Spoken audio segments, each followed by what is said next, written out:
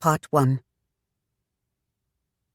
Is this the horrid dragon beast, of sinew strong and deep of chest, and never needing rest, a steed, the best? Then seize a saddle from the rack, and strap it on the beastie's back. Of courage never have a lack, no turning back. The beast has served and flown the earth around. You've sought your treasures, forced him to the ground. You loose the reins, your goal is found. He turns around. Long of fang, the fiercest iron talons not discounting, no fault of choice, no better beast you'd ever take a hunting. But now you're caught, and find the peril is dismounting. Chapter 1. Midnight, November 18th, 1749. London. Night gripped the city with cold, misty darkness. The threat of winter was heavy in the air. Acrid smoke stung the nostrils and throat, for in every home fires were stirred and stoked against the sea-borne chill that pierced to the bone. Low-hanging clouds dribbled fine droplets of moisture, which mixed with the soot spewed forth from London's towering chimneys before falling as a thin film that covered every surface. The miserable night masked the passage of a carriage that careened through the narrow streets as if it fled from some terrible disaster. It jolted and tottered precariously over the cobblestones, its high wheels sending mud and water splattering. In the calm that followed the coach's passing, the murky liquid trickled slowly back to mirrored pools, pocked with droplets or neatly patterned with ripples. The driver, ominously large and cloaked in black, hauled on the reins, hurling an oath down at the team of dapple greys, but his voice was lost beneath the heavy thud of pounding hooves and the rattle of churning wheels. The din of the ride echoed in the chilling night until it seemed to come from every direction. The dark shape of the carriage flitted through dim pools of light cast from the flickering door lanterns of the Baroque facades it passed. Grinning gargoyles stared down from high above, where they squatted on stony eaves, thin runnels of rain dribbling from their carved granite mouths as if they hungered for the prey passing below their perches. Shanna Trahern pushed back into the plush red velvet seats of the carriage to brace herself against the breakneck speed. She was little concerned with the murk beyond the leather shades, or indeed with anything but her own thoughts. She sat alone and silent. Her face was devoid of expression, yet now and then the lantern would swing with a jolting lurch of the carriage, and its weak light would catch the hard, brittle gleam in the depths of the blue-green eyes. No man gazing into them now would have found a trace of warmth to cheer him, or any hint of love to comfort his heart. The face, so stirringly beautiful and young, was dispassionate. Without the usual audience of male admirers in attendance, there was no need to portray a charming or gracious image, though it was rare indeed that Shanna Trahern exerted herself beyond a momentary whim. If it met her mood, she could enchant anyone, but now her eyes showed a stern determination that would have shriveled any but the most heroic spirit. "I am cursed," the fair lips curled. "Were I heaven blessed, I would not be about this errand. What other woman must venture out upon the streets on a night such as this to ease the torment of her state?" Her mind raced along its well-travelled path. What cruel twist of fate that I be born beneath the blighting branches of my father's wealth. Would that I were poor, and thus could know that a man wanted me for myself. She sighed in introspection, and let her mind probe once again her reasoning, as if to find a flaw. Neither her beauty nor her father's riches had aided her. A 3-year stint in the best schools in Europe and Britain had bored her to distraction. Those so-called ladies' schools had dealt more with court manners, fashion, and the various tedious forms of needlework than with techniques of writing or dealing with numbers. There she had been pursued for her beauty and exposed to the insincerity of young roués seeking to extend their reputations at her expense. Many had felt the prick of her scorn, then, disheartened, sulked away. When it became known that she was the daughter of Shanna Trahern, one of the richest men ever to frequent the marketplace, all those young men in needy circumstances came seeking her hand. She could abide these milksops no better than the rest, and heartlessly dashed their dreams with words as painful as a dagger's blade. Her disenchantment with men led to her father's ultimatum. It had begun simply enough. On her return from Europe, he had chided her for not finding a husband. "With all those eager young studs of the courts posturing about you, girl, you couldn't even get yourself a man with a name to bring recognition to your children."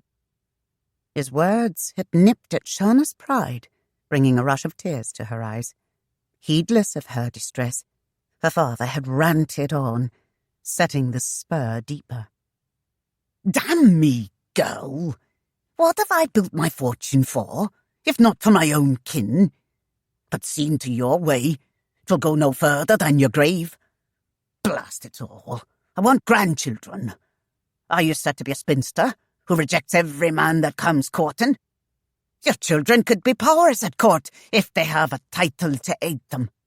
They'll need but two things to be successful in this world and accepted by royalty. I give them one, wealth, more than you can spend in a lifetime.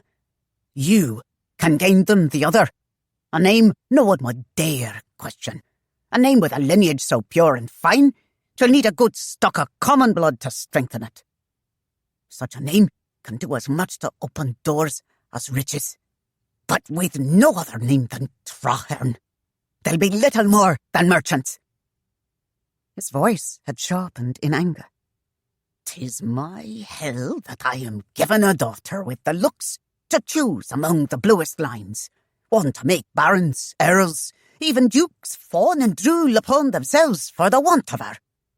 But she dallies like some dreamy twit for a silver knight on a white charger, who might match her own untouched purity." Shanna's folly had been in answering her father rashly and with heated words. They were soon engaged in a stormy exchange, which had ended abruptly when he slammed down his brawny fist and dared her to speak further.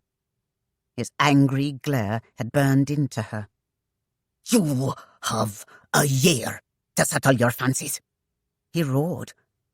"Your period of grace ceases on your 120th year, the day marking your birth. If you have not wed into a family of the aristocracy by then, I'll name the next ready swain still young enough to get you with child as your husband. And if I must drag you to the altar in chains, you will obey." Shanna had been stunned into incredulous silence at his crudity, but she knew with a sinking heart it was no jest. Shanna Trahern's word was a promise never broken. Her father continued in a somewhat subdued tone. "Since we are ever at odds these days, I will give you ease of my presence. Ralston sails for London on my business. You will go with him, and Pitney as well. I know you can bend Pitney around your little finger. You've done it ever since you were a child. But Ralston should be able to keep the two of you out of mischief and honest enough for what I want. You may take your maid Hergus as well. On the 2nd of December next your year is done, and you will return to Los Camelos with or without a spouse. And if 'tis none you've found, the matter shall be out of your hands." Shanna Trahern had known a hard life as a youth. At the age of 12, he saw his father, a Welsh highwayman, hanged from a roadside tree for his crimes. His mother, reduced to working as a scullery maid, died just a few years later of the ague, weakened by years of overwork, meagre food, and cold winter draughts. Olin had buried her, and had sworn he would make a better way for himself and his own. Remembering the grey oak where his father had swung, the lad had worked hard and wisely, careful to be scrupulously honest. His tongue was quick, as was his wit, and his mind was agile. He soon grasped the ways of money, rents, interest, investments, and most of all, the calculated risk for high return. Young Trahern first borrowed money from his ventures, but soon was using his own. Then others began to come to him for money. Anything his talents touched fattened his coffers, and he began to acquire country estates, townhouses, stately manors, and property. In return for notes redeemable by the Crown, he had accepted a grant to a small verdant isle of the Caribbean, to which he immediately retreated to enjoy his riches and more leisurely manage the flow of wealth into his accounts. His successes had earned him the title Lord Trahern from dirty-faced vendors and crafty merchants, for he was indeed the lord of the marketplace. Aristocrats used the title out of necessity when they went to him for loans, finding small comfort in having to beg him for monies, but considering him well beneath them, they rejected him socially. Orlan yearned to be accepted as their peer, and it was difficult for him to accept that desire in himself. He was not a man to crawl, and he learned to pull the strings well on a man's life. Now he tried to do it with his only child. The slights that he had received during the years spent accumulating his fortune were in a large part responsible for the rift that now made his beautiful daughter withdraw into herself. But Shanna was of the same temperament as her stubborn and forthright father. While Georgiana Trahern was alive, she had soothed the rifts and softened the arguments between her husband and child, but her passing 5 years previous had taken from them their mediator.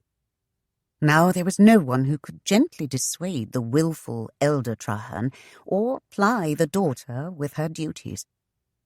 Still, with Ralston to guarantee that she abided by her father's demand, Shanna had known no opportunity to be anything but compliant to his wishes.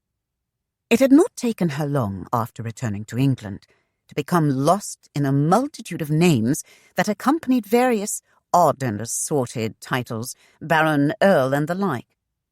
Dispassionately, she could name the flaw in each suitor.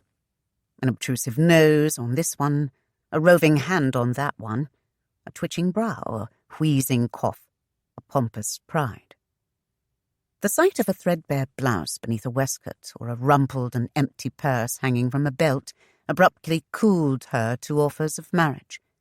Aware that a handsome dowry would accompany her, and that she would eventually inherit a fortune large enough to stagger the wits of the most imaginative, the swains grew zealous and attentive, exceedingly considerate of her smallest desire, except the one she declared most often.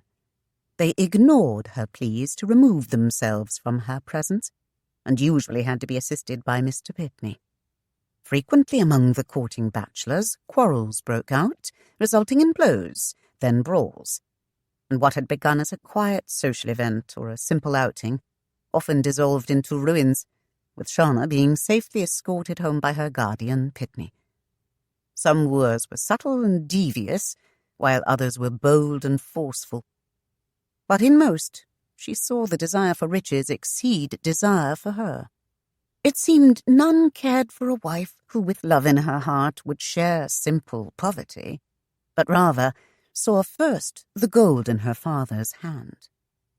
Then there was another sort who actively worked to get her into bed without the ceremony of marriage, usually for the simple reason they were already attached to a wife. A count wanted her as his mistress, and passionately vowed his devotion until his children, numbering 6, interrupted his proposal. These encounters far outweighed the good, and with each, Shanna was left with a little less to endear men to her. Not the least of her troubles was that her year in London had come near to being totally disastrous for mere existence's sake. The Treaty of Aix-la-Chapelle had let loose soldiers and sailors upon the city, and a good lot of them, bolstered with the false courage of gin, had taken to thievery to survive, making the night treacherous for those who innocently wandered the streets. Shanna had but only once and that occasion had been enough to dissuade her from further venturings. But for the swift and capable strength of Pitney setting the miscreants to rout, she'd have been divested of her jewels, and no doubt her virtue as well. In April she'd been nearly trampled to death when escorted to the Temple of Peace to hear a concert of Handel's music for the royal fireworks. In truth, it was the fireworks that had caused the commotion, setting to blaze the rococo edifice which the king had ordered built to celebrate the Treaty of Aix. In horror, Shanna had watched as a young girl's skirt caught aflame. The lass was hastily stripped to her stays, and her gown trampled until the fire was put out. A moment later, Shanna herself escaped questionable injury when her escort of the evening seized her and dragged her to the ground. She might have believed his protestations that he was only seeking to save her from a wayward rocket, if he had not loosened her own laces considerably in the process. The cannon's blast was mild in comparison to Shanna's rage, and heedless of the mob which surged around her, whether to ogle her half-clad bosom or to escape the flames she could not determine, Shanna drew back her hand and sent the Viscount to his knees with a stinging slap. She had then stalked through the mass of people, regaining her carriage and some semblance of modesty. Pitney's bulk had prevented the young lord from joining her, and Shanna had made the journey back to the townhouse alone. But that was all in the past now. What mattered was that her time of grace was almost gone, and she had failed to find an acceptable mate. However, she was a woman with a mind of her own. Like her father, Shanna Trahern could be shrewd and clever. This was one of those times which demanded all of her cunning, and she was desperate enough to try anything to escape the fate the elder Trahern planned for her. Anything, that is, but fleeing altogether. Honesty prevailed when she admitted to herself that, despite their differences, she loved her father deeply. This very afternoon, lagging hope had been rekindled when Pitney, a truly loyal friend, had brought long-awaited word to her. Even the ever-watchful Ralston had been taken care of. It was an exceptional turn of good fortune that he was called away in the early morning hours to investigate the damage to a Trahern merchant ship which had run aground near the Scottish coast. Since Ralston would be gone at least a week or perhaps more, Shanna felt confident she would have this matter behind her before he could return. Then, if all went well, he would find the deed done and have no chance to set it awry. Confiding in Ralston would have been the same as informing Orlan Trahern himself, and Shanna had to take special care to ensure that Mr. Ralston was convinced of her sincerity and the validity of her actions. If her father ever suspicioned that she'd been up to some chicanery, there would be more than his rage to contend with. He would see his word carried out forthwith, and she had no desire to live with the consequence, whoever the fellow might be. Shanna grew anxious in the sheltered interior of the luxurious briska, and the voice of the wheels as protection. She tested the name that was so new on her lips, so full of promise. Ruark Beauchamp. Ruark Deverell Beauchamp. No one could deny such a fine, distinguished name, nor the aristocracy of the Beauchamps of London. A slight twinge of conscience invaded the moment, as the carriage drew her ever closer to her moment of reckoning, but Shanna summoned her courage in defence of herself. "'Tis not wrong. 'Tis an arrangement to profit us both. The man will see his final days eased and be laid in an honourable grave in return for his temporary service. In 2 weeks my year will be up." Still, apprehension began to gnaw at the edge of her resolve, as questions by the dozen flew at her like bats in the night. Would this Ruark Beauchamp be sufficient for her cause? What if he were some hunchbacked, rotten-toothed beast of a man? Shanna set her jaw, lovely in any mood, with the wilfulness of a Trahern, and looked for a diversion to ease the multitude of fears which threatened to envelop her. Drawing aside the leather shade at the window, she peered out into the night. Shreds of fog had begun to seep into the streets, half masking the darkened dram shops and inns they now passed. It was a dreary night, but she could abide fog and dampness. It was storms she feared, lending little comfort and peace to her mind when they raged across the land. Letting the shade fall into place again, Shanna closed her eyes, finding no release for her tensions. In an effort to still the trembling that possessed her, she pressed her slender hands deep into a firm muff, clenching them tightly together. There was so much depending on this night. She could not expect everything to go well, and doubt thwarted her attempts at calm. Would this Ruark laugh at her? She had swayed the hearts of many men. Why not his also? Would he deny her plea with a cruel jest? Shanna shook the qualms from her mind. She primed her weapons, arranging the daring décolletage of the red velvet gown she had chosen.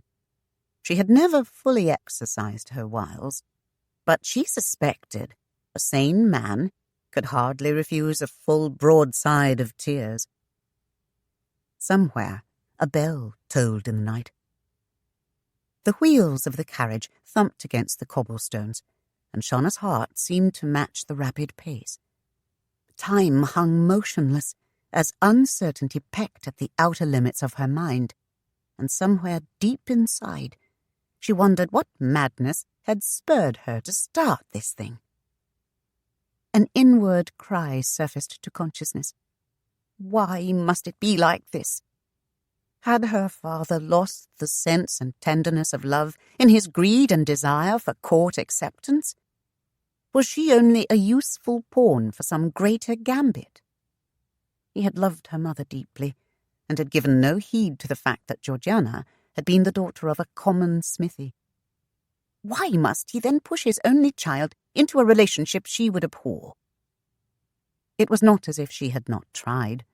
She had been constantly beset by suitors from the moment she arrived in London, but in all of them she saw flaws. She disliked most those who came courting with a desire for riches exceeding a desire for her. Could her father not understand her longing for a husband of stature she could admire, as well as one she could love and respect? No voice gave the answers Shanna sought. There was only the steady drum of the horse's hoofs bringing her ever closer to her testing. The carriage eased its relentless pace and swung around a corner. Shanna heard Pitney's voice ring out as they rumbled to a stop before the forbidding facade of Newgate Jail. Her breath seemed caught in her throat, and her heart beat a chaotic rhythm. The sound of Pitney's footsteps falling heavily against the cobblestones reverberated within her head. Like a doomed prisoner, she waited until he opened the door and leaned in. Mr. Pitney was a giant of a man, broad-shouldered, with a full, wide face to match his size. A stringy thatch of tan hair was tied at the nape of his thick neck beneath the black tricorn. At the age of 50, he could best any two men younger or older than himself. His past was a mystery, and Shanna had never inquired into it, but she rather suspected it might rival her grandfather's. Yet she had no concern for her safety with Pitney near. He was like a part of the family. Though some might have termed his position one of a hired servant, for her father engaged him as her personal guard to see to her welfare whenever she went abroad. On Los Camellos, he was independent of Shanna Trahern's wealth, and spent his time there carving and making furniture. The big man served the daughter as well as the father, and was not inclined to rush to his employer's ears with tales of her slightest infraction. He admired her on some matters, counselled her on others, and when Shanna felt a need to pour out her troubles, it was Pitney who most often comforted her. He'd been her co-conspirator on other occasions that her father would not have approved of. "Your mind is set?" Pitney asked in a deep, rasping voice. "This is to be the way of it?" "Aye, Pitney," she murmured quietly, and with more determination. "I will see it through." In the meagre light cast by the carriage lanterns, his grey eyes met hers. His brow wore a worried frown. "Then you'd best make yourself ready." Shanna set her mind, and with cool deliberation pulled a heavy lace veil down over her face, and adjusted the deep hood of her black velvet cloak so that it further obscured her identity and held her long golden-veined tresses from view. Pitney led the way toward the main portal, and, following, Shanna fought an almost overwhelming urge to flee in the opposite direction. But she checked the impulse, reasoning that if this were madness, then marriage to a man she loathed would be hell. At their entry, the turnkey struggled to his feet with an eagerness born of greed and came forward to greet her. He was a grotesquely fat man whose arms resembled battering rams. His legs were so immense he had to walk with his feet well apart, causing a rolling motion in his gait. Yet for all of his size, he was short, his height barely matching Shanna's, which for a woman was more small than tall. His wheezing breath, quickened with the exertion of rising from the chair, filled the room with an aroma of stale rum, leeks, and fish. Quickly Shanna pressed a perfumed handkerchief beneath her nose to ease the stomach-wrenching scent of the foul fumes. "Milady, I feared you'd changed your mind." Mr. Hicks chortled as he tried to take her hand to bestow a kiss upon it. Shanna held back a shiver of revulsion and pulled away before his lips could touch her fingers, pushing her hands safely into the fur muff. She could not decide which was worse, having to stand and abide the fetid stench that hung like an unseen cloud about him, or bear the sickening feel of his mouth upon her hand. "I'm here, as I said I would be, Mr. Hicks," she replied sternly.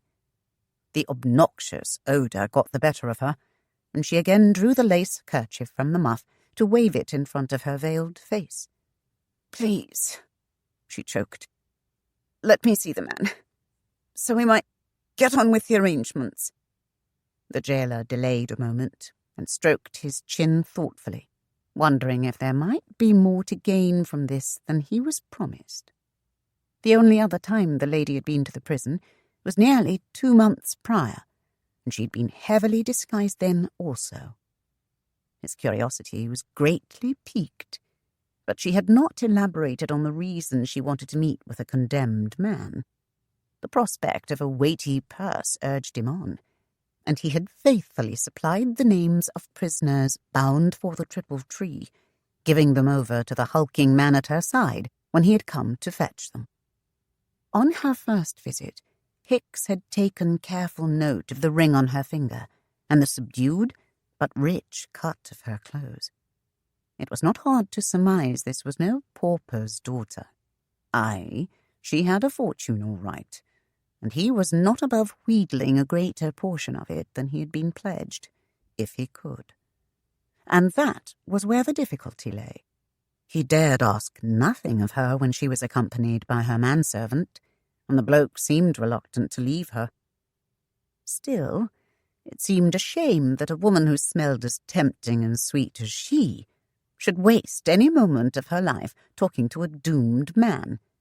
That fellow Beauchamp was a troublemaker, the worst prisoner he had ever led to a cell. Hicks rubbed his fat cheek reflectively, recalling the man's fist against it. What he wouldn't give to see the damned rogue gelded. It would serve him right. But the knave was to die, and revenge would be had, though a slower end would be more to his liking. Mr. Hicks heaved a heavy sigh, and then snorted abruptly. "We'll have to see to him in his cell." The rotund jailer snatched a ring of keys from a peg on the wall. "Been kept away from others, he has. Likely he would have had the old bloody lot of 'em rising agin us. He lit a lantern as he chattered on. Why, took a fistful of red coats to put him down in training when they caught him at the inn. Him being a colonial and all, he's liking to be half savage anyway. If Hicks meant to put a fright into her, Shanna was having no part of it. She was calm now, and knew what must be done to ease her own plight. Nothing would stand in her way after she had come this far. Lead the way, Master Jailer, she directed firmly. There'll not be a farthing exchanged until I've decided for myself that Mr. Beauchamp will meet my needs. My man Pitney will accompany us, should there be any trouble. The smile faded, and Hicks shrugged. Finding no other excuse to delay, he took up the lantern to light the way. With his peculiar rolling gait, he preceded them from the dingy room, through the heavy iron doors leading to the main jail, then down a dimly lit corridor. Their footsteps echoed on the stone steps, while the lantern cast eerie, flickering shadows around them. An unearthly silence held the place, for most of the prisoners slept, but now and again a groan or muffled weeping could be heard. Water dripped from some unseen fount, and swift scurrying sounds in dark corners brought chills and a strange foreboding to Shanna. She shivered in apprehension and clutched her cloak tighter about her, feeling the wretchedness of the place. "How long has the man been kept here?" she inquired, glancing uneasily about her. It seemed impossible for anyone to long retain their sanity in a hole like this. "Nigh to 3 months, my lady." 3 months? Shanna gasped. But your note said he was only just condemned. How is that? Hicks snorted. The magistrate didn't rightly know what to do with a bloke, me lady. With a name like Beauchamp, a fellow has to be bloody careful just so he's hanging. Even Lord Harry himself is a mite afeard of the Marquess Beauchamp. Old Harry was reluctant, you might say, but him being the magistrate, it were up to himself and no other. Then, about a week ago, he gave the word. Hang him. Hicks's weighty shoulders lifted, then fell, as if they were a burden too heavy for him. I expect he's course of blokes from the colonies, and as far as known, he's no close kin to folks here. Old Harry instructed me to have the fellow hanged quiet like with no fuss, so these other Beauchamps and the Marquess wouldn't learn of the deed. Being the clever man that I am, I figured when they give me to handle the matter on the sly, that Mr. Beauchamp be the one for you. Hicks paused before an iron door. You said you wanted a man bound for the gallows, and I couldn't give him over to you until old Harry made up his mind to hang him. You've done well, Mr. Hicks, Shanna replied, a trifle more graciously. It was even better than she had hoped. Now, as to the man's appearance and consent. The jailer thrust a key into a lock and pulled on a door which, with a loud creak of rusty hinges, yielded. Shanna exchanged a quick glance with Pitney, knowing the moment was at hand when she would either see an end to her plan or a beginning. Mr. Hicks lifted the lantern to let more light into the small cell, and Shanna's gaze settled on the man within. He was huddled on a narrow cot and clasped a ragged threadbare blanket about his shoulders as meagre protection against the chill. As the candle's glow presented him, he stirred and covered his eyes as if they hurt. Where the sleeve was torn from his arm, Shanna saw an ugly bruise. His wrists were chafed raw where manacles had been. Straggly black hair and a dark beard hid most of his features, and, staring at him, Shanna could not help but think of some fiendish creature which had crawled up from the bowels of the earth. A shudder ran through her as the worst of her fears seemed realized. The prisoner pushed himself up against the wall until he sat and shaded his eyes. "Damn it, Hicks," he growled. "Can you not even let me enjoy my sleep?" On your feet, you bloody cur! Hicks reached up to prod him with the hardwood staff he carried, but when the prisoner obeyed, the turnkey hurriedly stepped back several paces. Shanna's breath caught in her throat, for the lean frame unfolded until the man stood a full head taller than Mr. Hicks. She could now see the wide shoulders, and beneath the open shirt, the lightly furred chest which tapered to a flat belly and narrow hips. "Here's a lady to see you." Hicks's voice was noticeably less demanding than before. "And if ye has it to armour, let me warn you."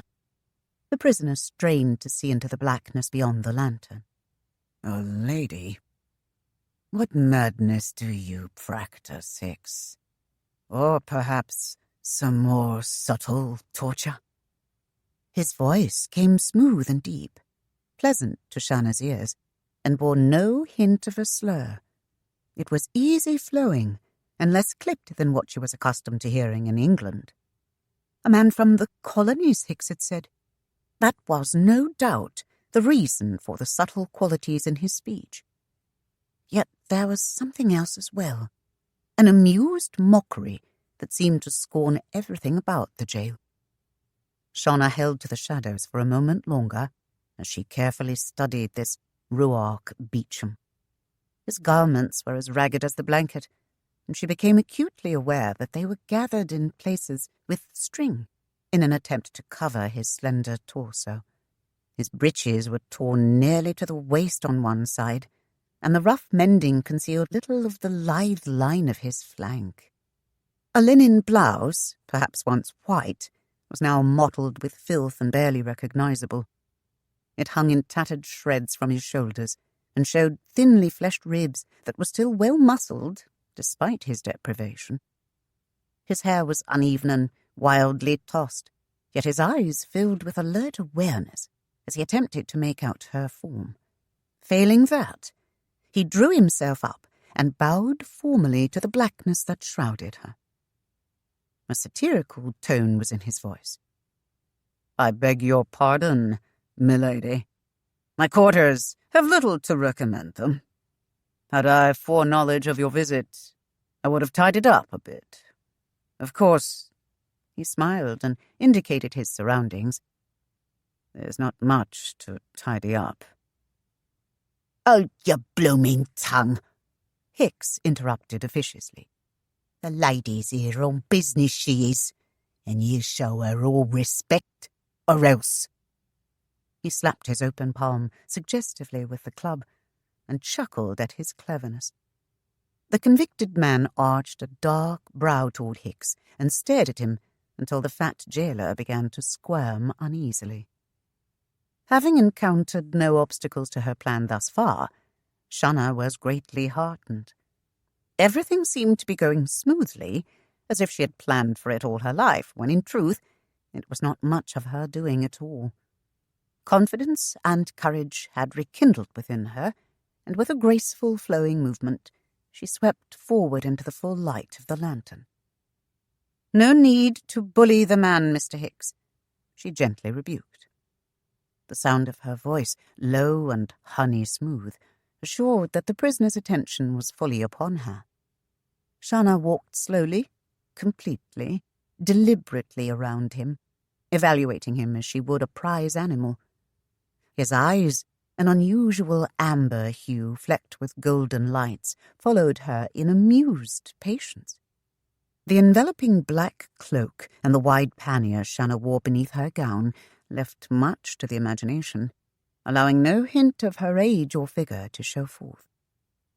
"I've heard the dowagers of court practice strange pleasures," he remarked, folding his arms across his chest. "If there be truly a woman beneath that garb, I see little proof of it. Your pardon, my lady, but the hour is late, and my mind is dulled with sleep. For the life of me, I cannot determine your purpose here." His smile was only slightly mocking, but there was open challenge in his voice. Purposefully, Shanna moved closer until she was sure the man could detect the fragrance of her perfume. the first assault was launched. "Watch it, milady," Hicks cautioned. "He's a cagey one, that he is. He's killed one filly and her whip babe. Beat her to a bloody pulp, he did." Pitney strode to a place in the light behind his mistress, protectively near. His immense size loomed menacingly in the small confines of the cell and dwarfed those about him. Shanna saw only a flicker of surprise in the prisoner's eyes. "You've come well escorted, milady." His tone was no less audacious. "I'll be careful to make no sudden movements, lest I should err and cheat the hangman of his fee." Ignoring his jibe, Shanna withdrew a silvered flask from the folds of her cloak and held it toward him. "A brandy, sir," she said softly, "if you care for it." Slowly, Ruark Beauchamp stretched out a hand, covering the slender fingers with his own for a brief moment before he drew the decanter away. He smiled leisurely into her veiled face. "My thanks." On any other occasion, Shanna would have snubbed the man for his boldness, but she remained cautiously silent. She watched him as he removed the cork and raised the flask toward his lips. Then he paused and tried again to make out her features through the black lace cloth of her veil. "Would you share it with me, milady?" "Nay, Mr. Beauchamp, 'tis yours to enjoy at your leisure." Ruark sampled a long draught before sighing in appreciation. "My gratitude, milady. I had almost forgotten such luxuries exist." "Are you accustomed to luxuries, Mr. Beauchamp?" Shanna queried softly. The colonial shrugged in reply, lifting a hand toward his surroundings. "Certainly more than this."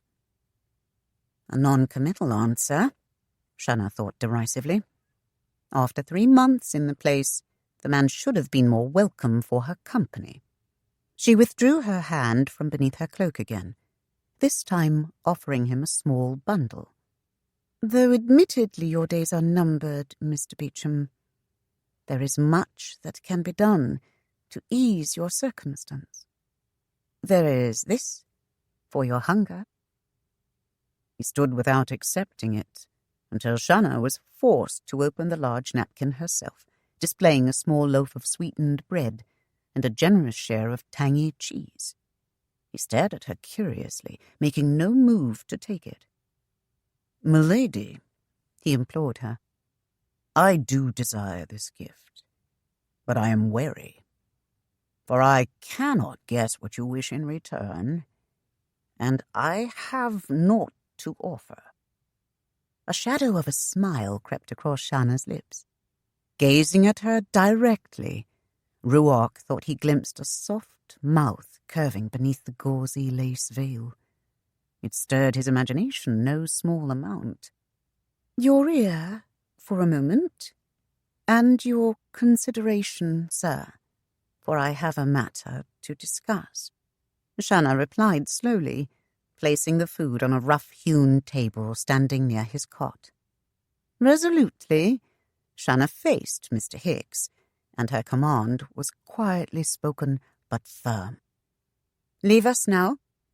I wish a private word with this man." She was aware of the prisoner's aroused interest. From beneath dark brows, he observed them all with close attention, and with quiet patience he waited, like a cat before a mouse-hole. Pitney loomed nearer, and worry marked his broad face. "Mistress, are you sure?" "Of course." Her slender hand indicated the portal.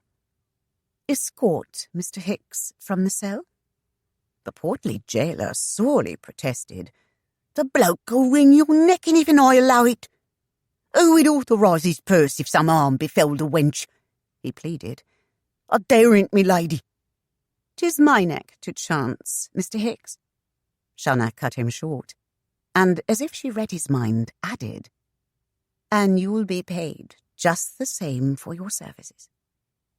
Hicks's bloated cheeks flushed almost purple, and his stuttering lips seemed to flutter in his expelled breath. He threw a wary glance toward the prisoner. Then, with an odorous sigh, he secured the lantern above his head. Taking up a stub of a candle from the rough table, he touched it to the flame in the lantern. "He's a false one, lady," he warned direly. "And you keep your distance. If he makes a move towards you, call out." His glare came close to piercing the colonial. "Try anything, you ruddy bloke, and I'll see you swing 'fore the sun is up." Muttering sourly to himself, Hicks strode out.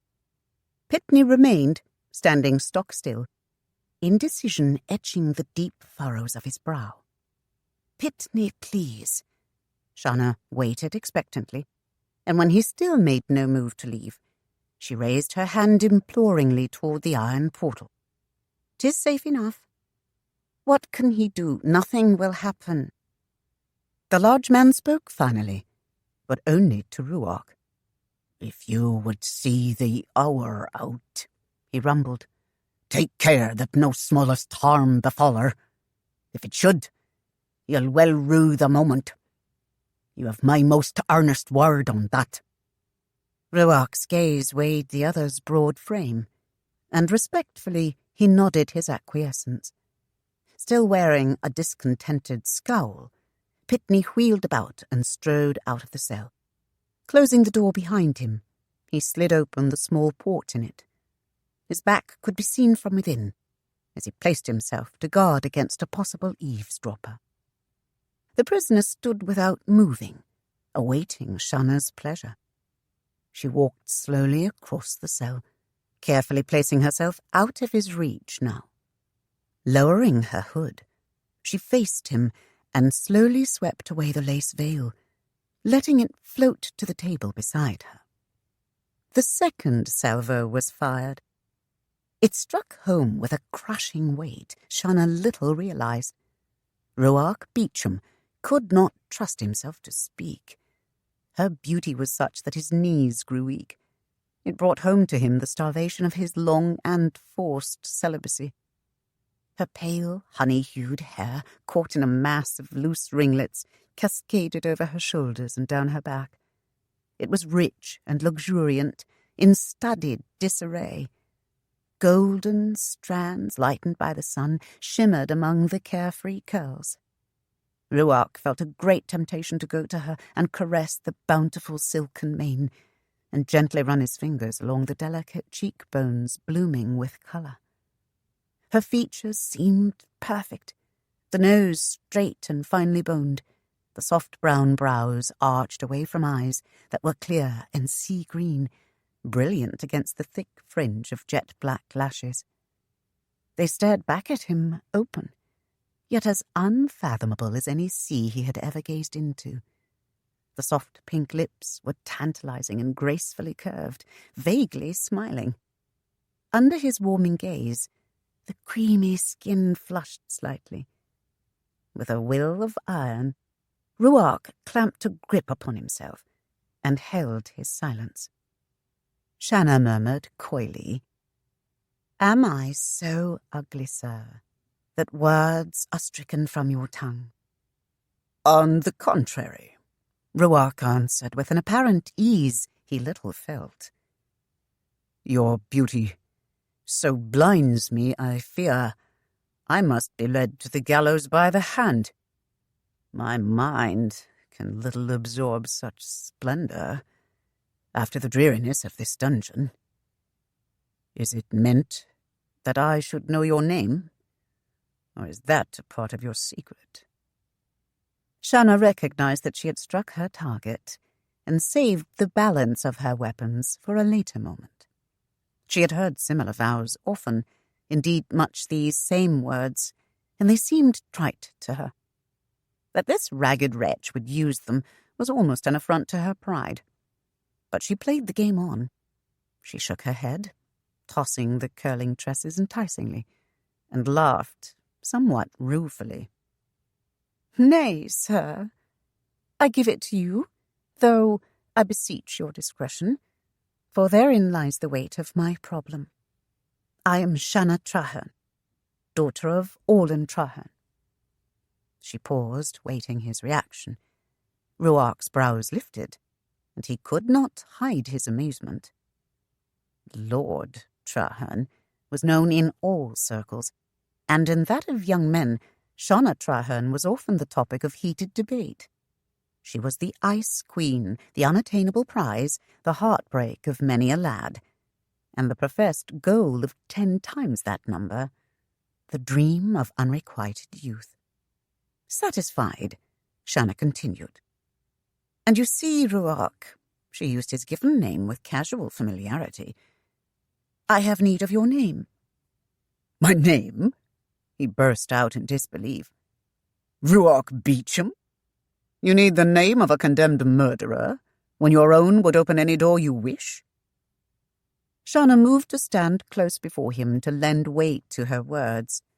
Her eyes wide and appealing, she stared into his and spoke almost in a whisper. "Ruark, I am in distress. I must be wed to a man of sterling name, and you must be aware of the importance in England of the Beauchamp family. No one would know except myself, of course, that you are no kin, and since you have little future need of your name, I could use it well." Ruark's confusion blunted his wits. He could not think of her motive. A lover? A child? Certainly not debts, for she was of money such as no debt could entangle. His puzzled frown met the blue-green eyes. "Surely, madam, you jest. To propose marriage to a man about to hang? Upon my word, I cannot see the logic in it." "'Tis a matter of some delicacy." Shanna presented her back to him as if embarrassed, and paused before continuing. She spoke demurely over her shoulder. "My father, Orlan Trahern, gave me 1 year to find a husband, and failure shall find me betrothed to whom he wills. He sees me a spinster, and wants heirs for his fortunes. The man must be of a family privy to King George. I have not yet found the one I would choose as my own, though the year is almost gone. You are my one last hope to avoid a marriage arranged by my father." Now came the hardest part. She had to plead with this filthy, ragged colonial. She kept her face averted to hide her distaste. "I have heard," she said carefully, "that a man may marry a woman to take her debts to the gallows in return for an easing of his final days. I can give you much, Ruark. Food, wine, suitable clothing and warm blankets. And surely my cause—" At his continued silence, Shanna turned toward him and tried to see his features in the gloom, but he had carefully maneuvered their positions until she now was presented full to the light when she faced him. The wily beggar had moved so stealthily that she had not been aware of it. Ruark's voice was somewhat strained as he finally said, "My lady, you test me sorely. A gentleman my mother tried to teach me to be, with good respect for womanhood." Shanna's breath caught as he stepped nearer. "But my father, a man of considerable wisdom, taught me early in my youth a rule I've long abided." He walked slowly around her, much as she had done with him a few moments before, then halted when he stood at her back. Scarcely breathing, Shanna waited, feeling his nearness, yet not daring to move. "Never." Ruark's whisper came close to her ear, stirring awake a tingling of fear in her. "Never by a mare with a blanket on." Shanna could not suppress a flinch as his hands came over her shoulders and hovered above the fasteners of her cloak. "May I?" he asked, and his voice, though soft, seemed to fill the very corners of the cell. Ruark accepted her silence as consent, and Shanna braced herself, while his lean fingers undid the velvet frogs. He drew the cloak from her, and she knew a moment of regret. Her carefully devised attack was spent in an unplanned rush. But little did she guess the carnage it reaped. Though lacking splendorous trimming and fancy laces, the deep red velvet gown enhanced her beauty divinely. She was the gem, the jewel of rare beauty which made the dress more than a garment, but rather a work of art. Above the hooped panniers which expanded her skirt on the sides, the tightly laced bodice showed the narrowness of her waist, while it cupped her bosom to a most daring display above the square décolletage. In the golden glow of the tallow lantern, her skin gleamed like rich, warm satin. Ruark stood close, his breath falling softly against her hair, his head filled with the delicious scent of woman. Time slipped past, flying on silent wings, and still he did not move. Shanna felt suffocated by his nearness. The smell of brandy permeated her senses, and she could feel his eyes slowly roaming over her. Had the cause been less dire, she would have fled in disgust. Indeed, she had to fight the urge to do so now. It nettled her sorely that she had to stand on display for him. But like her father, with a high profit at stake, there was no limit to her patience, determination, or guile. All his senses completely involved with her, Ruark felt an overwhelming desire to take Shanna in his arms. Her fragrance beckoned him, her soft, ripe curves made him ache with the want of her. Her breathtaking beauty quickened his very soul, stirring his mind with imaginings of what loveliness lay hidden from view. There was a need in him to feel the warmth of her beneath him, to sweep her up in his trembling arms and ease the lust in his loins. But he was painfully aware of his own rags and filth.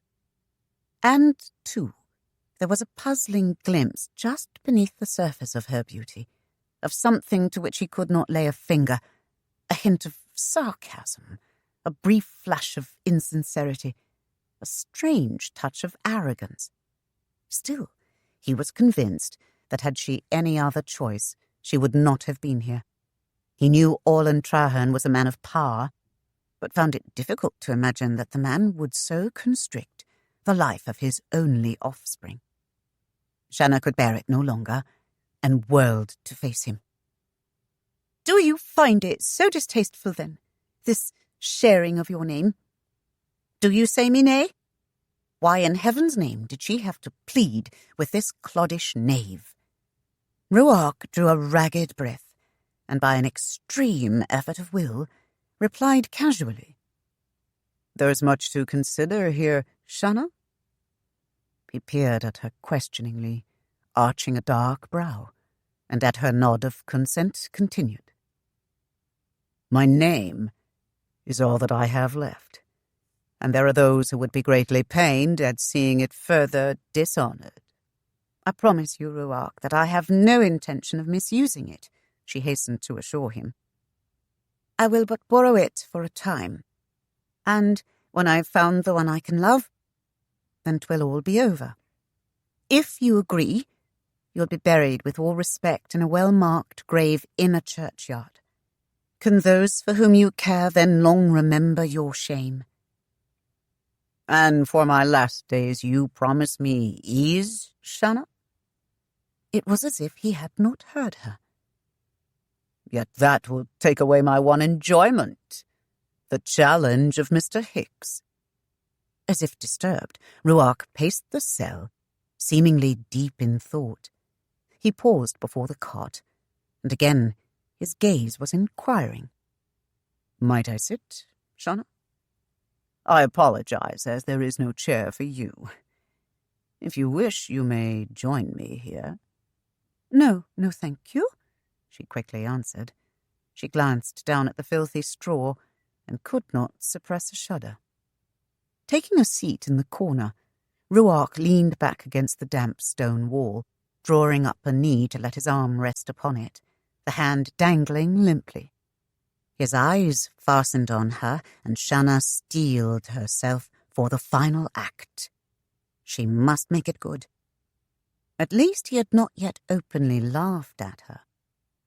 "Do you think I lightly consider this, Ruark? My father is a man of iron will, and though he has been called many things, I have never heard a man question his word. I have no doubt that he will do as he said and force me to marry a man I despise." Ruark's contemplation was steady, but no words parted his lips.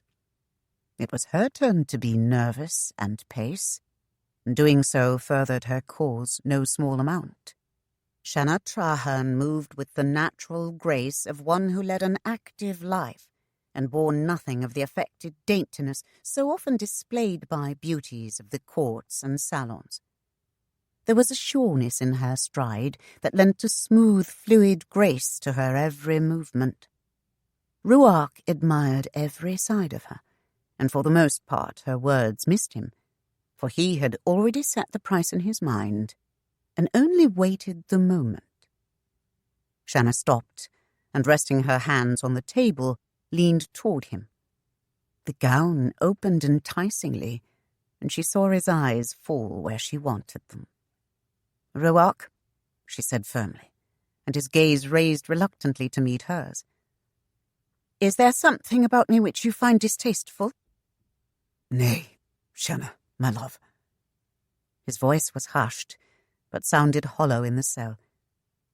"You are beautiful beyond my imagination, and I have enjoyed this repast so much, I would not see its end.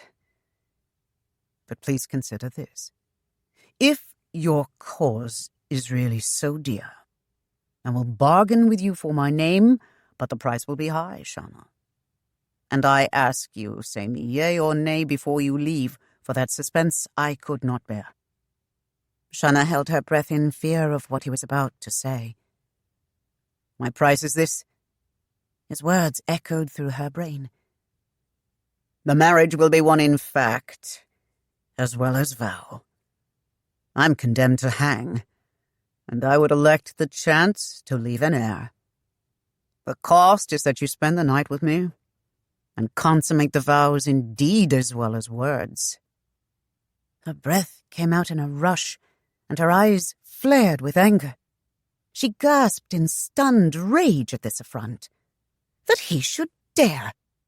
Shanna was set to shriek her fury in his face, but his laughter rang in the cell and brought quick death to her ire.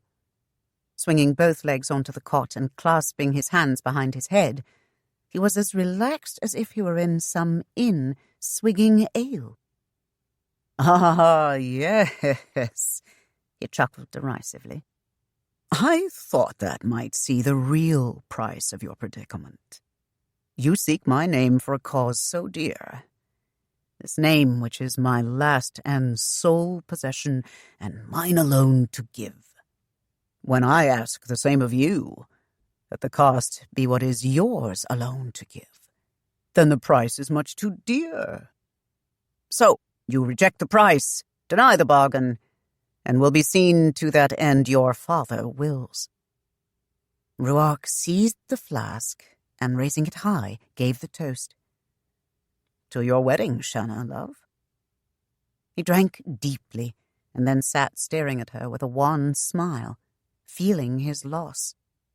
Shanna returned his gaze with little warmth in her eyes.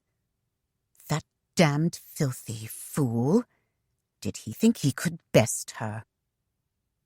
She came toward him, swinging her hips like a gypsy dancer, hair tumbling and eyes flashing with green fire. She'd been stung and felt a need to set his smirk awry. Anger ruled where good sense trembled in fear. She stood before him, feet spread and arms akimbo, and slowly reached out a finger to rest it along the straight line of his nose. "Look," she sneered. "I dare touch you, filthy though you are, swine though you are to mock my need.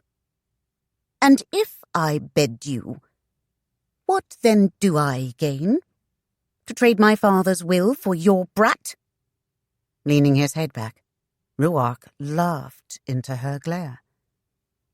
Your father's will, my love, seems to be a sure thing, that like death you will not escape. And what then? When husband dearly found weds the widow, and finds her virgin still, what will he say? That she gave a lie to her father? And my brat, if that be the case, it may or may not take, God wills that. If not, then you are nothing out, and have much gained. If so, then a truly widowed wife no father could deny. He sighed deeply. But 'tis all to naught, for I see that you are not the sort to take the chance. You want my name, and all the bargain in the boot, while I have naught to gain, at least not that which I would treasure to my dying breath, a memory that would truly ease my last days. But, alas, enough of this. You are indeed most captivating, my Shanna. He laid a hand upon her arm in a tender caress. Do you know that you are mine until I die? 'Tis the price a woman pays to seek out a man, and to ask for him in marriage. So the sages say, that she must belong to him until his death. Shanna stared at him in disbelief, aware of the trap that closed slowly around her. But my need is great, she whispered, and realized some truth in what he said. She would not feel free until he was dead. I came prepared to plead. Her voice was low and husky. I did not come to yield, but yield I will. 'Tis a bargain, then. Ruark's bearded jaw dropped for barely an instant. He had not expected this. Suddenly he was elated. It would almost be worth the hanging. He rose to stand before her, though still not daring to touch her, his hands pressed flat against his thighs as he fought the urge. His voice came gentle, almost a whisper. Bargain. Yea, a bargain. And be it known that the first to wed you, my lovely Shanna, purchased the right with the dearest price of all. Staring into those warm amber eyes, Shanna could find no reply or other words to speak for the moment. Taking up her cloak, she numbly accepted his assistance in donning it. She arranged the veil and pulled the hood forward, carefully covering her hair. At last, ready to leave, she faced him, but almost pulled away as his hand rose to touch her. To her surprise, he only tucked in a stray curl that had fallen free and slowly fastened the catch that held her hood in place. Shanna gazed into his face. His eyes were soft and yearning, and touched her everywhere. I must make arrangements, she spoke firmly, bracing up her courage.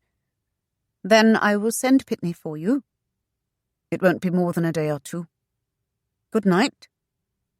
With hard-won poise, Shanna turned and left. At that moment, Ruark could have shouted for joy. Even Hicks could not dampen his happiness, as later, once more in the dark, Ruark stretched himself on the cot and engaged in his pastime of late, chasing fleas. Chapter 2. The day dragged out interminably, a matter Ruark Beauchamp would have done something about normally. Within the confines of his narrow cell, he could do nothing but await his end. The remains of his morning meal dried on a trencher, yet he knew a sated hunger, not often experienced behind the iron doors of Newgate. The same fare would have eased the lot of any poor soul who had had the misfortune to be locked away in the jail, whether he was sentenced for a debt unpaid, or a worse offence, which would lead eventually to a hangman's noose at Tyburn. It was a grim 3-hour ride from Newgate to the triple tree at Tyburn, and one could think over a lifetime in that span of time, though usually the way was lined with sightseers and hecklers anxious for the killing. Ruark had not been trusted with a razor, thus a full growth of beard still covered much of his face. But with the clean garb Hicks had brought, he presented a neater appearance. A linen shirt, breeches, hose, and a pair of leather shoes could be greatly tolerated after 3 wretched months in the same filthy rags. In that time, his bucket of water, laced with a portion of rum to keep it from souring, had been used both to quench his thirst and for what cleanliness it could provide. But since Shanna's visit, fresh water seemed in good supply, and a bottle of wine accompanied the evening platters. It was impossible to imagine anything which would turn Hicks's nature for the better, or budge his grotesque shape for another's sake, other than the promise of a purse, whether small or great. The arrival of clothes and food and the gaoler's good manners were a fine indication that all had not gone astray.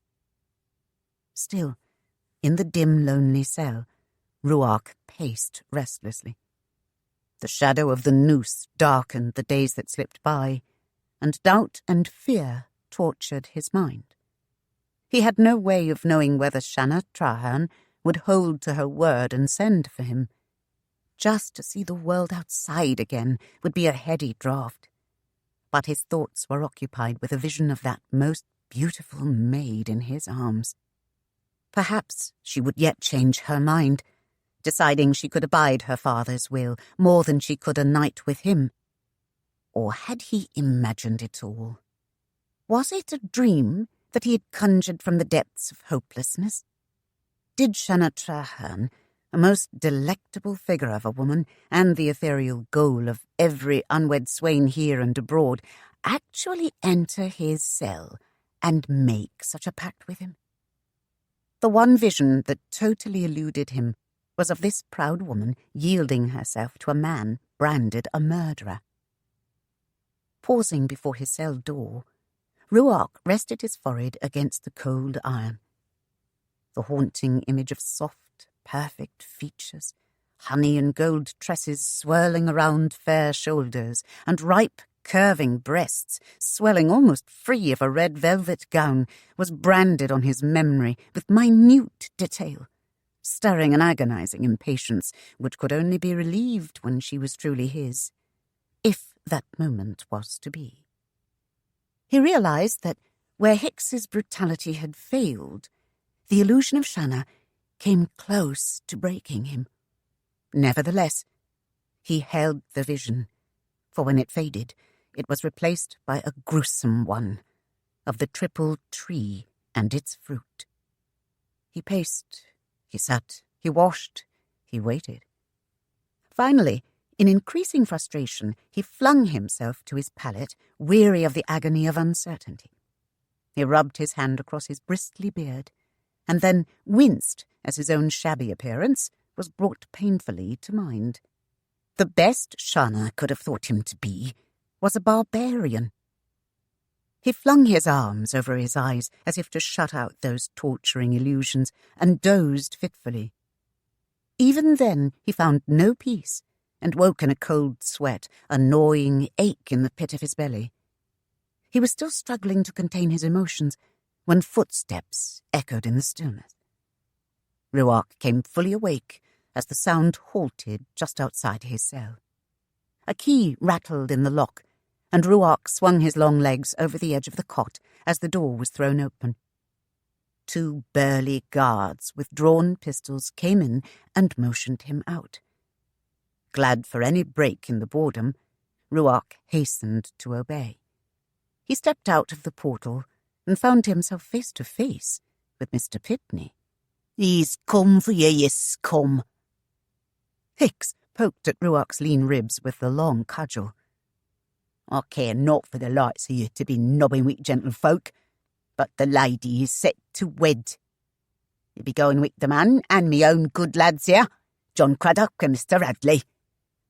He leered at Ruark's raised eyebrow. "Just to see, of course, that you do not take to some fancy high jinks." The corpulent turnkey chortled as heavy irons were fastened on Ruark's wrists. The ends of the chains were handed to Mr. Pitney, who grasped them in his ham-like fist. With a gesture to follow, Hicks led the procession through the jail and halted only when they reached the waiting wagon, which was drawn up close before the outer gate. The conveyance much resembled a large, iron-bound oaken box on wheels, with only a small barred window mounted in the side door. A third guard was high in the driver's seat, with the reins already threaded through his thick fingers. His cloak was pulled close around him against the chill of the drizzling rain, and he gave no heed to them other than the lowering of his tricorn upon his brow. "Now ye do as Mr. Pitney says," Hicks bade his men, "and you bring this scurvy bloke back here lava dead." His black, beady eyes glared at the prisoner. "Mind ye, if he makes one move to escape, blow his head off." "Your kindness is exceeded only by your grace, Master Jailer," Ruark told him lightly. Then he squared his shoulders. "Can we be about our affairs? Or are there more matters you wish to discuss with these gentlemen?" Hicks waved him to the wagon. For the deepest cut, he knew where to thrust. "Get in, ye bloody rogue. I warrant good Pitney will keep you from doing in his lady like you did that wench at the inn, and her carrying your babe." Ruark's eyes hardened as the jailer pushed a slobbering grin up to his face and snickered mockingly. But the younger man remained mute, even beneath Pitney's frowning perusal. Offering neither nod nor explanation, Ruark stepped past him, reached to the top of the doorway, and swung himself and his chains into the wagon. In the dark, barren interior of the van, he slumped into a corner to seek what comfort could be found. The door was barred, and Hicks rapped his staff against the wooden sides. "You take good care of this place now," he admonished them all. "And I would not mind a lump or two if he so much as turns a bad eye to you. I'll be seeing you after the high gate is closed. Mind you now, see it this comes to no ill." With a lurch, the heavy wagon jolted on its way. The hour was close to noon. Ruark could not guess how long the ride would be or where they were bound. Glimpses of leaden sky and rooftops wet with cold drizzle flitted across the narrow scope of the small high window. They journeyed beyond the outskirts of London, and the horses were urged into a faster pace. Through the iron bars, Ruark caught sight of farm cottages in the distance, topped by thatched roofs, and fields, with the remains of fall crops stubbling them, separated by hedges or low stone walls. The winding, muddy road swept past hamlets and country manors, but hardly a body was seen, for the rain held the people from work in the fields and kept them off the streets. The wagon sped on, with no eyes to mark its passage, save for those of a squealing pig running from the path and of horses leisurely grazing on the damp turf.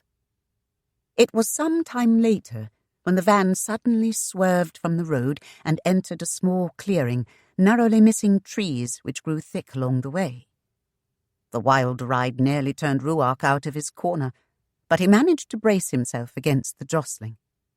His tensed body relaxed only when the wagon came to a halt beside a green, stagnant pool. "We be well hid now, me hearties," came the booming voice of the driver. "Give that bloke a hand out." Pitney climbed down the opposite side as the two burly guards jumped to the ground and hauled Ruark out by the chains, giving him no opportunity to object or resist. For a brief moment, Ruark was crushed between them and grunted in pain as their elbows found his lean ribs. Then, with a hearty shove, they sent him sliding into the scummy mire bordering the pond. Guffawing in vindictive glee, they clapped each other on the back with howling good humour. "Rise yourself, your lordship," the larger one crowed and kicked at him. "Your lady's waiting for you." Angry amber eyes glared from a begrimed face, and Ruark came to his feet with a snarl, gathering his chains into a long loop and swinging it in open threat. The smaller guard, John Craddock, staggered back in surprise, clawing at the pistol in his belt. "Now, me hearties," Ruark ground out in a determined warning. "I've already got a rope around my neck, and they'll hang me no longer if I take a few of you with me. You can use that pistol, but I, for one, would not be of a mind for explaining to Mr. Hicks why he won't be getting his fat purse. You can take your pleasures on someone else, for if you put a hand to me again, I'll lay these links to your heads, then let the devil take the hindmost." They were simple men, and looked on their prisoner with a new respect. He had a nasty way of turning a bit of fun awry, and taking the enjoyment out of it. Still, Craddock held his pistol at the ready, as Ruark climbed solid ground, and once more assumed the role of proper captive. Mr. Pitney had leaned against the rear of the prison van, and taken in the whole of the episode. He chuckled to himself, as he recognized that here was a man who just might match Shanna Trahern for spirit. It might prove damn good sport to see his mistress nose to nose with this one. At least, more sport than what was going on. It rankled him to watch a bound man being baited. Fishing in his waistcoat for the key, Pitney came toward Ruark, but passing close behind Craddock, he appeared to stumble. As a solid shoulder caught him squarely in the back, Craddock gave an explosive squawk and lurched forward, trying to keep his balance as the mud sucked at his feet. Grunting, he fell against his mate Hadley, and both of them sprawled headlong into the slimy pond. Spluttering and coughing, they came up while Mr. Pitney contemplated them calmly. "Gaw, 3 of you looking just alike. Now, which be the one? Huh! I guess the one with the chains is me man." His mirth drew glares from the 2 guards, and he gestured to the water. "Blimey, mate, you've dropped Mr. Hicks's pistol." As John Craddock fell to his knees and groped in the mud, Pitney made his way to Ruark. Hadley began to trudge to shore until his companion swiped at his shins. "Watch your step," John Craddock hollered. "That thing we're cocked, and it'll blow your blooming foot off." Pitney smiled, and having Ruark's attention, threw a thumb over his shoulder.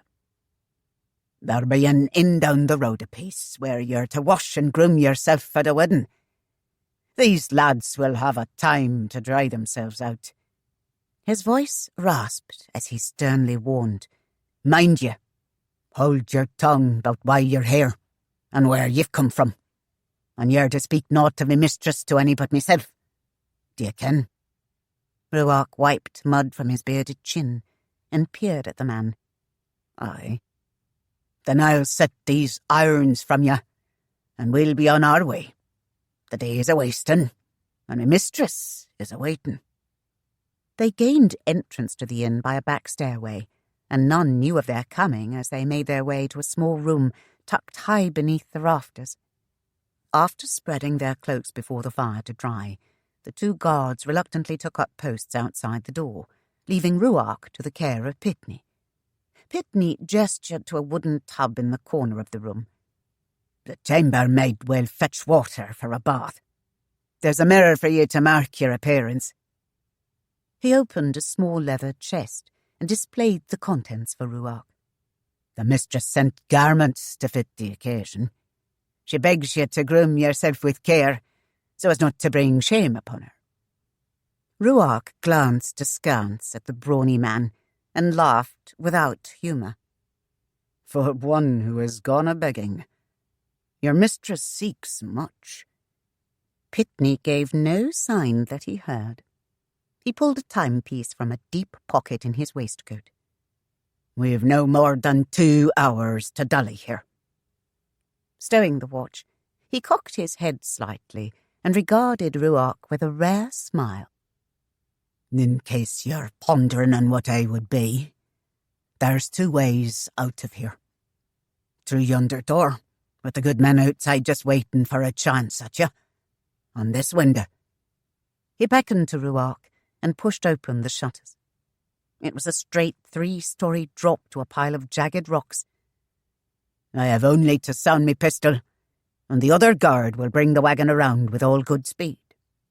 Ruark shrugged as the man closed the window against the chill drizzle and strode to a spot before the hearth. "But either way, first you must get past me." Pitney doffed his heavy cloak and opened his coat to show a pair of oversized horse pistols tucked in his belt. After only a brief consideration, and with complete honesty, Ruark assured him such ideas were far from his mind. The chambermaid was a small but buxom lass, not quite plain, not quite pretty. If she claimed a score of years, it was a lie by 4, and she betrayed her lack of age in her obvious reluctance to approach anywhere near the filthy patron. But having made all the preparations, she could delay only a bit more. "I'll shave ye in a minute, sir, but me razor's a bit blunt. Let me fetch a strop." Her pale eyes flickered down Ruark's torn and grimy clothes, and warily came to rest on his mud-caked beard.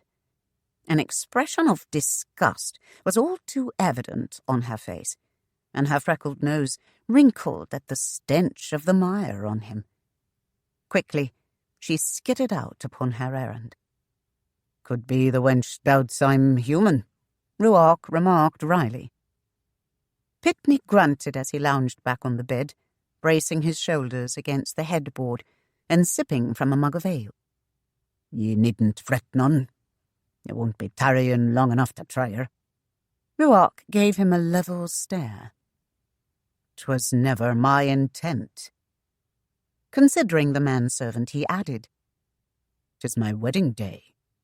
Or have you forgot?"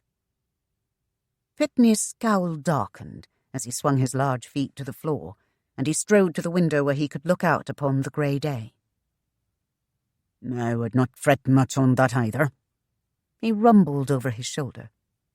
Stretching his long arms wide and flexing his fingers in a low squeezing movement, he turned and smiled at Ruark, though there was little humour in his eyes. "I'm here to see out me mistress's bidding, whether I like it or no. Me first task is always to see to her welfare, but that I judge for myself. I would not take it kindly should you give me cause to doubt that her good is served."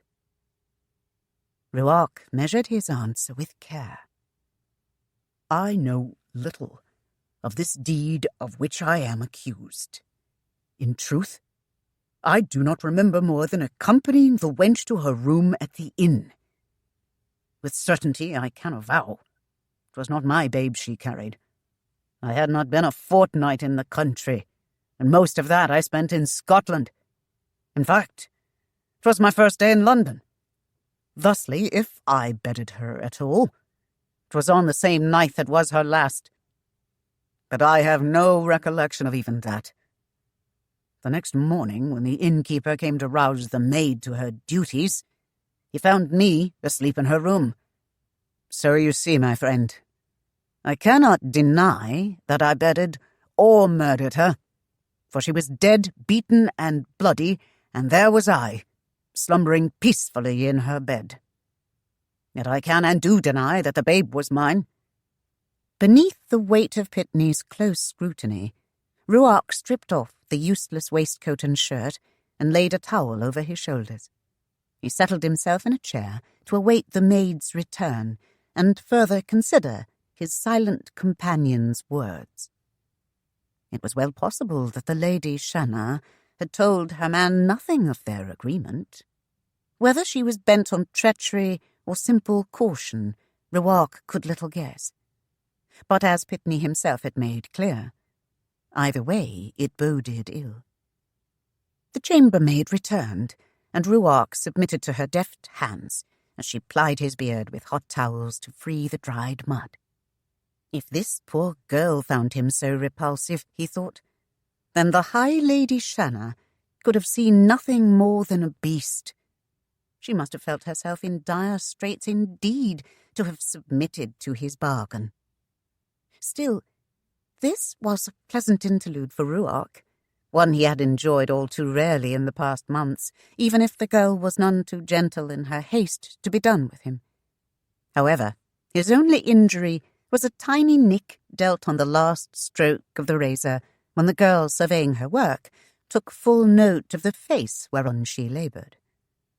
"Blimey, governor," she gasped, and suddenly a smile wet the towel to press it upon the small cut. Her face reddened now before his amused gaze, and she became more than a trifle flustered. Pitney's attention was drawn when she tipped the pan of water, spilling most of it in Ruark's lap.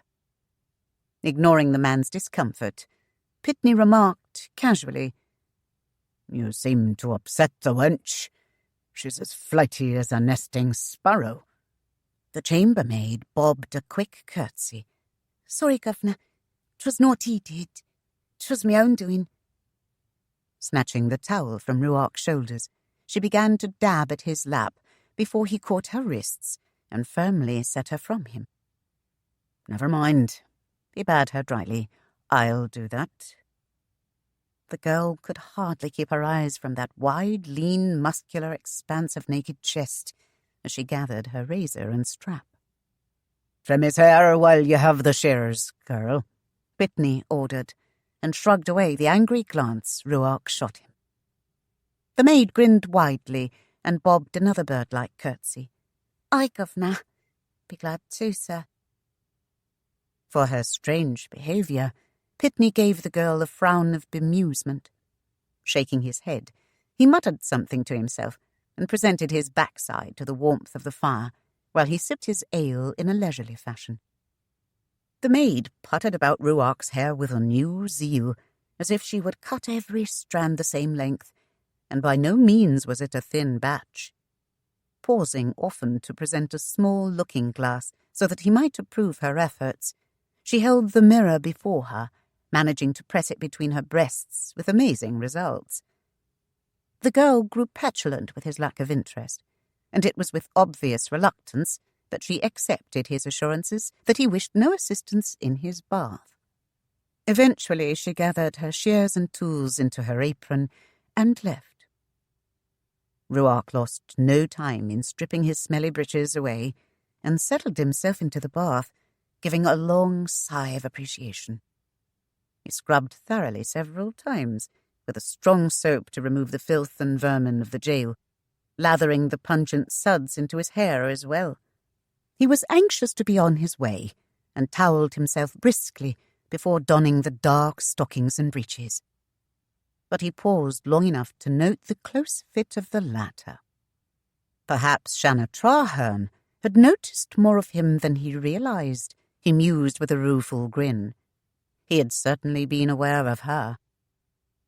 Discarding the scented powder that had been made available, he combed his black hair into a bagwig at the nape of his neck and brushed it smooth before the looking-glass. Standing in front of his image, he donned the cream shirt with its ruffles of lace about the cuffs, attached the lacy jabot, and then slipped into the silk waistcoat that matched the narrow breeches. He put on the brown velvet coat that was lavishly embellished with gold threads twining an ornate way around the wide cuffs and down the front. The leather of the brown shoes was softly buffed and adorned with gold filigree buckles on the high tongues. A tricorn of velvet, embroidered with gold, completed the outfit. In all, Ruark surmised as he critically surveyed himself in the standing mirror, Shanna had spared no expense to have him garbed as a man of title. Over the shoulder of his reflection, Ruark caught Pitney's eyes as the man regarded him. Pitney reviewed the changed appearance of his charge and managed a bleak smile. I think my mistress will be pleasantly surprised. He finished his ale in a gulp and consulted his timepiece. We'd best be on our way.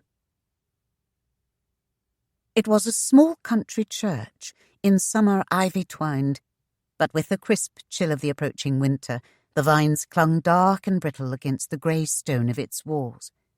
The drizzle had ceased, and bright shafts of sunlight pierced the broken clouds, setting the crystal panes of the rectory windows aglitter with shifting shards of colour. Shanna stood, bathed in light coming through an oriel. Her face, as she gazed out upon the rolling fields, held the smile of one confident of her goals in life. She had arrived early at the church in a hired coach, for her carriage had to carry Pitney to the inn more than an hour's ride away, and there remain while he journeyed by another hired coach to London and back again with Ruark Beauchamp. But the Reverend and Mrs. Jacobs had been warm and hospitable, and Shanna had managed to endure the wait. The plump wife of the good clergyman sat nearby, sipping tea while she observed Shanna.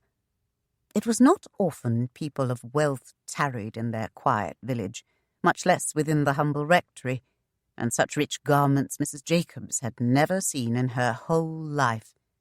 A mauve cloak of silk moire, lined lavishly with soft grey fox, lay across the arm of a chair, forgotten as if it were discarded. The woman could not even imagine the cost of the matching silk gown with its tiers of pinkish-grey lace cascading down the front of the skirt between twin borders of silk ruching. Lace flounces adorned the sleeves where they ended at mid-arm. Pleated lace spread like a fan from a point at the tightly cinched waist upward to the demure display of creamy skin. A narrow mauve ribbon was tied about the slim column of the young woman's throat, and the intricately woven coiffure, left unpowdered, was glorious in its own magnificent colour. The effect of the golden strands amid the tawny would have challenged the best efforts of the most artful hairdresser.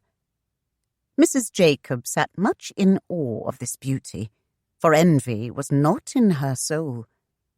Deep in her heart she was a romantic, and took delight in what was to her the serious art of matchmaking. The groom, as she envisioned him in her mind's eye, would have to be handsome and charming, for no common sort should have claim upon this bride. Shanna leaned forward to gaze intently out the window, and her movement brought Mrs. Jacobs to her side. "What is it, my dear?" the kindly woman inquired with eager interest. "Do they return?" Mrs. Jacobs' blue eyes searched the distant road, and as she had guessed, the carriage was just topping the crest of the hill and would soon be arriving at the church. Shanna, a multitude of explanations on the tip of her tongue, thought better of it and bit the words back.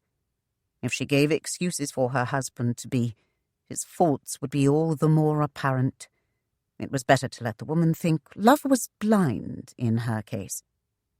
Shanna smoothed her hair, preparing herself mentally to meet the wretch. "Ye are radiant, my dear." The R rolled from Mrs. Jacobs' tongue with a thick Scottish burr. "Dinna you worry none about that. Go greet your betrothed. I'll fetch your cloak." Gracefully Shanna obeyed, thankful she could catch Ruark before the clergyman and his wife would meet him, on the chance his appearance could be improved at this late date. As she hurried along the covered pathway from the rectory of the church, 1,000 reasons to worry raced through her mind, and she swore to herself, using several of her father's favourite oaths, then gritted her teeth as she thought of the care a gentleman must exercise in dressing. "That cloddish colonial," she fretted. "At least let him have his breeches on straight." The dapple grey horses tossed their fine noble heads and pranced to a halt before the church. Pitney carefully tucked his pistol under his coat as Mr. Craddock jumped down to the turf and, like any good coachman, swung open the door for them. Accepting Pitney's warning frown, Ruark stepped down from the brisker and paused, pensively gazing out over the moors. He had a great longing to run through the fields for the sheer freedom of it, but he knew he would get no further than the low stone wall. Pitney was strong, but his size hindered his agility, and Mr. Craddock and Hadley did not appear too swift of either foot or mind. Even after his confinement, Ruark was convinced that he could outrun them, but Pitney's pistol and its lead could very well outspeed him. Then, too, there was the matter of a bargain he was most eager to see out. This held him in check far better than the threat of death. Of late, that dark damsel had been too much his close companion. Leisurely he strolled toward the steps of the church, but found himself the centre of a close-knit group. On the first stone, Ruark paused and regarded the three men, all carefully within arm's reach of him. "Gentlemen," a faint smile twisted the corner of his mouth, "if I should attempt escape, you will no doubt use the weapons you cover so obviously. I do not ask that you be remiss in your duties, but do hang back a bit, as if you were really hired servants." At a nod from Pitney, the two guards returned to the brisker and leaned against it, though their attention remained on Ruark, never wavering, for they had grasped enough of the fact to realize their reward would come only with a task well done. "What now, Pitney?" Ruark inquired. "Shall we enter, or await my lady's pleasure here?" The servant pursed his lips in consideration of the question, and then seated himself on the step. In his rasping voice he stated flatly, "She's heard the carriage. She'll be out when she's ready." Ruark climbed the several steps to the covered doorway and took a place there to wait. He was seriously pondering striking up a conversation with his stoic escort when the heavy wooden door creaked open and his intended bride stepped out. Ruark's breath caught in his throat, for in the full light of day, Shanna Trahern was the most ravishing beauty he had ever seen. She seemed almost fragile in the subtle mauve gown. There was no hint of the bold wench who had visited the jail to seek a husband. Shanna passed the stranger with hardly more than a glance, not even pausing for the sake of politeness, as the man swept his hat from his dark head. Instead, she lifted her wide skirts to rush down the steps. Ruark leaned back against the stone and smiled his appreciation as his eyes caressed her trim back. Suddenly Shanna stopped, almost stumbling on the steps as Pitney turned to stare up at her. Then, in amazement, she whirled to gape at Ruark, her sea-green eyes wide in disbelief. His heavy cloak was thrown back over his wide shoulders, and the sight of the garment she had purchased struck her with the truth. A sombre colour brown. She had carefully chosen it at the time. It could cover a multitude of faults, and perhaps lend the colonial some slight dignity, she had thought. But now it was marvellously appropriate, and so much more pleasing than she had dared to hope. His face was handsome, recklessly so, with magnificent dark brows that curved neatly, a straight, thin nose, a firm but almost sensuous mouth. The lean line of his jaw showed strength and flexed with the movement of the muscles there. Then Shanna's eyes met his, and if a flicker of doubt remained, it was immediately dispelled as she looked beyond thick black lashes into deep amber eyes burning with golden lights. "Ruark?" The question burst from her. "The same, my love." Now having her full attention, he again swept the tricorn before his chest in a bow of exaggerated politeness. "Ruark Beauchamp, at your service." "Oh, give that damned thing to Pitney," she snapped, feeling the bite of his mockery. "As you wish, my love." He laughed lightly and sailed the hat to Pitney, who all but crushed it as he caught it against his chest. He passed it along to Mr. Craddock with such firmness that a breathless woof came from the guard. "Take this to the carriage," Pitney ordered tersely, "and keep a respectful distance." Standing with arms akimbo, Shanna tapped her foot irritably.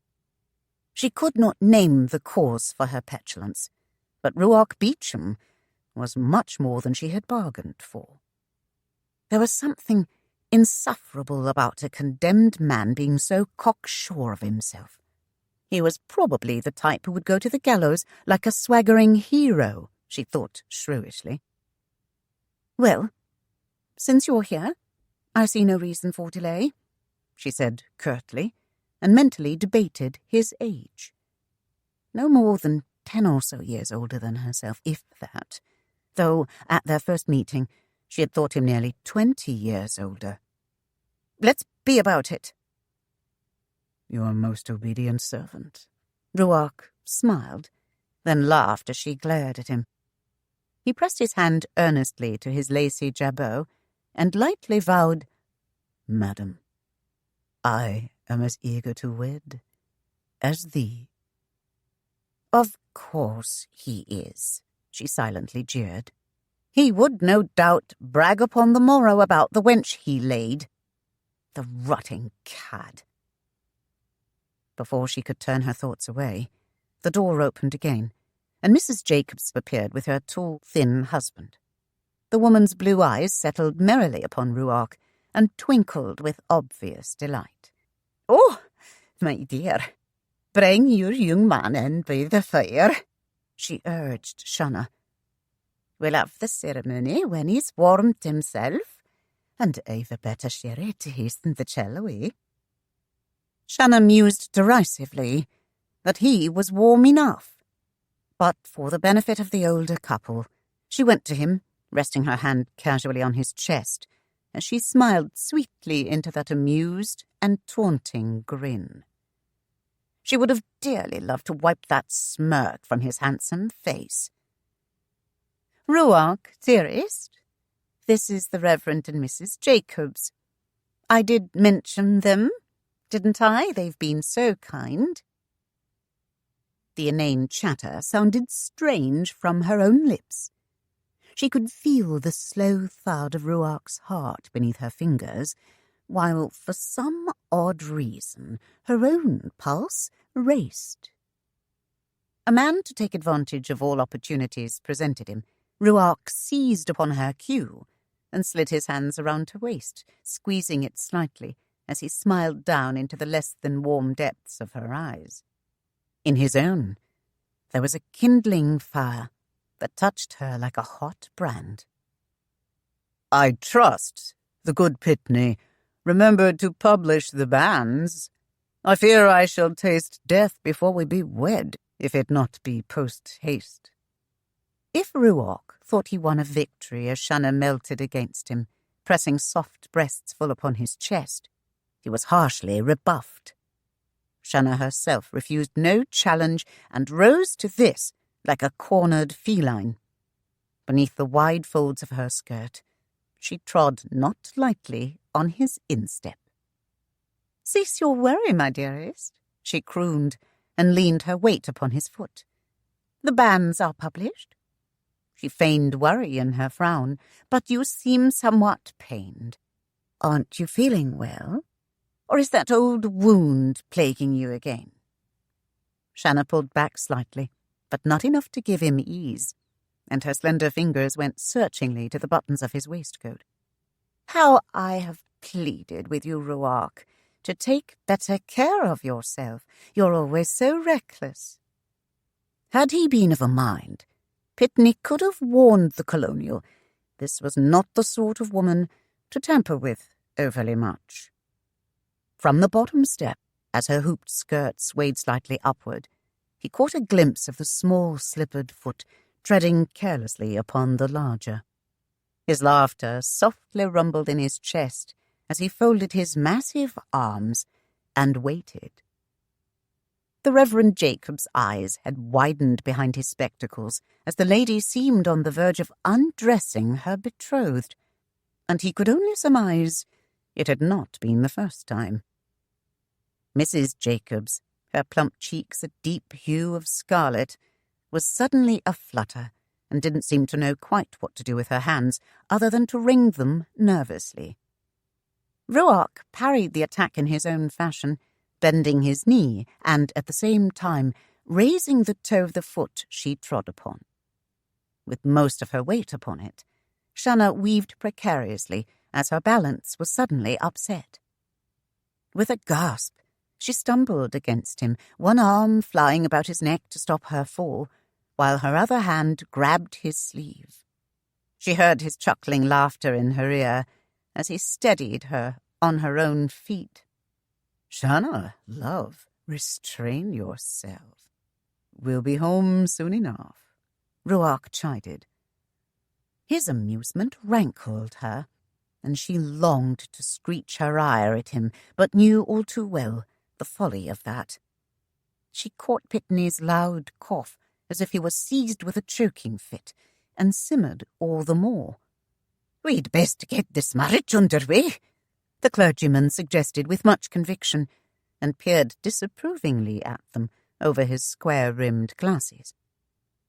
With a quirk in his brow, Ruark viewed this lovely Shanna, who silently glared her rage at him. She might well be the fairest thing he had ever seen, but he glimpsed a bit of a witch there, too.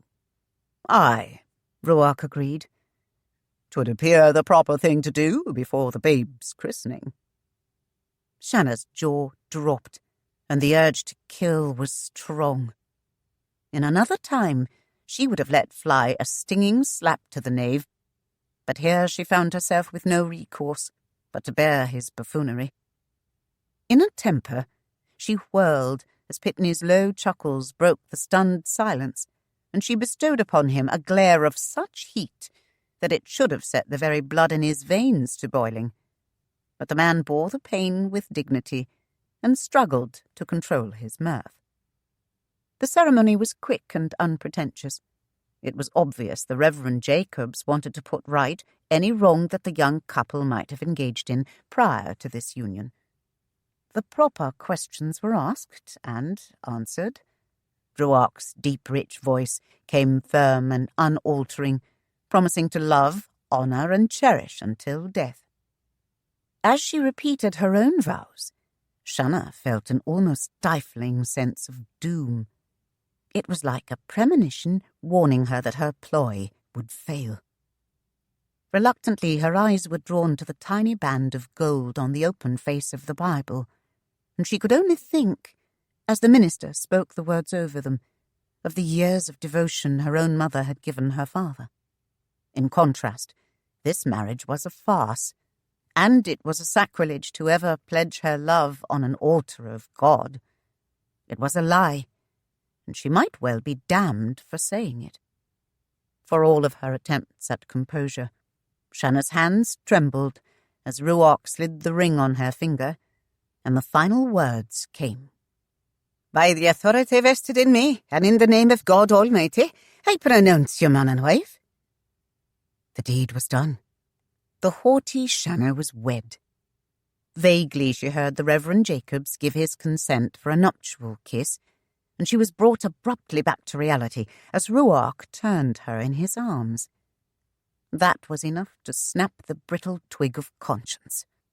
Deliberately setting his hands from her, Shanna raised on tiptoes and very primly placed a sisterly kiss upon her husband's cheek. Ruark drew back and frowned slightly into the exquisite face before him. Her tauntingly sweet smile was not what he relished in the way of passionate response. He was more in a mood for something richer than light pecks of gratitude. Already he had concluded his wife had much to learn of love. He only hoped that his hours were enough to see him through the thaw.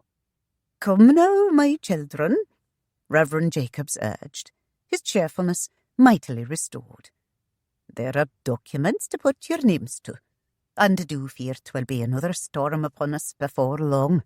Do you hear the rain?" Shanna glanced to the windows and experienced a new anxiety. Outside, the dark clouds gathered, deepening the dusk almost into night.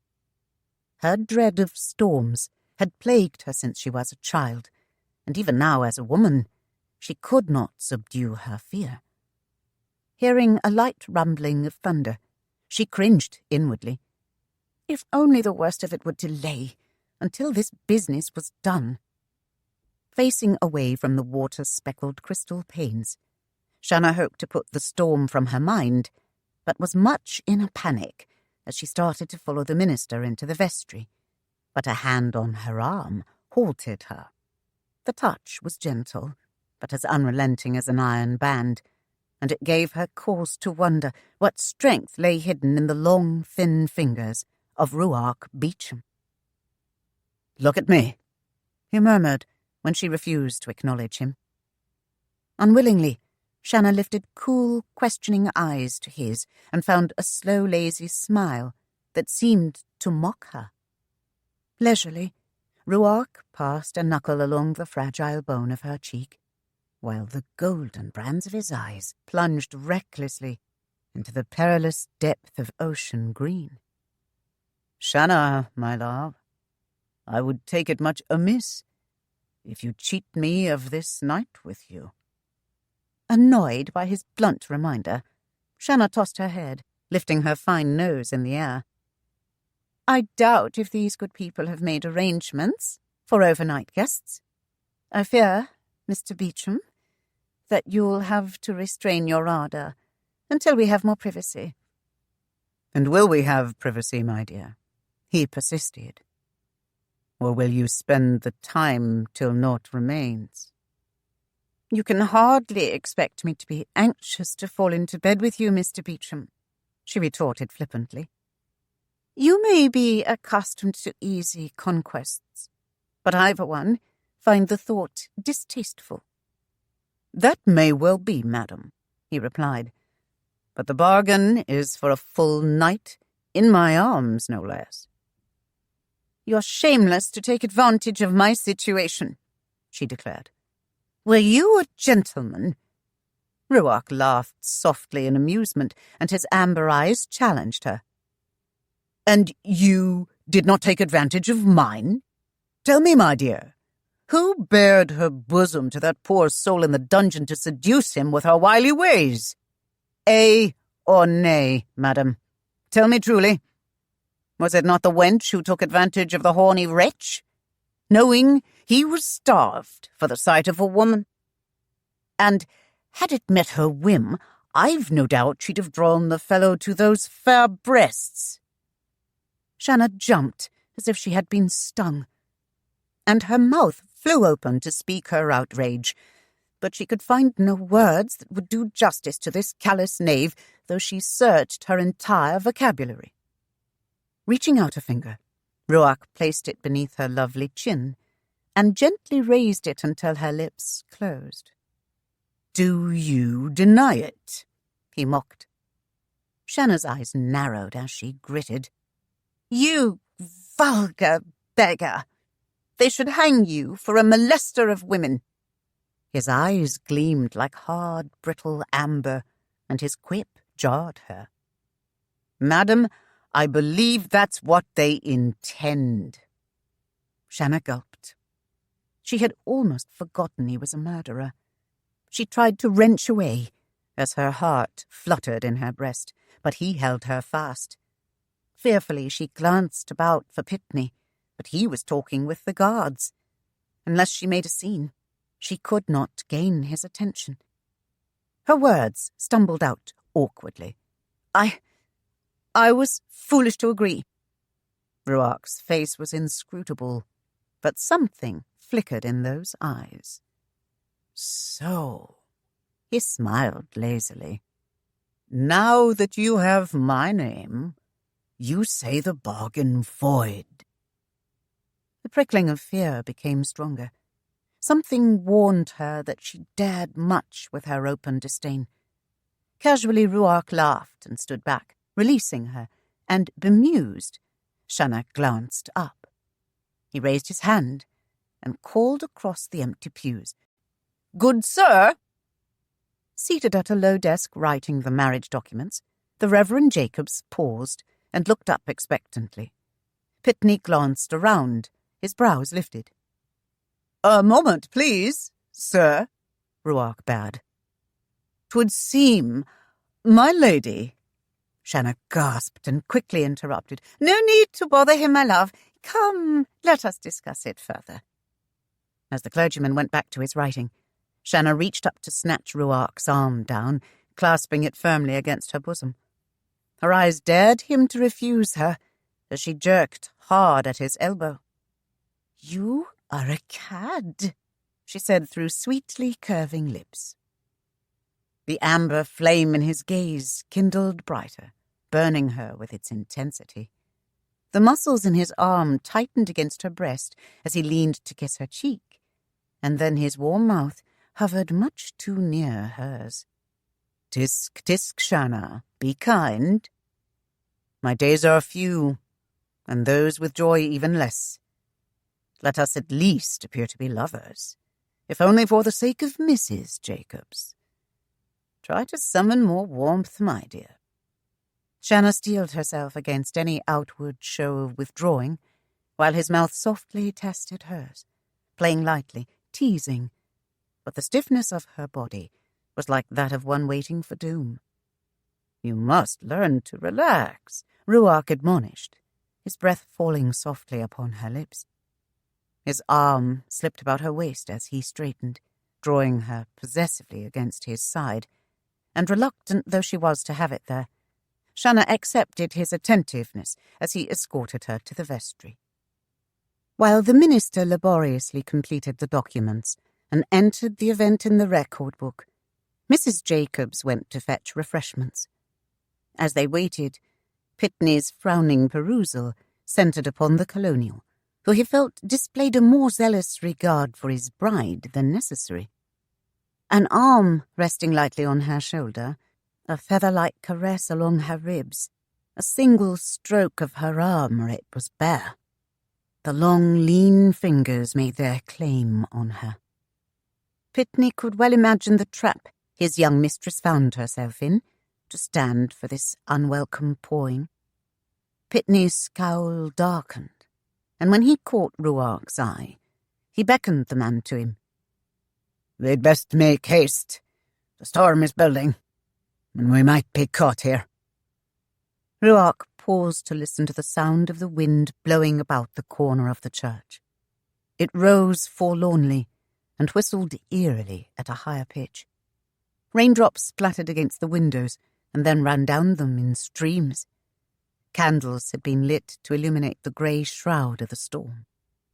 Ruark studied the other man carefully as he replied. I will tell your mistress." The square jaw tightened.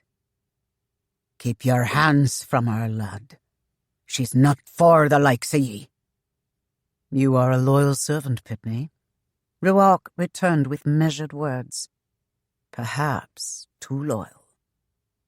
I am her husband now." "In name only," the large man retorted, "and that fact will remain true till you've seen your end." "Even if you must show me that end before my time?" Ruark queried. "I've warned you, lad. Leave her be. She's a good lass, and not the sort you might find in an inn, giving a man comforts." Ruark folded his hands behind his back and looked Pitney squarely in the eye. He spoke with much conviction. "That is my wife, whatever else you may think. Now, I am not a man to start a quarrel with another in such a place as this. But I'll leave you this word of advice. If you intend to stop me from giving Shanna my attention, you'd best draw your pistol now and be done with it. I have naught to lose, and she's worth whatever fight you'd give me." With that, Ruark turned on his heels and strode to the windows to look out on the rain-swept landscape, leaving Pitney to stare after him with a thoughtful frown. Shanna was observing her new husband as well. There was a quiet alertness in his manner, like that of a cat or a wolf, its strength ready to explode, but for the moment docile. She was reminded of a large black panther she had seen once in her travels. In repose, the animal's muscles were long and supple. Yet when the beast moved, the sinews had flexed and stretched and rippled in a fantastic rhythm of life that mesmerized. Ruark was slim yet sturdy, and moved with almost sensuous grace. There was a sureness in his stride, as if he carefully planned where each foot would fall. At the moment, he appeared relaxed and at ease, but Shanna sensed that he was aware of everything that transpired around him. Turning to her again, he came with that same sure stride, and even in her predicament, Shanna could not help but admire the fine figure he made in the costly garments. She had described him to the tailor as a man, lean, muscular, with wide shoulders, narrow hips, trim waist, and flat belly. It was rather satisfying to see the results were near, if not perfection. In fact, the breeches might have been indecent had the tailor taken a tighter seam, for they did fit extremely well. With the sudden realization of where they roamed, her eyes flew upward to find Ruark's amused gaze warmly upon her. As he came to stand beside her, he murmured just loud enough for her ears alone. "Wifely curiosity, my love." Shanna coloured hotly and turned away in sudden confusion. His hand slid about her waist, and she started slightly as his hard chest pressed against her back. His deep voice seemed to reverberate within her very soul as he announced softly, "'Twould seem our wedding day will see the best of a good drenching." In that moment, Shanna's thoughts were far from the storm outside, and much centred on the tempest within herself. A white-hot bolt of doubt had blasted her confidence, and she was suddenly unsure of her own ability to deal with Ruark Beauchamp. Chapter 3. The documents were ready and the witnesses' marks were made, so the guards could go out and prepare the carriage. Pitney indicated it was Ruark's turn, and Shanna held her breath, for she had forgotten to ask whether he could sign his name. Her concern was wasted. His hand was quick and sure. Then the minister held the quill for the bride. Shanna put her name to the record first, and then on a multitude of statements for the shire, county, and the crown. Then came a copy of the vows, such as were stated. As she set the quill to the parchment, her eye caught a phrase, "That for thy husband thou shalt love, honour, and obey." Hushing her screaming conscience, Shanna put her name to the document, and, as she swept the quill in a final elaborate scroll, a bolt of lightning turned the inside of the church ghostly white. Before it dimmed, a growing roll of thunder flared rapidly and ended in an ear-splitting crack. The panes at the windows rattled, and the tiles of the roof seemed to dance. With wide, fear-filled eyes, Shanna stared at the parchment she had signed, aware of the lie she had put her name to. She rose, throwing the quill aside as if it burned her fingers. The storm was all around her now. Rattling gusts of rain struck the church, and the wind howled like a banshee in the gathering gloom of the dying day. Seeing her disquiet, the Reverend Jacobs drew her aside. "You seem worried and upset, child. Perhaps 'tis well to have doubts, but I must tell you this.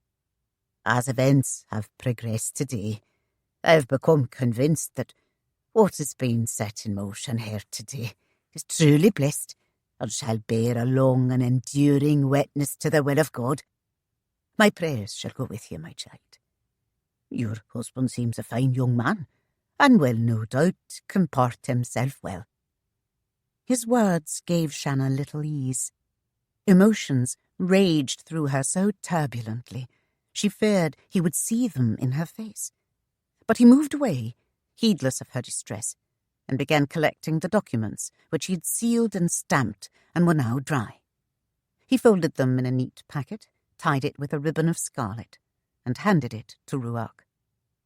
"Before you go, my dearest," Mrs. Jacobs beamed. She held out a tray, bearing dainty stemmed glasses filled with an amber liquid. "A bit of sherry to warm your way?" Numbly, Shanna accepted the woman's offering and raised the glass unsteadily to her lips. She paused as Ruark faced her, lifting his own glass in salute. "To our marriage, my love. May it be long and fruitful." Shanna stared at him dispassionately over the rim of her glass. Her longing to sneer was almost overwhelming. It was his smug, conceited, self-satisfied expression she hated most, she thought venomously. How she yearned to set him in his place. Nearby, Mrs. Jacobs talked happily to Pitney, chattering about the ceremony, as if her husband had performed none finer, while Pitney stood mute, glancing over the small woman's head at the young couple. The set of his mistress' jaw was a good indication of her agitation, and he could only wonder at what next would follow. Ruark stretched forth a finger and gently urged the glass to his wife's lips as his gaze warmly probed hers. "Drink, my love. We should be going."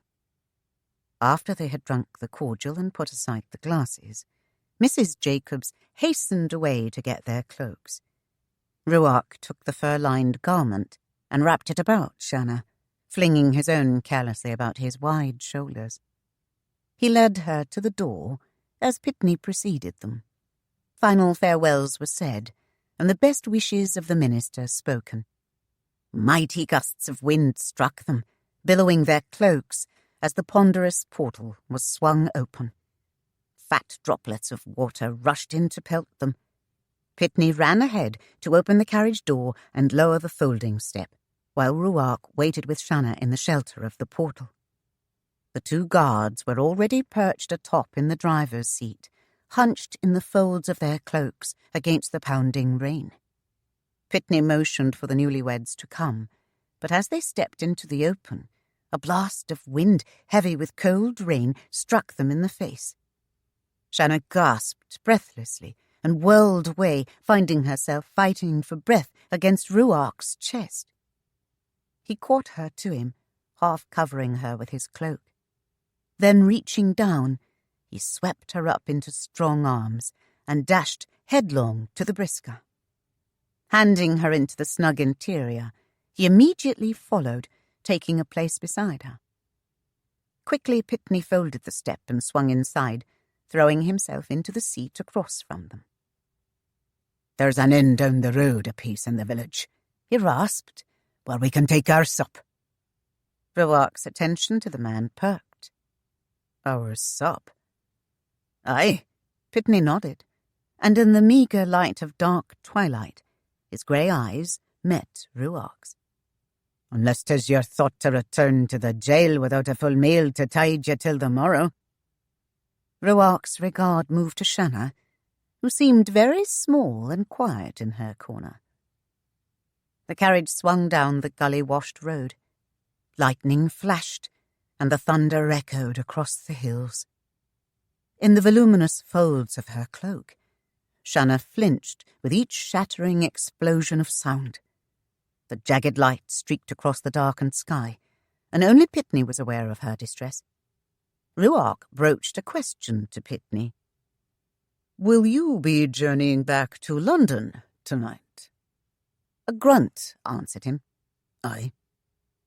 Ruark thought for a moment about the man's short reply before asking, "Why do you not stay at the inn? 'Twill be a good 3 hours before you reach London." "A long enough ride on a night such as this," Shanna flung at him sharply. Her husband raised a sardonic brow at her tone and contemplated the snapping green eyes that pierced the gloom. "'Twould appear you've regained much of your courage now that you're away from the good Reverend Jacobs," he mocked lightly. Shanna sneered as she had longed to before. "You crowing cockatoo, watch your tongue, or I'll set Pitney on your tail." Pitney lowered his hat upon his broad brow and leaned his head back against the seat as if to snooze. It seemed his young mistress could handle herself once again. Ruark pondered his hulking companion and then returned his full attention to Shanna, who almost cringed as his hand reached toward her. He tugged at one of her hands, which was clenched in her lap, and by greater strength alone won it.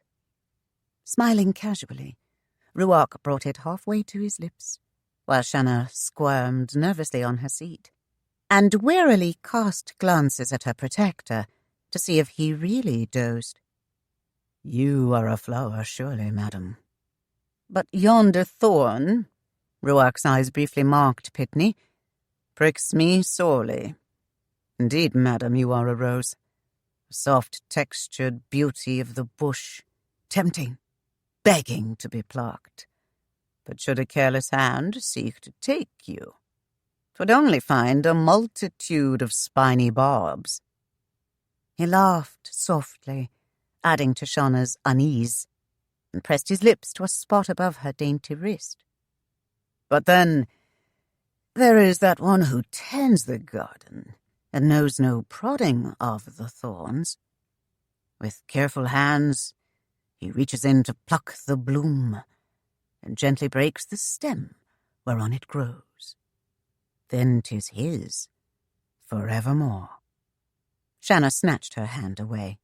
"Settle yourself, sir," she admonished crisply. "Your wit is lagging." Shanna braced herself firmly in her corner as he raised his head and studied her. She did not know exactly what he might do, murderous scoundrel that he was. The thing she could not abide was that slow, jeering grin that came across his face, as if she only amused him. Where was his anger? If he lifted a hand to strike her, Pitney would be there to rescue her. No need, then, to pretend even a mild tolerance for him, or bear his presence in her coach. He'd be bound and taken on top to ride with the guards. A violent lurch of the carriage sent Ruark nearly on top of her, and Shanna quailed in sudden fright, raising an arm to shield herself from his attack. His amused chuckle close to her ear brought her courage back in a flare of scalded pride, and his hand upon her thigh as he braced himself drew her outraged fury. Much in the guise of clumsiness, she thought, the long fingers, whether intentional or not, touched her through her gown where no man had dared before. "Get off me!" she choked in trembling rage, and pushed with all her might against his wide shoulders. "Go fondle your doxies in the jail." Pitney peered at them from beneath his tricorn, and Shanna straightened her skirts with a jerk, tossing a glare at both of them. "And just where is this inn?" she demanded. "Do you suppose we might get there before I'm mauled to death?" "Calm yourself, lass," Pitney bade with a chuckle. "We'll be there soon enough." Though only a few short minutes more, the remainder of the ride to the inn was intolerably long for Shanna. Even with Pitney's cautious but relaxed gaze upon them, the nearness, indeed the very presence of her colonial husband, was stifling, and made her agonizingly aware of the trickery she practiced. At last the carriage pulled to a stop before the inn. A sign before the portal swung wildly in the wind, and trees swayed to and fro, barren branches plucking in nervous frenzy toward the sodden earth, as if in search of comfort against the gale. The guards, exposed to the full force of wind-driven rain and sleet during the ride, did not linger for their charge, but rushed into the place, leaving Pitney to do the duty. Alighting from the carriage, Ruark pulled his cloak close around his neck and yanked the tricorn low over his brow, and as Shanna stepped to the door, he turned and pulled her into his arms, though she protested indignantly at this outrage. He bore her across the puddle-laden path. Shanna ground her teeth in displeasure, hating his boldness and the close contact of his hard, muscular chest. "You take much upon yourself, sir," she rebuked peevishly, and then gasped and threw her arms tightly about his neck as he gave a little dip, as if he would drop her. Silently, Shanna seethed, while the muffled sound of his mirth grated on her nerves.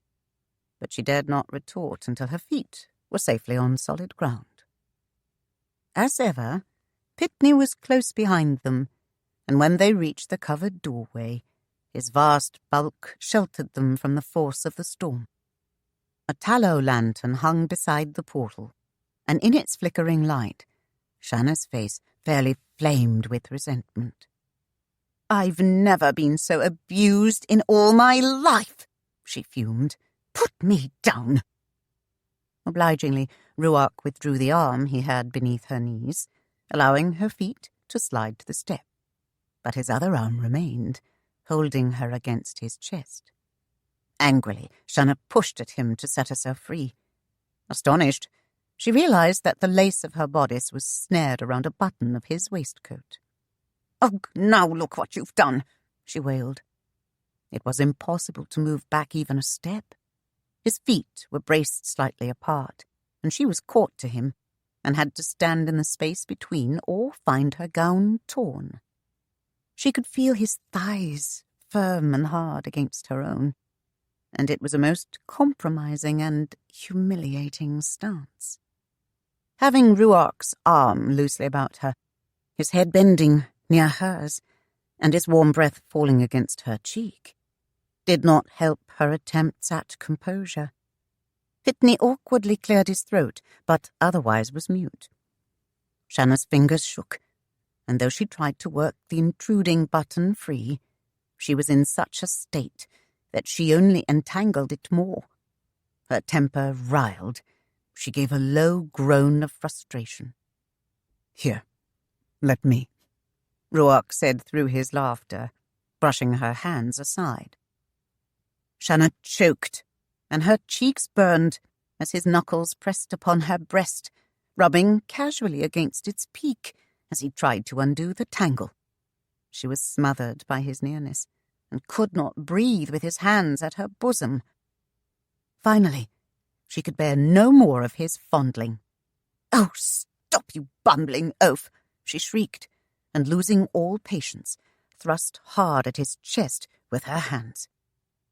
At her onslaught, Ruark stumbled back, and his movement was accompanied by a sharp rending of cloth and the sound of Shanna's gasp.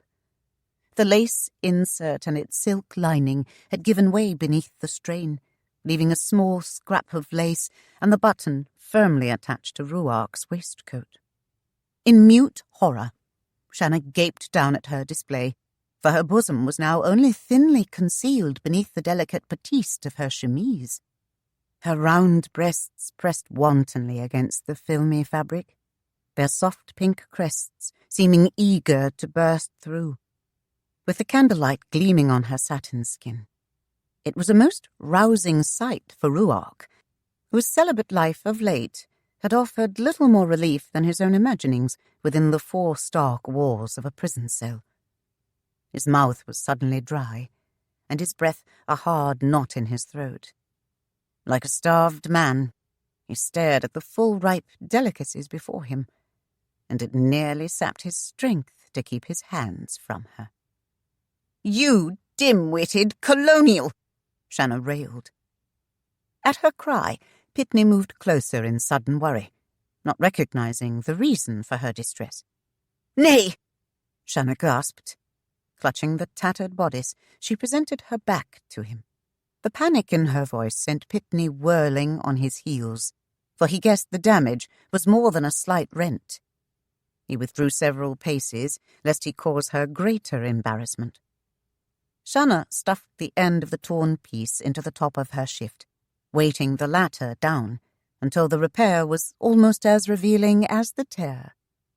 Ruark choked at this torture, drawing her attention and her accusing glare. His gaze burned upon her bare skin, greedily absorbing a sight of her swelling roundness, as if he were afraid it would be taken from his sight. Shanna had been leered at before, but never so completely devoured. Desire flamed in those golden eyes, snatching her breath, and she could only murmur, with a bit less rancour, "If you had any decency, you'd turn your head." "Shanna, love," Ruark breathed in a tight, strained voice. "I'm a man about to die.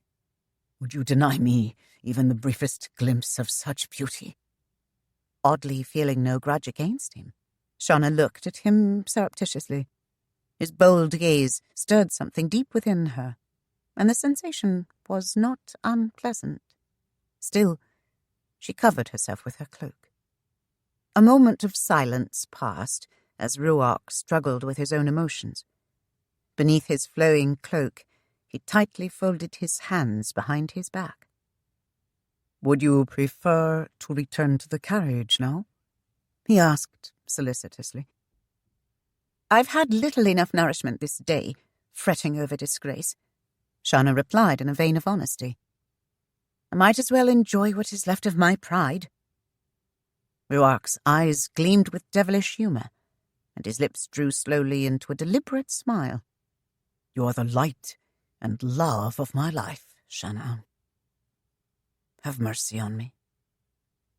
Shanna lifted her fine chin. "Ha! It ever passes through my thoughts that you are much a rake and have had many light and loves. I am hardly your first or only one."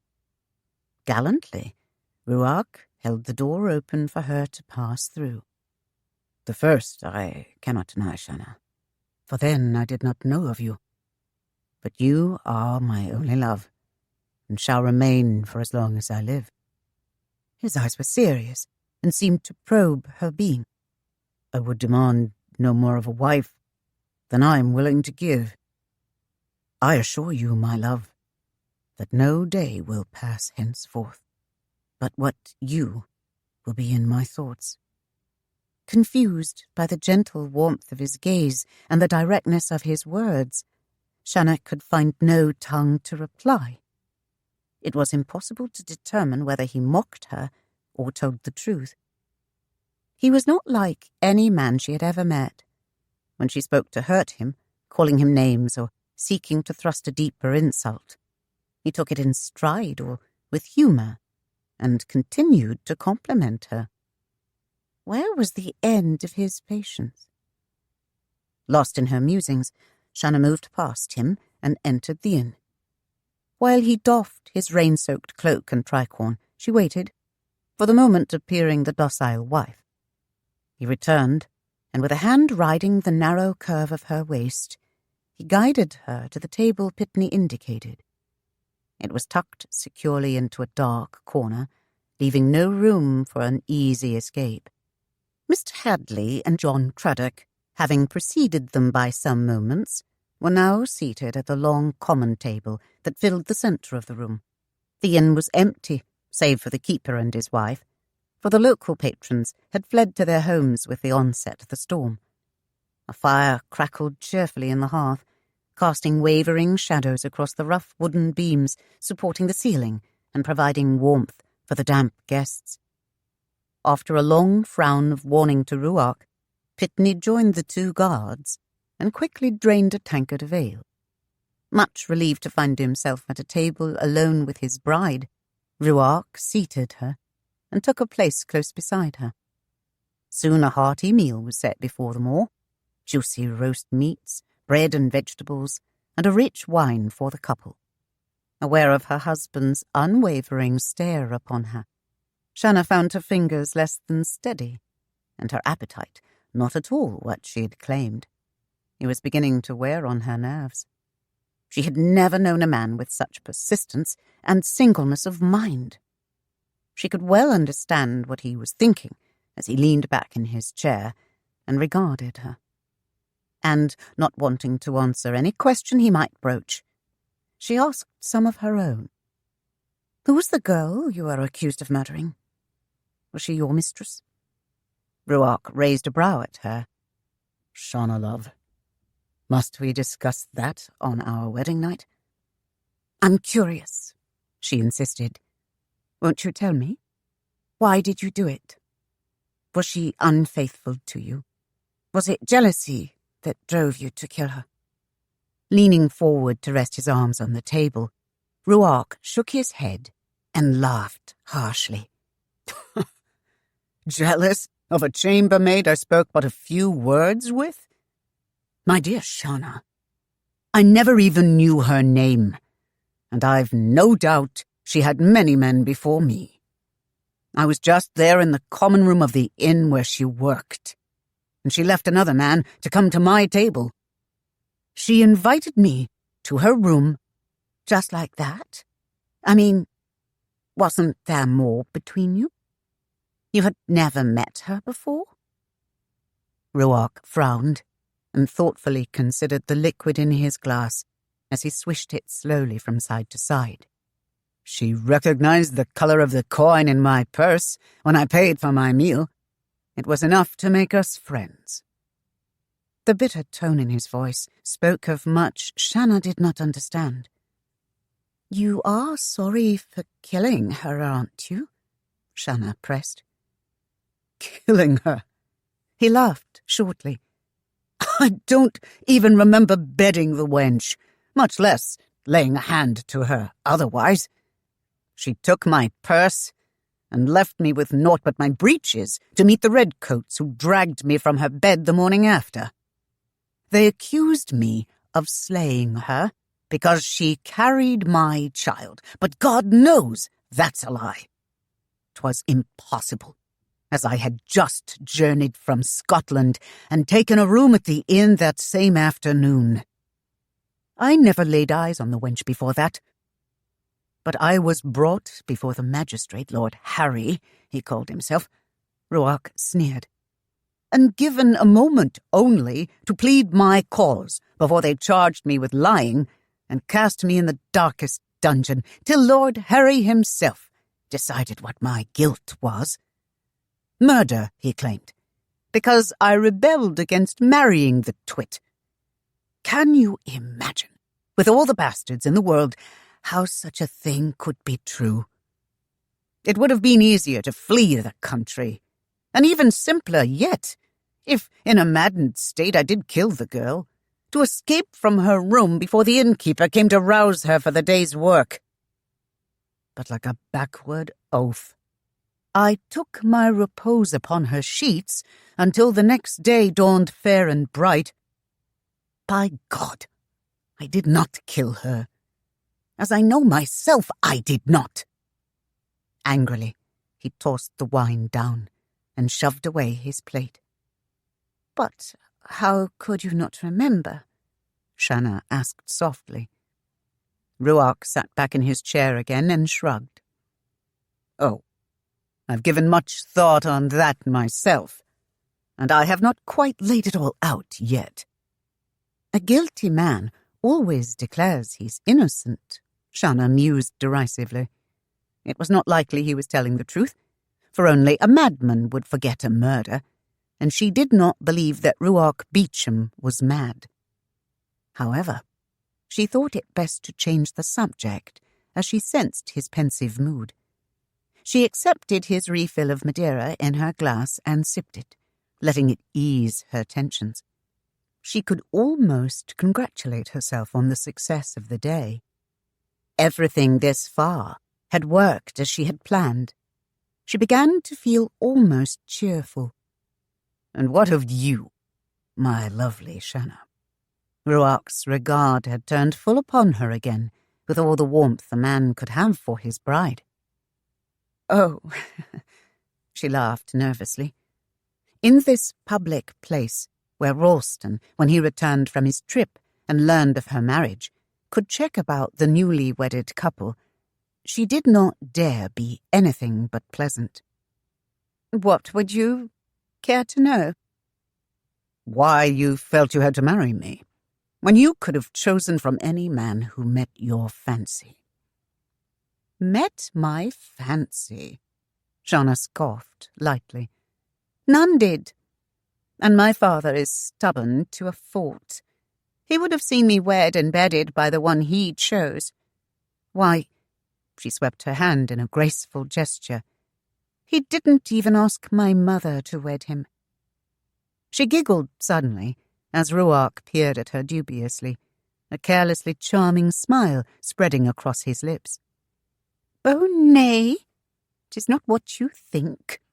My father is much a commanding person. He told my mother she would marry him and threatened her with ravishment if she refused. I was born quite properly a year after they wed." The disarming smile remained. "What had your mother to say of it?" "Oh, she was convinced the sun rose and set just for Shanna Trahern. She loved him deeply, but he still was a rogue. My grandfather was hanged for a highwayman." "At least we'll have something in common," Ruark remarked dryly. A moment of silence passed. Then, "Do you plan to keep the bargain?" Shanna fumbled for a reply, shaken by the abrupt question after she had tried so hard to avoid it. I... Ruark placed an arm behind her chair, resting his other on the table as he leaned toward her. Kissing her ear, he whispered softly, "Could you just, for this night, pretend you have a bit of care for me, Shanna?" he cajoled. His warm breath stirred shivers along her flesh and a curious excitement tingling in her breast. The wine had certainly had its effect on her, she thought in astonishment, for her senses reeled in drunken pleasure. "Is it too hard to imagine that we're lovers just wed?" Ruark asked, breathing against her throat. His arm came around her shoulders, and Shanna had to fight to keep her world upright as his mouth, moist and parted, warmly tasted hers. She struggled to push him away and free her lips. Had she drunk so much wine that she was now giddy from it? What was the matter with her?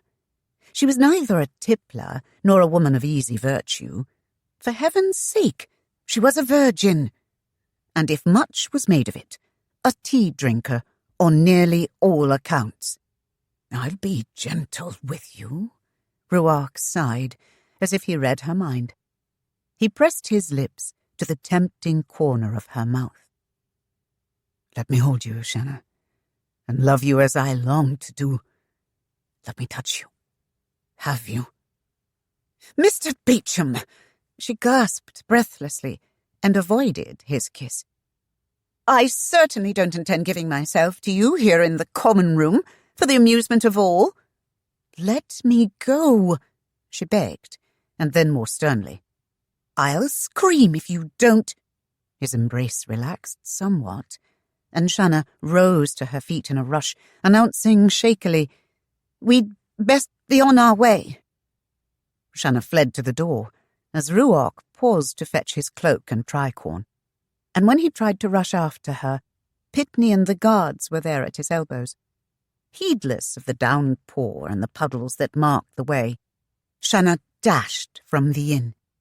Ruark would have followed after her, but there was some delay as the keeper, fearful that the cost of his meals would be lost, began to argue sharply with Pitney, who was more interested in keeping Ruark at his side. A hefty purse tossed to the innkeeper silenced further debate, and at last Pitney allowed Ruark to precede him to the carriage. The rain was now a steady drumbeat upon the roof of the brisker. Drenched and shaking with the cold and her own emotions, Shanna had slid tightly in a corner of the seat, giving the greater portion of it to whomever would take it. She had managed with trembling fingers to strike the flint and light the small tallow lantern that hung from the inside wall of the carriage. Ruark stepped in, and Pitney folded the step. He started to swing himself inside, but found the way suddenly barred by the younger man's arm. "Have you no pity, man? Wed only a few hours, and bound to hang before a week is out? Ride with the gods!" Before Pitney could protest, Ruark slammed the door in his face. The huge man, however, was hardly the one to do the bidding of a daring swain who rutted after his mistress. In fact, just the opposite was true. The door of the carriage was snatched open with such force it rebounded against the side of the coach with a loud crack, causing Shanna to jump sharply. Ruark was not about to settle for this intrusion without at least a brief struggle, and stretched an arm across the doorway again to prevent the other's entry. Pitney reached up to snatch the ardent bridegroom from the carriage, but Shanna's startled gasp brought her his immediate attention. It was certainly not fear for her husband which prompted this reaction from Shanna, but the noticed presence of the innkeeper and his wife standing in the doorway of their establishment and straining their necks to see what was going on. "'Tis all right, Pitney, ride on top," came her hushed but urgent command. Glancing back over his shoulder, Pitney saw the reason for her concern. He straightened, stepped back a pace, and jerked his waistcoat down in place. Ruark smiled benevolently. "That's a good lad. And don't stand there dawdling. Make haste. Let us be on the road." Pitney's heavy chin jutted out obstinately, and his brows lowered in an ominous fashion. The cold rain trickled down his broad face, but he took no notice. His grey, piercing eyes measured Ruark in the light of the carriage lanterns. "Should ye harm her?" The threat was gritted in a low voice, but it reached Ruark's ears distinctly. "Come now, man!" Ruark laughed scornfully. "I'm not a complete fool. I value what little time on earth I have. I give you my charge that she will be treated as one whom I have the highest affection for, nothing less, and with much respect." Pitney's frown deepened at Ruark's words. He would have argued the point, but Shanna saw the threat of a public scene in this village where the actions of strangers would be quickly noted. So close to the church where she was wed, the rumours would spread, and Ralston would have no trouble hearing them. "Let's be gone, Pitney, before you undo the best of my plans." Finally the man gave in, and though his words were directed to her, he stared hard at Ruark. "I'll bar the doors. He'll have no chance to escape." "Then be quick about it," Shanna pleaded, "and have a care the keeper and his spouse do not see what you do." Several moments passed before the richly appointed carriage swung onto the muddy road to London. The rain beat monotonously upon the roof, deadening all other sounds, while the lanterns lent only a weak flickering light to the ebony darkness through which they passed. Though the luxurious interior was warm and snug, and well protected from the miserable night without, Shanna was hardly comfortable. Her dash to the coach had been sheer folly. Her shoes were soaked, her knee-length stockings were damp almost to their full length, and the wet hem of her skirt was cloyingly cold and chilly against her ankles.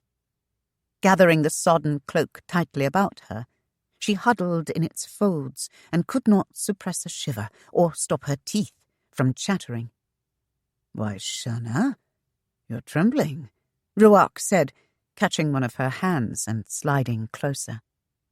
Angrily, she withdrew from him and snapped, "Must you ever state the obvious?" And then, relenting, "My feet are cold." "Here, love, let me warm them."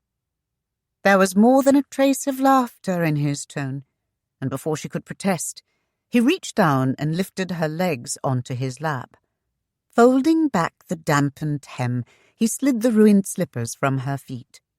A small gasp escaped Shanna as his hands boldly touched her knees, quickly pulling off the lacy garters and wet stockings. Tossing them in a small heap upon the floor with the shoes, he tucked her feet beneath his jacket and drew his cloak over his lap and her legs until she was well wrapped within it.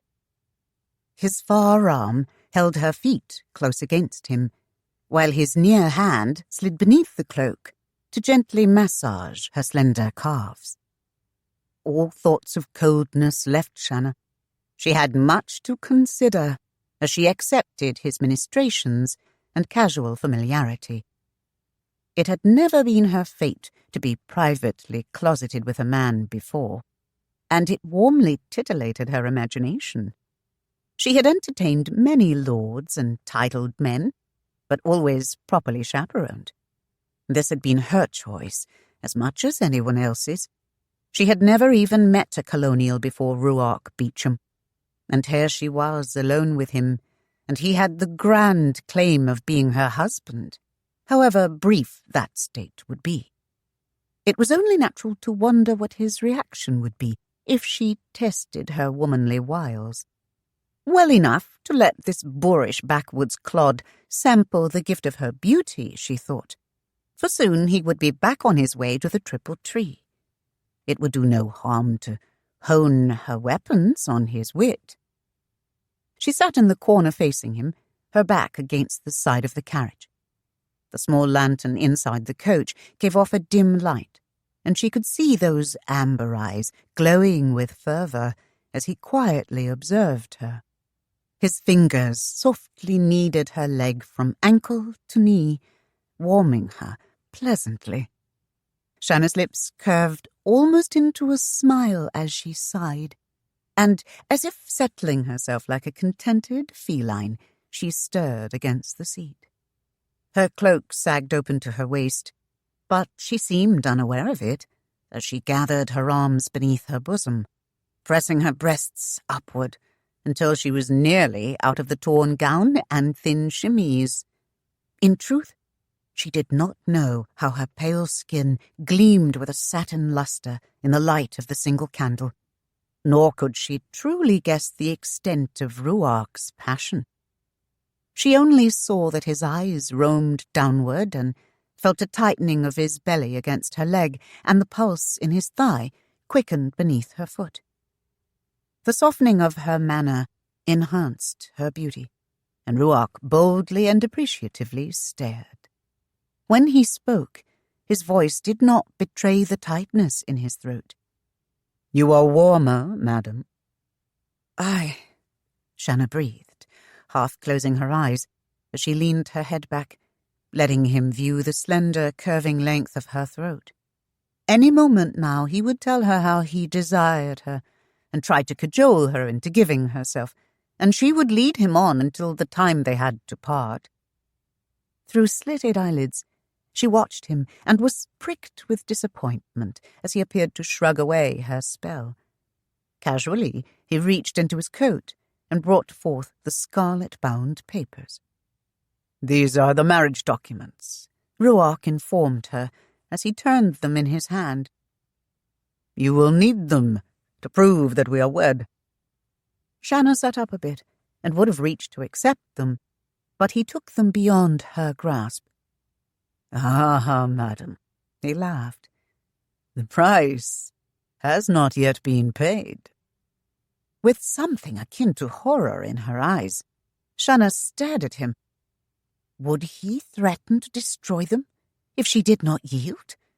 If they were thrown onto the well-washed road outside, they would be rendered useless. "Ruark?" she asked wonderingly, and withdrew her feet from him, tucking them beneath her. "Would you?"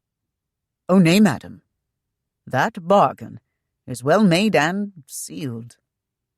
His eyes raked her boldly, and Shanna braced herself for the worst. He smiled slowly. "And I would not question your intent or honor. But this is a new one. I would extract from you," He paused and tapped the papers against his chin, gazing thoughtfully at the lantern. "A kiss," he said suddenly, decisively. "A loving kiss of a wife as bestowed upon her newly vowed husband. Is the price too steep, madam?" He raised his brows in mocking question. With some relief, Shanna gathered herself, drawing the cloak against his wandering eyes, irritated that her knees kept slipping down to rest against his thigh. "Very well," she sighed, as if most reluctant. "If you insist, I am too frail to battle you for them." She bent forward slightly. "At your pleasure, sir. I'm ready." She closed her eyes to wait, and his low laughter made her fling them open again. He had not moved. In fact, as she stared, he casually doffed his coat and opened his waistcoat before leaning back in his corner of the seat. "Madam," his smile taunted her, "the bargain was that you should give the kiss. Do you need assistance or instruction?" Shanna bristled beneath his jibe and glared at him. Did he think her to be some simple serving maid, not to see his ploy? She rose upon her knees, determined to set him back upon his heels. She would give him a kiss worthy to be taken to his grave. Coyly, she reached out to place her arms on his shoulders. Again, his gaze crept downward where she wanted it. She would make him cringe in utter frustration before this was over. Her fingers lightly caressed the back of his neck as she moved nearer. Then suddenly he raised his head and his eyes met hers.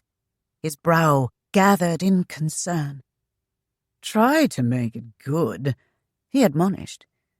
"I realize your experience may be lacking, but a wife-to-husband kiss should be a thing to warm the pride, and not a peck of shame."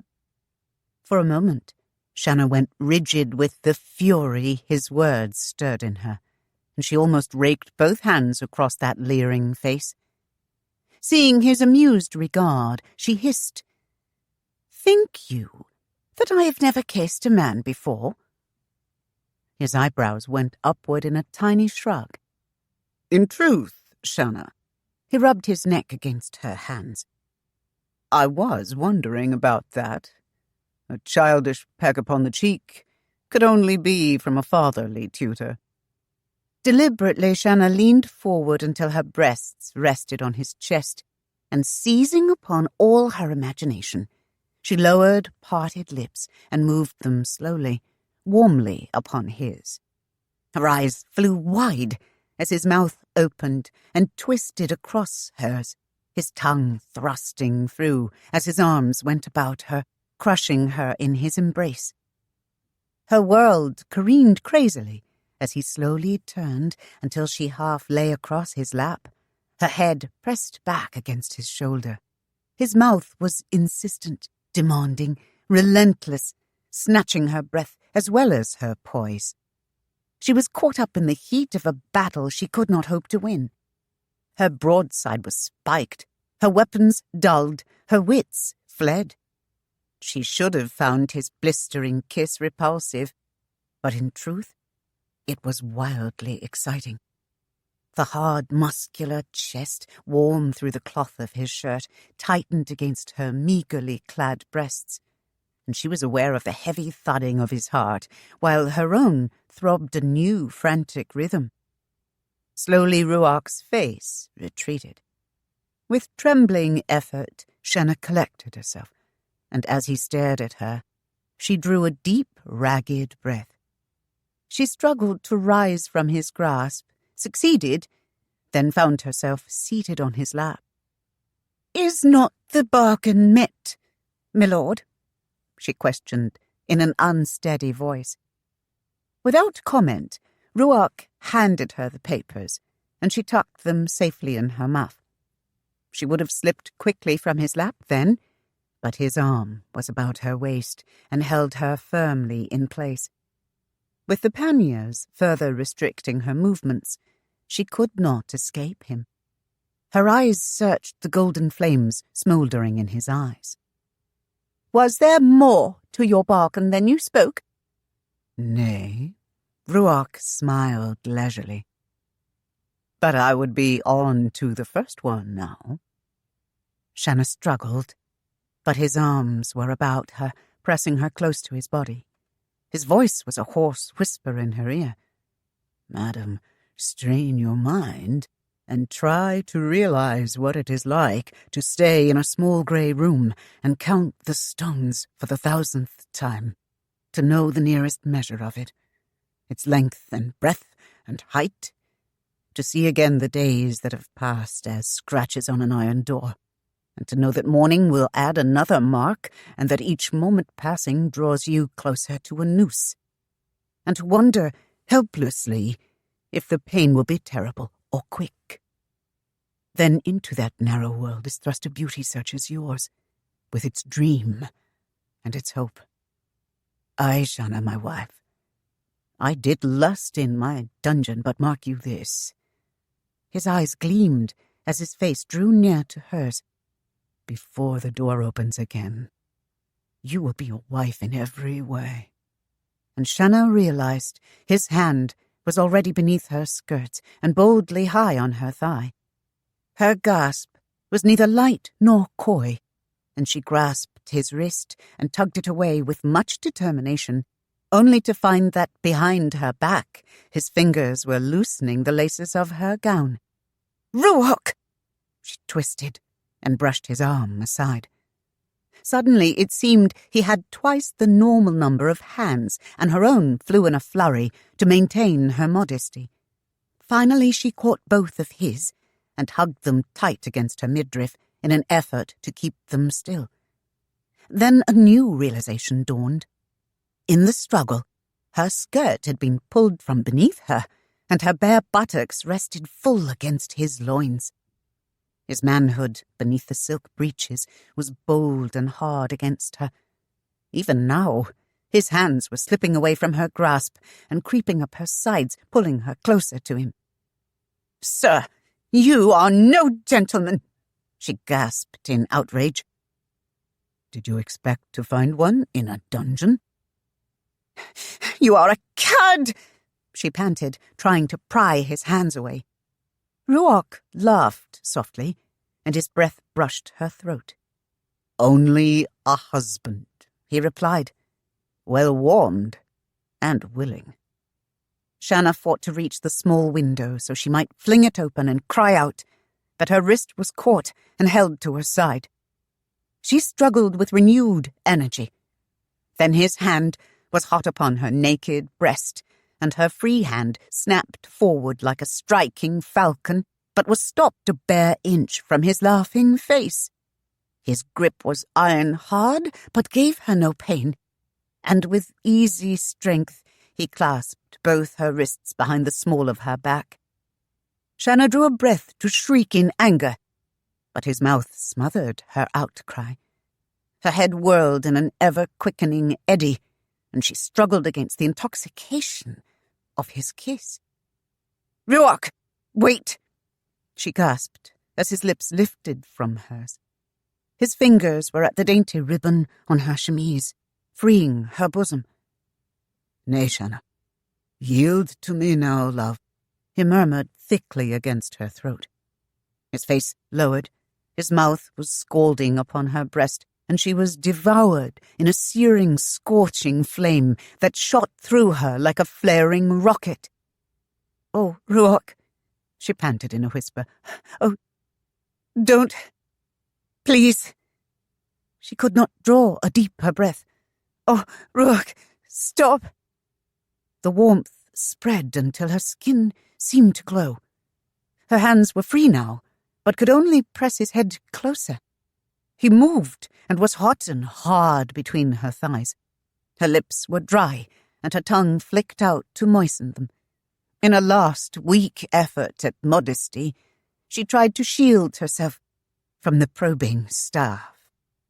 "Oh, love, love," he rasped, taking her hand and leading it to him, closing his lean fingers over hers. I'm a man, flesh and blood, no monster, Shanna.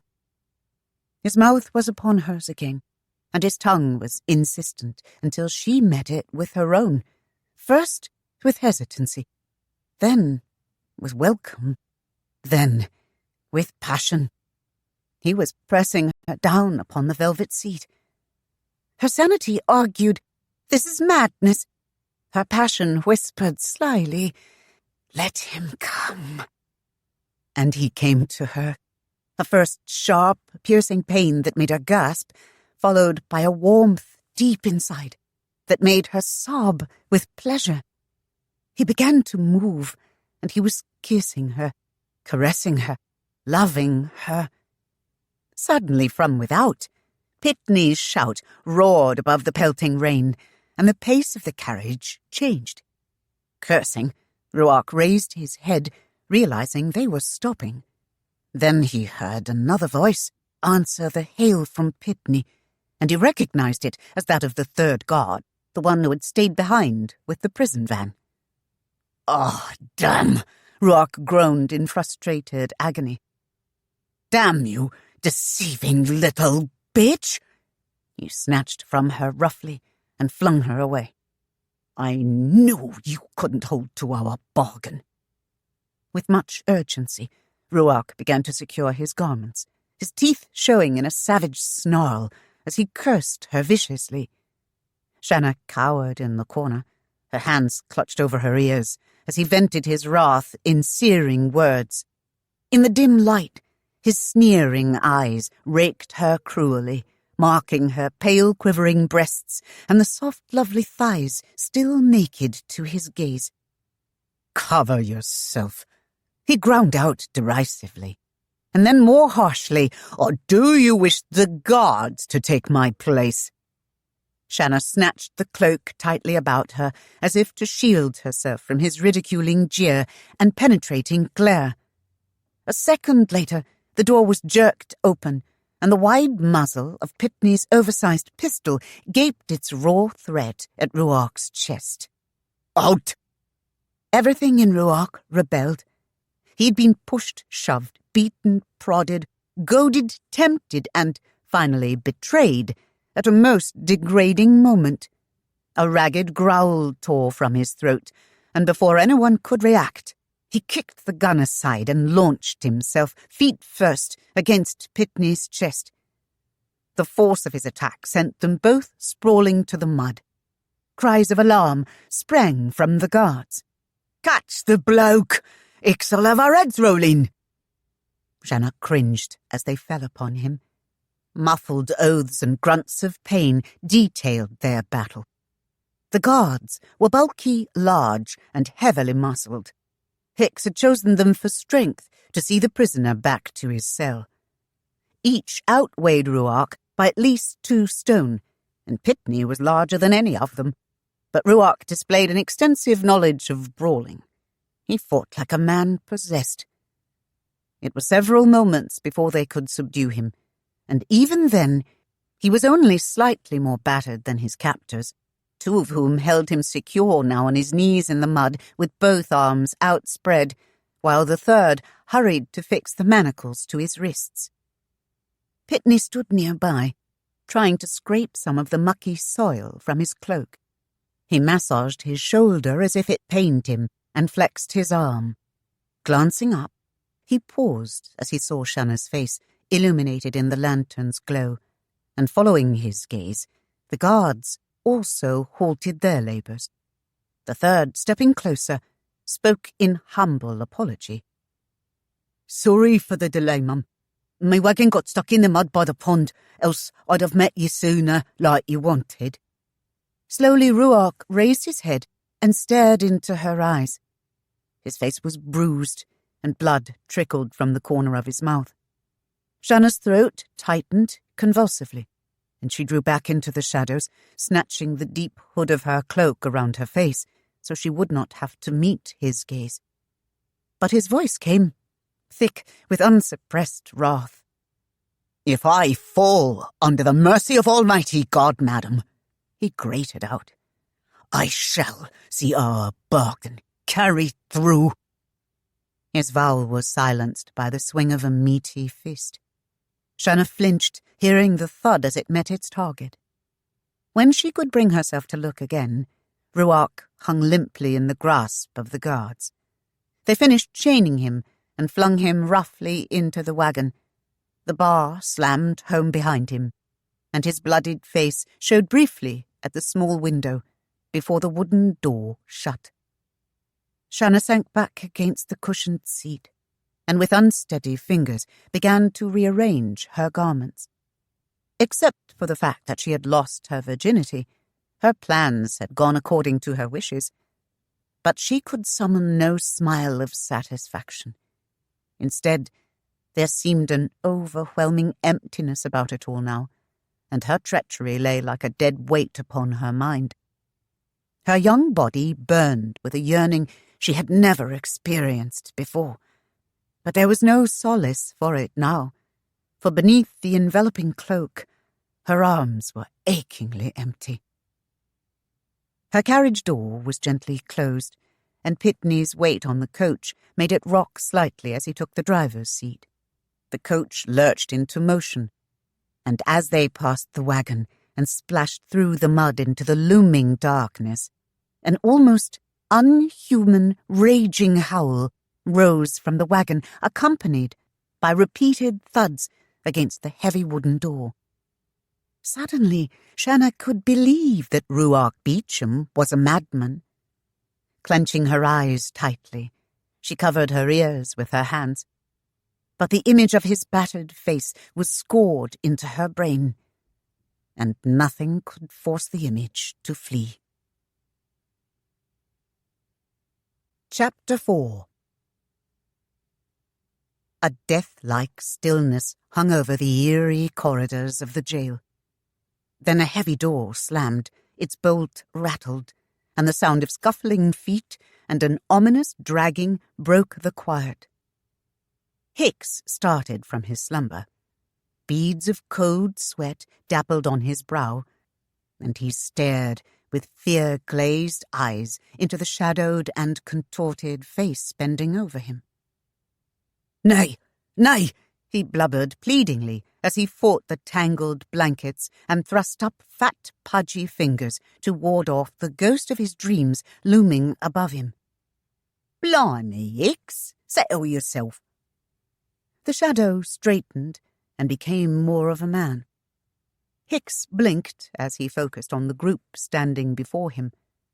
Awareness finally penetrated his mind, and his pinched stare turned to one of gaping surprise as he noted their condition. John Craddock gestured to the prisoner. "The bloody beggar tried to escape, he did." He managed to swagger only slightly. "He gave us a run, for we caught him." "Run?" Hicks snorted. With a heave of his massive body, he rolled to his feet and surveyed his beefy crew. Craddock nursed a split lip. Hadley displayed a blackening eye. The third guard tested his sore jaw. "Lord help ye if he ever turns to fight." A smirk of satisfaction marked his thick lips as he mused on Ruark's sorry state. "So, you thought to cheat the hangman, did you?" The jailer chortled, and there was a gleam of cruelty which brightened his small beady eyes. "You can bet your old doxy won't care a mite if I lay me stick to your back now." Ruark returned mute defiance to the man's challenge. His bruised and bloody face had been beaten, but was as yet undaunted. Mr. Hadley tenderly touched his discoloured eye. "Oh, she weren't no old doxy, mate. She were a real beaut, she were. And him, hot after her. Wouldn't have mind myself having a piece of that." Hicks cocked his eye to Ruark. "She got your blood up a mite, eh? And there you were, wedded and not bedded. Serves you right, you ruddy blighter." He lifted his cudgel and poked at the prisoner's shoulder. "Come on, tell us her name. Maybe she'll be wanting more of a man than what you are. Come on, tell us." Ruark's scornful reply was bitter, harsh. Madam Beauchamp, I do believe. The bloated jailer stared at Ruark a long moment, slapping his stick across the palm of his hand, but the jeering taunt on the other's face did not retreat from the silent threat. "Put his lordship in his chambers," Hicks ordered, "and leave his braces on. I wouldn't want him to hurt yez. He'll be taken care of soon enough." It was 2 days later, early in the morning, when a loud pounding on the door again caused the snores of the head jailer to end in a choking gurgle. Hicks rolled himself upright in the bed, and after a rumbling belch, cleared his throat. He let his ire at being so rudely roused sound in the tone of his bellow. "Aye, you blundering lout," he roared. "Would ye strip the plank from its hinges? I'm up." Hicks thrust his short rotund legs into his breeches, and without tucking in the long tail of his nightshirt, stumbled across the room to throw aside the bar on the iron door and tug the heavy portal open. As the guard stood aside, Hicks stared with mouth agape as he saw Mr. Pitney, his large bulk filling the narrow passageway. In his brawny arms were a bundle of clothing and a basket well laden and with such a delicious aroma it set the jailer's mouth to watering. Pitney thrust into the room. "I've come from Madam Beauchamp to see to the welfare of her husband. Will ye allow it?" Though asked as a question, it was much more of a command, and Hicks knew he had little alternative but to nod and fetch the keys. As he took them from the peg, he gave the man a once-over scrutiny, and his pudgy face compressed into a smirking leer. "Whatever it was you did to the bloke, you did it good." The tan brows lifted in question, and Hicks snickered. "We had to chain the beggar to the wall, else see ourselves done in. He's come on like a raving madman. I ain't even touched a morsel of the food you've been sending. Just takes his bread and water like he did afore, and just sits there glaring at us when we brings what you've sent. If he could reach us, he'd kill us, or see us kill him, which will be the way of it for sure." "Take me to him," Pitney rasped. "Aye," the jailer shrugged. "That I will."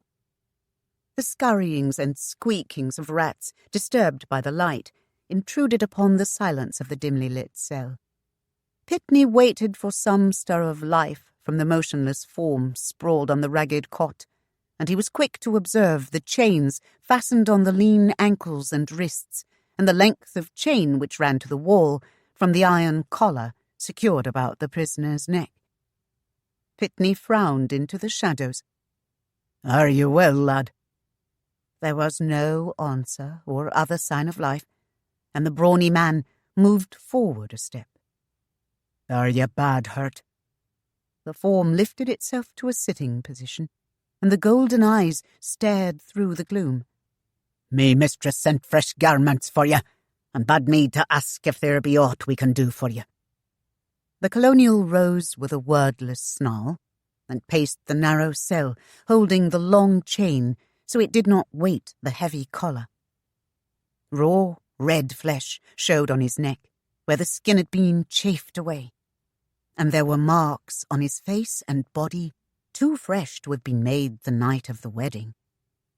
The torn shirt showed ugly wheals upon his back, as if a whip had been used on him. He gave no sign that any of Pitney's words had penetrated to his brain. He was like a caged animal, and for a moment Pitney, for all of his own bulk and strength, felt an unreasoning fear of him. Pitney shook his head in bemusement.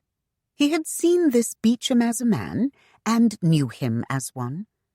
It was an ugly travesty that he'd been reduced to this state. "Here, man, take the clothes, eat the food, wash yourself, act like you are a man and not a beast." The pacing stopped, and Ruark stood half-crouched, glaring at him like a cornered cat. I'll leave it. Pitney stepped forward and laid the bundle on the table. You need not be.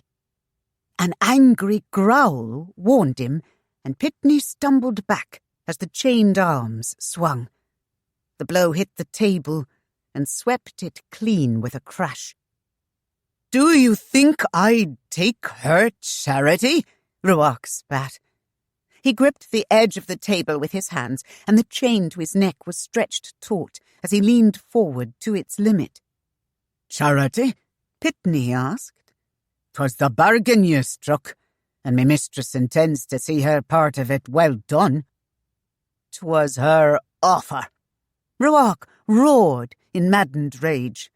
No part of the bargain. He slammed his fist down on the table, opening a split in its top. His voice went low and became sneering, insulting. Tell your bitchtress she will not ease her conscience with this simple sop you bear. Pitney would not stand and hear Shanna so abused. He turned to leave. And tell your bitchtress, Ruark shouted at his back, though it be in hell, I will see her part of the bargain full met. The door closed with a solid clank, and the cell was silent again, but for the sounds of the chains dragging as the prisoner paced. Ruark's message, repeated bluntly, brought a cry of outrage from Shanna. She strode irately across the width of the drawing-room, while Pitney patiently waited for the stormy tide to stem. Then let him be content. She flung an arm wide. I've tried to help him all I can. 'Tis out of my hands now.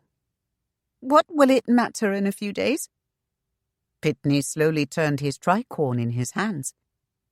The lad seems to think you owe him something more. Shanna whirled, and the blue-green eyes flared. That pompous jackanape! What do I care what he thinks? If he's so proud, let him hang and be done with it. He's made his bed. She stopped abruptly. Flushing deeply, she flounced around so Pitney could not see. I mean, after all, did he not slay that girl? He's like a man gone mad, Pitney commented with a heavy sigh. He will not eat the food, and takes naught but bread and water. Oh, hush, Shanna cried, and began to pace nervously. Do you think I want to hear? I did not declare his doom. 'Twas done before I knew him. 'Twill be bad enough to face the burial without being constantly reminded of how he went. I wish I were home. I hate it here. Suddenly Shanna stopped her agitated prowling and faced Pitney. The Marguerite sails before the week is out. Go inform Captain Dupree that we desire passage home. But your pa arranged for the Hampstead to see you home. Pitney frowned. The Marguerite is only a small merchant. I know what she is, Shanna snapped. 'Tis the least of my father's vessels, but 'tis his and homeward bound, and I will not be refused. The Hampstead will not be leaving until well into the 12th month, and I want to go home now. Tapping her toe against the plush carpet, she smiled with a calculating gleam in her eyes. And if he wishes to face my father when I do, Mr. Ralston will have to hasten to his business as well. 'Twill give him precious little time to delve into the truth of my marriage. God help us all if he ever finds out. With Pitney gone and the servants moving quietly about their labours, Shanna felt strangely alone. Her spirits were far from high, and she sank into the chair at the small secretary, morose of mood and quite ill-tempered. Visions of Ruark as Pitney had described him, ragged, thin, bruised, chained, angry, contrasted oddly with the man she had seen on the steps of the church. What would change a man so, she wondered, and the answer came as she thought of a twisted face pressed against the bars of the van and the wailing cry that had followed her through the night. She knew full well the cause. Her mind played tricks. She imagined herself beaten, abused, chained, helpless, condemned, hopeless, betrayed. A small cry escaped her lips, and in the briefest flicker of time, she felt a taste of the bitter rage that must now fill him. Angrily she pulled herself away from this morbid bent, and did not allow her mind to touch it again, lest she feel some further unwelcome remorse. The bright sun spilled in rare volume through the windows. The day was crisp, cool, unusual for London at this time of year, with a clear blue sky.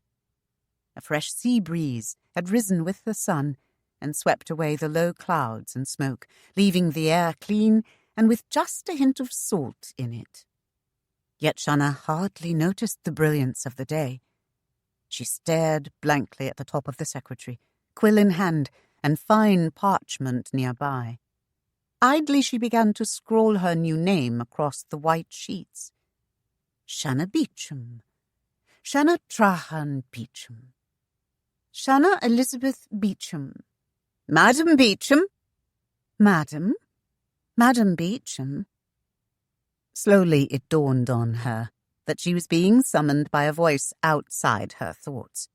She glanced up to see her maid standing inside the doorway, holding several items of clothing, mostly heavy garb for cold weather. "Fergus, I was wondering, Mum, if you'd be wanting me to pack these for the voyage home. There seems to be enough, as 'tis. Or would you be leaving 'em here for the next time?" "Nay. If I've anything to say on the matter, I shan't be returning for a good long time. Put them in one of the larger trunks." The Scotswoman nodded, then paused and gave Shanna a worried look. "Are you feeling well, lass? Would you not like to rest yourself now?" Fergus had been unusually concerned about her since the difficult moment when Shanna, with Pitney at her side, had announced her marriage and widowhood to the stunned household staff. "I'll be all right, Fergus." Shrugging away the older woman's earnest concern, Shanna dipped the point of the long plumed quill into the inkwell and spoke over her shoulder. "We'll be going back on the Marguerite before the week is out. I know 'twill rush you, but I want to go home as soon as possible." "Aye, and well you should, so your pa can comfort you." As the servant's footsteps retreated down the hall, Shanna drew the quill across the parchment again.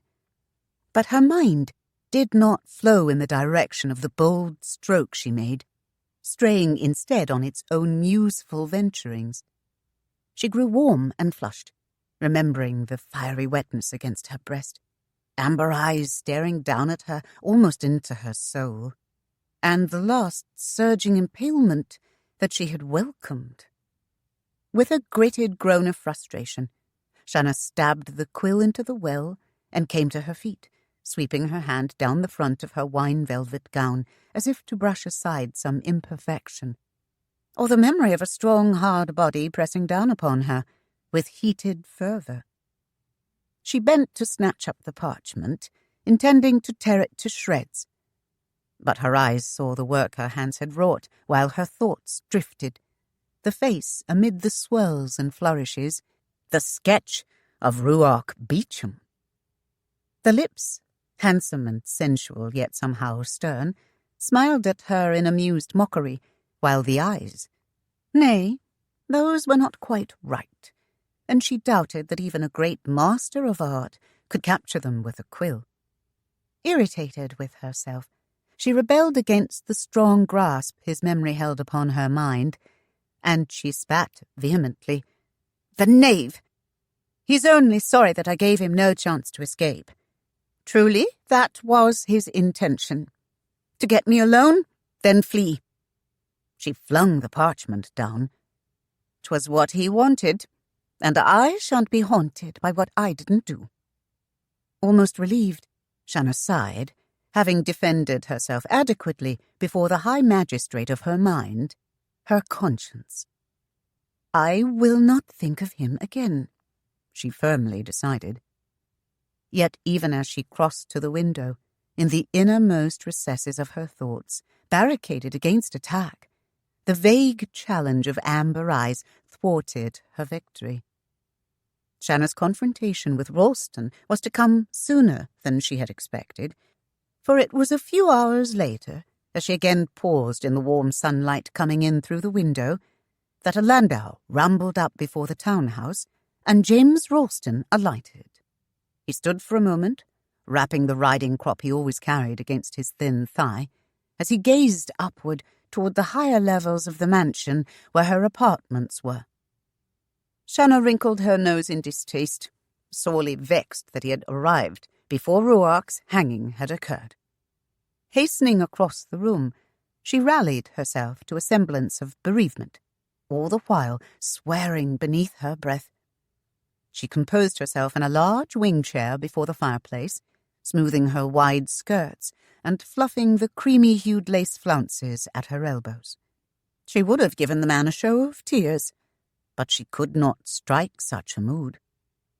Then the memory came to her that when Pitney sampled from his snuff-box, his eyes watered copiously for some time. If she was not mistaken, he had left it on the tea-table. Ah, there it is. Anxiously she flew to it and snatched up the tiny box. Ralston was instructing the servants as they tossed his bags down from the coach, so she had time enough. As she had watched Pitney do so often, Shanna took a bit of a pinch and held it to her nostril, inhaling deeply. "My Lord!" she gasped. It was as if a searing iron were being thrust down her throat. She sneezed and sneezed, and sneezed again. Thus it was, as had been her intent, that when James Ralston entered the room, Shanna sat in a state of tearful distress, tears flowing down her cheeks, and her eyes as red as if she had been weeping for hours.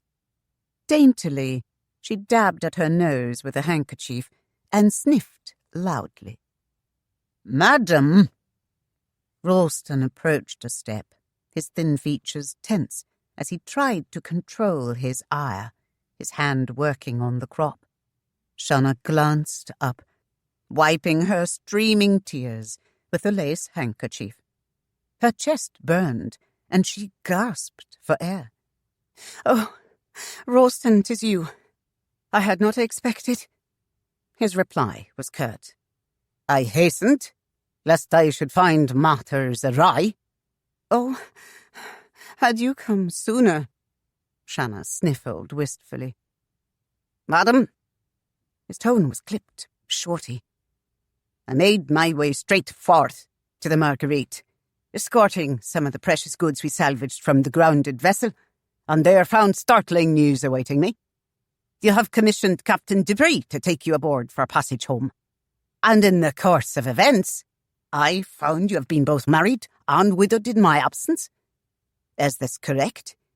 Or have I been led astray by that erring Frenchman?" Shanna effectively used her handkerchief at the corners of her eyes as a sob lifted her bosom. "'Tis all true." "Madam?" "Madam Beauchamp. Madam Ruark Beauchamp," Shanna stated. Ralston cleared his throat tersely. "Madam Beauchamp, am I to understand that in the brevity of a week you have been able to choose a husband for yourself after a full year of failure to even find a man bearable?" "Do you regard that fact impossible, Mr. Ralston?" It was difficult to hide her irritation. "Madam, with another woman, I would not in the least doubt the possibility of such an occurrence." "And with me, Mr. Ralston?" Shanna's brows raised, and her eyes were less than warm. "Do you count me incapable of love?" "Nay, madam," he answered with care. Yet he recalled the extensive number of gentlemen he had himself introduced for her consideration, hoping that one of them might marry her and afterwards share with him a percentage of the dowry. "It just seems, madam, that you are more selective than most." "And so I am," she replied primly. "Otherwise, I might have betrayed myself by choosing someone less dear to me than my own beloved Ruark. 'Tis the irony that what so late found is so soon lost. The details of his death I care not to dwell upon, for he was taken from me swiftly. A stumble from the carriage and he was gone. Alas, my loving Ruark." "And you actually shared a bit—" Shanna's head snapped up in a haughty display of indignation. "Mr. Ralston, do you seek to insult me with crudeness? Or is it unusual to your mind that a husband and wife should lie together on their wedding night?" "I beg your pardon, madam." Ralston's cheeks darkened as he realized the danger of his question. "I do not abide this doubting of my word, and it does me ill that you should press me so. But since you have displayed your curiosity so blatantly, let me calm it. I assure you, sir, that I am no longer a maiden, and a child may be forthcoming." Having issued that statement, as any outraged widow might, Shanna turned aside, a slight frown of worry troubling her brow, for she did in truth wonder if she were carrying Ruark's seed. It was such a brief encounter, but still there might be the chance. It was not her desire to raise a child without a father. Mentally she counted the days until she would know the truth. Only time would see an end to her dismay. Ralston misread her manner. She could well damage his lucrative relationship with her father, and the concern in his voice was real. "Madam, I did not mean to distress you." Shanna faced him again, and then paused as she looked beyond him to see Hergus in the background. She caught the frown that briefly touched the Scotswoman's face, as Mr. Ralston turned also. It was with some effort that the maid maintained a semblance of respect toward the man. Having been with the Trahern family for almost 20 years, Hergus was not lacking for confidence, and often expressed herself with complete frankness, which did not necessarily lend to flattery. She had not approved of the men Mr. Ralston had presented to her young mistress, and her dislike of Ralston had grown apace with her disdain for those he brought. It was Shanna she gave her loyalty to, and any who doubted it enough to threaten the mistress would find the fact out to their chagrin. "What is it, Hergus?" Shanna inquired, grateful for the interruption. The servant moved nearer. "I did not mean to intrude, but as you told me to hurry, I thought I'd better ask. What have you in mind to do with these?" Shanna's breath caught sharply in her throat as Hergus held up the cloak and coat Ruark had left behind in the carriage. Ralston frowned slightly as he noted them to be a man's garments and peered at Shanna questioningly. She rose to the test of her wit and, sighing pensively, went to take them from Hergus. Almost tenderly, she caressed the soft velvet fabric of the coat. "'Twas Ruark's," she murmured sadly. "He was handsome, manly, charming, and with the most persuasive smile. I fear he swept me off my feet." Holding it carefully over her arms, Shanna presented it back to the woman. "In one of my trunks, Hergus. I'll keep it for the memories." But already she was thinking how she would get rid of them, for the memories they stirred were anything but consoling. Ralston's knuckles were white as he gripped the quirt, and his bony jaw grew rigid. "Your father will question me on this matter, Madam Beauchamp. I must give him answers. I must know the place where this marriage was secured and examine the documents. The Beauchamp name is well enough known here in London, but there are things I must be assured of, and I can hardly present myself to that family's door, inquiring on their kin, especially in a time of bereavement. But I must acquaint myself with the validity of the marriage, for your father's peace of mind." Shanna experienced a brief moment of temptation to hurl a caustic accusation that he would do anything if it might fatten his purse. However, she managed to appear only slightly injured. "But of course, sir, I suppose my father would not simply take my word for it." Sweeping across the room to the secretary, she retrieved the packet of documents she had won with a kiss and her virtue. "Here is your proof." Ralston was already at her side, taking them from her and eagerly untying the scarlet ribbon. But as his eyes fell to the sheet of parchment on the desk, his interest was diverted, and he paused to stare down at it. Shanna followed his gaze and watched helplessly as the man lifted the sketch to more closely inspect it. She could not bear his eyes prying into her secret thoughts, for certainly that was what it was. A rude and callous invasion of her privacy, as surely as if he had witnessed her intimacy with Ruark in the coach. Her resentment aroused, Shanna made to snatch the paper from him, but Ralston deftly jerked it out of her reach. "Madam, your talents are many. I was not aware they extended to producing images of people on parchment." He considered her askance. "Your late husband?" Reluctantly, Shanna nodded. "Give it to me." "Your father would be curious." In a quick movement, Shanna tore the paper from his hand and ripped it into small pieces. "Madam, why do you destroy a drawing of your husband? 'Twould appear he had all the qualities you boast. 'Twas certainly done in an amorous vein. Perhaps he won your heart, as you declare." Shanna's mind screamed poppycock, but her spoken reply came meekly.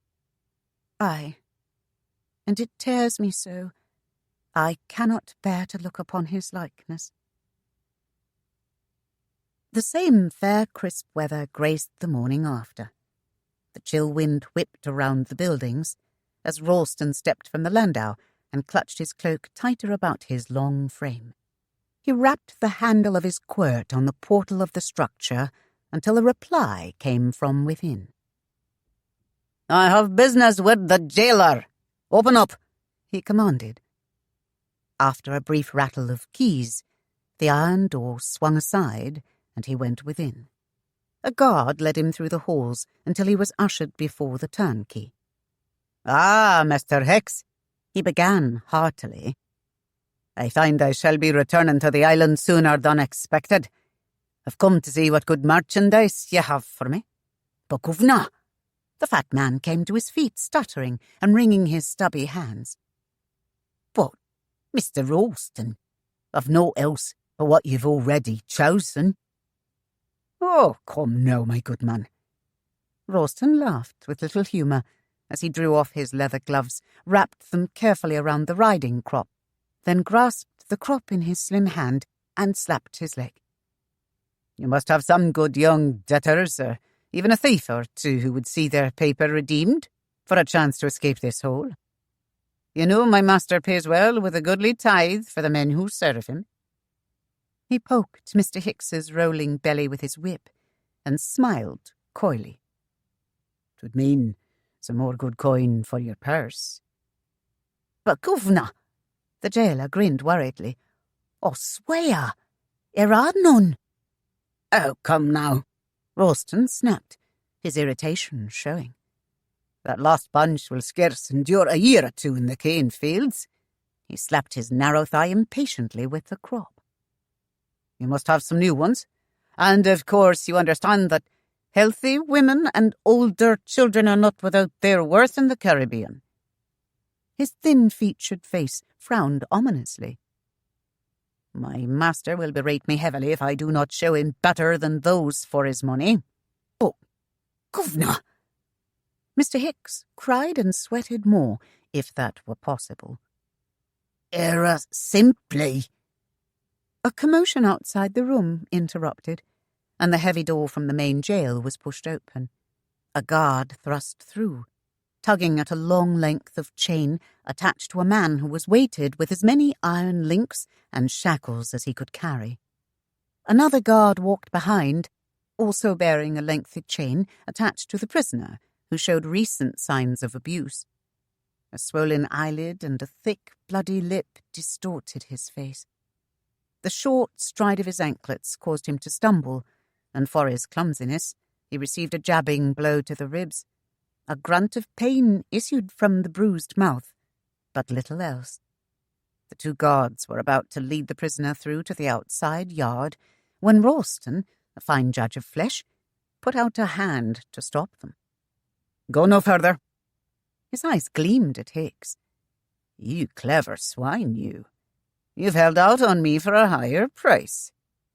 Ralston moved closer to better survey the prisoner, and after a moment turned sharply to the jailer. "Let's not dally, man. I need him. Get straight to the price. What are you asking?" "But, governor," poor Hicks was almost apoplectic. "I wouldn't sell. I mean, I can't. He's to the gallows and the morrow, and right now bound to the common cell to join the others to be hanged." Slapping the long black riding crop, Ralston stared at Hicks for a long time. Finally he paused and drew himself up, folding his arms. His shadowed eyes were like a hawk's fixed on a plump rabbit. "No, Hicks." The fat man jumped with the sound of his voice. "I know you, and some of the wonders you've worked in the past. A tidy sum for a young one like that, there is." The jailer trembled and seemed about to drop to his knees. "But I can't. The bloke's a murderer, condemned to hang he is. Why, I must certify the very... and here's his name." The words stuck in Hicks's throat. "I care naught for his name. Let him be called by a new one." At that, a sly look came into the jailer's eyes, and Ralston did not waste a moment. "Come, man, buck up." His voice grew wheedling. "Use your head. Who's to know? Why, it could mean as much as..." He shrugged and almost whispered in Hicks's ear. "Why, £200 in your pocket. A twopence for the guards here, and none the wiser." Hicks's greed began to gleam in his small eyes. "Aye," he murmured softly, half to himself. "There's even a body. An old man what's been here for years. Forgotten. Died in his cell last night. Why, it just might come off. Aye." He leered at Ralston, speaking low where none would hear. £200 for the likes of him? "I'm on." Ralston nodded. "He's young and strong. 'Twill only be a few days before we sail, but you must keep him hidden. Will there be kin to claim him?" At Hicks's nod, Ralston continued. "Then give them the other body tomorrow in a closed coffin with the magistrate's seal upon it, so they dare not open it. I'll pick him up with the rest of the men the day before we sail." Ralston marked Hicks with his penetrating stare. "I shall expect the man to be carefully handled to let the best of our bargain stand. Do you understand?" An energetic nod, setting the rolls around Hicks's neck a quiver with an undulating motion, asserted the fact that he well understood. The business finished, Ralston made his way back to the landau, half smiling as he mentally tallied 200 to Hicks, and Trahern would go a good 1,500 for a man such as that, 1,300 for himself. He smirked in satisfaction and drew on his gloves. He began to hum a tuneless ditty as he leaned back in the seat and enjoyed the ride back to the townhouse. It was the 24th of November when Pitney made his way to Tyburn. He had little liking for a hanging, and he felt in dire need of something to fortify his wits. With this in mind, he entered a dram shop and loudly called for a pitcher of ale to see him through. The hanging matches always drew a big crowd, and the tavern was alive with those who waited for them to begin. Choosing the only seat available, Pitney settled himself beside a small, wiry, red-haired Scotsman of an age about 20. The man was already well sodden with gin, and gave him a lame smile. Pitney had not intended to indulge in words, but as the Scotsman was clearly sorrowed by some great tragedy, Pitney sat and mutely nodded while the other spilled out the tale of his life. Some moments later, Pitney rose to his feet with a sudden oath, and grabbing up his tricorn, left the establishment without further ado, and charged off on his way to the gallows. The crowd was thick, and more than once Pitney came close to overturning a whole cluster of people who seemed inclined to bar his way. His elbows sent some flying, and he pushed near to where the guards were unloading the prisoners from the cart. He saw none he recognized as Ruark Beauchamp.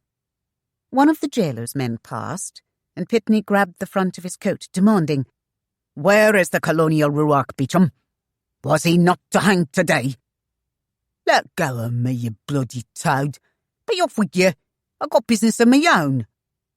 With one thick, brawny hand, he snatched the guard close until the two men stared nose to nose. "Where is Ruark Beauchamp?" Pitney roared. "Or would you be wanting your head on backwards?" The guard's eyes bugged, and he loudly gulped. "He's dead, he is. They took him out in the van and hanged him at dawn, afore the crowds gathered." Pitney shook the man until his teeth rattled. "Are you sure?" "Aye," the guard croaked. "Hicks brought him back in a box. He's all sealed up for his kin. Let go!" Slowly the heavy hands loosened, and the man slithered to his feet in relief.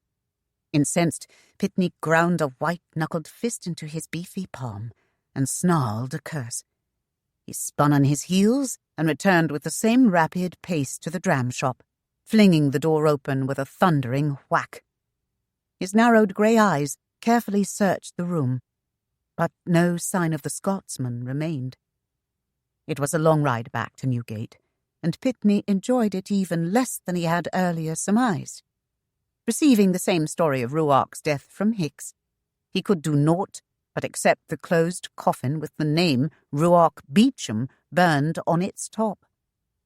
John Craddock helped him place the box into a horse-drawn cart, and Pitney journeyed to a small deserted bar on the outskirts of London. There, securing the doors behind him, he began his work. He dragged a heavier, more ornate casket to the cart and placed it near the one from the prison. It was much later when Pitney tapped with a chisel, marring the threads of the bolts, so the lid of the ornate casket might not be loosened without considerable effort.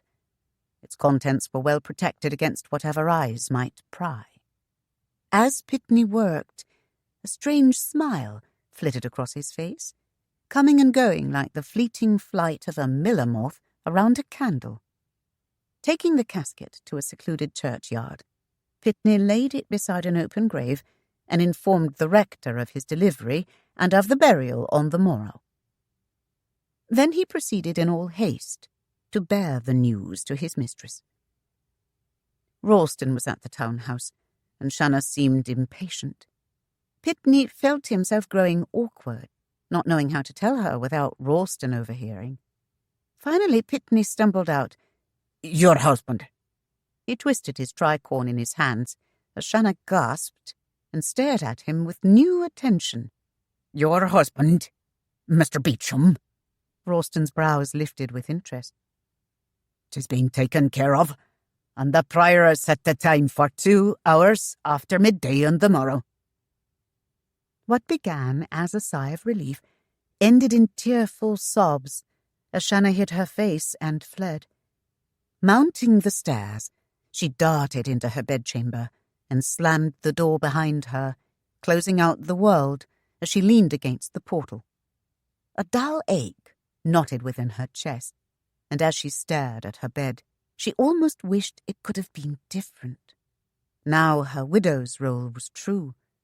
Sadly, she regarded herself in the tall looking-glass waiting for a feeling of triumph. But strangely, it never came. The Marguerite, like the Daisy for which she was named, was small and somewhat plainly crafted. She was a Boston-built, two-masted brig, longer, lower, and slimmer than the English ships that shared the slip with her. The cargo that overflowed her hold was lashed down in every available spot. The weight of the cargo lowered the hull in the water until the brig's main deck was only a pike's length above the cobbled surface of the pier.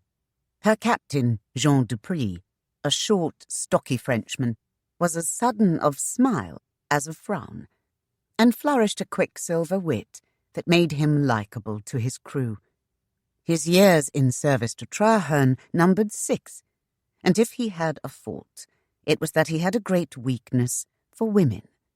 He knew every plank of the ship, every nook and cranny beneath the deck, and he saw every space fully laden with cargo.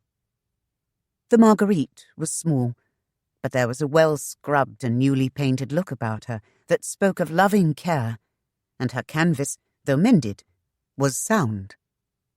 This was the end of the trading season in the northern climes. Goods for Los Camellos, left in the Trahern warehouse, were to be divided between the Marguerite and a much larger, grander ship, the Hampstead, which would set sail in December. Odds and ends of cordage, pitch, and tar went to the smaller vessel, along with other much-needed everyday items. Of special interest were 4 long, slim barrels, carefully crated and treated with much respect by the handlers. Captain Dupree himself made sure they were securely stowed in the main hold. Trahern had ordered cannons from a German gunsmith, and it was rumoured they could shoot twice as far as any gun yet cast. The squire would be put out if harm came to them. The wan sun had lowered, and the day grew cold, bringing up vapours from the waters of the Thames. Final preparations for the following day's sailing were being rushed, for soon the grey vapours would join and form into a dense, hazardous fog that would end the labours.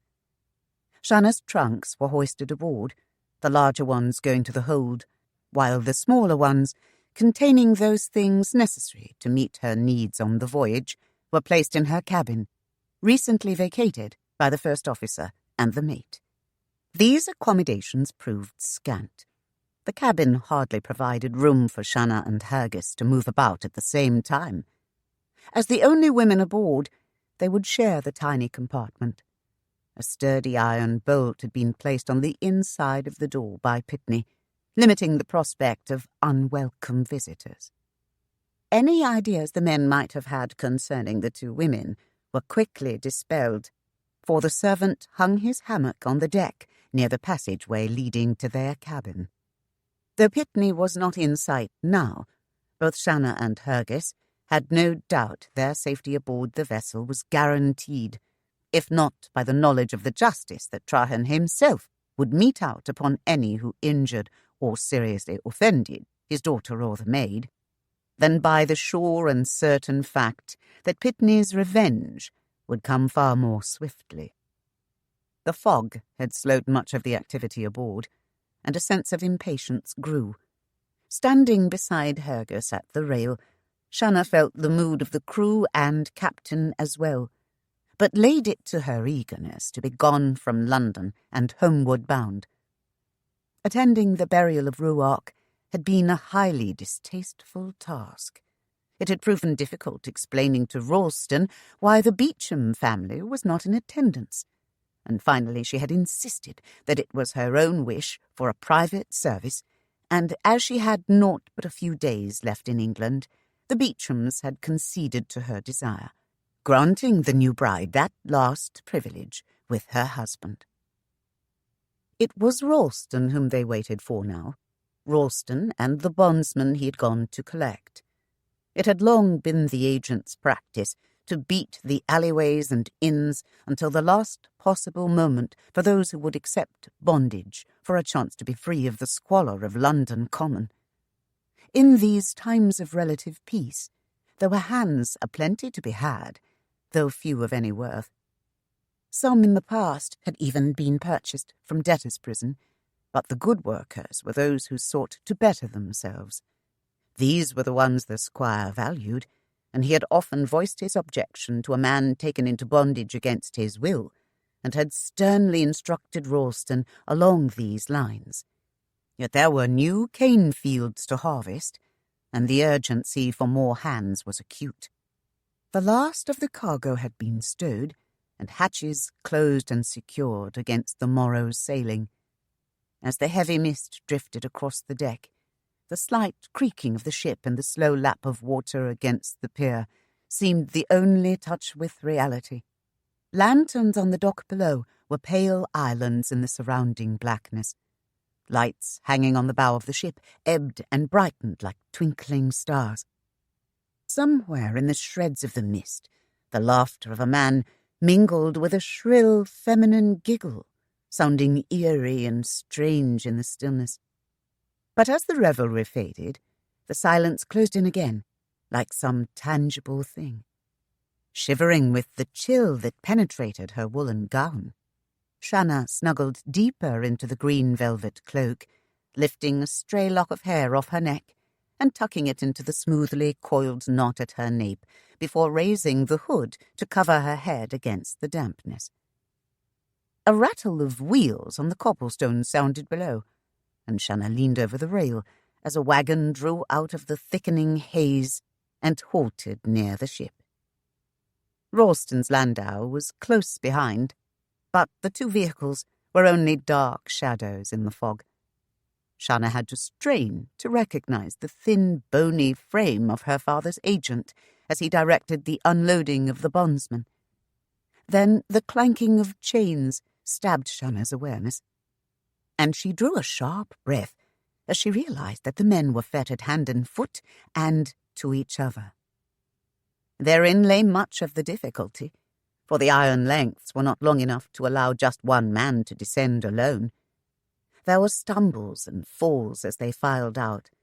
Prodding by the several guards did not help the situation, nor did the hearty curses they applied with verve, warming Shanna's ears considerably. "Why must he have chained them?" Shanna snapped, as Hergus leaned over the rail to have a look. "That I wouldn't know, Mum." "Well, we'll see if he has a good reason." In rising temper, Shanna descended the gangplank and strode toward Ralston, a growing desire to vent her rage urging her on as she sought his dark shape in the mist. "Mr. Ralston!" Her voice crackled with ire. The agent swung about quickly, and seeing Shanna approach, hurried to intercept her. "Madam," he called, "come no further. These are not the usual—" "What is the meaning of this?" Shanna demanded indignantly, and slowed her pace only when he stood before her. "There can be little cause to treat good men like swine, Mr. Ralston. Unchain them." "But, madam, I cannot." "Cannot?" Shanna repeated incredulously. She flung her arms akimbo beneath the enveloping cloak. "You forget your place, Mr. Ralston. How dare you tell me nay?" "Madam," he implored, "these men—" "Do not burden my ear with excuses," she returned sharply. "If these men are to be of any use to my father, they cannot be beaten and bruised and worn raw with chains. The voyage will be hard enough on them." The thin man half pleaded, half argued. "Madam, I cannot free them here on the dock. I've paid your father's good money, and most would fly if given the chance. At least let me see them." "Mr. Ralston!" Shanna's tone was firm, yet bitingly calm. "I said release them. Now." "But, Madam Beauchamp—" Suddenly one of the bondsmen nearby halted in mid-stride, and the others about him staggered as their chains slapped and jerked about their ankles. A loud shout bellowed from a guard who ran toward him. "Here, you bloody beggar! Get a move on now! Do you think you'll be taking a stroll through Covent Garden?" He raised his cudgel to clout the shackled man, catching Shanna's eye. Angrily she whirled around, flinging the hood back to her shoulders, and the bondsman cowered away, covering his head with his arms, as if more afraid of her than any club his tormentor would use. "You abuse my father's property!" Shanna was aghast at the audacity of the escort. She stepped toward them, as if to take action herself upon the stammering guard, but she found her arm seized in Ralston's hand. "Madam, do not trust these men." His concern was genuine, for he knew the penalty if harm came to Squire Trahern's daughter. "They are desperate and would—" Seething, Shanna slowly faced the agent. Her tone was low and scathing as she demanded, "Take your hand from me." In a helpless gesture, the man nodded his head and obeyed. "Madam Beauchamp, your father bound me to your safety." "My father would banish you from those camellos if he knew of your treatment of these men," Shanna snapped. "Do not tempt me to enlighten him, Mr. Ralston." The muscles in his narrow jaw worked. "Madam has grown spurs since her marriage." "Aye," Shanna assured him heartily, "and they're sharp. Take heed, lest they prick you." "It amuses me, madam, why you are ever at odds with me. Do I but attend your father's bidding?" She scoffed caustically. "Only too well." "Then, madam, where is the wrong in that?" His hawkish eyes fixed on her. "The wrong is what you do in the course of keeping my father's commands," she flung sharply. "If you had any degree of decency—" Ralston's dark brow raised mockingly. "Like your late husband, madam?" Shanna's first instinct was to slap his leering face. She was filled with almost uncontrollable loathing for the man, and no mere words could do justice to the way she felt.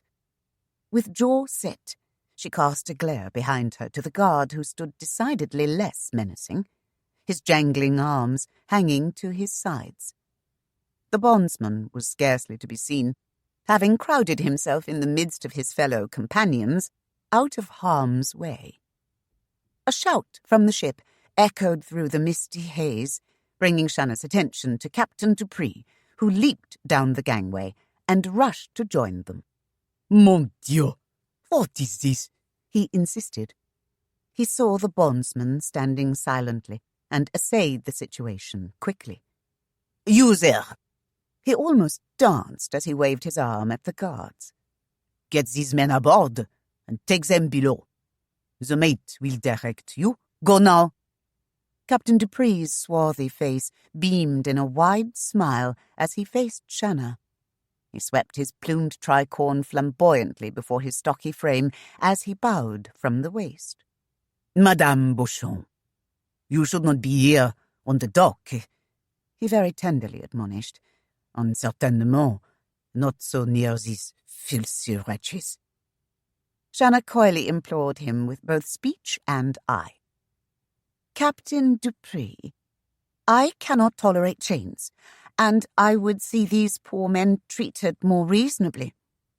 She delayed a moment in her plea until the last bond slave had passed onto the ship, then entreated, "They're on your ship now, Captain. I beg of you, have the chains struck and treat them well." "Madame." The thin black moustache twitched upward as he grinned, and his black eyes flashed with warm lights. "I cannot refuse. I shall see to it immediately." "Sir!" The sharp bark from Ralston halted him.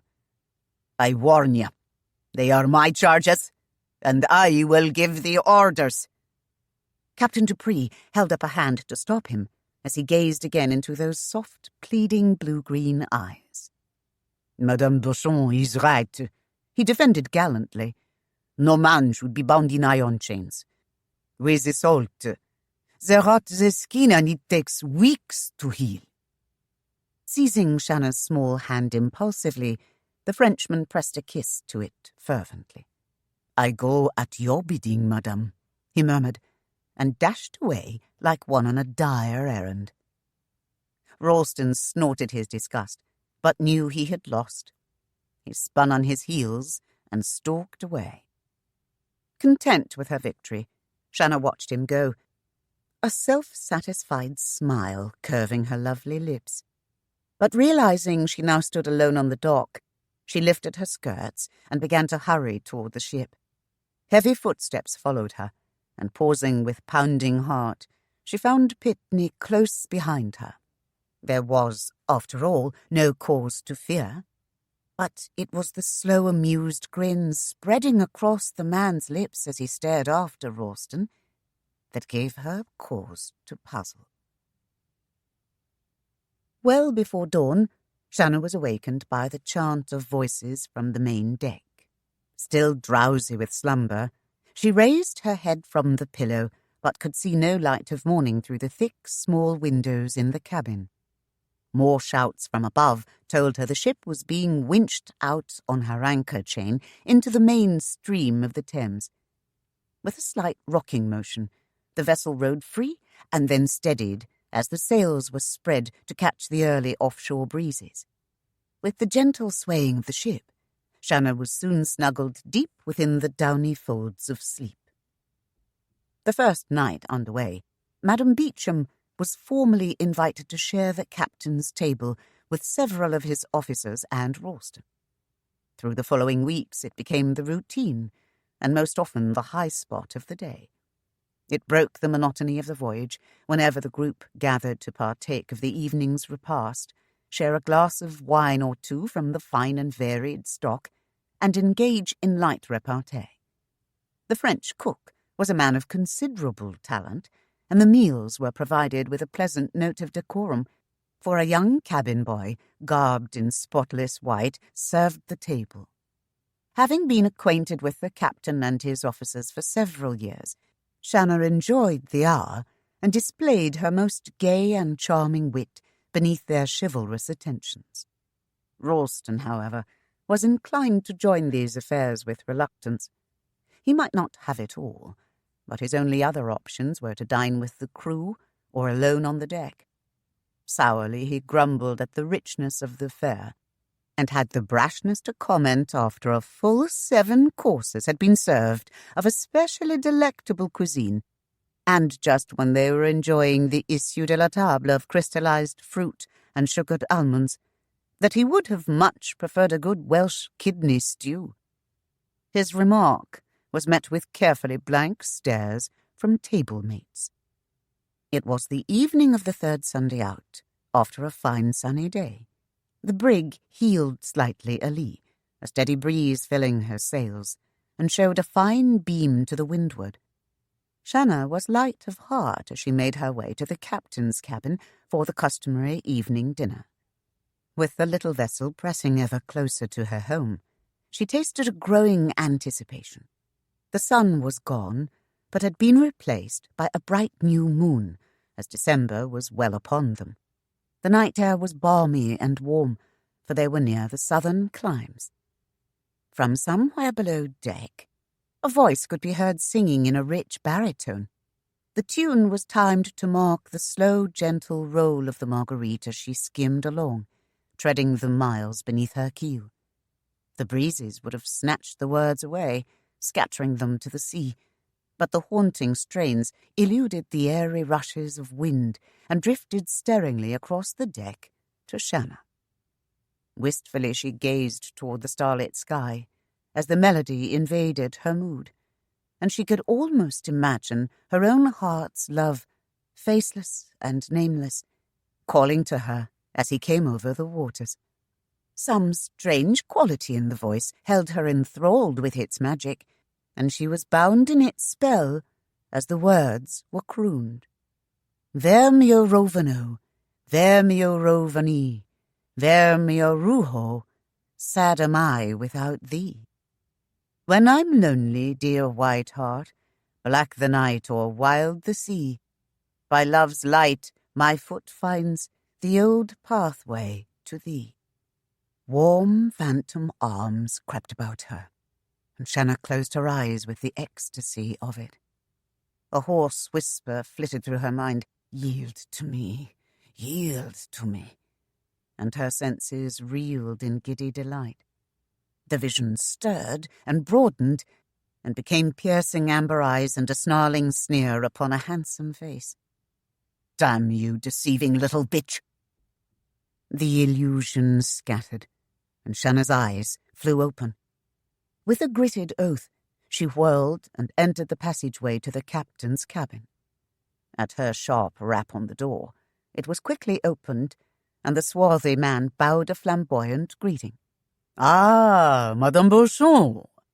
You are too radiant for mere words," Captain Dupree exclaimed.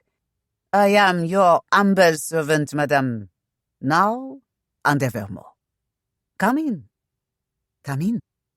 Forcing a smile, Shanna swept in. She paused in sharp surprise as she realized they were alone in the cabin but for the young boy, who waited patiently to serve them. "Is there no one else this evening?" she questioned in dismay. Jean Dupree's eyes gleamed warmly as he fingered his dark moustache. "My officers have found duties to take them elsewhere, Madame Beauchamp." "And Mr. Ralston?" Shanna raised a quizzical brow in annoyance, wondering what errand the captain could send him on.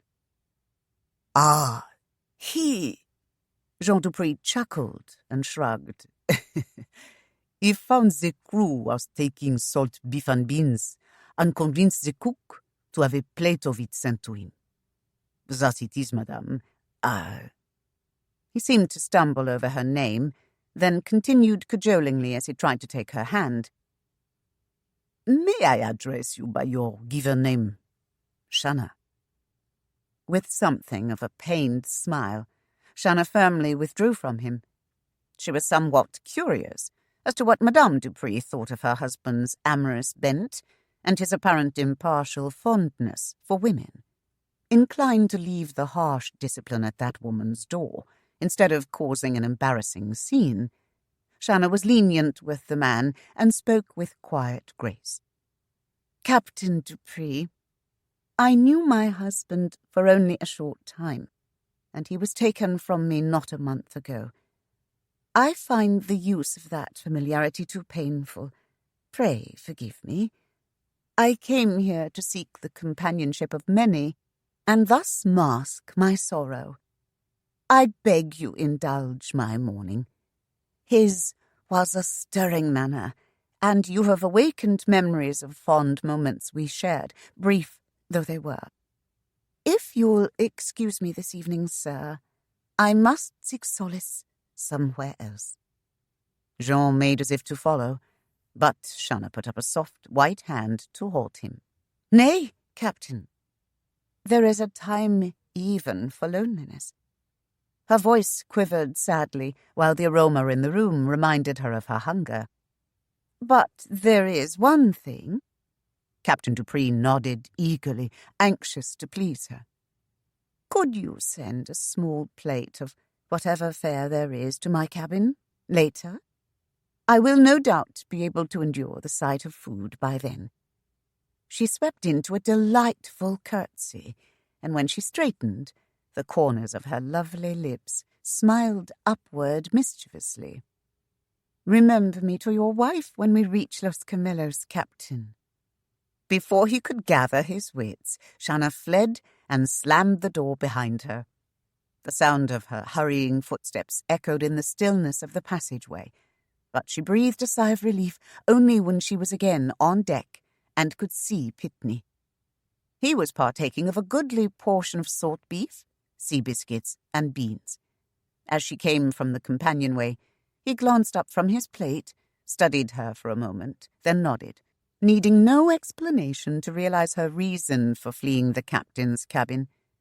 Jean Dupree's infatuation with women was hardly a secret among the men on Los Camellos. Thoughtfully, Shanna strolled across the deck to the leeward side of the vessel. The white clouds took on dark shadows with silver edges as they passed between the high moon and the gently rolling sea. The light breezes touched Shanna. The night was still but for the gurgle of water passing beneath the hull and the creak of rigging and masts. The ship seemed to play a song of its own, a rhythmic whisper of sound that matched the gentle rise and fall of the hull as it took the sea beneath its heels. Venting a long sigh, Shanna turned away from the rail. For all of her earlier jubilance, she felt pensive and lonely now, as if the night had lost its savour. The voice, wandering up from below decks, had snatched her happiness, and she could only wonder what it would have been like to share a marriage bed for a full, long night. Chapter 5. It was as if a tall, billowing cloud had given birth to a spot of emerald green. Several low hills crowded close upon a buff strand of beach which separated the living green from the tumbling surf that licked the naked shore with white-crested tongues of foam. The deep blue of the open sea gave way in the shallows near the island to a brilliant, iridescent green that matched the shade of Shanna's eyes. The Marguerite came from beneath her own cloud, and her sun-bleached sails gleamed white in the brightness of the day. A puff of smoke drifted from the peak of the tallest hill on Los Camellos, and some moments later the dull boom of the signal gun reached them. The brig moved closer to her goal. Long, verdant arms could be seen encircling a spacious cove, in the nape of which lay the sparkling whitewashed buildings of the village, Georgiana. A darker hue in the waters marked the open channel of approach. Straight between those arms to the harbour, the hamlet served. There were few on the island who did not drop whatever they were doing at the sound of the cannon and rush to the dock to greet the new arrival. There would be trinkets to exchange, special favours long awaited, and, more importantly, the latest news and gossip from the world at large. Trahern himself was still much the merchant rather than planter, and it was a dire chore indeed that could stay the squire from mounting to his carriage and coming down to see how fortune favoured him. If it was a strange vessel, there would be dickering and bargaining, which he welcomed for the challenge and played as if it were a game. Impatiently, Shanna waited as the sails were dropped and the Marguerite coasted to an easy berth at the pier.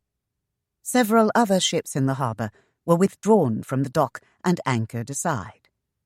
Through the winter months, the larger ones would be careened and repaired, while smaller ones would ply the island south and west, trading the goods of the continent for the raw material of the Caribbean. The gangplank thudded down as the hawsers were winched snug. Shanna's heart nearly soared as high as the seagulls cavorting overhead, and eagerly her eyes searched the crowd gathering below for the familiar face of her father. Pitney appeared at her side, two of her lesser trunks tucked beneath his arms, and trailed behind as she descended. As Shanna stepped from the plank, Captain Dupree was there to offer his assistance, having made sure his wife was nowhere in the crowd. His dark eyes begged for some show of warmth in the exquisite oval face, but he was much disappointed, for Shanna hardly noticed him in her haste to be off the ship. As if he were only a servant fit for menial tasks, she thrust a frilly parasol into his hand and glanced anxiously about. Beyond the throng, Trahern's open barouche stood empty. But then the crowd separated as the squire came forward, almost hurrying to meet her. A wide grin parted his lips as he saw her, but he quickly squelched that show of pleasure. Trahern was slightly shorter than the men around him, but his shoulders were broad and his body was square. He moved with a deliberate stride, his weight carried easily, for though he was wide of girth, there was a great strength in him. Shanna had seen him best Pitney in an arm wrestle for a mug of ale. When stirred to laughter, his whole frame would shake, though the mirth itself would be muted.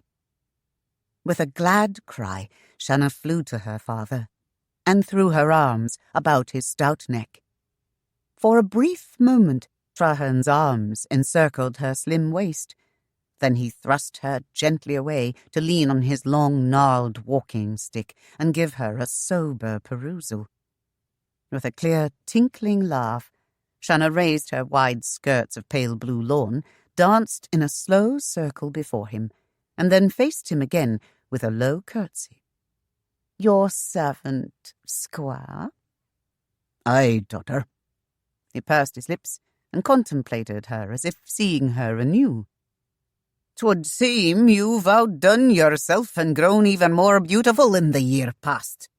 He half turned, settling onto his head the broad low-crown hat he affected, as his eyes fixed on Captain Dupree.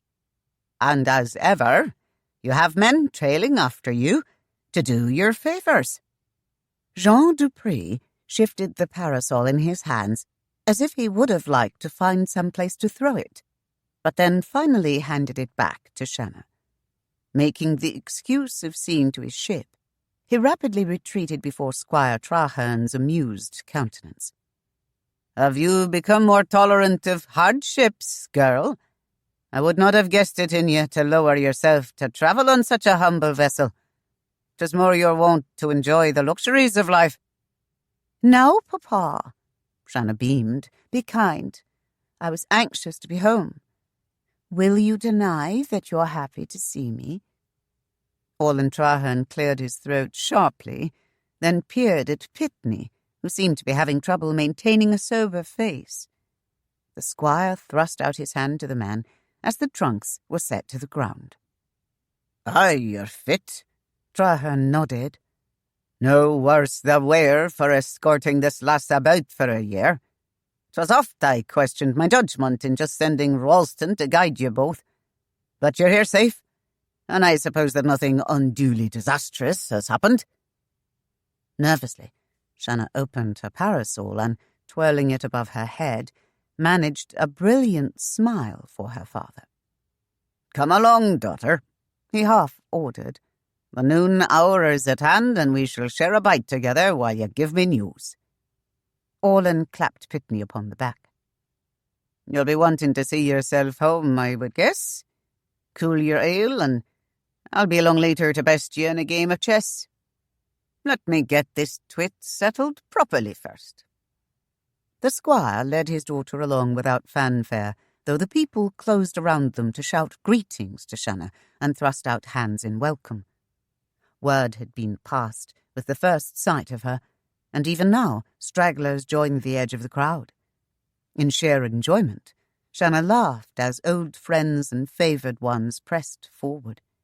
Women from the village jostled close, if only to stare at her gown and coiffure, seeing there the latest of fashions, while children fought to touch a finger to the hem of her skirt. Men were present as well, but those not familiar with Trahern's daughter were given to hanging back to stare in awe at her fabled beauty. It was slow passage, but filled with excitement and the renewal of fond acquaintances. Assisted by her father, Shanna mounted the carriage at last, and the barouche moved briskly away from the dock. Shanna leaned back, watching the familiar houses and trees roll by.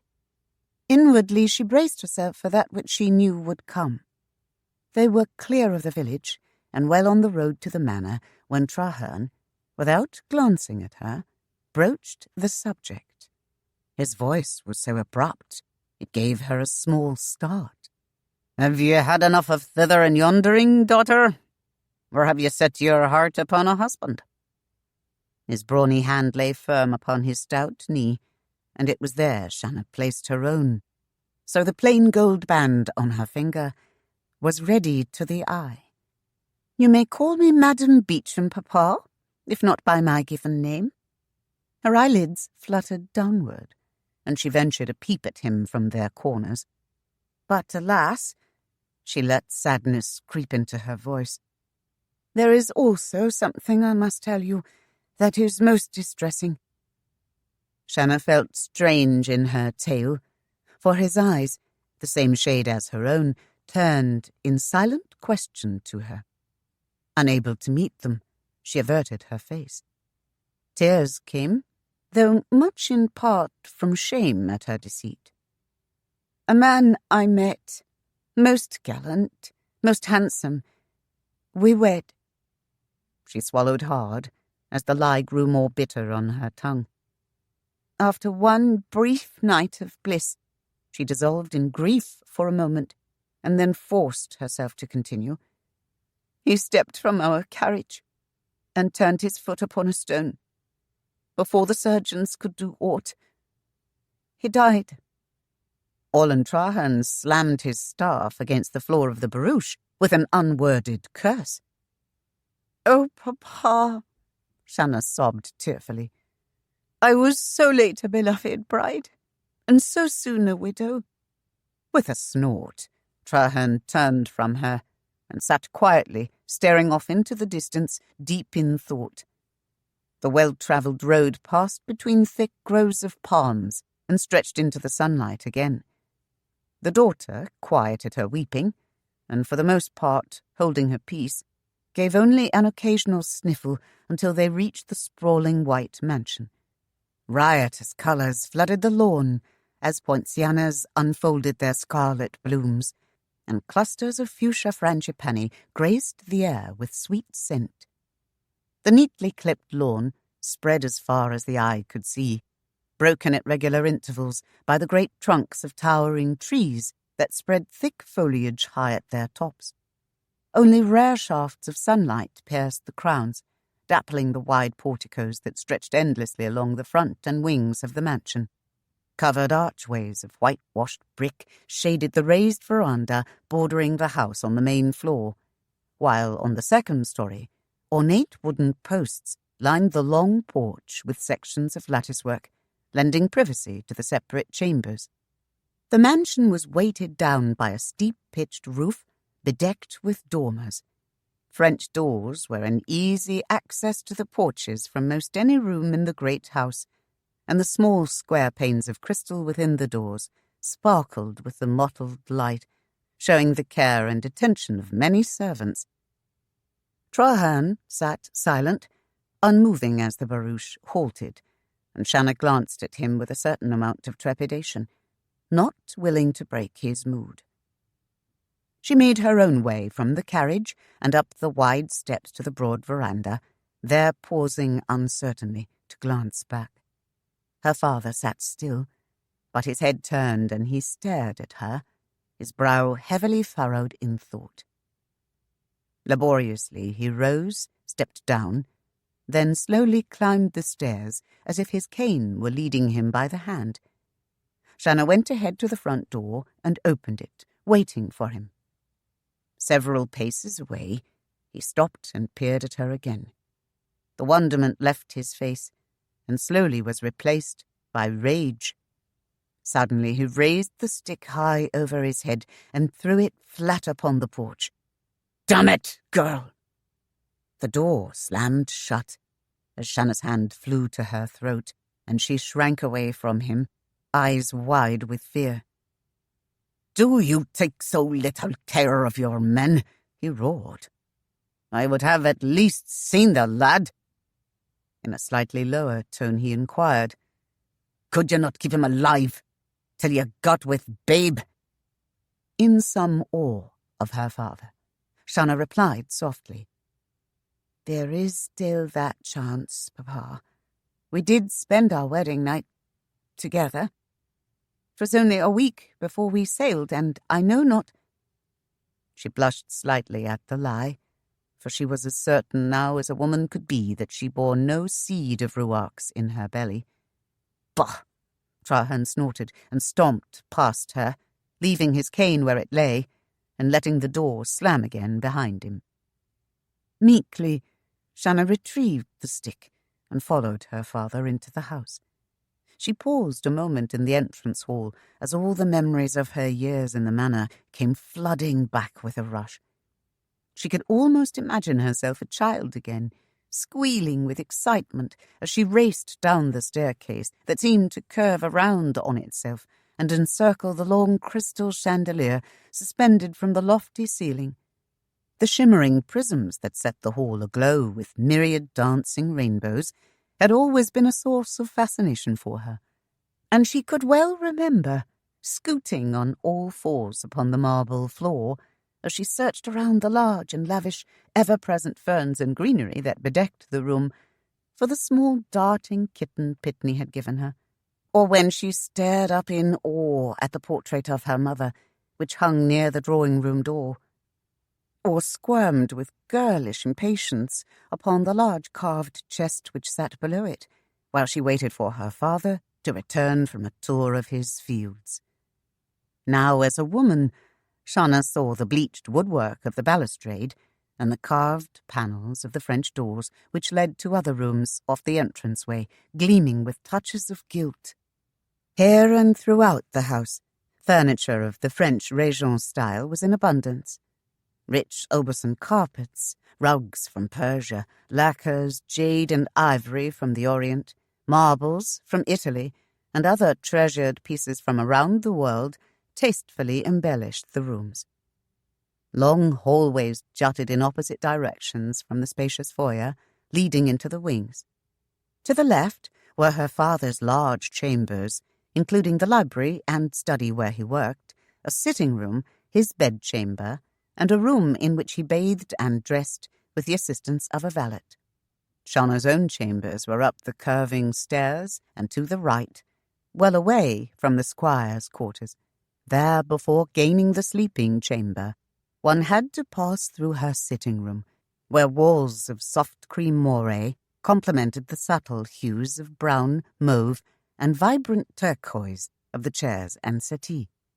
A luxurious Aubusson carpet combined all the colours in an ornate pattern. Rich mauve silk covered the walls of her bedroom.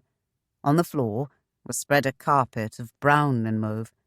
A pale pink silk canopy hung from the large tester bed, while a brown watered silk chaise waited to be reclined upon. The memories dissipated as her father glared back over his shoulder at her. Grumbling beneath his breath, he turned back and bellowed up the stairs, setting the crystal chandelier gently a-tremble above the foyer. "Bertha!" The answer was immediate. "Ja, I come." The housekeeper's light clogs beat a rapid tattoo on the circular stairway, betraying her haste. She came in view, breathless and rosy-cheeked. The Dutchwoman barely topped Shanna's shoulder, and was plump and round with a fair complexion. She never seemed to move at less than a trot, and her feather duster was always tucked into her long apron's pocket. It was mainly through her efforts and her charge over the servants that the mansion was kept spotlessly clean. Bertha paused a long pace from Shanna, staring at her in awed wonder. After Georgiana's death, the housekeeper had taken over in her firm Dutch manner, and had on more than one occasion watched tearfully from the door as her protégée departed for Europe. Though it had only been a year, the girl had still been much of a child when she had left home. But now she stood regal, self-assured, poised, a graceful young woman of stunning beauty. Thus it was that the old servant was not quite sure how to approach her. It was Shanna who solved the dilemma. She flung her arms wide, and in the next second the two were clasped together, sharing tears of joy as kisses were exchanged and cheeks were pressed lovingly together. Finally, Bertha stood away. "Ah, my poor babe, have you finally come home to stay?" Not waiting for an answer, Bertha rushed on. "Ja, that fool Trahern. He sent away his own daughter. It's like cutting the nose from his face. And he leave that Bo Pitney to take care of a young girl? Oh, that big ox. Ha!" Trahern chafed at her prodding and roared for Milan to fetch him a rum and bitters, as he felt himself in need of a strong libation. Bertha clucked her tongue at him, and her wide blue eyes danced in merriment as she turned them back to the young woman. "Let me look at you now. Ja, I'd lay a guilder You've done the best of them all. Ah, you've been lovely, darling, and I missed you so I have." "Oh, Bertha," Shanna exclaimed ecstatically, "I'm so happy to be home." Jason the doorman came from the back, and at the sight of Shanna, his black face lit up with pleasure. "Why, Mistress Shanna!" He rushed forward and took her extended hands, his clipped, well-schooled voice surprising her as it always did. "Lord, child, you add the sun to the sky with your return. Your father has been most anxious to see you." A loud clearing of the throat gave evidence that Trahern was still in earshot, but Shanna giggled happily. She was home at last, and nothing could hinder her joy. The need for warehouses was not critical in the pleasant climate, and the buildings that crowded the dock area were for the most part only roofs standing on wooden piles. It was beneath one of these, in the cool shade it offered, that John Ruark and his companions squatted. Their beards had been shaved away, and their hair cropped close. After being issued strong lye soap, they were led to the forecastle and hosed down beneath the ship's pumps. Some of the men had cried out as the caustic soap found raw spots, but John Ruark had enjoyed the bath. Nearly a full month he had lain in his small cubicle, with only an occasional exercise on the gun deck to ease and stretch cramped muscles. The fare on the voyage had been ample, but he had begun to despair that there was nothing left in the world to eat but salt beef, beans, and biscuits washed down with brackish water. John Ruark smiled slowly at his thoughts and rubbed his hand down the nape of his neck, familiarizing himself with the shortness of his black hair. He was garbed, like the others, in new duck trousers and sandals for his feet. The clothes were all of one size, and uniformly large for him and his 8 cohorts. Along with the items given him were a broad-brimmed straw hat, a loose white shirt, and a small canvas bag. This last had remained empty until they were taken to the Trahern store and given a razor, mug and brush, a small wooden-handled penknife, 2 more issues of clothing, and several towels, as well as a supply of strong soap and an admonition to use it. When the fitful breeze waned, the heat was intense beneath the board roof. A single overseer watched them, and it would have been a simple act to escape. But John Ruark surmised there would be little effort wasted in search or pursuit, for it would only be a matter of time before any man would have to come out of the jungle. There was nowhere else to run. His eyes took in his surroundings as he plucked idly at the loose knee of his canvas breeches. They waited for Squire Trahern. They'd been informed it was his habit to inspect and lecture all new arrivals. Ruark was eager to get a look at the fabled Lord Trahern, and squatted patiently with the others, but kept carefully to the end of the line. He was still alive, and in the one place in the world he cared to be, that being the place currently occupied by Shanna Trahern. Or would she more properly call herself Shanna Beauchamp? He chuckled to himself. She had gained his name, while he, in the same course of events, had lost it, and that would be another matter to settle. His musings were interrupted by the arrival of the open barouche that had borne Shanna away from the docks. The tall, thin man called Ralston was the first to dismount, and struggling down next came the man Ruark had seen greeting Shanna earlier. He assumed this was the dreaded Squire Trahern. Ruark watched with interest as the man drew near. The squire's manner was that of authority. He was large and portly, and there was an aura of power about him, contrasting oddly with the dark woolens of his lean companion. He was dressed in neat white hose and gold-buckled black leather shoes. His breeches were spotless white linen, serviceable but light and cool. His long waistcoat was of the same cloth, and white like the shirt. Ruffles and fancy stitchery were noticeably absent. An immense, wide-brimmed, low-crowned, finely woven straw hat shaded his face.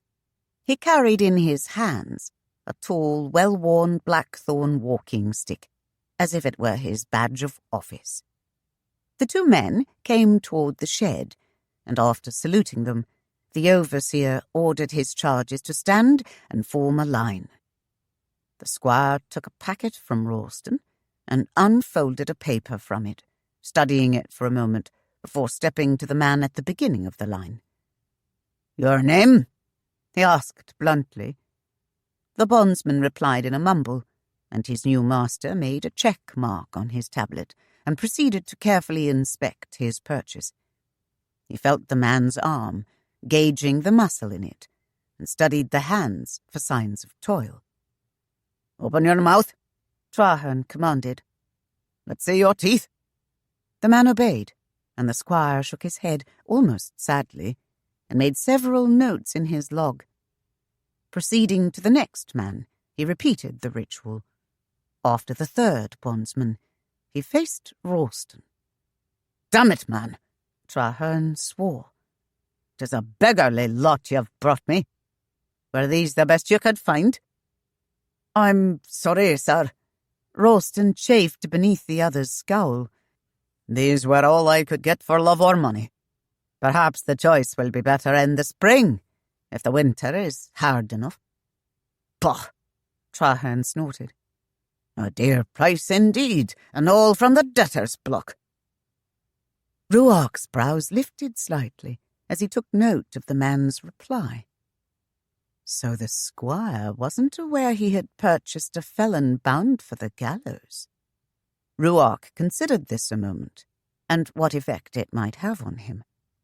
He glanced up to catch Ralston's frown directed toward him.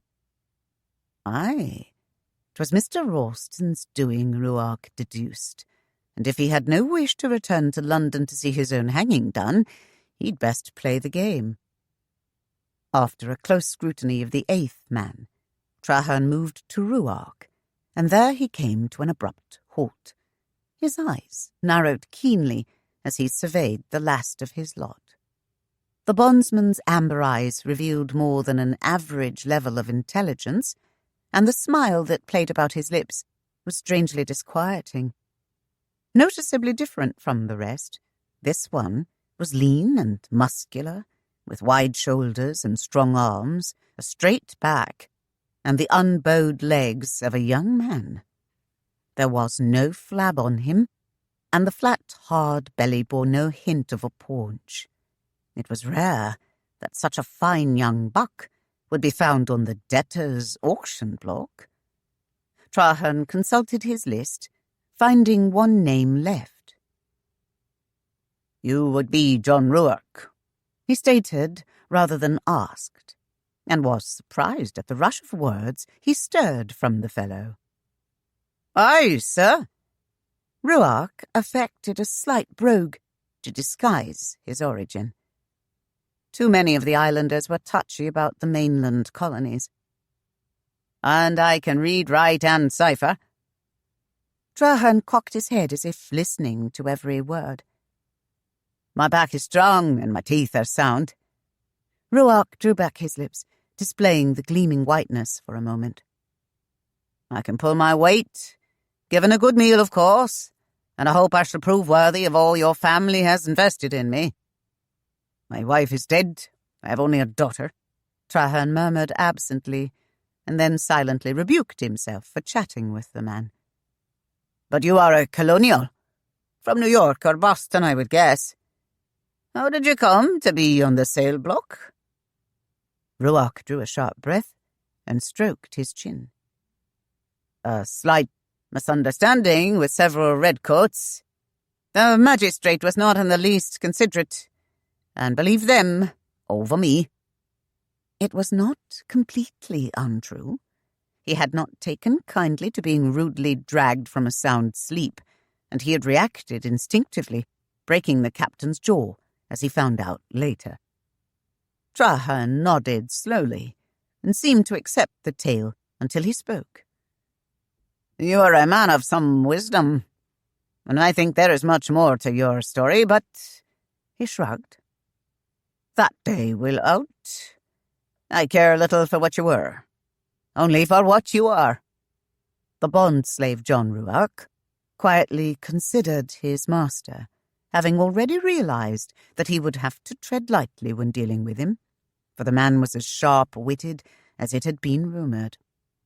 Still, the truth had a way of coming out, and since he could think of no words worthy of his effort, Ruark held his tongue. Leaving him, Trahern went to stand before the line of men, bracing his legs wide and resting his hands on the knob of his walking stick. Slowly, he studied them. "This is Los Camelos," he began, "named by a Spaniard but deeded to me. I am Lord Mayor, Sheriff, and Justice here. You have been bonded to me for debts unpaid. You will be apprised of your debt and its progress upon request to my bookkeeper. You will be paid for Sundays and holidays, but sickness and otherwise are your own account. Your wage will be 6 pence a day for each day that you work. On the 1st of each month you will receive for each day you have worked 2 pence for your needs, 2 pence to go against your debt, and 2 pence which will be repaid for your keep. If you work hard and advance yourselves, you will receive more and may adjust the payments as you see fit." Pausing, he looked hard at Ruark. "I expect some of you will pay out your debts in as little as 5 or 6 years. You may then work for a passage back to England, or wherever you would go, or you may, if you wish, settle here. You have been given the wherewithal to keep yourselves clothed and clean. Tend your clothes carefully, for whatever else you get, you will have to pay for. 'Twill be some time before you have any money, and then precious little."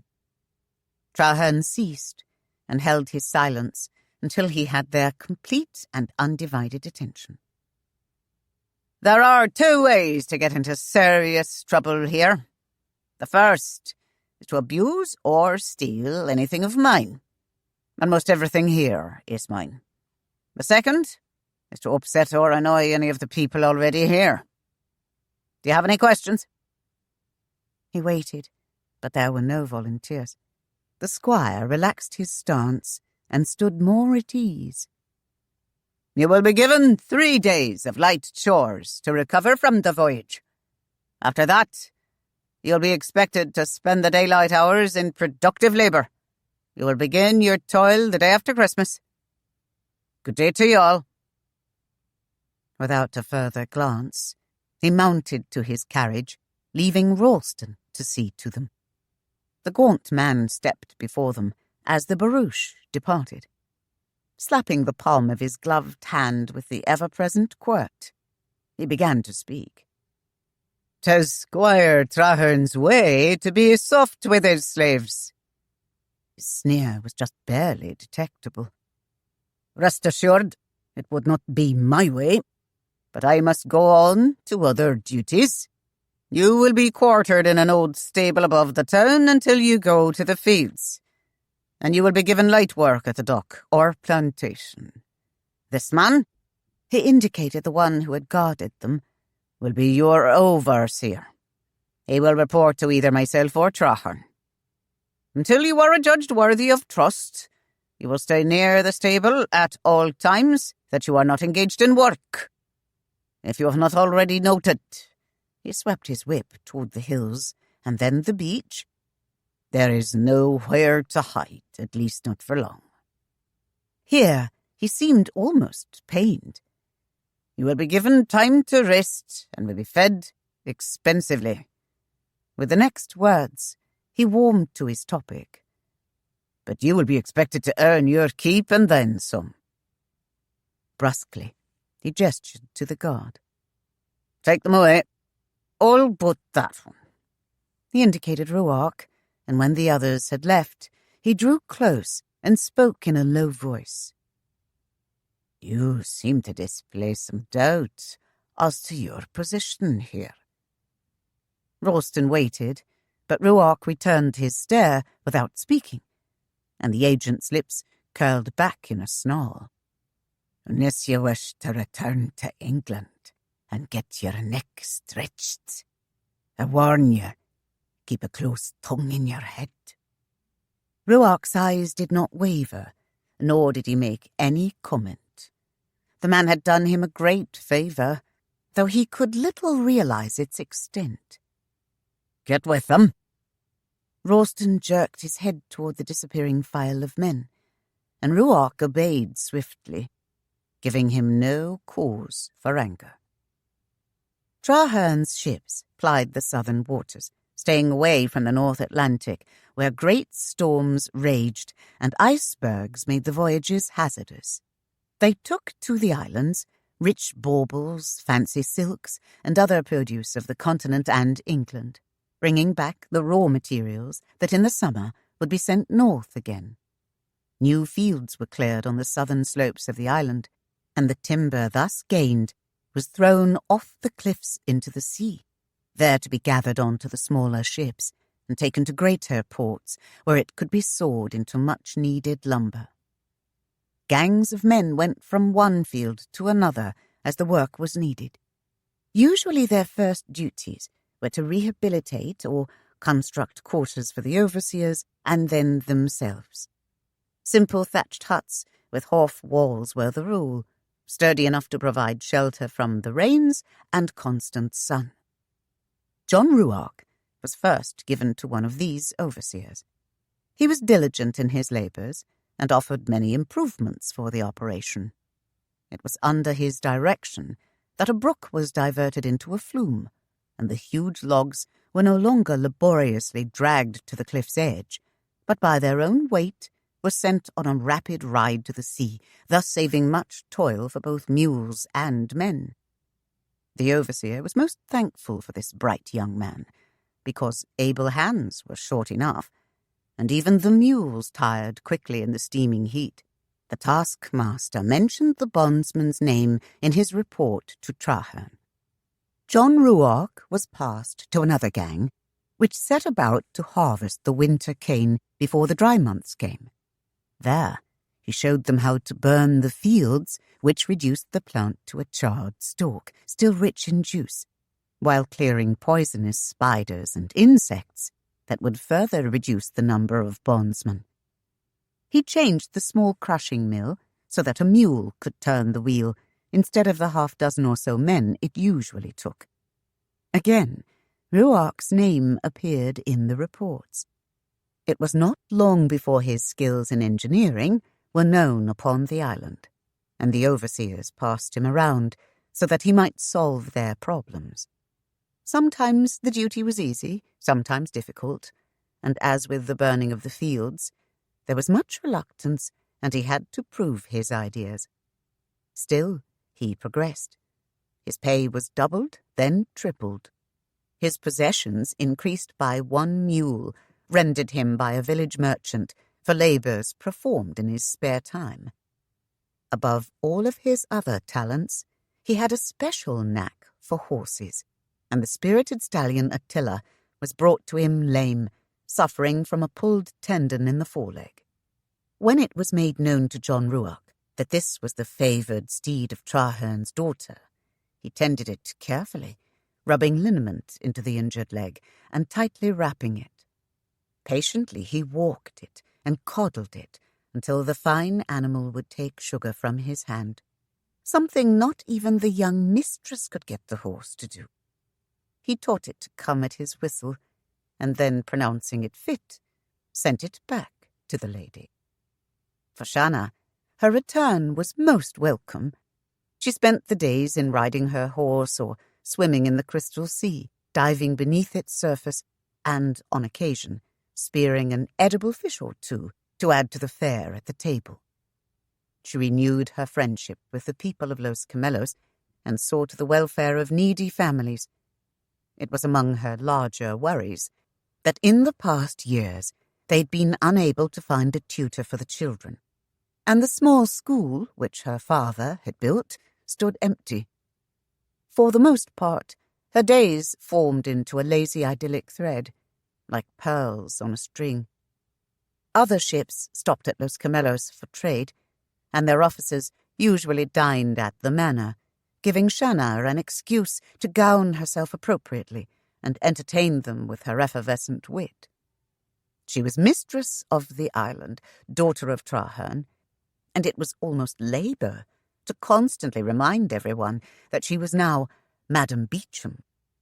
It was a happy time for her, an interlude of bliss with enough duty entwined with pleasure to keep her from becoming bored with either. The haunting memories that had plagued her were becoming subdued at last. February was well on its way, and it was on a Friday afternoon that she called for Attila and set out upon a lazy tour. She had taken the middle road up between the hills near the cane fields, much too close to the gangs of men her father had often warned her were dangerous, though few on Los Camellos would ever harm the daughter of Trahern. Yet it was not wise to tempt fate, and here in the cane fields the gangs of bondsmen worked day in and day out. Still, Shanna was one to venture where she would, with little thought of the consequences. It was a hot day, and Attila's hoofs raised small clouds of dust which floated lazily above the surface of the road. Having passed between the hills, she was headed down the southern slope when she came upon a man leading a mule along the side of the road. He was a bondsman by his garb, though that had been oddly altered. He wore the familiar wide-brimmed hat, and his shirt was thrown over the mule's back, but his breeches were hacked off high above his knees. His back was well bronzed, and the muscles rippling there showed a ready, capable strength. Attila snorted and shook his head. Shanna would have reined the animal away to give the man wide berth, but as she passed by the bondsman, a tan arm shot out and firmly grasped the bridle of her steed. On any other occasion, the stallion would have revolted and jerked away from unfamiliar restraint, but Attila only whinnied as he nudged the outstretched arm. For a moment, stunned by the steed's reaction, Shanna could only stare wide-eyed as the horse nuzzled the fellow. Then, gathering her wits, she glared down at this incursion of her freedom.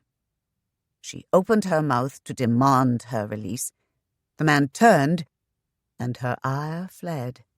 Her jaw dropped as overwhelming disbelief numbed her brain. "You!" she choked out. Mocking amber eyes gazed back at her. "Aye, Shanna. 'Tis the good man John Ruark at your service. It would seem you have gained a name, my love, while I have lost one." He grinned confidently. But then, 'tis not oft a man can cheat both the hangman and his wife. Some sanity returned to Shanna, but panic was heavily mixed with it. "Let go!" She snapped and jerked the bridle. She would have fled, but Ruark's weight held the stallion in place. Her voice broke with the fear she felt. "Let go!" "Easy, my love." The golden eyes glinted like hard metal. "We have a matter to discuss." "Nay!" She half screeched, half sobbed the word. She lifted the quirt in her hand as if to strike, but found it snatched from her fingers and her wrist seized in a merciless grip. "By God, madam," he growled, "you will listen." His hands clamped tightly about her narrow waist, and she was seized from the saddle as if she were a child and was set on her feet before him. Frantically, Shanna struggled, her small gloved hands pushing against the dark, furred chest that seemed to fill her whole entire vision. He gave her a rough shake that threatened to snap her head off, and did indeed send her wide-brimmed hat sailing off into the grass, and the neat roll of gilded hair tumbling down her back in a torrent. Shanna stilled, staring helplessly into his scathing eyes. "That's better." Ruark jeered and loosened his painful grip only slightly. "You are not so haughty when you fear." Shanna summoned a show of weak bravado and lifted her quivering chin. "Do you think I'm afraid of you?" The white teeth flashed against his bronze skin as he laughed at her, and Shanna could only mark the resemblance he bore to a swarthy pirate. The pallor of the jail had faded, and in its stead the brown skin gleamed with the healthy sweat of one who now enjoyed his freedom. "Aye, my loving wife," he mocked, "and perhaps you have cause. Hicks vowed me mad after you betrayed me, and well I was with a devil's desire to have revenge upon my beauteous spouse." The colour drained from Shanna's cheeks as his words brought back the memory of what Pitney had said. With a choked sob, she renewed her efforts to escape, then writhed in silent agony as his fingers clenched again in a cruel vice. "Be still," Ruark commanded, and Shanna had no choice. She was far from subdued, though she still trembled violently with fright. "If you don't turn me loose, I'll scream until they hang you. And for good this time. Damn it! I'll bring this island down around your ears."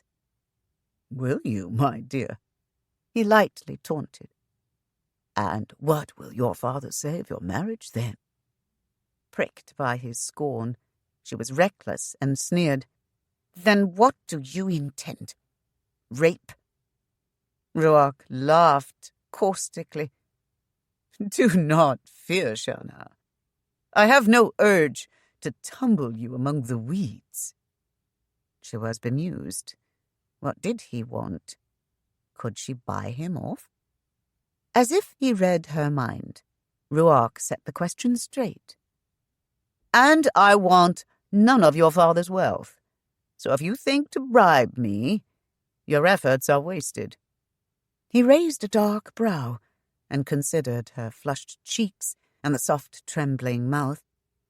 His gaze moved even lower and surveyed her heaving bosom until Shanna wondered wildly if he could see through her riding habit. Beneath his steady regard, her breasts burned, and she could not control her rapid breathing. Feebly, she crossed her arms before her, as if naked beneath that stare. Ruark smiled evilly and gazed again into her eyes. "In the jail, my mind was tortured by your beauty, and I could not forget even the smallest detail of you in my arms. That image was seared upon my memory, as if you had branded me." He stared at her for a long time, with a half-mad light in his eyes that made her doubt her own sanity at ever having sought him out. Then he smiled and became more gentle. "I will yet find a way to reach among the thorns and pluck the rose," he vowed. His hand wandered up her back beneath the silken tresses and fingered them lightly. His smile broadened into a rakish grin, more like the Ruark she had known in the coach. It suddenly penetrated that he was not mad, but instead was bent on revenge. "'Tis not in my mind to let your secret out, Shanna, but I gave to the bargain all that you demanded. The only thing left wanting is your part of the agreement, and my dear, I shan't rest till I see it done." Shanna's mind flew aimlessly in ever-widening circles. "No bargain," she cried, straining against him. "No bargain. You are not dead." "The bargain is met," he snarled. "You have my name and all you desired. 'Tis no fault of mine that Hicks is greedy, but I seek the full cost of my barter. A whole night with you as my wife, alone, and with no one to snatch open the door to drag me out. He leered down at her. "I think you might enjoy it as well." "Nay," Shanna whispered, shamed by the memory of her own response. "the marriage was consummated. Be content with that." Ruark chuckled derisively. "If you're not woman enough to know, my darling innocence, we had barely begun, and 'twas not completed by any means. A full night, no less, Shanna. That is my end." It was best to humour him, she thought, at least until she was able to escape, and then Pitney. Ruark's eyes narrowed in warning. "Though your womanhood is sorely lacking, Shanna, I have bested the hangman to find you out. Should you set the hounds, or that great oaf Pitney, or your father after me, I shall escape them all, and I promise you, I will come and claim my due. And now, my loving wife." His hands dropped away, and he reached for Attila's bridle, bringing the horse around. Bending, he folded his hands for her to step, and Shanna, eager to be gone, did not hesitate. With a hand upon his sturdy shoulder, she sprang upward, lifted by his boost, and settled upon the saddle. A gasp caught in her throat as his hand reached toward her and very boldly led her knee around the horn. Snatching the reins, Shanna jerked Attila around and set her heel to his side until the stallion fairly flew along the road. Ruark's low, mocking laughter rang in her ears long after she had left his sight. In front of the white, sprawling mansion, Shanna pulled the steed to a halt and flung herself from its back, leaving a servant to chase it down the lane in order to catch it. Racing past Berta, who paused to gape in surprise, Shanna plunged up the curving stairway and slammed the door of her sitting room behind her. She locked it quickly against any intrusion and leaned against it, panting for breath. "He's alive!" she gasped. She threw her riding gloves down upon the tall secretary and stormed toward her bedchamber. She left her boots and riding habit in a careless heap upon the rich carpet. In the light chemise, she paced angrily. "He's alive!" she raged. "He's alive!" There was a dread sick feeling in the pit of her stomach. Yet near her heart, pounding heavily beneath her breast, there bloomed an odd sense of elation, even freedom. Beneath her swirling thoughts, it occurred to her that she had felt bound by the death of a man for her own gain. A recurring dream of that sturdy neck, twisted by a rope, was cleansed from her mind, and a vision of a rotting corpse in a wooden box disappeared, never to be recalled. But how? I saw him buried. How could this be? Her fine brow showing a puzzled frown, she walked about her chamber and considered this more deeply. Bondsman? Ralston was responsible for all bond slaves coming to Los Camellos. But how did Ruark come? The Hampstead? Nay, there were no bondsmen sailing on it, only the Marguerite. Good Lord, right beneath her nose. Hysterical laughter threatened, and she flung herself back across the bed, throwing an arm over her eyes as if to shut out the vision of those smirking amber eyes. Chapter 6. Shanna stayed away from the hills and the plateau on the south side of the island. When bondsmen were brought in from the fields, she made it a point to be elsewhere. Whenever she rode Attila, she was careful to stay close to the village or the grounds of the manor. But as she saw no more of Ruark, her apprehensions eased.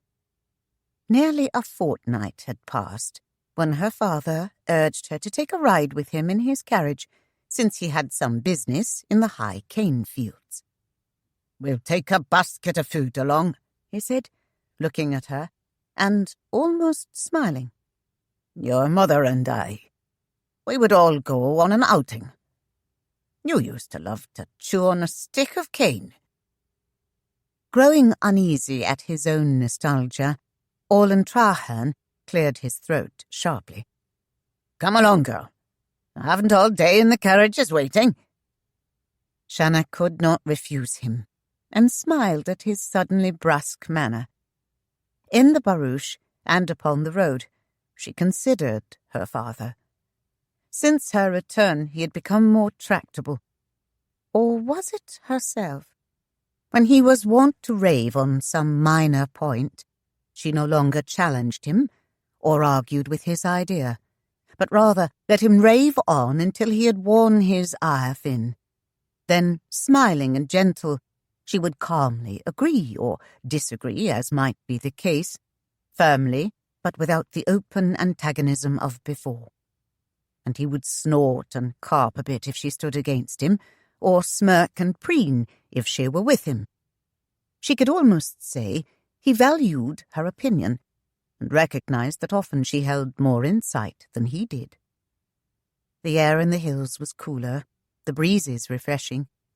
Patiently, Shanna waited when the carriage paused here and there, while her father talked with overseers, or left for a moment to see to some trifling matter. They stopped to eat, and then resumed riding. They came on to a large cleared field, in the centre of which a strange wagon was being drawn at a slow pace by mules. A wide cloth shade spread out on either side of the wagon, like the wings of a bird, and beneath it a file of men with bags of seed and long sticks walked along, poking holes and dropping the seeds into them, pressing the dirt back over them with their bare feet. In alert attention, Trahern sat forward in his seat and stared past his daughter at the odd contraption. He waited eagerly for the overseer, who was hurrying to the carriage. "Aye, sir. He's a smart one, that," the overseer answered her father's question. "We cleared the field in record time, just cut out the big trees and burned the rest. He said the ashes would sweeten the soil, and then that thing you see there, why, a man would have to take a bag of seed from the shed, and 4 an hour were past, he'd be back for more seed, to take a rest and a drink. That there tarp gives him shade, and the wagon has seed and water, so we got the field almost planted. Cleared and planted in a week. That's good, ain't it, Squire?" "Aye," Trahern agreed. He paused for a long time, observing the progress of the planting. Shanna saw that one man stood apart from the rest and did not labour as the others. His back was bare, and though it was turned toward them, there was something oddly familiar about him. Trahern spoke to the overseer.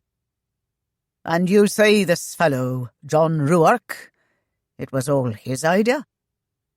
Shanna's breath caught in her throat, and for a moment the world seemed to stand on end. Of course it was him, those shortened breeches. The world was steady again, and she drew air in her lungs and calmed her trembling body, eyeing him surreptitiously. As he walked slowly along inspecting the results, sweat glistened on the firm muscles of his back, and his long brown legs were straight and strong. She could almost feel again the bold thrust of him between her thighs, and blushed profusely at her own musings. Leaning across, she plucked at her father's sleeve. "Papa," she pleaded, "I've been too long in the sun, and my head aches. Can we go back now?" "In a moment, Shanna. I want to talk with that man." Her heart thumped in her throat. She could not bear to meet Ruark face to face. Not here. Not now. Not with her father. "I'm terribly sorry, Papa, but I feel most ill. A trifle dizzy." Can we please go?" she urged in desperation. Trahern regarded his daughter for a moment in concern, and then relented to her request. "Very well. I can see him later. We'll go." He spoke to his black driver Maddock, and the carriage wheeled about, setting off on the route to the manor. Giving a long sigh, Shanna leaned back and closed her eyes as relief flooded over her. But when she opened them again, she found her father staring at her with an odd half-smile on his lips. His gaze was steady, and she grew uneasy under it, then began to squirm. "Can it be, Shanna, that you are with child?" he questioned softly.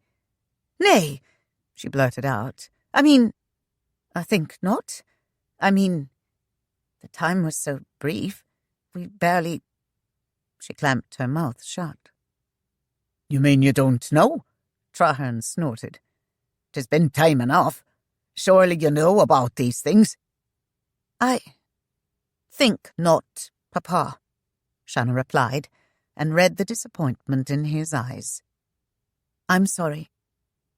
She gazed down at her tightly clenched hands as Trahern stared straight ahead, uttering no further words the entire way home.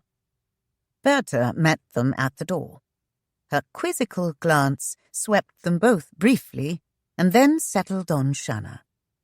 Having had her fill of questions for the day, Shanna brushed by the housekeeper and quickly mounted the stairs to her chambers. This time, she had the presence of mind to put away her clothes, as was her manner, and, clad only in a light shift, she fell across her bed and stared at the tree-tops beyond her balcony. The French doors were set ajar to catch the cooling afternoon breezes, and an airy rush stirred the filmy silk tied to the heavy canopy over her bed. The sweet scent of the flowering vine twining over the railing swept across the veranda and filled her room with its heady fragrance, and Shanna stared, and she stared, and she stared. Some time later, Berta's knock sounded on the door.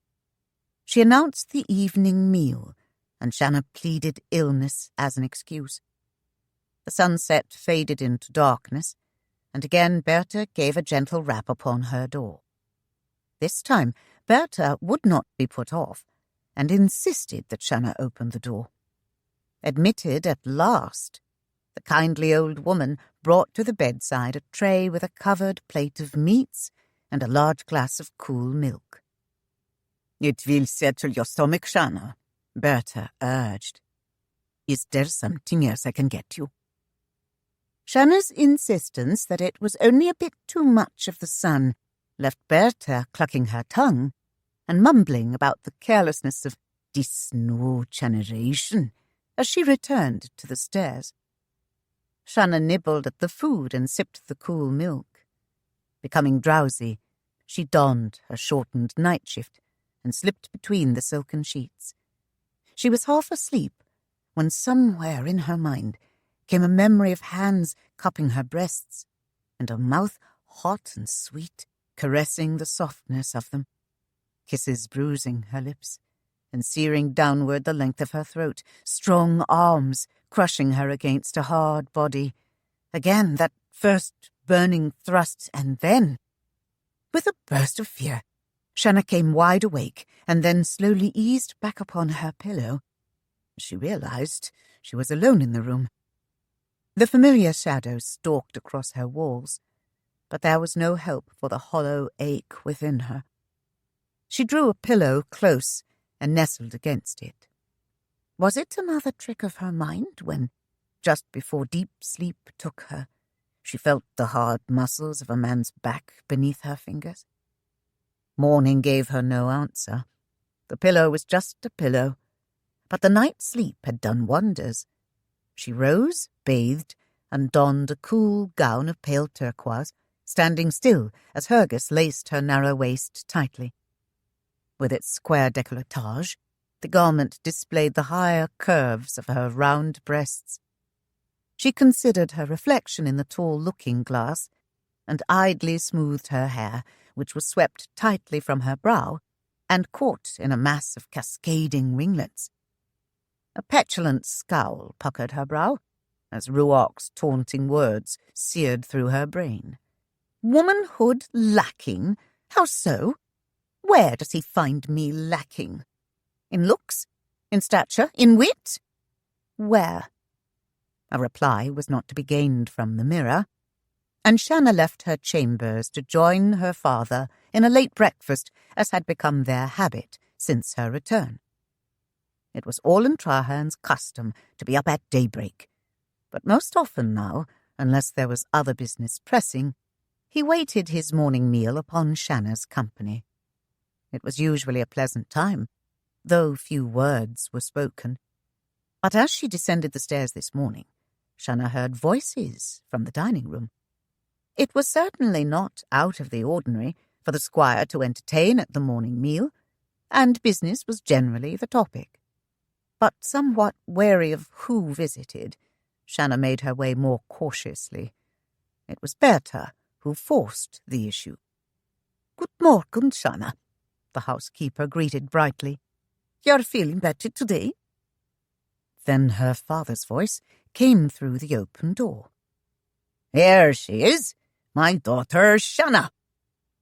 A chair creaked, and in a moment Trahern's great hulk filled the doorway as he came to greet her. Taking her arm, he led her toward the fresh, airy room where white lattice screens allowed breezes to flow through the windows while filtering out the sun and its heat. "I'm sorry, child, but I wanted to speak with this man." The squire apologized as he escorted her in. Shanna halted suddenly as she saw the one mentioned, and she snatched her hand from her father's arm. The colour fled her cheeks, and her lips parted in surprise. Trahern returned to lift her hand again and consider her with a worried frown. His voice was low, almost a whisper, as he spoke to her. "I? A bond slave?" His tone was reproaching. "But I think 'tis not beneath us to share a table with him. If you would be the mistress of this house, be a gracious one, and greet all I summon here as my guest." "Come now, Shanna," he continued more loudly, tucking her hand in his elbow and patting it gently. "Meet Mr. Ruark. John Ruark it be, a man of some learning and of a good mind. He has done us well, and I must consider his advice on some matters." John Ruark rose to his feet, and amber eyes smiled at her, touching her everywhere, when Trahern turned to have a word with Berta. The blush returned quickly to Shanna's cheeks, mounting high as she experienced again that sensation of being stripped naked by his golden gaze. She mumbled inanely through a greeting, while her own regard passed disdainfully over the short breeches. They were clean, but no less objectionable to her state of mind. However, she was thankful for the fact that he had at least donned a shirt. With the straw hat put aside, she noticed for the first time that his hair had been clipped close to the nape. Short, heavy wisps curled slightly about his face, accentuating the lean, handsome features. The mocking grin gleamed with startling whiteness against his sun-darkened skin. Grudgingly, Shanna admitted to herself that his being a bond slave didn't appear to have done him ill. Indeed, there was a health and vitality about him that was almost mesmerizing. In all, he was even more handsome than on their wedding day. "My pleasure, madam," he answered warmly. Shanna gritted out a menacing smile. "John Ruark, did you say?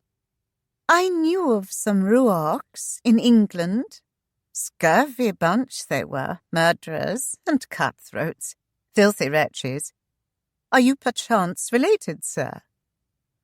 The sweetness of her tone did not hide the sneer she intended.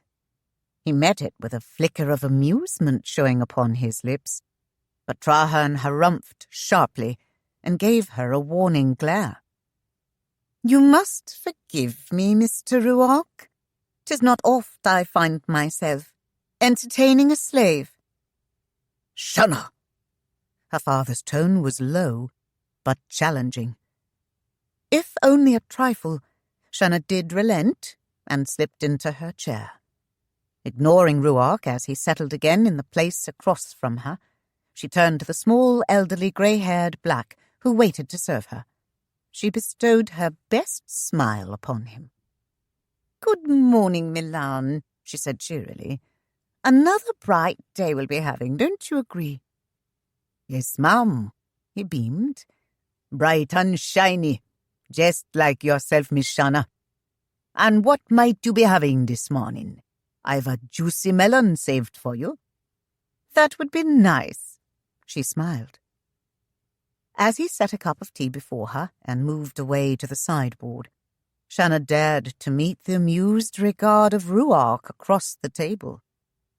While the men's conversation drifted across many topics, Shanna sipped her tea, listening quietly as Ruark expressed himself in bold opinions in response to the squire's questions.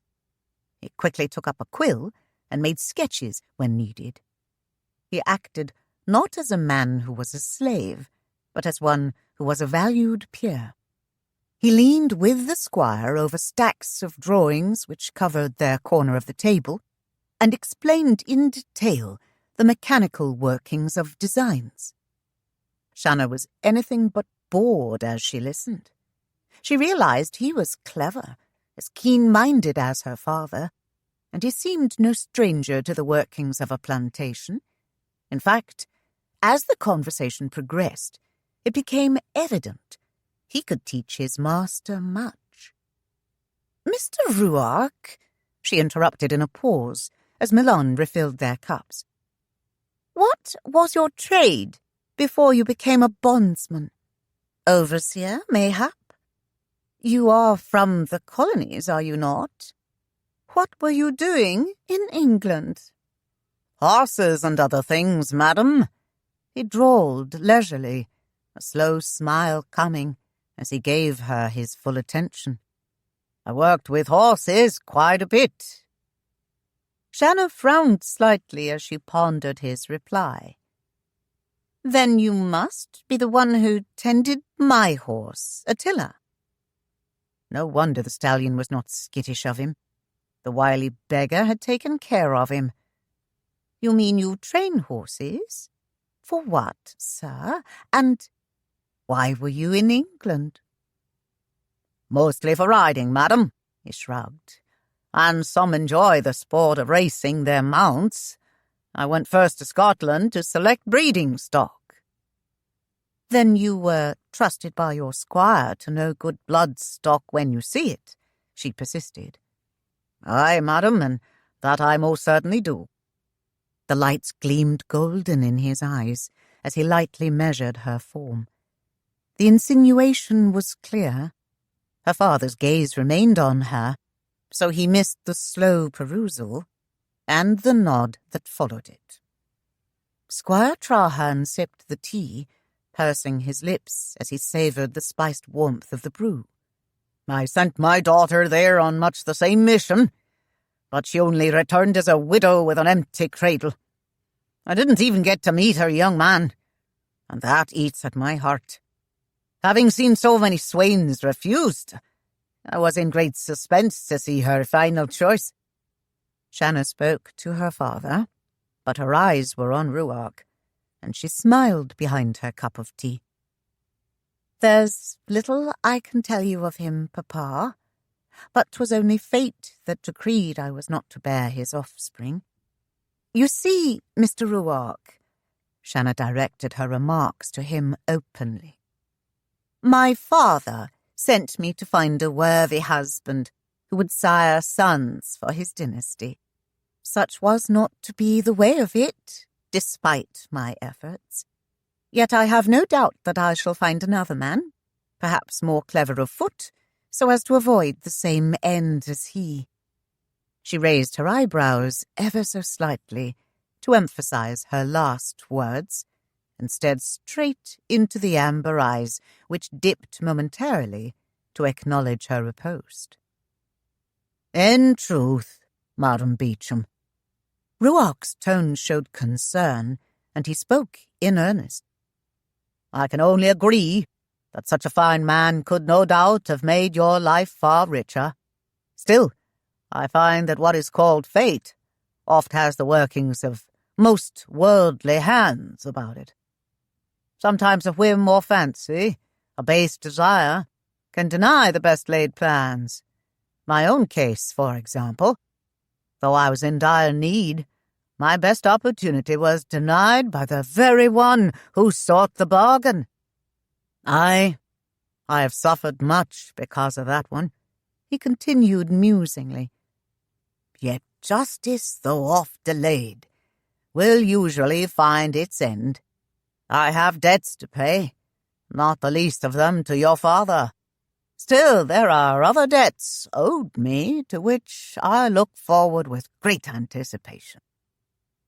Shanna recognized the threat in his statement, and with some display of anger retorted, "Sir, I find your reference to justice ill-advised, for you are obviously the victim of it, and are where you belong.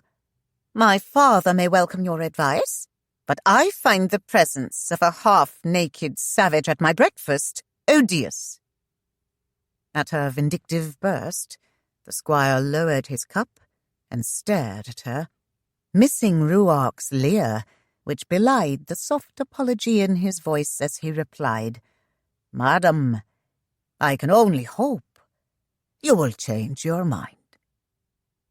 Daring no further words, but with turbulent emotions roiling within her and darkening the green of her eyes, Shanna came to her feet and stalked out of the room. It was only after Ruark left that Shanna dared approach her father, and she did so apprehensively, for she could not name another bondsman who had gained the squire's interest as much as this colonial. Trahern was in his chamber study going over some accounts Ralston had prepared, when Shanna strolled into the room, her hands folded behind her back, and the look of angelic innocence on her face. "Do you suppose we'll be having rain before the day is out, Papa?" she inquired, staring out through the open French doors toward the dazzling blue sky.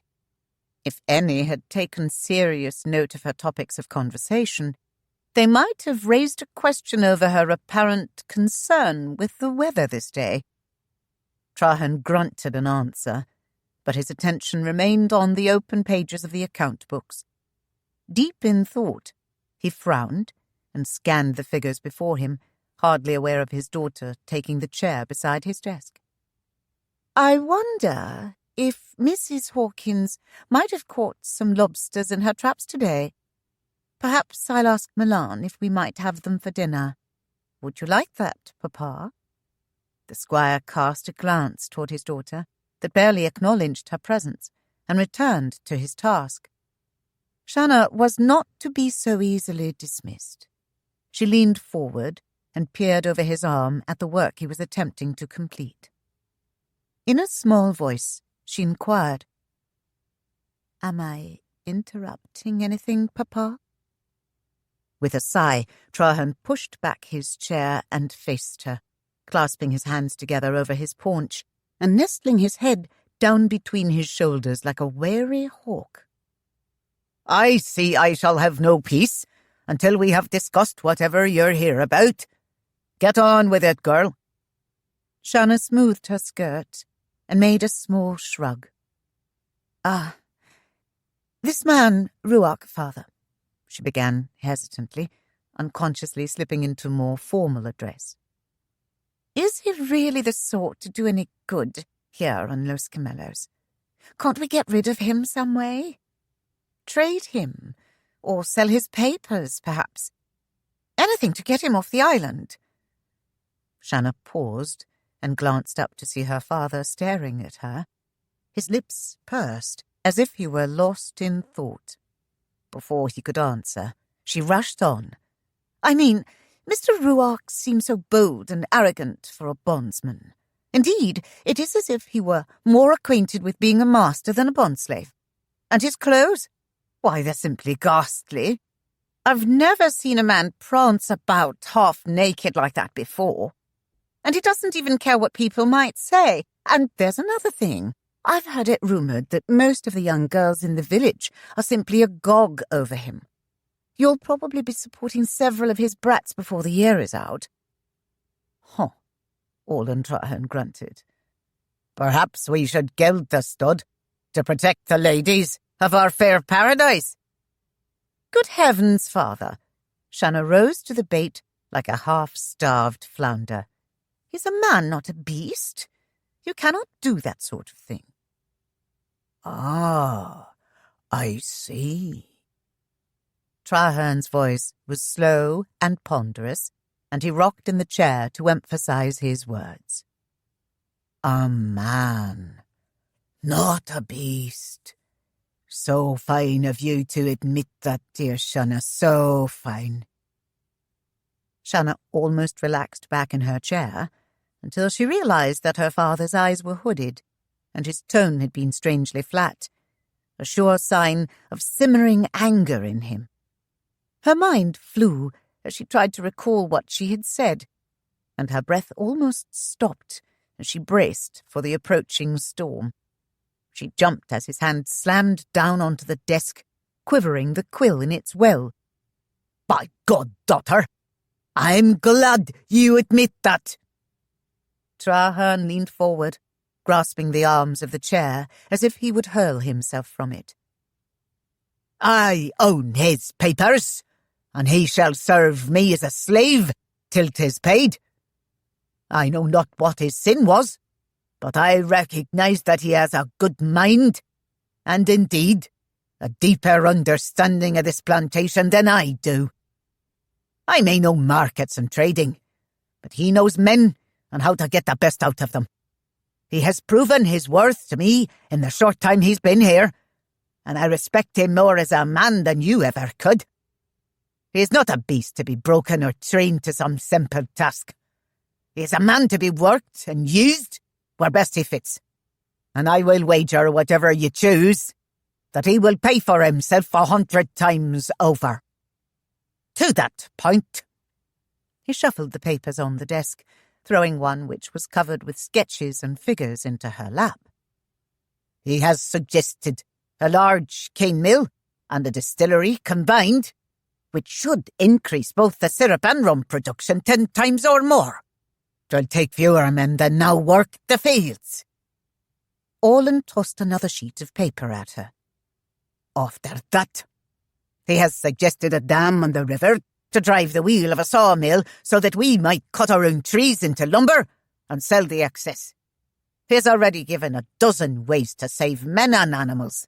I, my high and mighty daughter, I do value him highly, and I will not see him put away like some animal because he does not meet your high standards of comportment. Shanna's pride was raw beneath this rebuke. Drawing herself up, she sniffed haughtily. If you cannot see my reasoning there, then 'tis certainly within my rights to request that at least you do not invite him to my breakfast table where he can gawk and stare or even insult me with his silver words. Trahern's arm flung out, and his finger pointed stiffly toward the small dining room. That is my table and my chair, just as this is my house, he bellowed, and continued only a trifle more calmly. I invite you to share my breakfast, and 'tis there I begin my working day. If you seek privacy, then find it in your room. Somewhat stunned by his outburst, Shanna stared at him, but she tried once more. Father, you would not have denied Mother if she had asked you not to bring someone to this house, a person she detested, or someone she disliked? This time Trahern did heave himself out of the chair, and he towered over his daughter. His voice and his manner were harsh. Your mother was mistress of this house and all else I owned. Never, to my knowledge, did she ever turn away one I had asked to come. If you wish to serve as mistress here, you will be a gracious hostess to one and all. You will treat that man Ruark as a guest in my house whenever he is here. You know that I care little for gilt, pomp, and finery. Indeed, I've fled it to come here. I cherish honesty, loyalty, and a good day's labour far more. All of those Mr. Ruark has given me, and I dare say, daughter, he has given you no less than you deserve. But enough of this foolishness. I must complete these books of Rostons. His anger eased, and his voice became almost pleading. Now be kind to a doddering old man, child, and let me finish my work. As you will, father, Shanna said stiffly.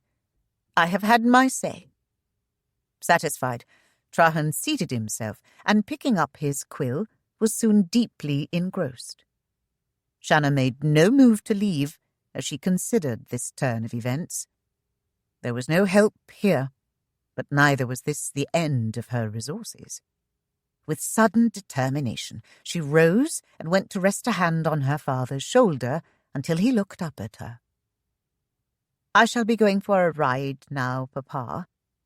I have several errands in the village and a few purchases to make.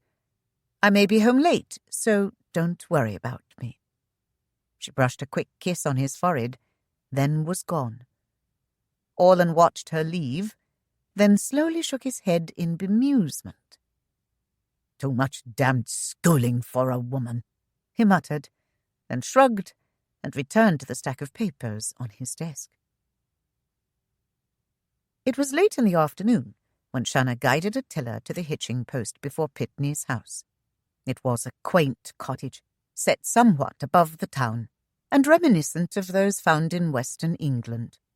Behind it was a small shed where Pitney was usually engaged in making fine furniture from the rare woods the captains of the Trahern ships brought him from wherever their voyages took them.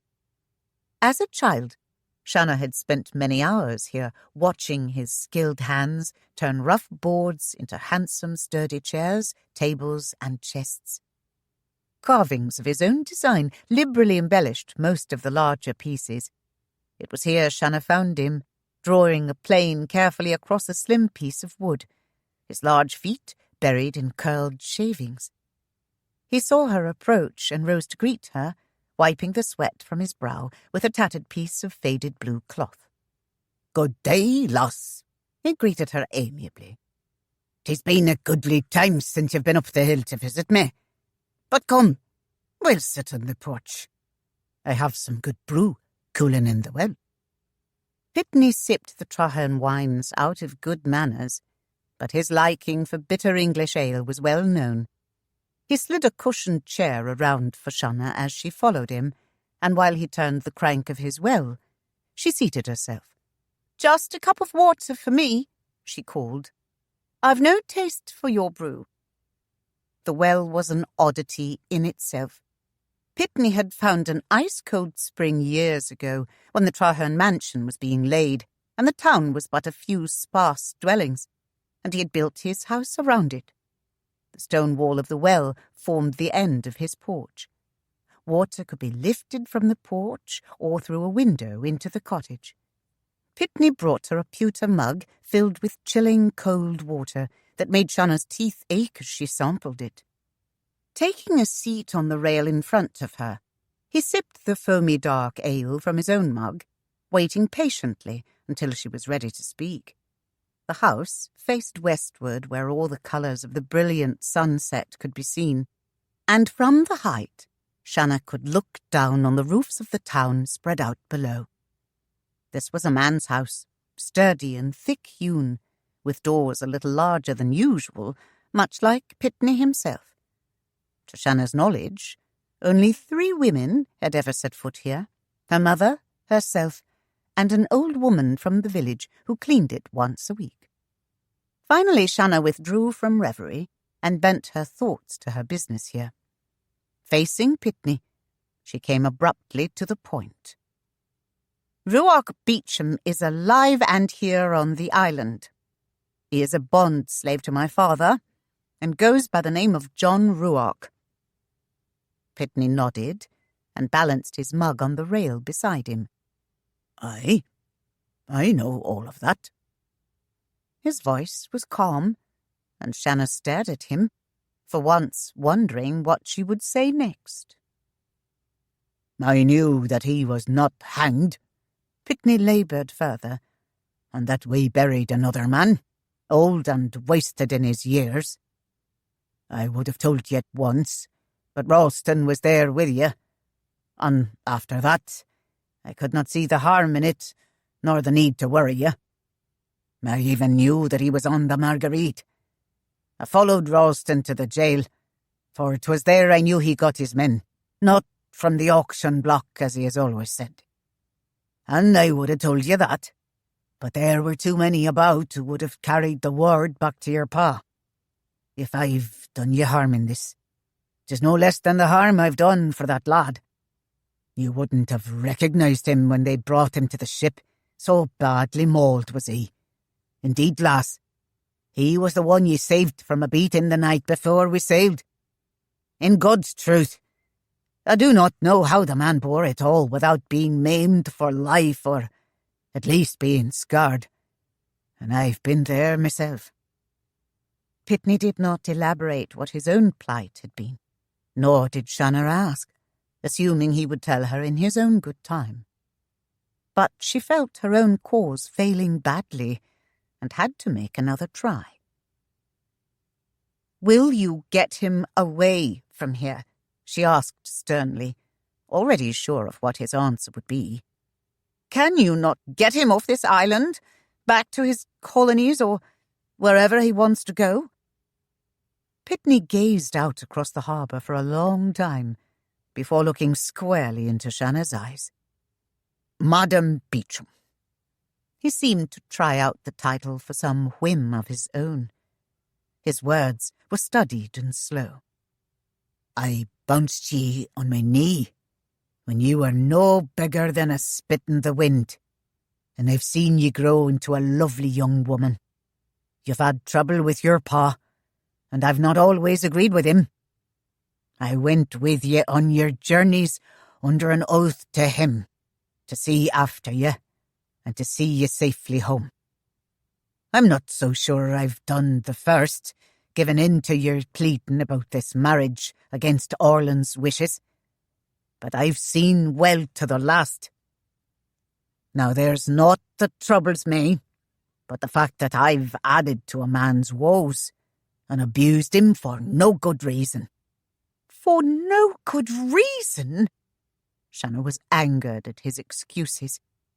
"But the man was accused of murder and condemned to hang. A brutal murder of a woman with child. Why," she waved a hand toward the village, "the next could be any down there, or even me." "Lass," Pitney slipped back into a more familiar form of address, "do not take to heart all that comes to your ears. I would say the man could not do such a thing, and as I've heard of him, there are many who would believe the same."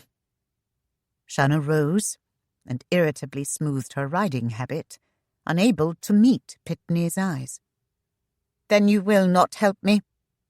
"Nay, lass." His voice was gruff and firm. "I've already hurt the man enough. I will not again lift my hand against him without a deeper cause." "Then what am I to do?" she whispered, almost shyly. Pitney thought for a moment, and there was an odd half-smile in his eyes as he spoke again. "Go talk to the man John Ruark, like you did in the jail. Before you leave, I'll give you directions to reach him. Perhaps you can convince him to leave. If he wants to go, I'll help him." With some anguish in her tone, Shanna asked, "You would help him, and not me?" "Aye," Pitney nodded. "Yours is but a whim. His would be a need." Night descended to cloak Shanna's ride through the village. The people had sought out their homes after the day's work, and the streets were quiet and barren. Leaving Attila at the store where he would not draw undue attention, she made her way through the alleyways, keeping to the dark and shadows. When she came in sight of Ruark's residence, she stopped in amazement. It was little more than a lean-to against the back of an adobe warehouse. A light from a weak lantern leaked from the multitude of cracks between the boards which covered it, and from the door, which stood half open. Cautiously, Shanna drew near and peered within, taking care not to betray her presence. For a moment, she thought he stood naked, as he sponged his shoulders and arms with water from a small basin. But when he moved further into the light, she realized he still wore those infernal chopped-off pants. Steeling herself for the confrontation, she reached out. Beneath her light knock, the door opened wider, and Ruark swung around instantly, startling a gasp from her. "Shanna." His first word came with some surprise, but he quickly recovered, smiled, and reached for her hand to draw her in. "Your pardon, my love.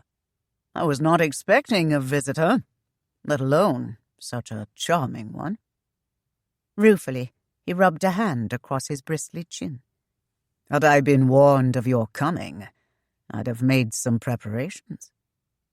In the dim light, his eyes shone softly as he gazed down into hers. He stood close beside her, his other hand resting on the small of her back. Nervously, Shanna glanced about the cramped room, unable to bear this attention he so freely gave her. The pressure of his touch was light, but to her it felt like a trap of steel. She began to seriously doubt her wisdom in coming here alone. The smell of the strong lye soap and vinegar which had been used to scrub the bare boards of the place was pungent in her nostrils. Though the fittings were meagre, they were almost painfully neat and well repaired. A narrow rope bed with a straw-filled mattress and clean, though threadbare sheets filled one corner, and a small rough table bearing a stack of drawings, quill and ink, was pushed into another. A single, once broken chair bound back into service with small rope and a high shelf were the only other appointments. The shelf bore several boxes, one with a loaf of bread and a chunk of cheese, a bottle of wine, and a meagre collection of unmatched dishes. The light patchwork quilt on the bed was frayed and much mended, but was neatly folded back, while the sheets were white with sun-bleached cleanliness.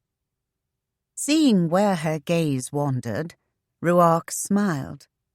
"Hardly a fit place for a tryst, Shanna, but the best I could manage. It costs me naught of coin, only my services in keeping an eye out for vandals." He laughed lightly and grinned as her eyes turned to meet his. "I had no idea that you would come so soon to fulfill our bargain." Shanna gasped, stunned at his suggestion. "I did not come here to spend the night with you." "Alas," he sighed, as if forlorn, brushing a curl from her cheek and bending near as he did so. "I am to be tortured more, then. Ah, Shanna, love, do you not ken that the merest sight of you is enough to bring me pain?" His voice was low and husky in her ears, and Shanna had to dip deeply into her reservoir of will to dispel the slow numbing of her defenses.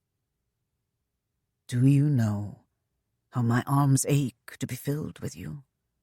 To be so near and never touching is agony for me." His fingers lightly stroked between her shoulder blades.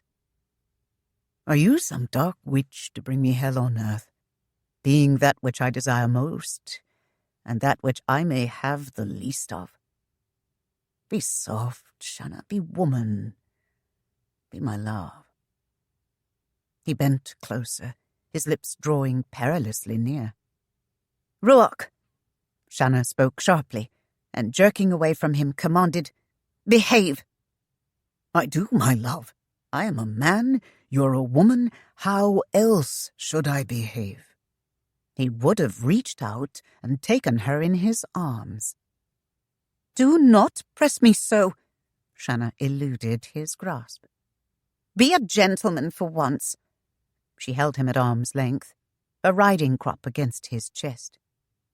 "A gentleman? But how, my love?" He played the simpleton. "I'm only a cloddish colonial, unschooled in the postures of court, trained only in honesty and the truth of a bargain fairly met. I cannot bear to see you here, alone with me, and not reach out to touch you." "I agree." Shanna stepped further away and continued moving as he followed. "We should limit our meetings." Her glance flitted hesitantly across his hard brown chest and its light furring of hair, before her eyes lifted to meet that steady, predatory stare. Suddenly Shanna felt much like a hen before a wily fox, expecting to be devoured any moment. "If you will stop seeking favor with my father and agree to stay away from the house, 'twould ease things.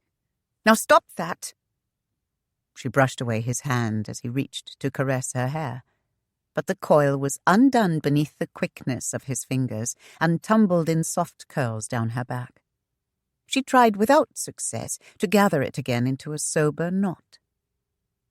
"Will you be serious for a moment?" She bridled. "Control your lust. I did not come here to bed you, but to appeal to your honor. Let go!" She raised both her voice and the quirt dangerously high. "I'll not be pawed by the likes of you again." Ruark stood back and leaned against the wall beside her. "Oh, Shanna, love," he said sadly. "Am I really to believe that you will not see out the bargain?" "Bargain?" Shanna struck the half-open door with her whip in exasperation. "Sir, you are the most—" "Shh." His finger lay across his lips. His face was in the shadows, but his eyes seemed to glow, laughing at her, mocking her. "You'll have the village down upon us." He reached behind him on the shelf and lifted the wine bottle and a cup, pouring a draught into the latter. "Perhaps a small libation will settle your nerves, Shanna. A bit of sherry?" "My nerves?" The words were lashed out. "Sir, 'tis your nerve that must be reckoned with." She took the mug he held toward her and sampled a drop, wrinkling her nose, then sneering into his warming gaze. "Of that, dear Ruark, you have no short supply." "You abuse me, madam." His hand reached out toward her tresses, but paused as her quirt lifted again. He shrugged. "I but know my wants and seek them out." "Dear Ruark," Shanna gritted venomously, "when I give myself to a man, 'twill be under the vows of marriage with all the love I can muster." Ruark chuckled and placed his foot on the bed, leaning an elbow across his knee. "Will you not settle for my everlasting adoration and the bonds of a bargain fairly set? I could add," he gestured casually, "the vows have already—" "Oh, you crude—" Shanna was speechless at his brazen disregard of grace. "I have a dream." "No dream," his reply snapped back, "but a barrier set against a flesh-and-blood man." "Have you so little honor that you would hold me to so vile a bargain?" "Honor? I have it." He tossed his head and stared at her, his amber eyes brittle. "And what have you? To offer yourself for a whim, and when once rightly paid, deny the pact?" Angry tears stung Shanna's eyes. "I was gently born and tenderly reared, but then bent to the will of another." "I," his tone was scornful, "the virgin Shanna, cruelly betrayed. I will not be dictated to. Rigid with fury, turbulent tears streaming down her cheeks, she glared at him. Oh, Ruark feigned surprise. So now 'tis the Queen Shanna, regal, domineering. Hide behind your thorny throne, my love. Never be a woman. Oh, you filthy clod. Shanna! His voice was flat, hard, and biting. Grow up! The quirt lashed out and struck his chest, and, coming back, cracked again. She raised it for another blow, but his hand knocked the whip aside, and it sailed from her grasp. Shanna's rage had mounted to violent proportions. The open palm of her empty hand completed the stroke upon his cheek, and returned with the back of it against his other, while her eyes blazed her hatred. Of a sudden, her wrist was seized in a grasp of iron, and her arm was twisted behind her back, crushing her against his naked chest, which bore 2 livid weals across it. Her temper soared the higher at this restraint, and Shanna tried to raise her other hand to claw at that smirking face before her. But his arm encircled her until she could not move. She was caught to him, her breath hissing between clenched teeth and her bosom heaving against his chest. Enough, Shanna, love, he bade sharply. You have taken both cheeks, ere I had a chance to turn the other. His embrace tightened about her until her toes cleared the floor, and Shanna lay against him, gasping for breath. His mouth swooped down upon hers, twisting, bruising, rousing, his tongue thrusting through like a brand, searing her, possessing her. Shanna struggled weakly, trying to summon some logic from the chaos in her mind. Pleasure seeped through the barrier of her own will. The brutal crush of his lips on hers, his strong arms holding her clasped to his work-hardened frame, became somehow bearable, and she was answering, not fighting any more, growing warm. Then his arms were gone, and she stumbled free of him, coming up against the open door. The amber eyes were puzzled as he stared at her for a moment. Then they filled with anger. Arm yourself, Shanna. No young girl's wiles will see you safely away from me. I will have you when and where I bid. Fear rose up within her, not of him, but of herself. For in spite of her words, she wanted to draw him down with her upon the narrow pallet and show him once and for all time that she was more a woman than he could guess. Shaking, Shanna bit the back of her hand, seeking pain to awaken her will. Whirling, she ran from the hovel, not pausing until she stood gasping against Attila's side.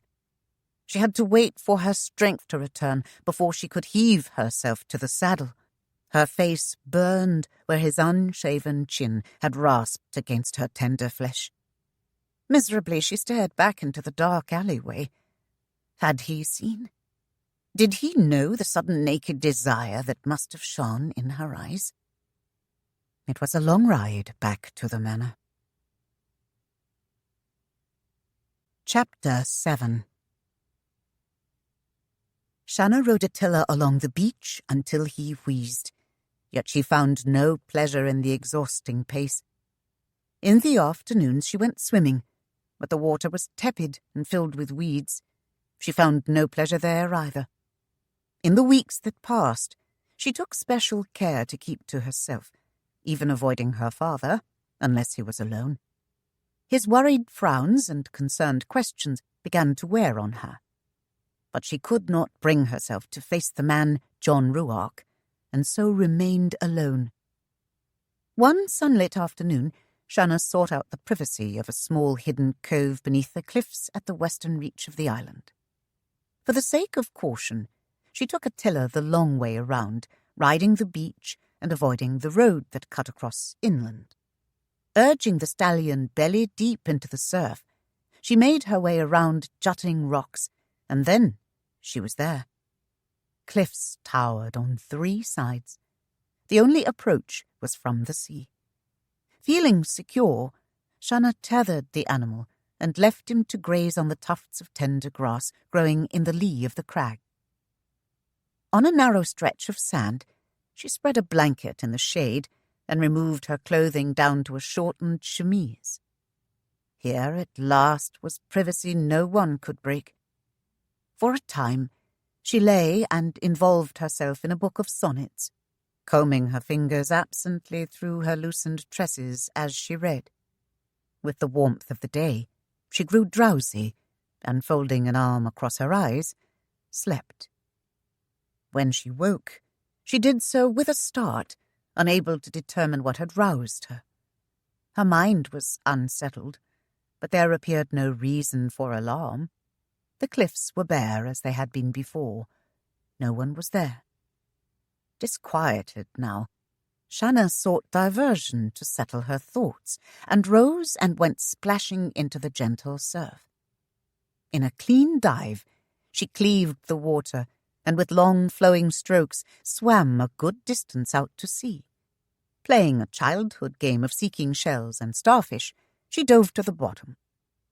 For a time, she floated on her back, rising and falling with the gentle swells, her hair spreading out in a giant fan, like some shy sea creature displaying its glory to only a few. A huge grey gull on motionless wings came over her, and hung there, drifting close to better view this odd sea nymph. Tiring of the play, Shanna returned to the narrow hidden beach. She towelled herself dry, wrapped the cloth about her hair, and lay back. She watched a fleecy cloud drifting by. It touched the top of a cliff, and, smothering a scream, Shanna came to her feet. The figure of a man stood on the brow of the cliff. A wide straw hat shaded his face. His shirt was carelessly carried over his shoulder.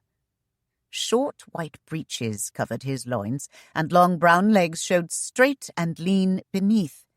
Shanna knew golden eyes smiled down at her, mocking, challenging, consuming her. The shriek that rose in her throat was not smothered this time. It was one of pure rage. Was there no place where she could flee from him? Furiously, she snatched the towel from her head, flinging it to her feet. "Begone!" she cried, her voice echoing in the cove. "Go away! Leave me be!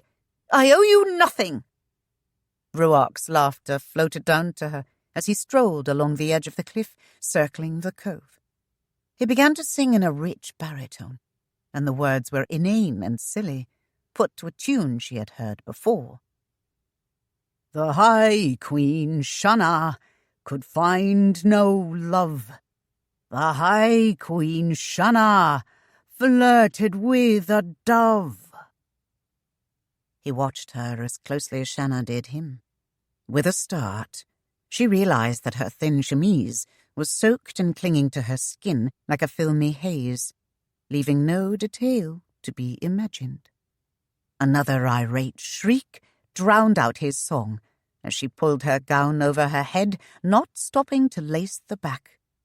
Tossing her other garments onto the blanket, she gathered it in a roll and threw it over Attila's bare back. Hauling herself astride, she forced the animal again into the water and around the point, then raced full tilt along the beach. "Good day, my lady." Ruark's shout made her urge the steed faster, and once more the sound of Ruark's mirth rang in her ears until, home at last, she hid her head beneath the pillow in her room. The air was heavy, the night was hot. The sheet felt damp, and Shanna thrust its clamminess away like the sweaty embrace of some unwelcomed suitor.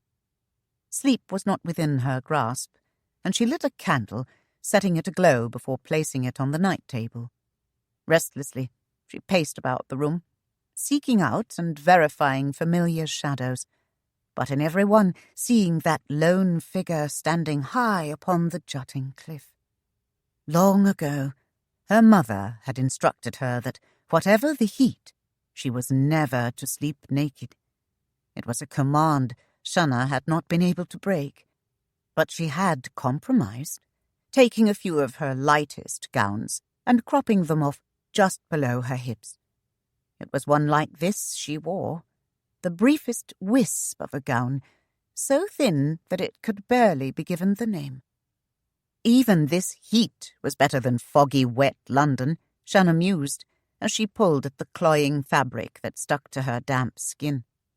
She passed out onto the veranda, where she leaned her hip against the cool carved wood of the balustrade. The night was still, but she spread her arms and slowly turned her whole body, trying to catch the cool touch of a stray breeze. Thrusting her arms straight over her head, she stretched, arching her back, feeling the gown tighten over her breasts. A long sigh slipped from her. She enjoyed swimming in the clear blue waters, racing among the trees and sitting on the back of a labouring horse as he sped like the wind along the lanes. In England, it was unseemly for a lady to so exercise, and Shanna revelled in her freedom to do so here. But of late, there seemed something lacking, as if some other play might more fulfill the design of her person. She could not name it, but when this feeling came, it was usually accompanied by a memory of warm golden eyes smiling into hers. Bracing her hands on the balustrade, Shanna leaned outward, staring into the dark night sky. Fleecy clouds flitted by on gusts of wind. A quarter moon, bright and sharply horned, gave light to the grounds below, peeking briefly here and there, then hiding coyly, giving silver halos to the fleeing wisps of vapour. She perched on the rail, placing a slim bare foot upon it and raising her knee. Her gaze leisurely swept the yards beyond. Great patches of blackness gathered under the banyan trees, whose tall spreading tops made dense shadows. Spots of light were painted across the lawn by the rapid brush of the flippant moon. One passed beneath a tree. Shanna gasped, for there beside an ancient trunk was a shadow darker and of more manly shape than the rest. Coming to her feet, Shanna leaned against the rail, staring hard at the figure which squatted on its haunches. The shadow unfolded as the man rose, and she could see he was naked, but for short white breeches. "Ruark!" The whisper rushed between her lips, unbidden. Turning his back, he kicked at the turf with a sandaled foot, and then strode casually away, a light and airy whistle trailing a tune behind him. Shanna was certain now. She knew that walk, that graceful half-animal saunter. Damned rogue! Whirling, Shanna dashed back into the bedchamber, her pride suddenly nipped that he had not come to stand beneath her balcony and ardently entreat for her favours. She blew out the candle and flounced onto her bed, and there sat glaring back at the leering windows. How can I sleep with him ever about, sneaking beneath my balcony, spying on my every movement? In sore aggravation, she flopped upon her stomach and propped her chin on folded arms. What did the knave want of her? Ha! No question there. The bargain. Ah, damned bargain. And he did sorely want the bargain out. And what a price! A night with him, at his every beck and call. Shanna tried to feel much abused and angered, but the thought of that whole night stirred something more akin to... "'Tis but curiosity," she vowed. "I have meagerly tasted of the brew, and only want to sample it more fully. 'Tis naught but what any woman would want. Aye, and I am a woman, and, being in a well and hearty condition, would seriously test that rogue's ardour.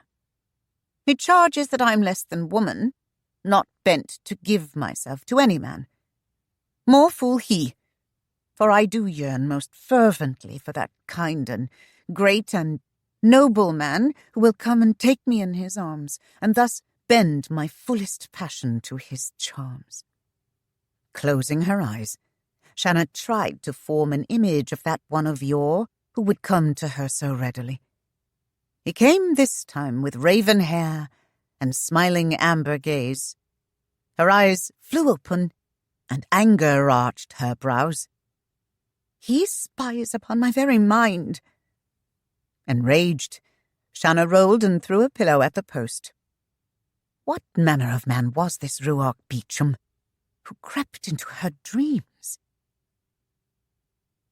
A fortnight passed, and on Sabbath afternoon Shanna straddled Attila's bare back and ran him along the beach, some distance beyond the village.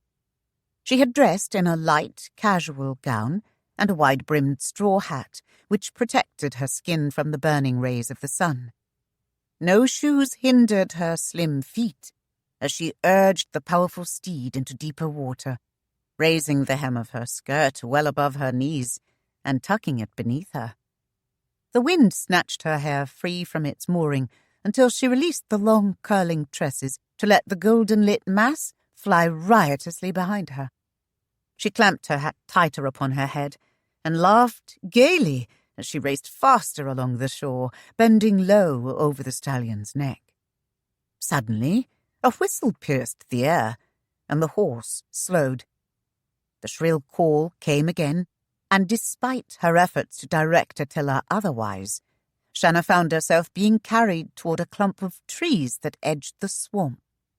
Without a bridle, she could not enforce her commands upon the steed. Ruark stepped into the sunlight and whistled again, softly this time, offering out his hand to the horse. Attila snorted and came willingly, taking the sugar. Shanna's lagging jaw snapped shut, her glare boring into Ruark's amused and mocking stare. Casually, he caressed Attila's nose, while his eyes boldly roamed her bare thighs and the dampened gown that clung to her breasts. "You've ruined a good steed," she cried, infuriated that he had gained Attila's trust so readily. Ruark smiled slowly. "'Tis a fine stallion and smart. 'Twould have taken me many months with another. I've only taught him to come when I whistle. 'Tis more than you will do." Shanna seethed, and her bosom heaved with her indignation. "If you think I'll ever come when you beckon, then you are more than addle-witted, sir." It was as if he did not hear her stormy words. His smouldering gaze moved caressingly over her meagerly clad body, and his desire quickened. He well remembered the softness of her naked skin. "Will you stop staring at me like that?" Shanna railed, feeling devoured by those burning eyes. Without a word, Ruark stepped beside her, and with a quick movement was up behind her. Shanna gasped in outrage, struggling briefly, but his arms came around her, and his hands took the horse's mane. "Get down! Are you mad?" she protested, but her mind was invaded with the press of his hard, naked chest against her back, and his long thighs showing dark, lean, and muscular beside her own. His loins pressed intimately against her buttocks, and she was suffocated by the manly feel of him against her. "What are you about?" She tried to twist away from him. "If 'tis rape, I'll have you hunted down, I swear I will." His voice sounded hoarse in her ear. "Be still, Shanna, and let me ride with you for a space. You're accustomed to a lady's saddle, and so is Attila. He needs to be taught obedience by his rider, whoever that may be." Then Ruark added in a jaunty tone, "You'll then be able to restrain him when I whistle. Now watch, and I will show you both how a man rides." Shanna's spine stiffened at the humor in his tone. She snatched her hat from her head as she sneered, "And what if we're seen?" But then Mr. Ruark. With the swamp on one side and the coral reefs on the other? He chuckled lightly. I doubt it. And so do you. Now be at ease, Shanna. Your virtue is safe with me. Who could be more concerned than your husband? His low laughter had an edge to it that cut sharply. Safe? Derision rode heavily in her words.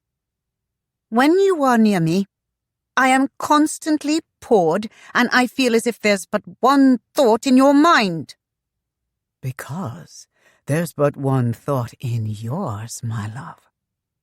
The whisper came close to her ear as he smoothed her tumbled hair between them. And you know what the result will be. I'll have the bargain done in my own time, my own way, and fully met. You are a rogue to so force a lady. Rogue? Nay, Ruark shrugged. I have only the desire to see payment for a service rendered, as was promised me. As to force, never. I do not wish to hurt you, Shanna. Rather, I would say, I wish to share a blissful moment and introduce you to the tender touch of passion. Shanna twisted around to stare at him, a play of wonder and anger fighting for her face. Enough. Ruark settled her in his arms and took a firm grip on the mane. Today you are safe. 'Tis but a lesson in riding I wish to give you. Watch. He grew more purposeful. Place your knees higher and let the horse feel your heels against him. Then he tapped Attila's flanks with his heels, and the steed moved slowly, prancing. Ruark leaned forward, and the stallion quickened his pace. Ruark guided him through a series of maneuvers, and Shanna was amazed. She could feel the movements of the man, and the horse responded as if they were one. Then the knees beneath her tightened, and with a leap Attila stretched out along the beach, and they were racing with the wind. Ruark whispered in her ear, and Shanna turned a questioning stare to him. I asked if your father expects you back soon. Shanna shook her head, and her hair flew over his shoulder. Ruark shifted her closer against him. Good.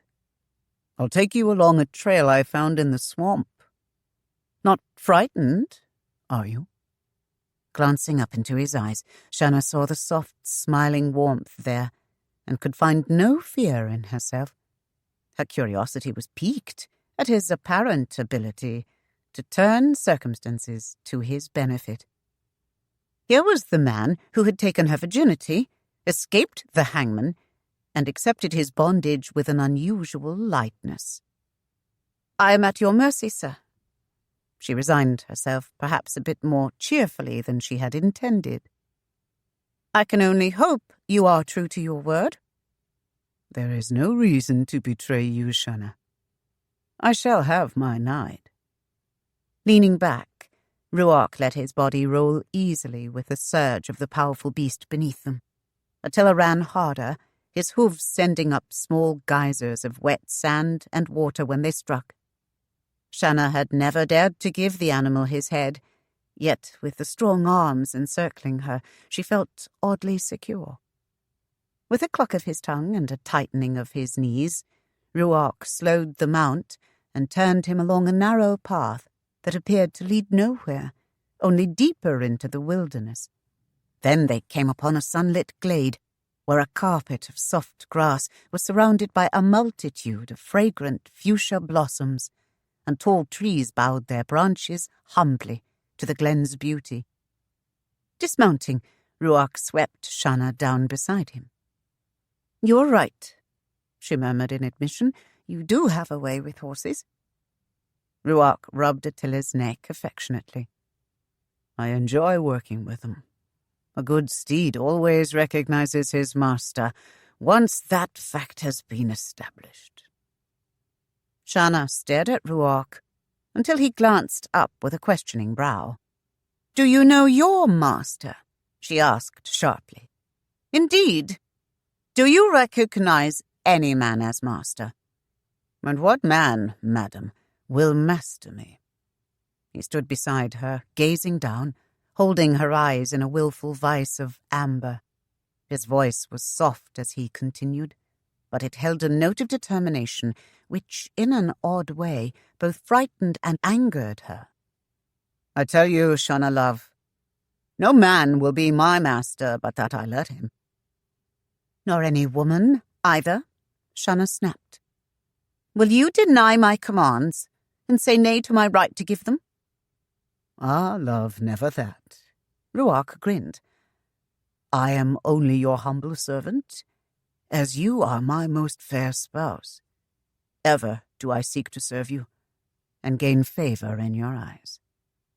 Unable to bear the heavy weight of his heated regard, Shanna swept around the flowered bower and plucked a fragile blossom, thrusting its stem into her hair and gathering the long fall of tresses at the base of her neck. Much fascinated, Ruark leaned back against a sturdy trunk, folding his arms across his chest to enjoy more leisurely what had become his favourite pastime since their meeting in the jail, watching Shanna.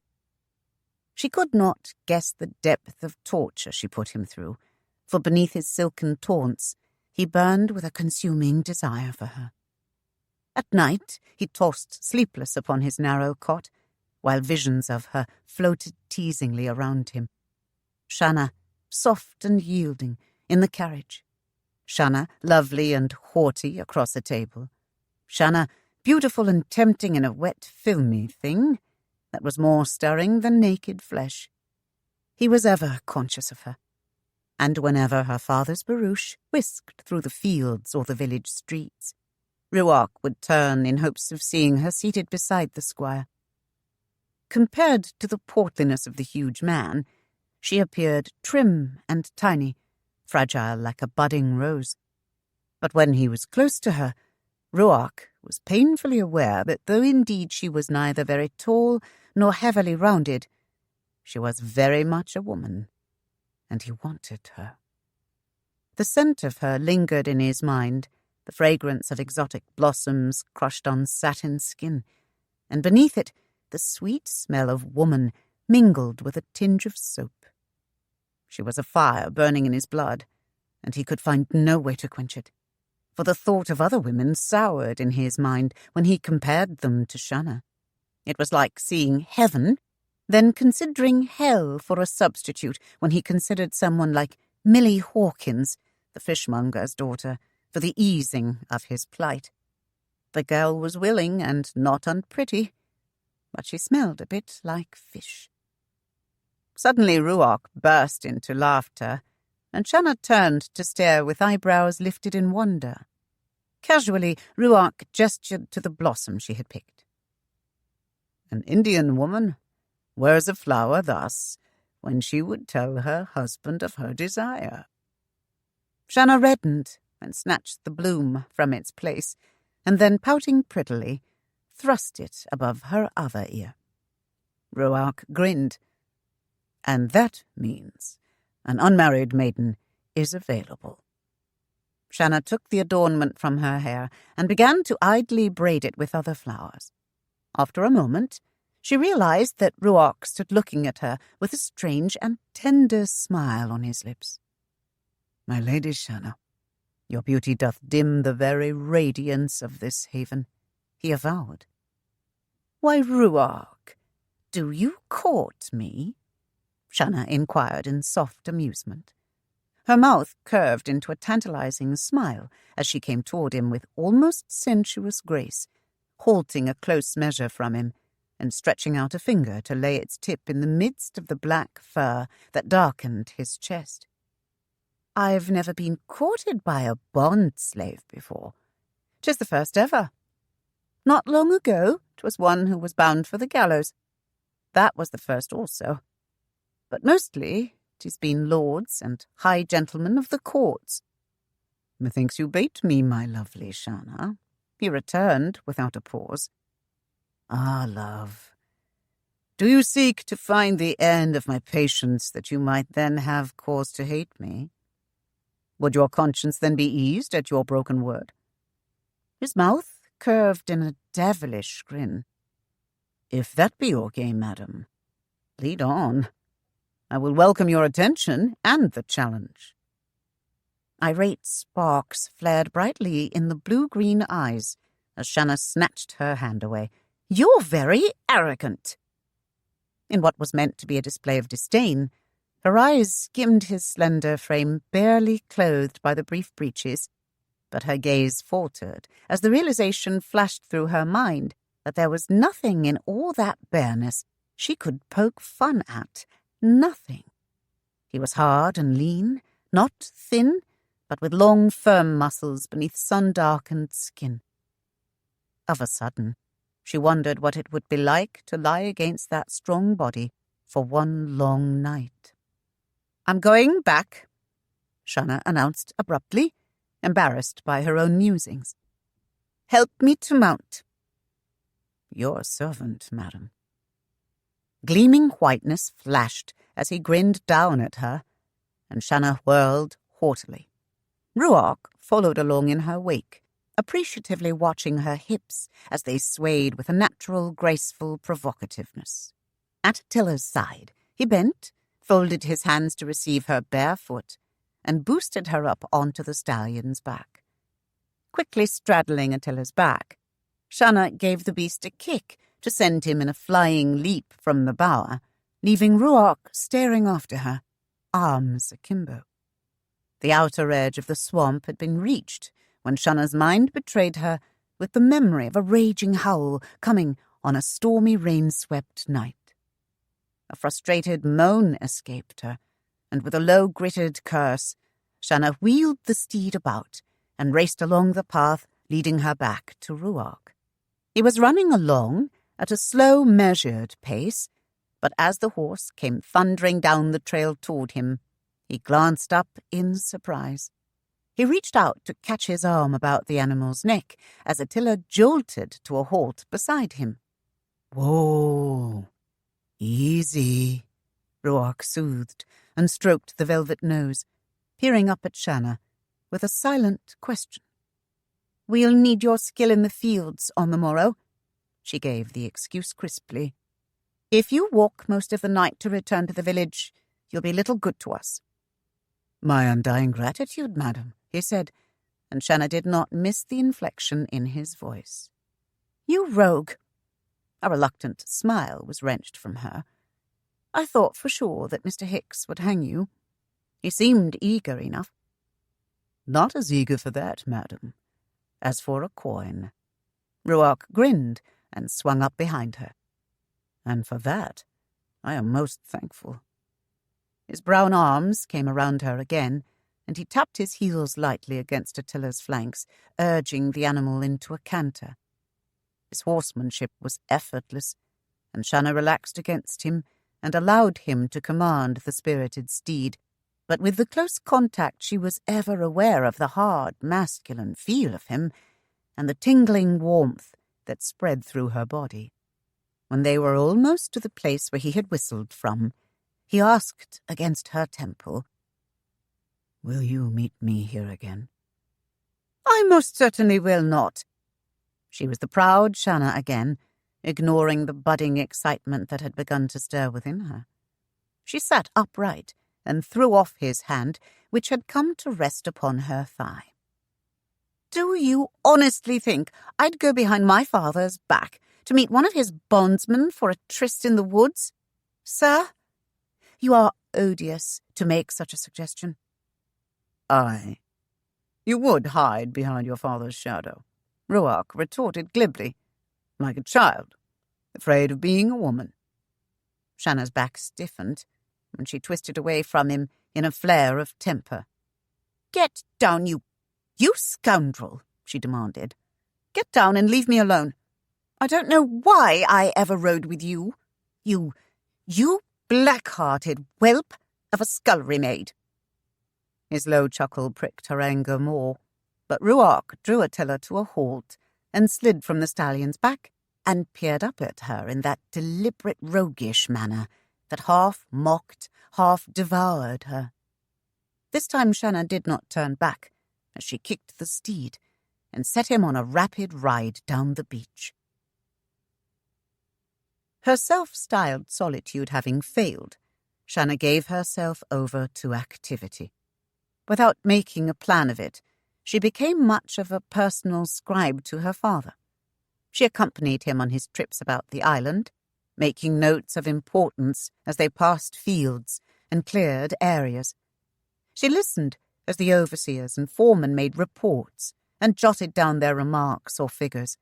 She kept records of the hours and men required to complete a task, and of the crops their efforts produced.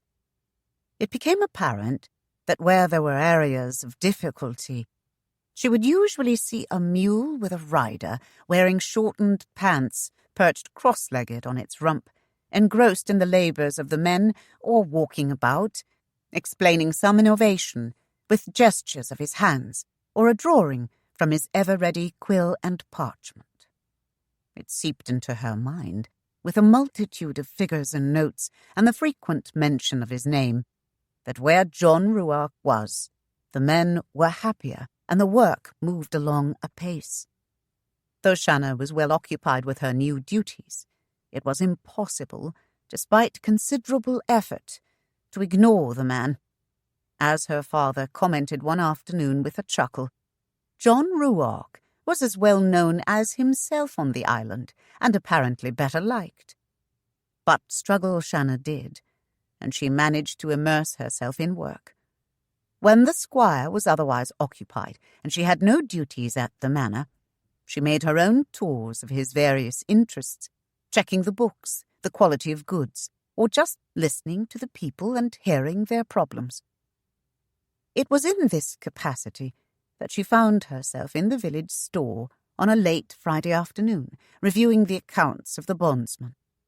As she leafed through the ledger, the name of John Ruark caught her eye, and curiosity made her scan the columns of his accounts. The figures amazed her. The column of purchases was quite brief. Aside from writing implements, a pipe and soap, there was only a rare bottle of wine and an occasional pouch of tobacco. The longest column was that which detailed changes in his pay, and there. She traced downward with the tip of her finger. Why, it had been increased, time and again, tripled, nay, more than 10 times the sixpence of a new bondsman. She went further over to the balance of credits, and with a swift mental calculation found that by the end of the month he would have nearly £100 of credit. Then another item caught Shanna's eye. There were moneys other than his wages. At the rate he was building his account, he would probably be free in a year or two. The back door slammed, where Mr. McLaird, the storekeeper, had gone out a few moments before, and the sound of footsteps came across the floor behind her. "Mr. McLaird," she called over her shoulder, "there's an account here which I would discuss with you. Would you come?" "Mr. McLaird is busy outside, Shanna. Is there something I might help you with?" Shanna spun about on the high stool, for there was no mistaking the voice. White teeth showed in the tanned face as Ruark's ready smile spread leisurely across his lips. "Are you distressed, my love?" He challenged her stunned appraisal. "Have I been away so long you do not recognize me? Some service I can render, perhaps, or—" He raised a string of shell beads on his fingers. "Some bauble for my lady?" He lowered them and grinned ruefully. "Your pardon, madam. I forgot myself. You own the store. A pity, and a waste of another of my talents." Shanna could not contain a smile at his light-hearted banter. "Of those, I am sure you have plenty, Ruark. My father reports you have started building the new crushing mill. 'Twould seem you have convinced him 'tis necessary, and would be more efficient than what we already have." Ruark nodded. "Aye, Shanna, I said as much." "Then why are you here?" I would think you hard at work instead of coming and going as you will.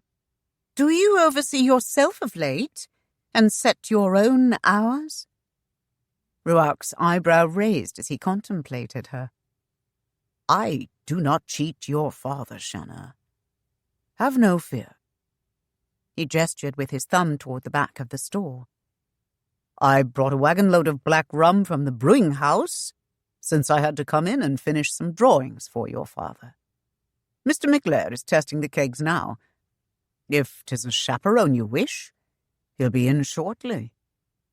Shanna flicked her quill to the open ledger. "For a wagon driver, you seem highly paid, and there are other amounts here which puzzle me."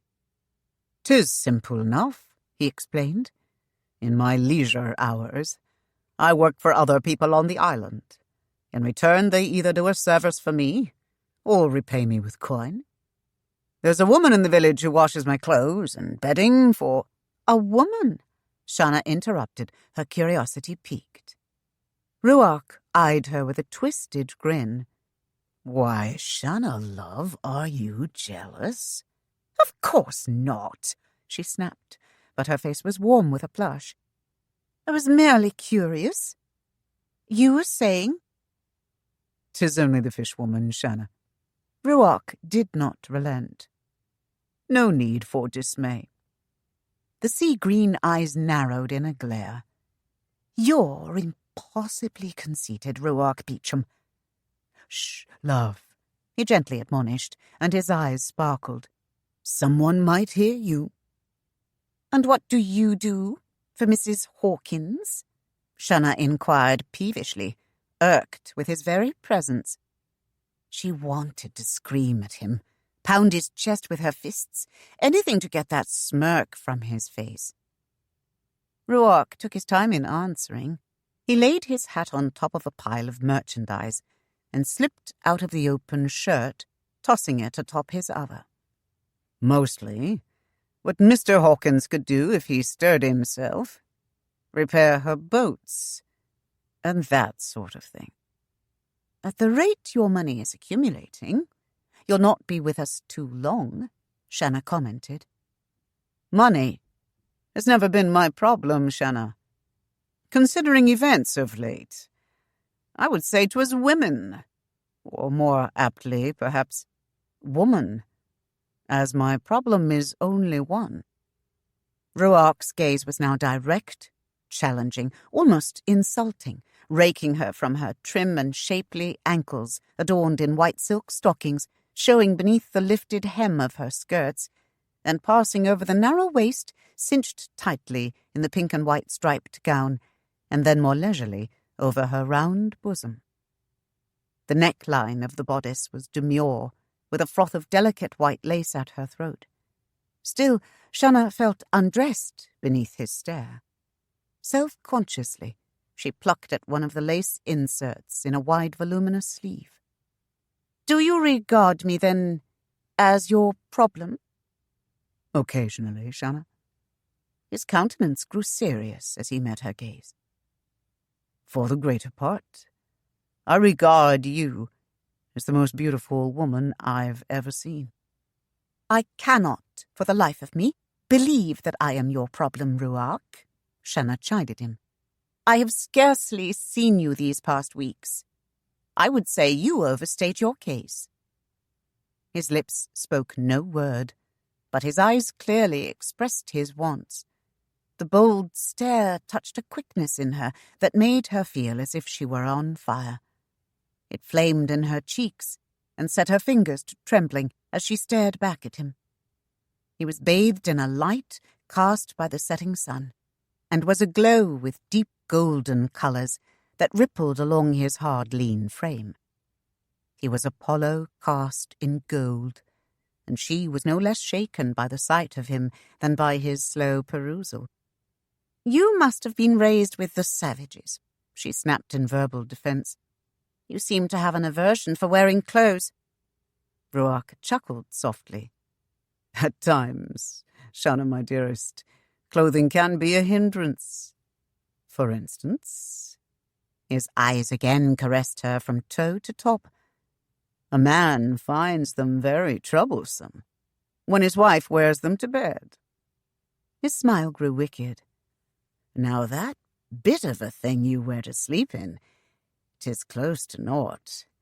It wouldn't be much of a bother to slip a woman out of it." The colour in her cheeks deepened. "You have your nerve, wandering beneath my balcony like that." Abruptly, Shanna turned back to the desk, as if dismissing him, and flipped a page that might as well have been blank, for as much as she saw on it.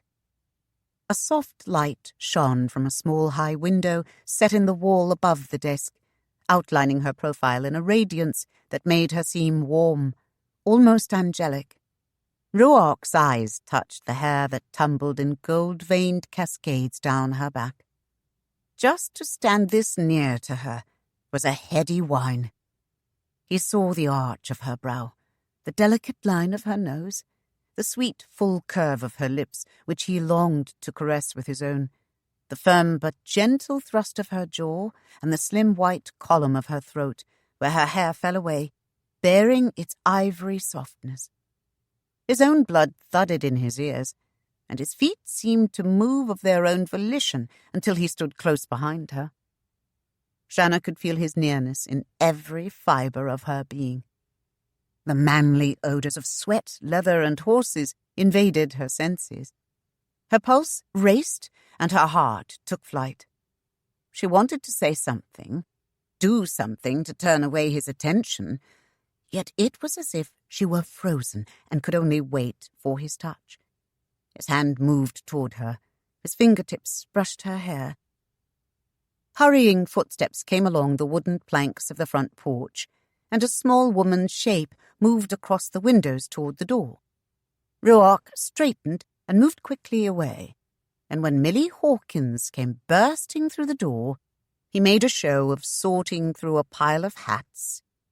The desk was hidden from view behind a stack of small kegs as one entered from the front, and the girl completely missed Shanna's presence in her hasty glance about the store. She saw Ruark's bronzed back and ran toward him, clutching a bundle of his bondsman garb against her breast. He had no choice but to face her as she rushed into an explanation. "I saw you coming into the village, Mr. Ruark, and I thought to save you from having to fetch your clothes we washed for you." "I passed near your house on the way home, Millie. I could have picked them up then." He gave her a lame smile, and over her head caught Shanna's brittle regard of them. "Oh, Mr. Ruark, that's all right. I weren't doing anything, and I thought I'd save you some time." Millie tossed her raven curls coyly, and her wide black eyes touched him everywhere. Boldly, she reached out and ran a hand along the lean ribs. Shanna's glower was more than piercing as she stared at the young woman's back and watched the slim fingers caress the bronze skin. Absently, Ruark brushed aside Millie's hand. "Are you free this evening, Mr. Ruark?" Ruark chuckled at the girl's tactless approach. "It so happens I have duties which will occupy me most of the night." "Oh, that old man Trahern," Millie cried in exasperation, setting her hands on her hips. "He always got something for you to do." "Now look, Millie," Ruark began, not missing the raising of Shanna's brows. He was having trouble keeping his own mirth silent, and it infected his voice. "The squire has demanded nothing more of me than what I have offered." He held up the bundle of clothes. "But thank your mother for these." It was a known fact in the village that Millie Hawkins was among the laziest wenches about. She and her father were inclined to lie about most of the day, complaining of their poor state of finance, while Mrs. Hawkins laboured hard and long as sole supporter for their family. But the money she earned was much wasted, as the father had a taste for rum.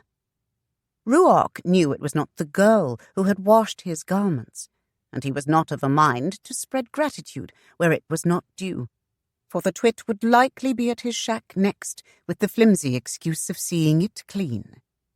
"Me ma says you must be the cleanest man on Los Camellos," Milly reported gaily.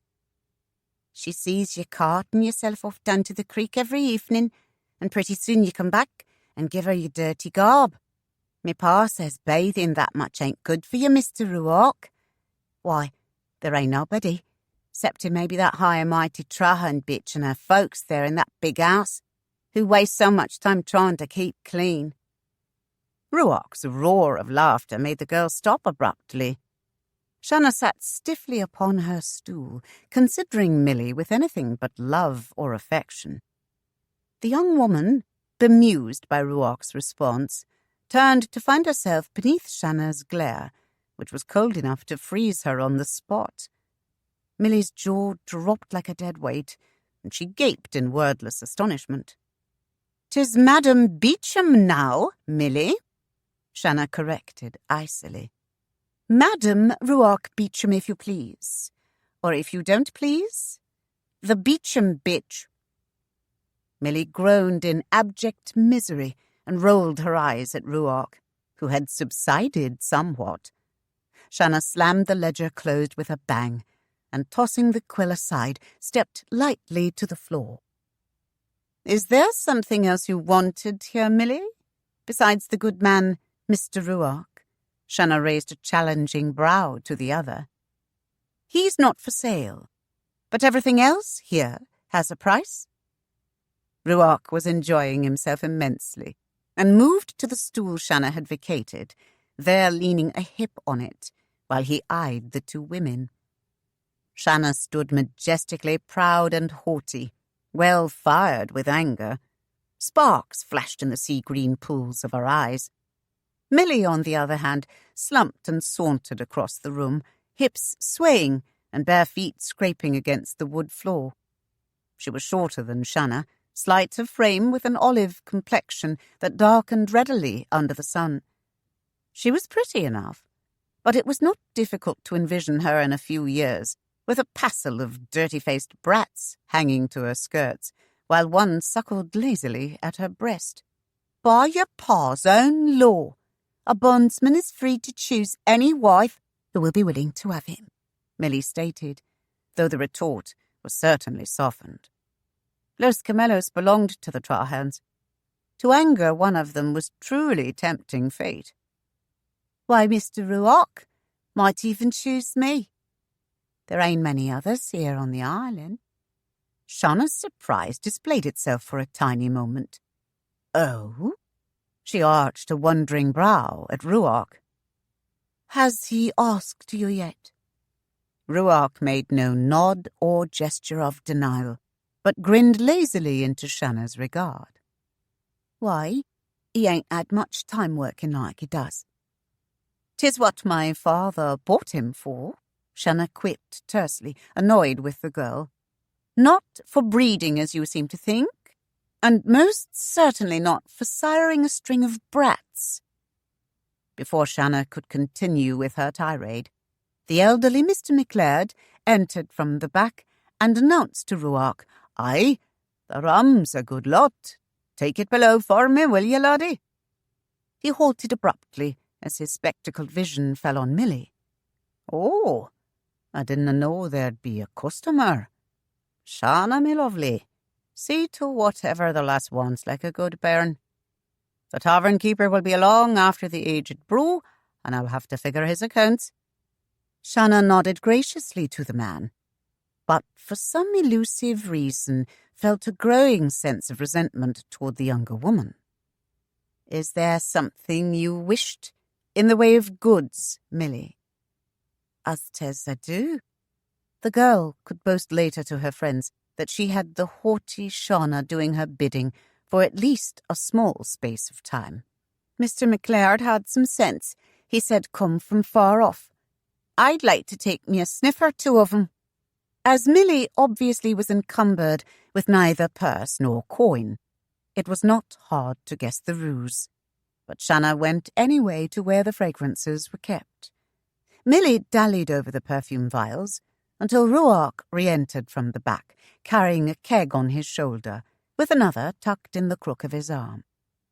Under the strain, His muscles and tendons stood out like the cords of a taut rope, while his arms and body gleamed with a film of sweat, as if rubbed by a fine oil. Milly gasped, and desire shone in her dark eyes as she whispered in awed observation, "Go! Like a bloody Greek statue he is." A line of untanned white showed above his breeches, and the hard, flat belly was displayed with its thin line of dark hair, which traced downward from the lightly furred chest. Milly's gaze was so caught upon that stretch of bareness that Shanna wanted to pinch the girl smartly. Sweeping past her, Shanna snatched up the keys and ran to open the cellar door for Ruark. Striking tinder, she blew it aflame, then lit the wick of a candle and preceded him down the stairway, lighting the passage. She used the keys to open the lower door. The cellar was cool and dry, and, once within, Ruark lowered the kegs to the floor, then paused to rest a moment before he lifted one and glanced questioningly at Shanna. She indicated a space at the far end of the rack. "'Twill age while the others are used." Ruark returned for the other he had left, and with a grimace, Shanna hooked a slim finger inside the top of his breeches, drawing his somewhat wondering and dubious regard. Snapping the loose waistband against him, she admonished in a true vein of sarcasm, "Milly is a simple girl, and easily excitable. If you show her much more, she may not be able to control herself, and you might find yourself the one ravished." "I shall take care, madam," Ruark grunted as he hefted the other keg in place. "At least it's good to know," his white teeth flashed, "that I am safe with you." Months of tension and aggravation had built beneath Shanna's supposedly serene exterior. She stood close to Ruark, and her voice was low, almost a whisper, yet burning anger spit through every syllable. "Sir, I have reached the end of my endurance. You insult me at every meeting and call me less than a woman. You berate my lack of honor, though I but denied your coarse advantage." "You agreed," he snarled back at her. "You gave your word, and I hold you to it." "There is no bargain," she hissed in frustrated rage. "You were supposed to die, and I will not be held because you did not." "What wires of womanhood would you yield, madam? I gave you the full count. I played your game and trusted you. When I could have fled or at least so tried, it was your part of the bargain which held me." He kept his voice to a hoarse whisper. "I have tasted that most delicious dish, Shanna, the sweet warmth of you, and thereafter have I starved for that which was mine by right of wedlock, and I will have it." Shanna clenched her fists and slowly thumped them against his hard, bare chest. "Go away," she sobbed. "Let me be. What can I say that will convince you that I want no part of you? I hate you. I despise you. I cannot stand the sight of you." Shanna fought her tears and gasped for breath, bracing her arms against him. His words were low and harsh in her ear. "And what am I? Something less than human? Lower than any that have gone before because you found me in a dungeon, and I chose to honor a debt to your father I did not earn? More evil than any yet to come? What am I, that you can whine and say the fault was mine and deny the bargain was fair? But I tell you this." He lowered his face until he stared into hers, his eyes bright with his own frustration and anger. "You are my wife." Shanna's eyes widened, and fear began to grow. "Nay," she whispered. "You are my wife." He gritted out slowly, and seized her shoulders just as she would have turned away. "Nay, never," she gasped out, her voice rising. "You are my wife." Shanna began to struggle, and he clasped his arms about her, holding her close, smothering her movements in an embrace of steel. Sobbing, Shanna pushed in vain against his chest. Her head tipped backwards with her effort, and his mouth crushed down upon hers. In the way of love, rage was transformed into passion. Shanna's arms slipped upward about his neck and were locked in a frantic embrace. Her lips twisted against his, and the full heat of her hunger flooded him until his mind reeled with the frenzy of her answer. He had expected a fight, and instead found the fury of a consuming desire sweet on her lips, warm in her mouth, stirring as the quick thrust of her tongue met his own. They came apart with a gasp, both stunned by the heavy blow of their ardour. Trembling, Shanna leaned against the stacked barrels, helpless, drained of strength. Her eyes were closed, and her bosom heaved with her effort to breathe. His self-control sorely strained, Ruark almost took her in his arms again. But the thought intruded, not in a dingy cellar. She was worth so much more than that to him. And they'd only come, and he'd be snatched away again. Patience. Patience, man. Ruark struck down his ravenous lusts with an iron will, and turning, slowly climbed the stairs, letting his body and brain cool as he went. He caught Mr. McLeod's eye as he opened the door and shrugged away his question. "She's counting the kegs." When Ruark entered the cellar again, Shanna had also composed herself, but her eyes followed him until he returned to her side. Then she whispered, "Thank you." "Don't thank me yet," he murmured, as he gently wiped a smudge from her arm. "There will be a better time and a better place than this." Ruark went for another load, and as he brought the last kegs into the store, Shanna was being led out the door by Mr. McLeod. Milly still gawked, her hunger bold in her eyes, and rather than face her mewling attention, Ruark slammed the cellar doors, snatched up his hat and shirt, and left with what one might have called undue haste.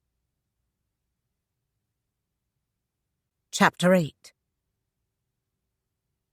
Morning blossomed with vibrant hues that glistened upon and changed the colour of the waters, touching the tossing surf with the pinks and golds of the breaking dawn. The very air seemed laden with a rosy mist, and the greens of the lawn and trees spread endlessly beneath until they joined the blue of the gently rolling sea. Shanna stood alone on her balcony, bathed in the pale, soft gold of the rising sun. Her pastel dressing gown was like a cloud swirling about her, rising on the fitful breezes that stirred the fragrance from the flowering vine twining about the balustrade. Her face was cast in a wistful mood, her eyes yearning, and her fair lips parted as if in anticipation of a kiss. Her arms hugged her slender waist, as if they sought to replace a lover's embrace, which now was but a memory of yesterday. The glory of the dawn faded into the bright light of day as the sun cleared its bulk from the horizon and began the arching flight across the sky. Sighing, Shanna returned to her bed and tried once more to sleep before the heat reached her room and she would be forced to rise. Closing her eyes, she felt again the almost pain as her breasts were crushed against Ruark's unyielding chest and the warmth of his breath against her cheek. Once more she saw the urgency in his golden gaze as he lowered his lips to hers. Shanna's eyes flew open, for again the awakening of pleasure deep within her was strong and disturbing. And so it had been the whole night long. When she relaxed, the memory of her own response seared through her brain, flooding her body with a pulsing, warm excitement. What was the cure for this malady? Shanna moaned to herself. Why was she so afflicted? Was she one who would ever yearn for men, but find satisfaction with none? She had been mauled before under the attentions of much more lordly men, and found no softening of her heart. Yet now her mind ever envisioned the face of that one who haunted her, this Ruark, this demon, this dragon of her dreams. Her eyelids were heavy with the need of sleep, and slowly she succumbed to the weight, her mind sailing uneasily upon a tossing sea of slumber. He was there, with his gleaming, glistening body of oiled bronze, waiting for her just before she could reach her dreams, and she knew if she touched him, he would be hard and real. Her eyes found his face, and were trapped there by some satanic seduction. The eyes raked her like golden talons while he leered and jeered, and the lips moved unceasingly in a low, cracked whisper. "Come to me. Bend to me. Yield yourself. Give yourself. Come." She resisted, all on the strength of her fear. Then the face began to change. The nose grew into a long, dragon-like snout, with smoke curling from the nostrils. His skin became green with warted scales, and the eyes glowed like twin gold-lensed lanterns, snaring her gaze with their hypnotic brightness. The ears stood out like tiny bat-shaped wings. The white-toothed leer became a fixed grin, gaping wide and edged with evil fangs. Then, with a bellowing roar, he breathed out flames which engulfed her in a searing passion, tingling across her body, sapping her strength, weakening her will, drawing out her every resolve until she grovelled in helpless terror, begging the beast to cease, crying for his mercy, fighting for her breath in the airless flame. Shanna woke with a chill trembling her, yet the heat of the room brought perspiration. Her gown and the sheets were wet with it. She was fighting for air, gasping to draw a full breath as if some heavy unseen presence crossed her face.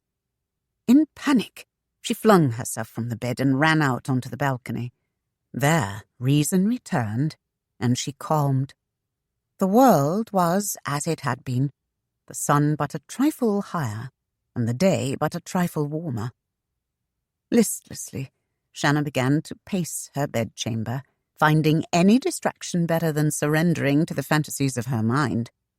Drastic measures would have to be taken to relieve this madness that bound her. She could not sleep. She could not eat. Her life was in a turmoil. Her bedchamber closed around her, and in every corner she heard Ruark's sardonic laughter and saw his dark, leering face. Retreating from this torture, she fled below, seeking out her father. Trahern paused with a spoon of melon halfway to his mouth. It took a fair occurrence to halt him in his affair with food, but the sight of his daughter on this morning did it. Her hair was tousled and tangled, her eyes were red and puffy, her cheeks pale, and she was not dressed and ready to meet the day. It was unheard of that she should appear this early, or in this state. The squire returned the spoon untouched to his plate, and waited her explanation. Under her father's worried frown, Shanna chafed and knew his distress when he laid down the spoon. She realized she was expected to speak, yet words were dear to her, and she found no ready reply to his unspoken question. She oversweetened the cup of tea that was set before her, and then winced as its heat stung her tongue. "I'm sorry, Papa," she began lamely. "I spent an ill night and don't feel too well even yet. Would it be all right if I don't go with you today?" Trahern lifted his spoon and chewed as he considered her request. "I have grown accustomed to your company of late, my dear. But I surmise that I should not be overly at a loss if you do not attend a day or two. I've only been about this business a decade or so." He rose and came to feel her brow, finding it a trifle warm to the touch. "I would be much amiss if you were ailing," he continued. "Hie yourself to your room and rest for the day. I shall send Bertha to see to your wants. There are matters pressing which I must be about. Now come, child, let me see you up." "Oh, Papa, no." Shanna could scarce bear the thought of returning. "You need not bother. I'll have a small bite and go." "Nonsense," he blustered. "I'll see you abed and tended before I go. Now come." Wearily, Shanna sighed and took his arm, knowing she had erred, for now she was trapped and would see the day out in her chambers. Trahern saw his daughter carefully tucked in before he bade her farewell and left. Shanna had no time to rise, for in a moment Berta arrived, greatly concerned for her charge. Shanna's forehead was felt again, her tongue was checked, and her pulse taken. "I do not know for sure, but it may be the fever. You feel a little warm. I think a little broth and a tea of bay leaves feel too good." Before Shanna could deny any such need, the woman left, bringing back a tray laden with the brew. Shanna shuddered in distaste as she sipped the tea, but the housekeeper would not be put off, and Shanna was ordered to finish it to the last miserable swallow. When finally she was allowed privacy once more, she buried her head beneath her pillow and pounded her fists against the bed in frustration. "Damned rogue! Damned rogue! Damned rogue!" she whined. The day aged into evening, and still the battle raged. Shanna's mind was exhausted from the struggle and seemed to lie within her skull without movement, while all the arguments trod the same well-worn paths across it. Reason and the undenied logic of her own motives waned under overwhelming fatigue, while the multitude of threats raised by Ruark's failure to be hanged properly bludgeoned her until she grew numb beneath their onslaught. Wearily she sagged in a chair and rolled her head against the high back. She knew with certainty that she would not be free of Ruark Beauchamp. With each day he grew bolder, and each time they met, he confronted her more openly. There was so little left for her to be proud of in this circumventure of her father's will. Of all those nearest to her, Pitney was the only one she had not deceived, and the lies did not sit well with her. She had been reared on the truth and taught to face it, and every time she closed her eyes, a vision of a dim face behind the barred window of the van tormented her, and her ears rang with the eerie wail in the night. She could no longer bear the struggle. She must free herself from this inner conflict. With a sob, Shanna stumbled to the bed and threw herself upon it. Her groan of despair came muffled against the pillow. "'Tis done. 'Tis done. I will see the bargain out. I yield." Shanna closed her eyes almost fearfully, but only a soft, warm half-darkness was there. Then sleep drifted like a soundless wave over her, and she was engulfed within its peace. The Scotswoman, Hergis, was loyal and swift of foot. She led Ruark through the darkness, pausing often to make sure he followed, but staying several paces ahead of him, leading him wide around the plantation house, then up a narrow path through the trees on the hill behind it. They passed one unused cottage and then another. The lane wandered through a heavy hedge of brush into a small glade.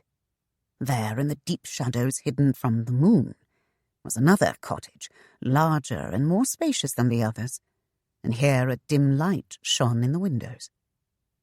Ruark knew these were the guest houses of the manor. They were hardly used, however, as most preferred the luxury of the big house. But of his summons, Ruark knew nothing. The woman had sought him out at his shack, saying only that she was Hergis and that he was to come with her. He was aware that she was a member of Trahern's household staff, but he could not fathom the squire summoning him in this overly discreet manner. His curiosity was aroused, and he had followed Hergis, wearing only his sandals and short breeches. She led him across the porch of the cottage, holding the door open until he went inside. It slammed behind him, and he heard her feet pattering off in the night.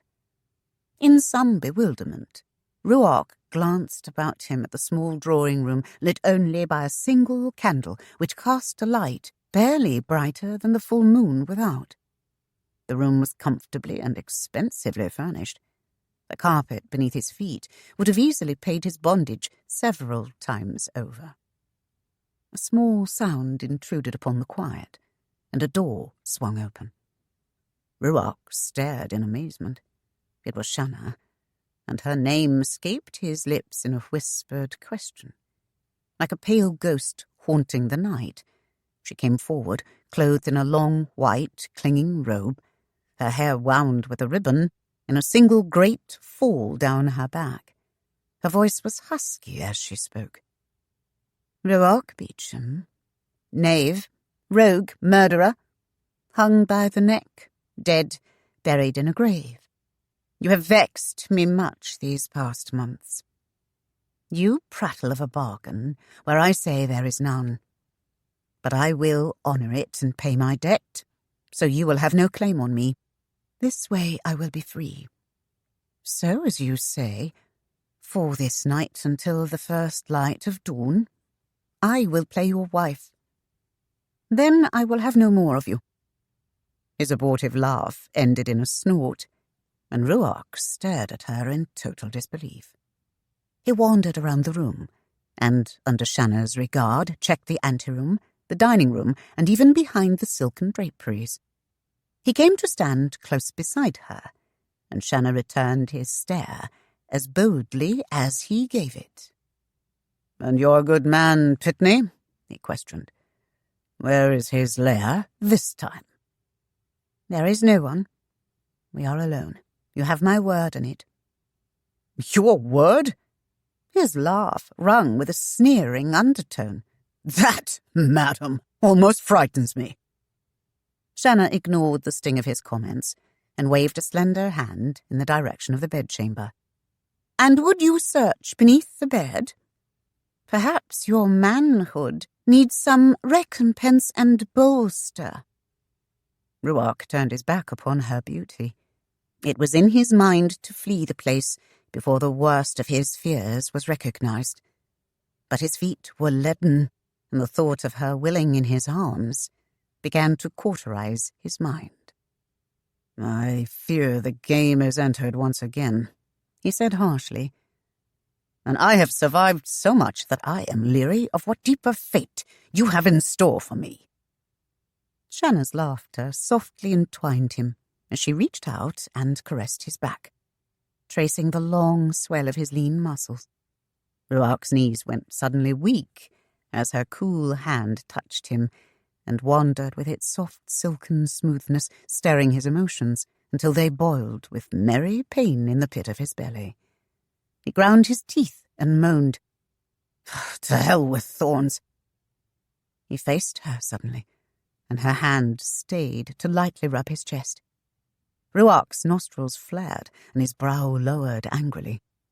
He would see what her resolve would bear. Purposefully he reached out and loosened the frog at the top of her dressing gown. Shanna met his glare, and only smiled softly as his hands worked downward until the garment hung open. She shrugged, and it fell to her feet, revealing a sheer, shimmering white cloth that resembled a gown of ancient Greece.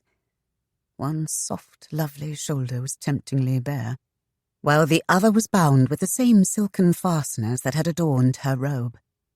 The gown hid nothing from him, and Shanna saw the hard flint of passion strike sparks in the golden eyes as they moved upon her. Her full ripe breasts swelled against the gossamer web that moulded itself to her and to the pale delicate peaks which thrust forward impudently. Ruark's breath was ragged in his throat, and he could not still the tremor which had seized his body.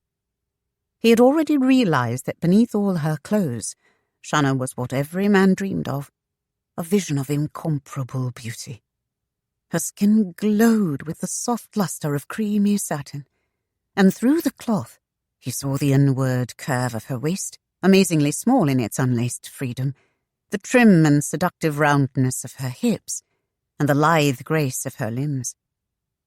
"'Tis my one intent," Shanna murmured softly, to be your wife in every way, whatever you desire. Ruark's long-starved passions flared high, smothering the anger and leaving only a small suspicion to nibble at the edge of his consciousness. This, too, he discarded. This night was fully worth the risk. Still, he was frozen in bemusement at her motives, and his eyes revelled in their freedom as they feasted hungrily on her beauty, seeking out every charm once hidden from him. Shanna felt devoured, and it took an effort of her will to remain pliant beneath his probing eyes. "Come," she urged, and her voice did not sound her own in her ears. She tugged at his arm. "Your bath is ready, Master Beauchamp." Ruark let himself be led like a dumb animal into the bedchamber, where a large, massive tester bed occupied the far wall.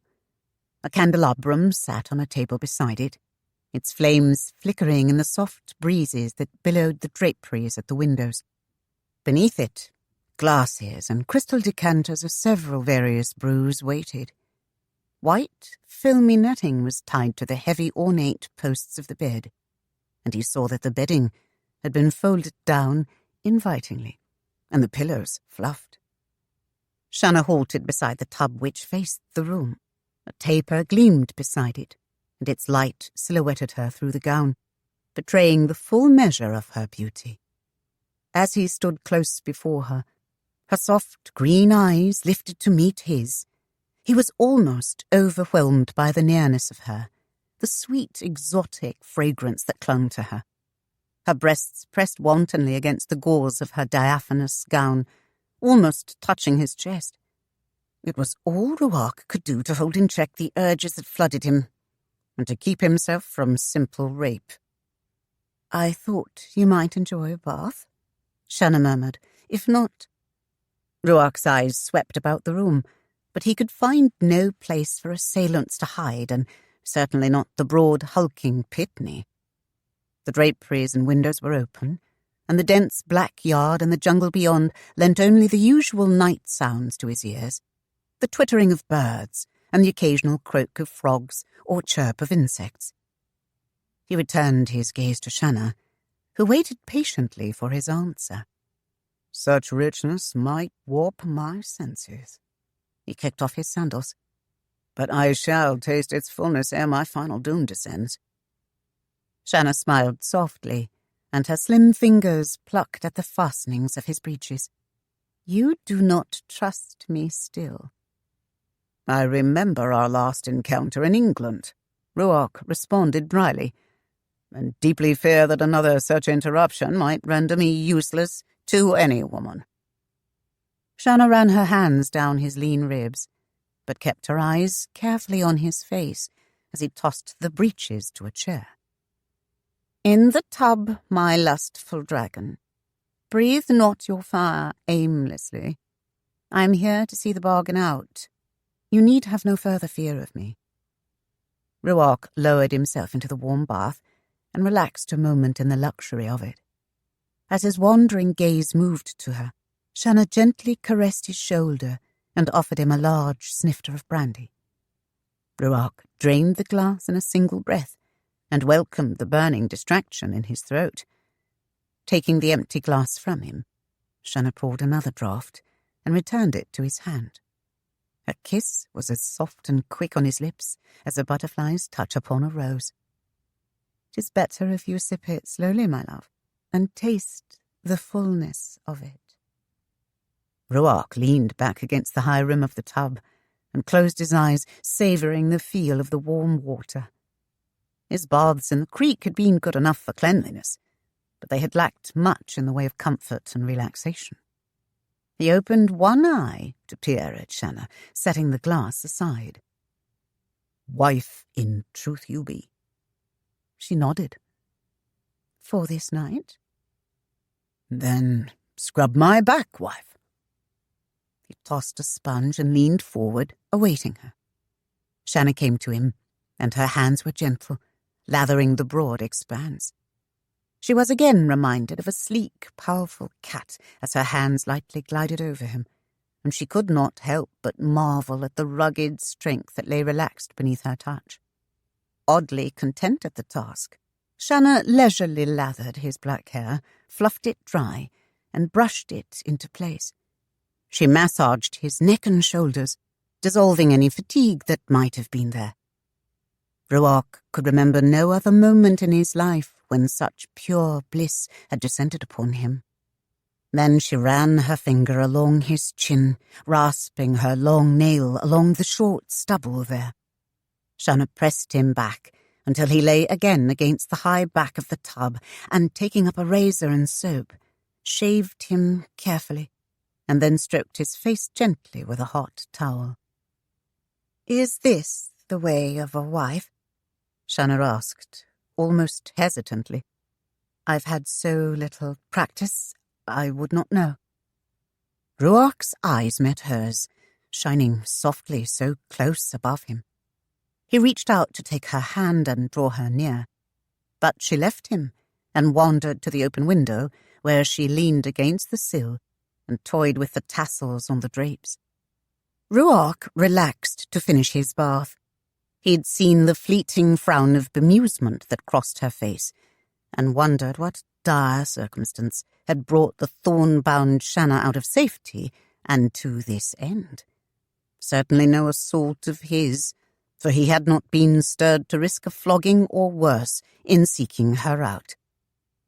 Shanna tried to quell the trepidation that had arisen, and she fought the flooding tides of coldness that surged within her. When she had met Ruark's eyes, the shock was sharp, for she had suddenly realized the moment rapidly approached for which she had made this tryst. Would he seek his vengeance cruelly, or with grace? Would she find pleasure or pain in his arms? It was too late to withdraw from this madness. How could she have believed a bond slave, a colonial who had already proven himself no gentleman, would respect her womanhood? How could she have cast herself in his grasp so recklessly? A splash sounded behind her, and Shanna glanced around to see him rising from the tub. It was too late. Too late. Ruark had heaved himself up and seized a towel, catching Shanna's stare and glimpsing the full naked fear within her eyes before she managed to hide it. A betrayal now, he wondered. Would she flee, or summon a heavy escort? Ruark waited. He was absolutely vulnerable.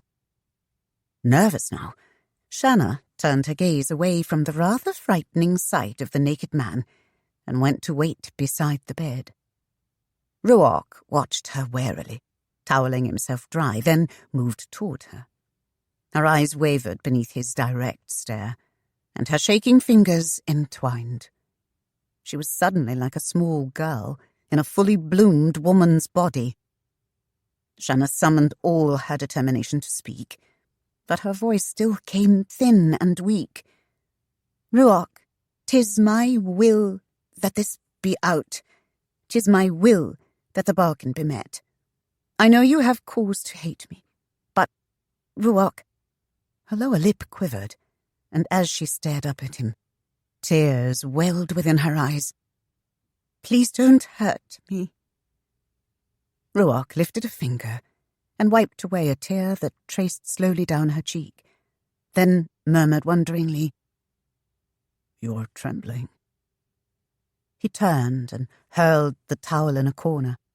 Shanna flinched and braced herself for his attack, but instead of being assaulted, she heard a chuckle coming from deep inside his chest. "Do you really think me a beast, madam? Some dragon come to rend you upon your pallet? Oh, poor Shanna, dream-struck girl. This time of love is not a time for taking, but a time of giving and for sharing. You give me this night as I gave you my name freely of your own accord. But I warn you now, you may find something here that will bind you more eternally than anything else in your life." Did he mean a child? Shanna frowned and turned her back to him. It was a consideration she had scarce let herself dwell upon. What if? Ruark's arms slipped with infinite care about her, and she forgot all. His face brushed against her hair, stirring from it the sweet fragrance of the red jasmine, frangipani, until his mind reeled with the heady scent of it. Ruark knew he must be gentle, lest her fear destroy the moment, but it took an extreme exercise of will to court her with care. Shanna stilled her doubt and overcame the tension and resistance of her body by reminding herself repeatedly that he was, at least for the night, her husband, and that come the dawn, it would all be over, and she would be free of him. Lifting her heavy golden hair aside, she offered him her shoulder, and his long fingers nimbly worked the silken frogs until the gown was free and slid to her feet. Her skin contrasted against the darkness of his like a translucent pearl upon a bed of warm earth. Once more his embrace enfolded her, bringing her back in close contact with his lean frame. Shanna felt the hard, manly boldness of him, and she closed her eyes as his searing lips slowly traced along her throat and shoulder. His hands caressed her, leisurely arousing her, stroking her breasts and moving downward over her belly. A warm tide of tingling excitement flooded her. She was cold and hot and shaky. Her mind whirled giddily, and she forgot to repeat her reminder. The whisper of a sigh escaped her as she leaned her head back upon his shoulder, spilling her hair over his arm. She lifted her face to meet his. Her trembling lips slackened and parted as his mouth possessed hers. He turned her to him, and they came together like the forging of irons, their kisses now savage and fierce, devouring as tongues met and their mouths slanted across each other's with hungry impatience. His hand wandered down her back, pressing her hips tighter against him. His passions raged voraciously within him, and the fire in his loins was raging out of control. Ruark bent a knee upon the bed, pulling her with him, and they were tumbling on the sheets. His open mouth, hot and wet, seared her breasts, and his white teeth lightly nibbled her curving waist and the smooth silken skin of her belly. Shanna closed her eyes, panting and breathless, pliable beneath his caresses. His eyes aflame and lusting, Ruark lowered his weight upon her, parting her thighs, and pressed deep with her. Shanna moved to welcome the hard thrust, a woman's body reacting instinctively to this new, indescribable, budding, splintering feeling that built with pulsing leaps and bounds deep with her. The pleasure mounted so intensely, she wondered wildly if she could bear it. It was magic, a stunning, beautiful, expanding bloom of ravishing rapture that made her arch against him with a fierce ardour matching his. The wild, soaring ecstasy burst upon them, fusing them together in the all-consuming cauldron of passion. Clasped tightly to him as if he would draw her into himself, Shanna felt the thunderous beating of his heart against her naked breasts and heard his hoarse, ragged breathing in her ear. Time seemed to verge on eternity before Ruark raised his head. Shanna lay back upon the pillow, staring up at him with wide, searching eyes, amazement etched in the beauteous visage. The amber eyes held her softly as he whispered, "Doth the dragon so comport, my love?" His lips pressed upon hers gently, tenderly, and Shanna gave quick answer, returning warm, fleeting kisses as she breathed, "Aye, my dragon, Ruark, my ferocious, beastly man, you demanded the bargain met, but the payment was not all yours." Ruark smoothed her rumpled hair and traced his mouth along the slim column of her throat, tasting the exotic fragrance that seemed so much a part of her, that haunting scent which had plagued him in the jail every wakeful hour, every moment of his dreams. Are you regretful, love? He questioned huskily. Shanna shook her head, and oddly it was no lie she gave him. All the qualms she had expected and the quirks of gnawing guilt she imagined would torment her were not there. More frightening to her was the strange sense of rightness she felt being in his arms, as if here was where she was meant to be, like the sea on the sand, a tree on the earth. Aye, that feeling of contentment disturbed her more than guilt ever could. Willfully, Shanna set her mind on a different path. It was the fulfilling of her word that satisfied her conscience, naught else. Her arms looped about his neck and were like silk sliding against him. She laughed softly, lightly nibbling at the lobe of his ear, touching it with her tongue. "Has your sense of justice been appeased, my lord?" Ruark's parted lips played upon hers as he gave reply. "Aye, wench.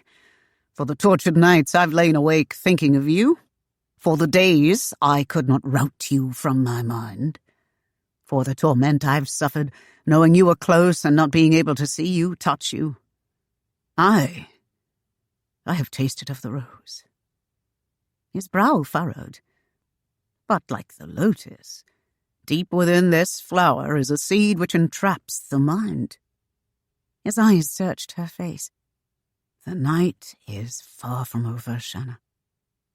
Gently she rubbed her fingers across the harsh lines of his frown, smoothing it away. "For this night," she murmured, "I am your wife." Shanna drew his hand to her lips and slowly kissed the lean brown knuckles, while each gaze warmed and played within the depths of the other's eyes. She showed small perfect teeth in an impish grin before sinking them teasingly into the back of his hand. "For all the hours you've tormented me, my dragon Ruark, I'll see some gallant knight to my rescue. You have abused this maiden sorely in her distress." Ruark cocked a dubious brow. "Do you think me, then, to be the terrible dragon of your dreams, madam? Am I to be put away by your silvered knight? And truly, madam, have I abused you so sorely? Or is it that I've dared to treat you as a woman, and not some lofty wench on a pedestal, a virgin queen no mortal man can touch?"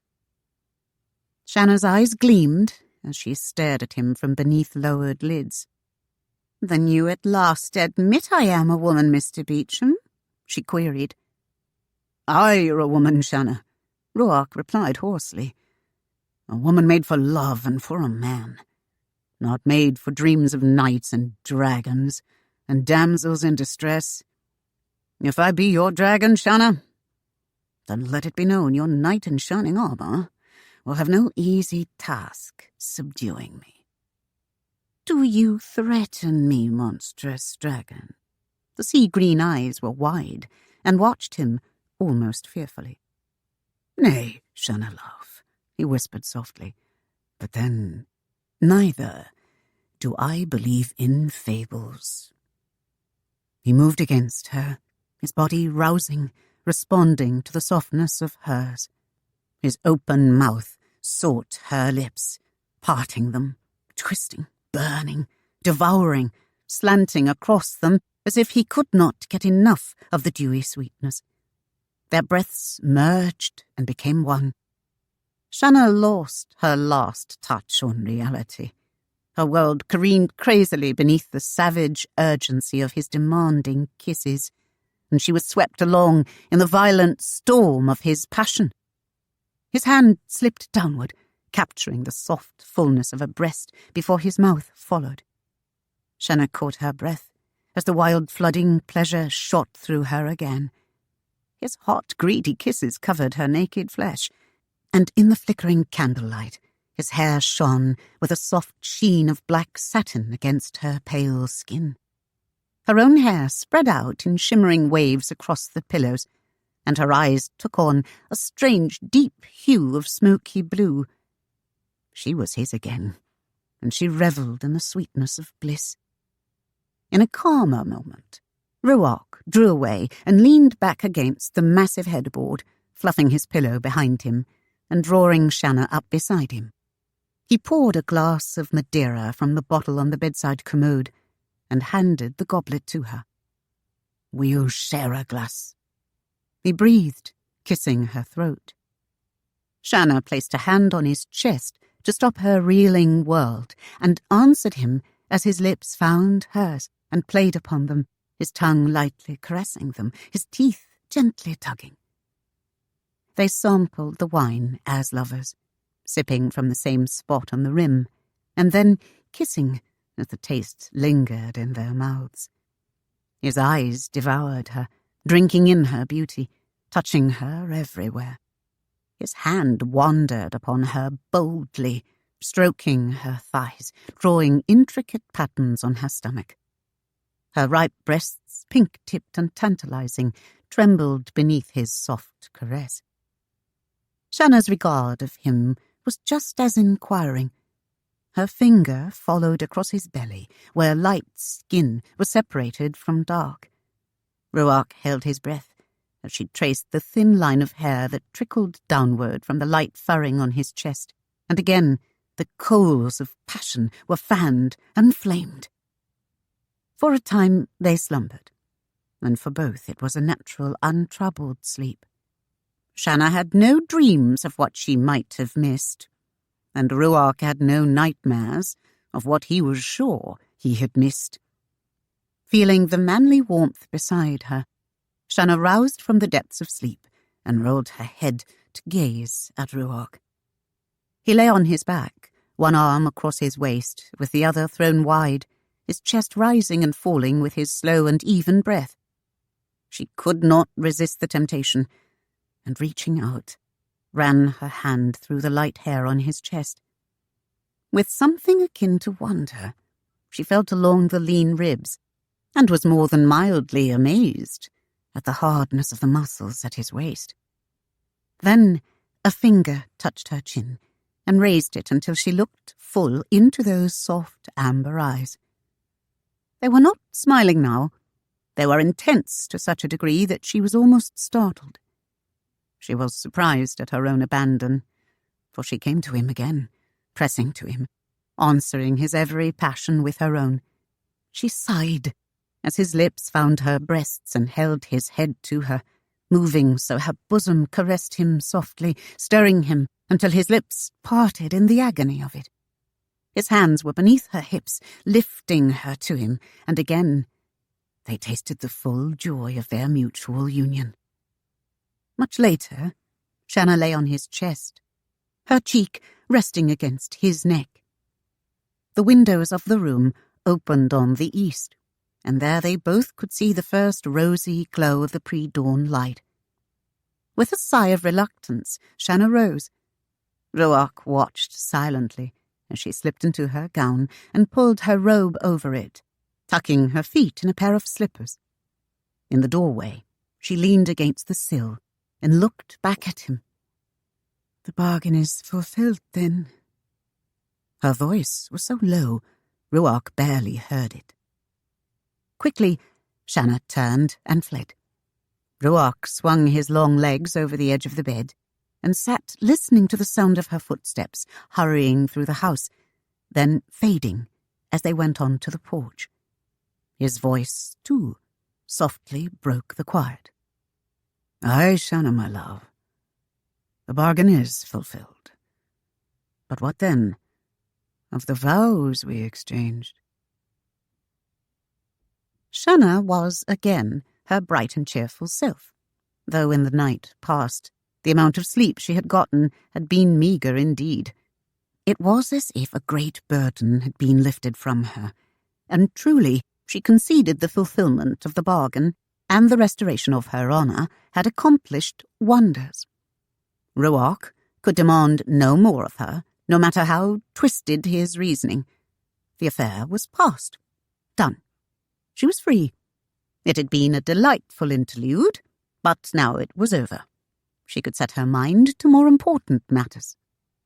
In the press of the day, Ruark faded from her memory. She was gay, light-hearted, and efficient. In the afternoon, her father sat as judge for some of the squabbles that arose among his people. Shanna was at his elbow, recording and advising. Then there was a tour of the warehouses, and the reports of the various managers were duly noted. The harvest had been rich, and huge kegs of black rum and the lighter tans and whites were stacked high, ready for shipment. Bales of raw hemp brought in from other islands filled several storehouses. There were kegs of indigo, valuable for the rich blue dye it offered, with a wide assortment of tobaccos, native cotton, flax, and other raw materials, which England needed for its factories. Shanna and her father had a late, quiet supper together, and she retired, a much-eased conscience bringing her quickly to restful sleep. The next day passed much the same, and her night of surrender was all but forgotten in the rush.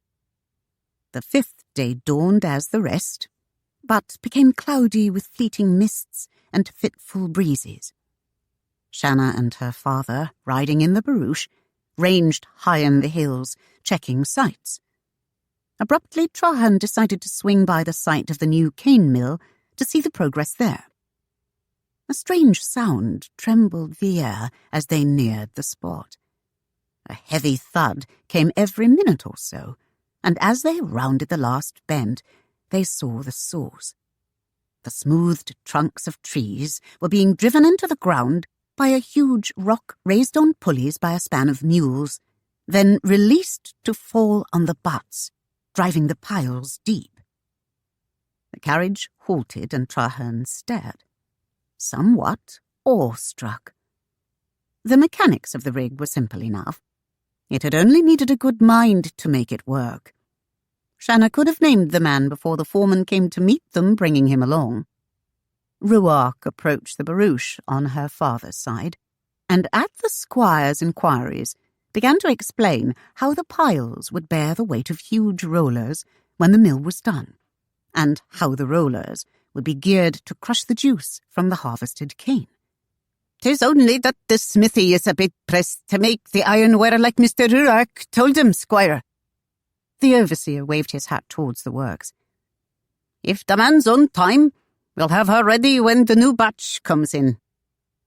Trahern was listening to the taskmaster enlarge upon the explanations when Shanna raised her eyes and found herself staring into those amber ones of Ruark.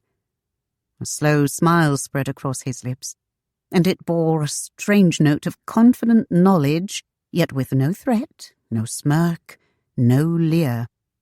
Just a simple smile that somehow disturbed her more than it should have. She nodded the briefest of greetings and turned away from him in what she hoped was a pointed rejection.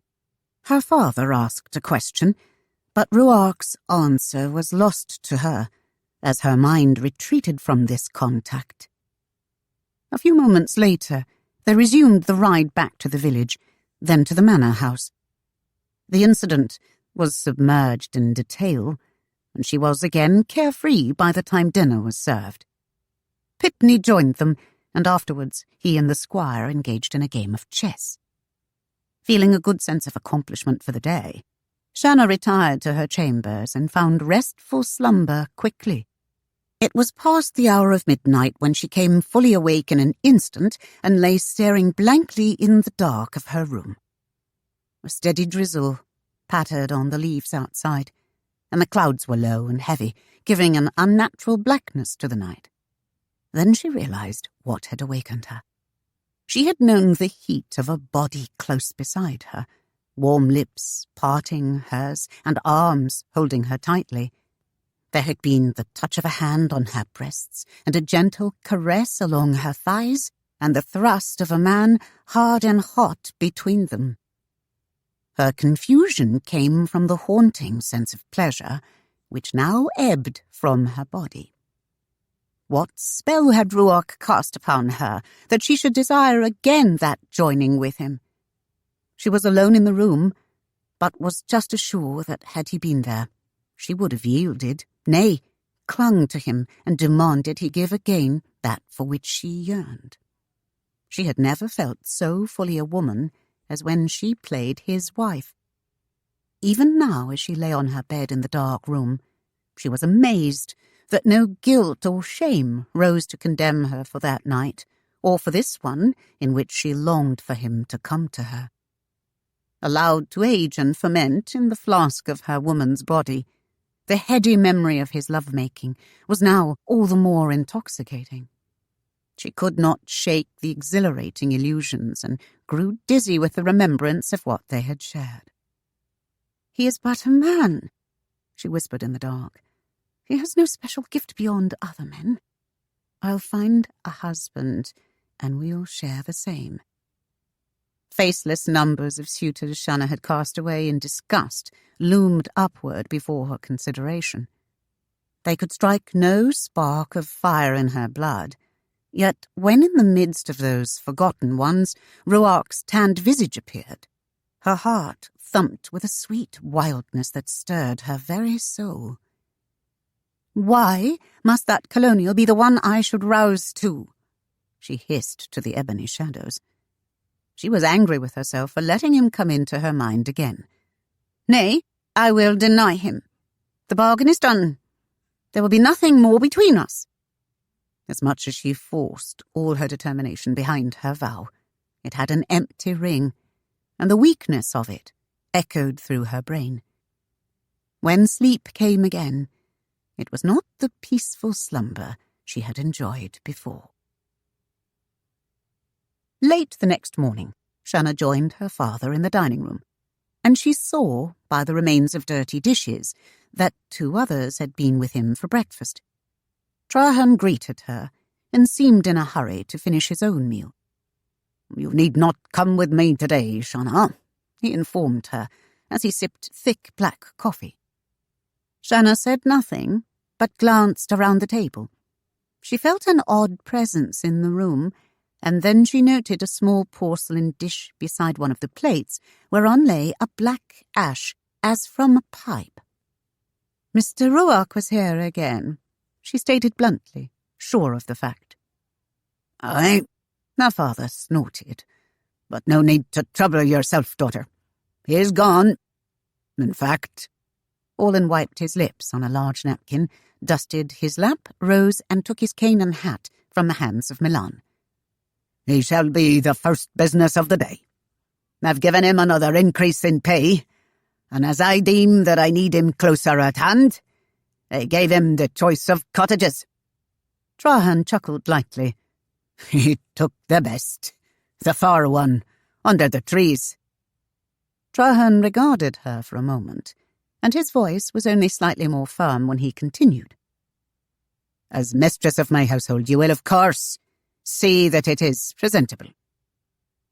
Shanna could only stare at him, half afraid as he spoke, trying to find some hidden meaning in his words. Seeing none, she nodded and conceded, "I shall send the servants there." Her father fixed his hat with some show of irritation. "I will expect no further slight of the man.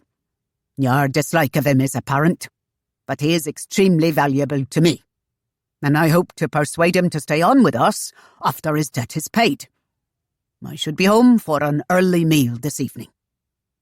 Trahern paused in the doorway and looked back at her, almost smiling, as if to soften his words.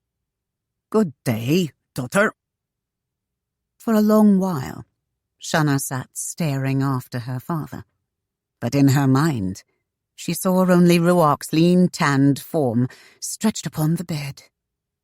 He'll be there in the bed we shared. He'll use the path again. A full rush of visions filled her mind, with one, brighter than any, that of the tall canopy towering above them, as the full measure of pleasure burst within her. Had Milan turned then from his preparation of her breakfast, he would have seen her face flushed, her eyes distant and dreaming. The cottage was readied, and Ruark moved his Spartan belongings into it that very same night. He made use of the brass tub, and enjoyed a steaming bath, lingering in it as illusions of Shanna in a gossamer veil of white swam about him. Shanna bending to whisper in his ear, standing childlike beside the bed, then naked and writhing in splendorous ecstasy beneath him. Donning again his brief breeches, Ruark restlessly prowled the rooms, poking in empty chests and armoires, leafing through books, seeking some diversion to settle his mind. He failed abjectly, for there was naught he could put his thoughts to that fascinated him more than Shanna. Dawn broke clear and bright. Rays of light invaded her bedchamber, waking Shanna from her fitful slumber. As it was her custom to rise at a later hour, Fergus was not in attendance, and pensively Shanna stroked her own tousled curls into some semblance of order.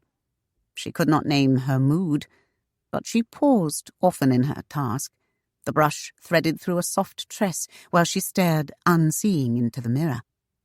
A wistful sigh escaped her as she donned a dressing gown, belting it loosely about her narrow waist.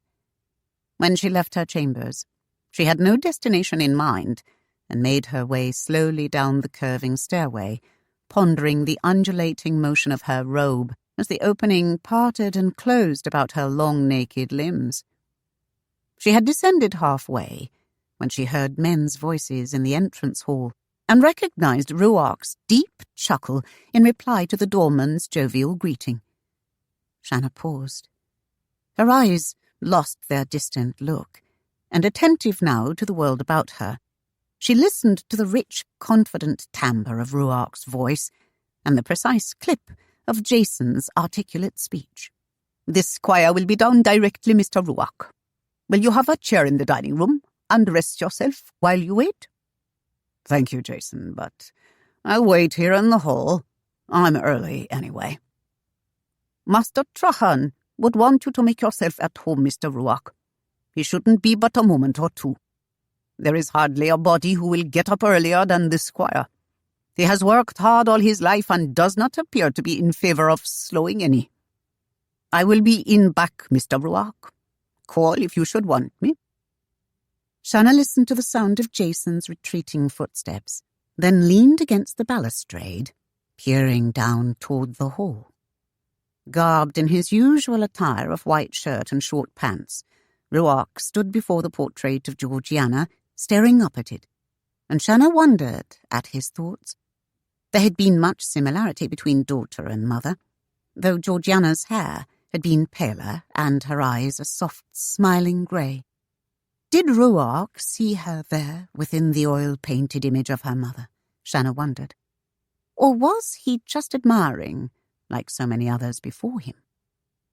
If she made a sound, Shanna was not aware of it, but in the narrow space of time she watched, something passed between them, and Ruark turned, glancing up toward the stairs as if he knew she would be there.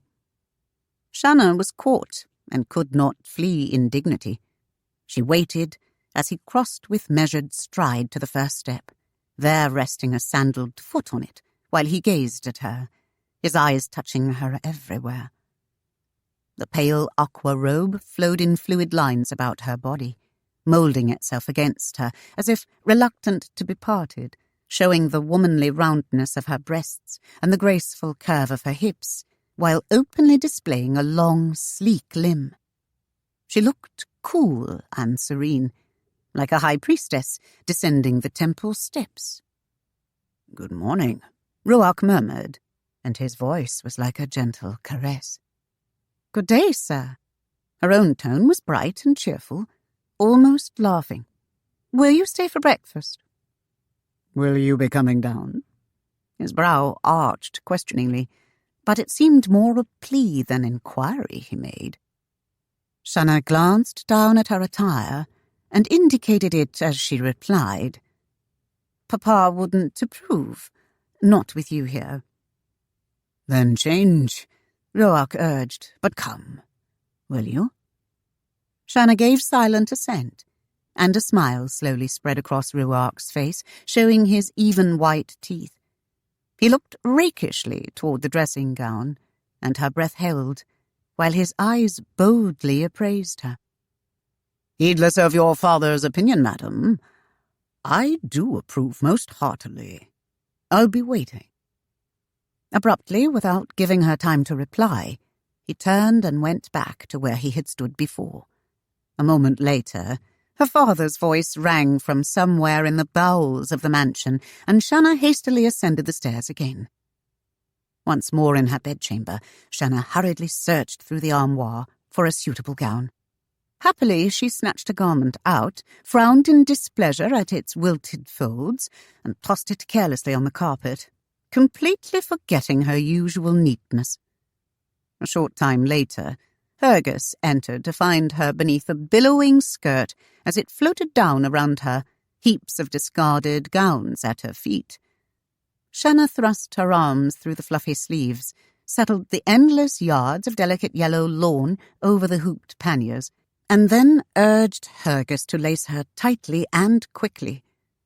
The long gold-veined hair was pulled from her face and left to fall down her back beneath trails of yellow ribbon. Shanna entered the dining room like a fresh spring breeze sweeping in through the open door. Ruark quickly came to his feet in appreciation of her dazzling beauty and smiled into her radiantly glowing face. Trahern's greeting was more abrupt.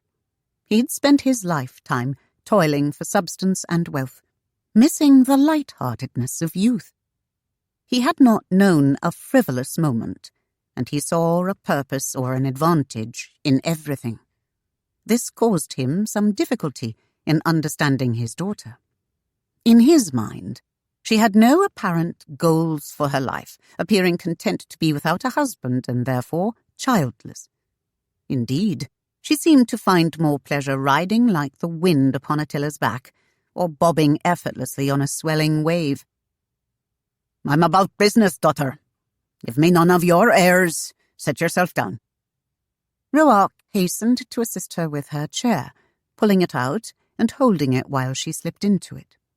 Shanna smiled her gratitude, and when Ruark resumed his place, Trahern muttered grumpily, "Bah, young man, heads turned at a moment's notice. Any pretty filly." Ruark arched a brow at him and remarked, "Sir, if she were any but your own daughter, I do but doubt your head would also be turned." Shanna replied sweetly, "You flatter me overmuch, Mr. Ruark." She cast her eyes toward her father and raised her lovely nose in the air as if sorely injured.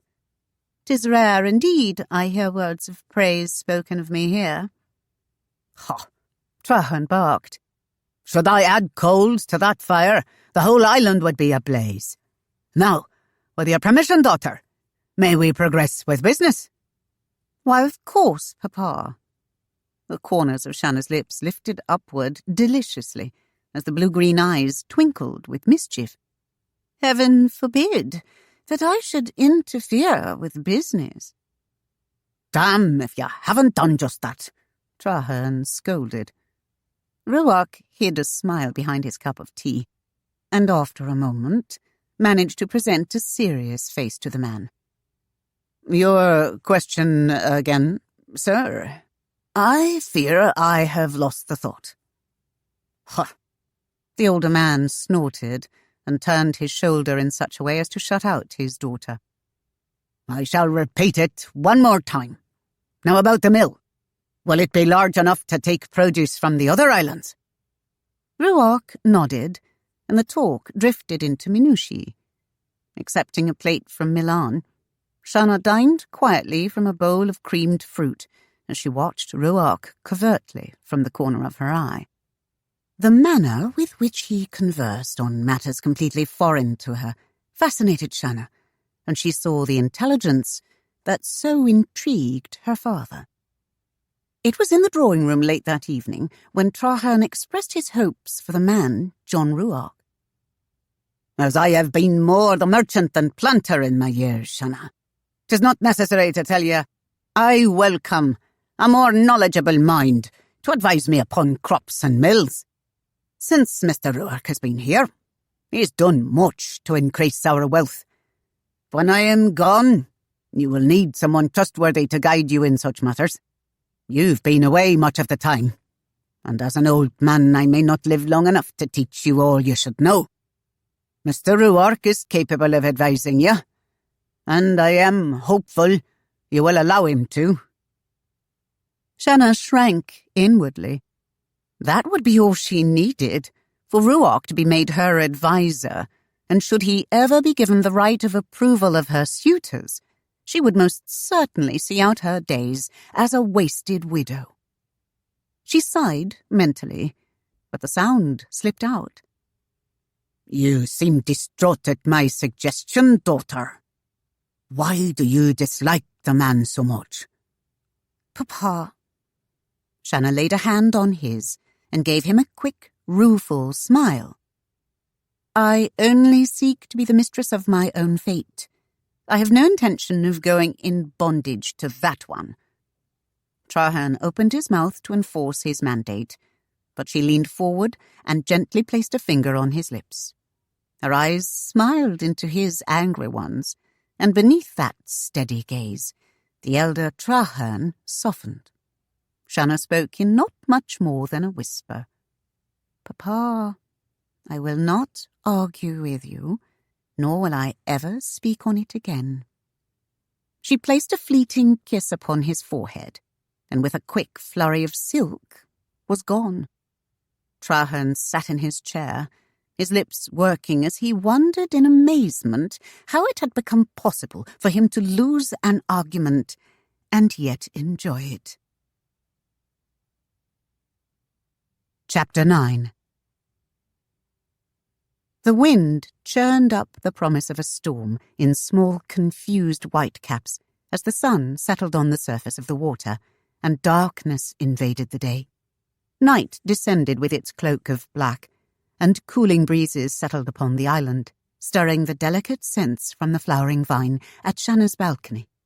She gave herself a last critical appraisal of her mirrored image, frowning slightly at the thought of having to appear witty and charming for their dinner guests when her mind was in such a turmoil. Everything displeased her, and even the flawlessness of her own beauty, regally gowned in rich ivory, satin, and costly lace, did not change her mood of discontent. Dispassionately, she stared into the looking-glass, while Hergus affectionately smoothed the elaborately coiled tresses twined with ropes of pearls. Shanna gave a slight adjustment to the square décolletage edged with the same lustrous pearls. The gown was cut deep across her full swelling curves, until it seemed that only some strange sorcery held it from revealing the soft pink crests of her bosom. "You look grand," Hergus beamed. Shanna's was that rare beauty, which was almost never at a loss.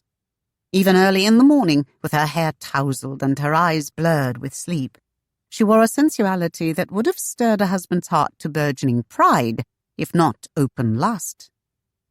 The Scotswoman grunted disapprovingly. "Master Ruark could be hard-pressed to keep his eyes off you, and there your pa will be betwixt you. Aye, you'll warm the man's blood, mate." Hergus gave a rather forlorn sigh. "But that, I suppose, is your aim, choosing that gown when you know he's to be about." "Oh, Hergus, don't preach," Shanna begged of the woman. "Ladies attend the French salons wearing much less than this. And I'm certainly not wearing the gown to please Mr. Ruark." "Of course. Why should ye?" Hergus needled. Shanna set her hands on her hips, and in exasperation faced the woman. "Out with it, Hergus. You've beaten about the bush ever since I bade you fetch Mr. Ruark to the cottage. You might as well speak your piece." Hergus nodded firmly. "Aye, and that I will. I've been with you since you were a babe, and I tended you then, though I weren't any more than a babe myself. I watched you grow into the loveliest thing a man can imagine. I've been with you through the thick and thin of it.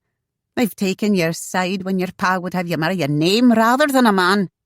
But I can't understand you sneaking off like a little trollop, meeting Mr. Ruark on the sly. You've had the best schooling. You've had the best care. We've all wished the best for you. even your past over man that he is. Can you not see that you need to marry and have wee ones? Oh, I can understand love. There was me own Jamie when I was a girl, and we pledged our troth, but he was impressed onto one of His Majesty's warships.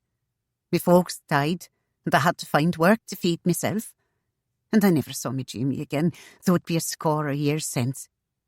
And I can see why you're taken with Mr. Ruark, handsome he is, and more of a man than any who dared to court you.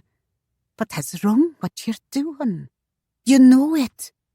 Give him up, for your pa finds out and marries it off to some drivelling lord. Shanna groaned her frustration and strode across the room. She could not confide in the woman, lest her father find out and have them all sent away for the conspiracy. But Haggis's chastening pricked her. "I'll speak no more of Mr. Ruark," she declared over her shoulder.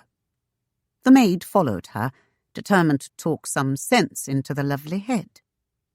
"And what if you're carrying his wee one? Pray tell, what would your pa say to that? He'll have your Mr. Ruark gelded, and you will not have a word to say on the matter. I'll be the mother of his babe, but you have not thought of that, have you? Why?" Haggis persisted. "You're hoping you will not get caught with his seed. Ah, lass, you're fooling yourself. He's a bold man. He'll plant his best in you, and there you'll be, plump as any melon, and with no husband." Shanna chewed her lip, fighting to stem the flow of words that threatened. It was rare she remained mute beneath a rebuke, for she could well wield a tongue-lashing whenever she chose to anyone, the only exception being her father.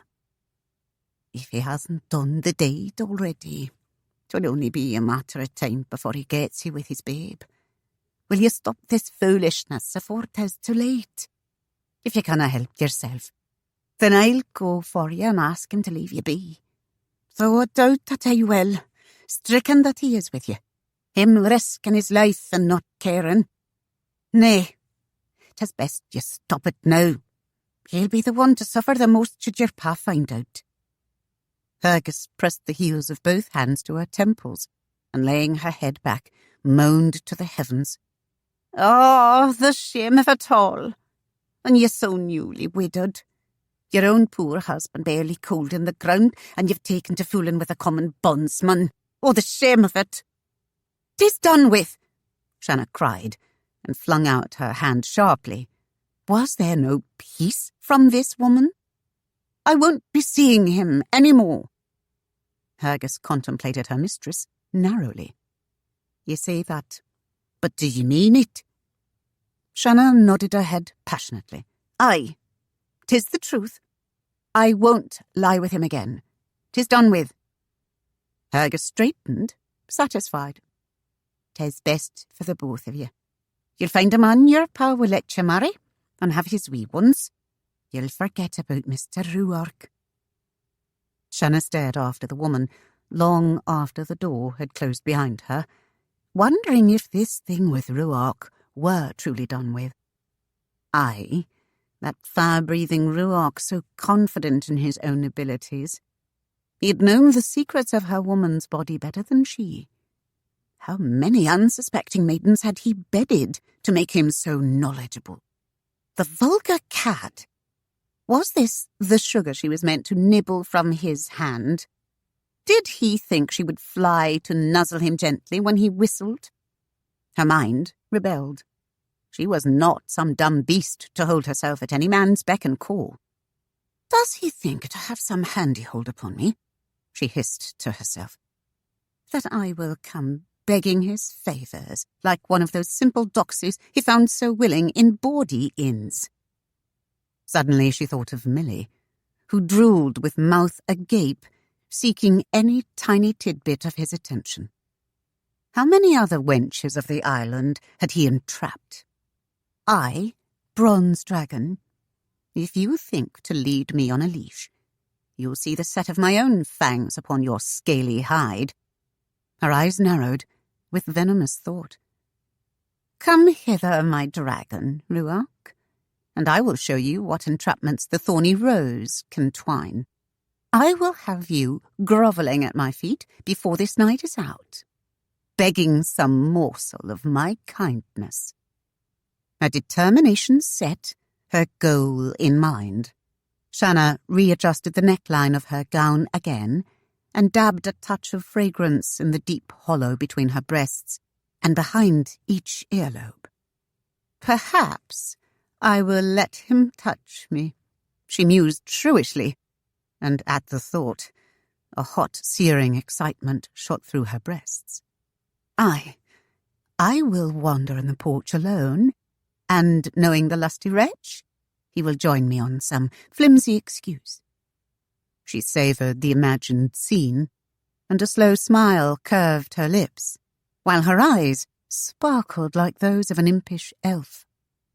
I shall appear willing, for a time, then grow annoyed and reject him. Then he'll plead for some kinder consideration. But first, she would shame him to the core for his savage garb before the officers of the Spanish frigate that was in port, so he would never wear those disgraceful breeches again without remembering the shame he had to bear. Cloddish colonial. She would teach him a stern lesson on the simple grace of the genteel. At her father's breakfast table, he had comported himself well enough. But this would be the first time he would attend a dinner, a formal occasion. No doubt the young ladies would find him attractive.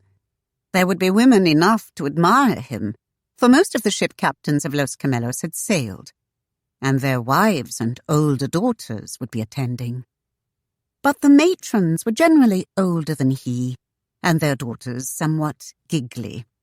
But then there was no accounting for tastes, and he had gone after that wench at the inn quickly enough. He might enjoy another virginal conquest or two. Shanna passed through the formal dining room, gazing over the table arrangements. The room was aglow with the dazzling dancing lights of myriad candles, setting a-sparkle the crystal prisms in the chandeliers, as well as the goblets and china on the long table beneath them.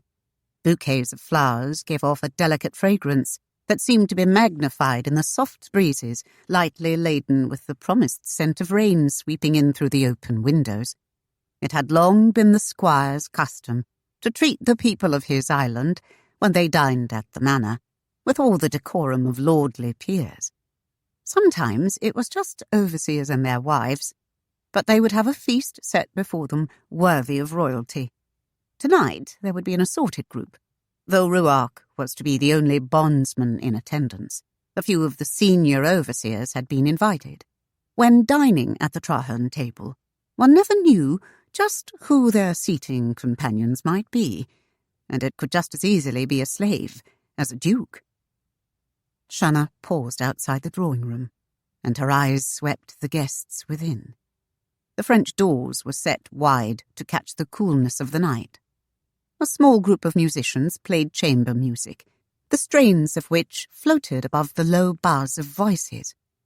The guests were dressed in their finery, the Spanish officers resplendent in their uniforms, the ladies beautiful in silks and satins and wide voluminous skirts. There was a well-dressed stranger with his back to her, who reminded her briefly of Ruark, but Ruark was nowhere to be seen. Perhaps he had had the common sense to excuse himself from this gathering. Trahern approached his daughter and smiled with pride. "Well, my dear, I had almost begun to despair of your joining us, but as usual, you've saved the best for last." Shanna laughed brightly at his compliment. Then, as he led her into the room, she spread her fan before her face and spoke behind it. "Papa, you did not tell me there would be other people here." She gestured over her shoulder toward the stranger. He would be the first she would taunt Ruark with, she thought cleverly. "Would you introduce him?" Trahern stared at her with an odd look in his eye, and Shanna realized the room had slowly grown quiet as they entered. Glancing around, she saw that all eyes were upon her. The men stared with great appreciation, while the women gazed at her with a bit of envy. A few of the matrons cast worrisome glances toward their own suddenly plain, flat-bosomed daughters, and greatly wished that Shanna Beauchamp would find herself another spouse and leave the rest of the men to be duly snared by the lesser-endowed maidens. Shanna nodded graciously and smiled a greeting, and then, in the manner of a hostess, turned to welcome the new Ruark. The name burst from her lips, and surprise showed on her face for the briefest moment before she could contain herself, fluttering her fan nervously as she felt his eyes wander down her in that slow regard, unclothing her.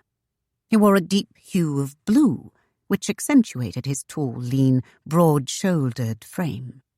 A bit of lace fell over his brown hands from the cuffs of a snowy white shirt, and the dark silk stockings and finely tailored breeches showed the narrowness of his hips and the long, firmly muscled legs. "I was certain you had met." Her father's voice came from her side, and from the sound of the underlying mirth, Shanna guessed he was enjoying himself. At my expense, she mused, but Ruark would not escape that easily.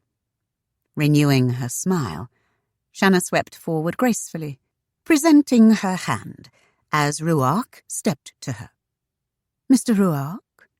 Her tone was as bright and shiny as a new coin, and she ignored the slight tremor of pleasure that went through her as he caught her fingers. "I did not recognize you in your finery. I had grown so used to your breeches." Ruark's smile was dazzling, and his manner debonair.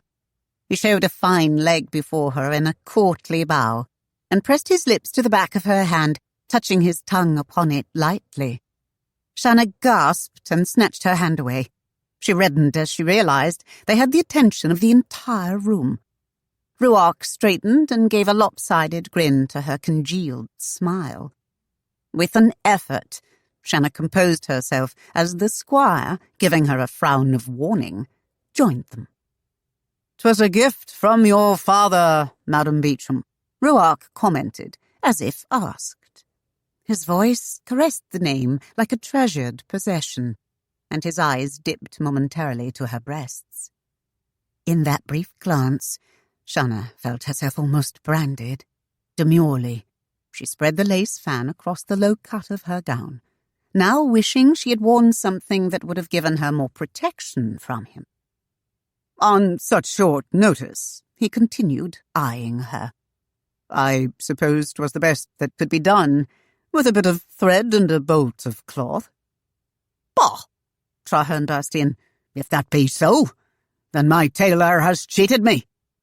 He spoke as if pained as he continued, explaining to Shanna. "This man pleaded poverty until I offered to pay for a brace of suits. Then I checked his account. With his miserly ways, 'twill not be long before he owns the island." Ruark chuckled at the chiding. "'Tis easier to save a coin than to earn another to replace it." "And 'tis my art to know a bargain, Mr. Ruark," Trahern replied. "Rare enough that I am bested in that game. You may count yourself one of few." "Your pardon, sir?" Ruark's tone was soft in answer, but as he looked at Shanna, his words seemed only for her. "But I am one of one." It was as if he clearly announced his intention of being the only man in her life. Beneath his stare, Shanna bridled and laid her hand upon her father's arm. "With your leave, Papa, I shall see to our other guests." Both men watched her go, and each was troubled in his own way. "I cannot fathom this young generation," Trahern fussed. "I fear they do not have common sense." He halted a passing servant and bade the man fetch rum and bitters for both himself and Ruark.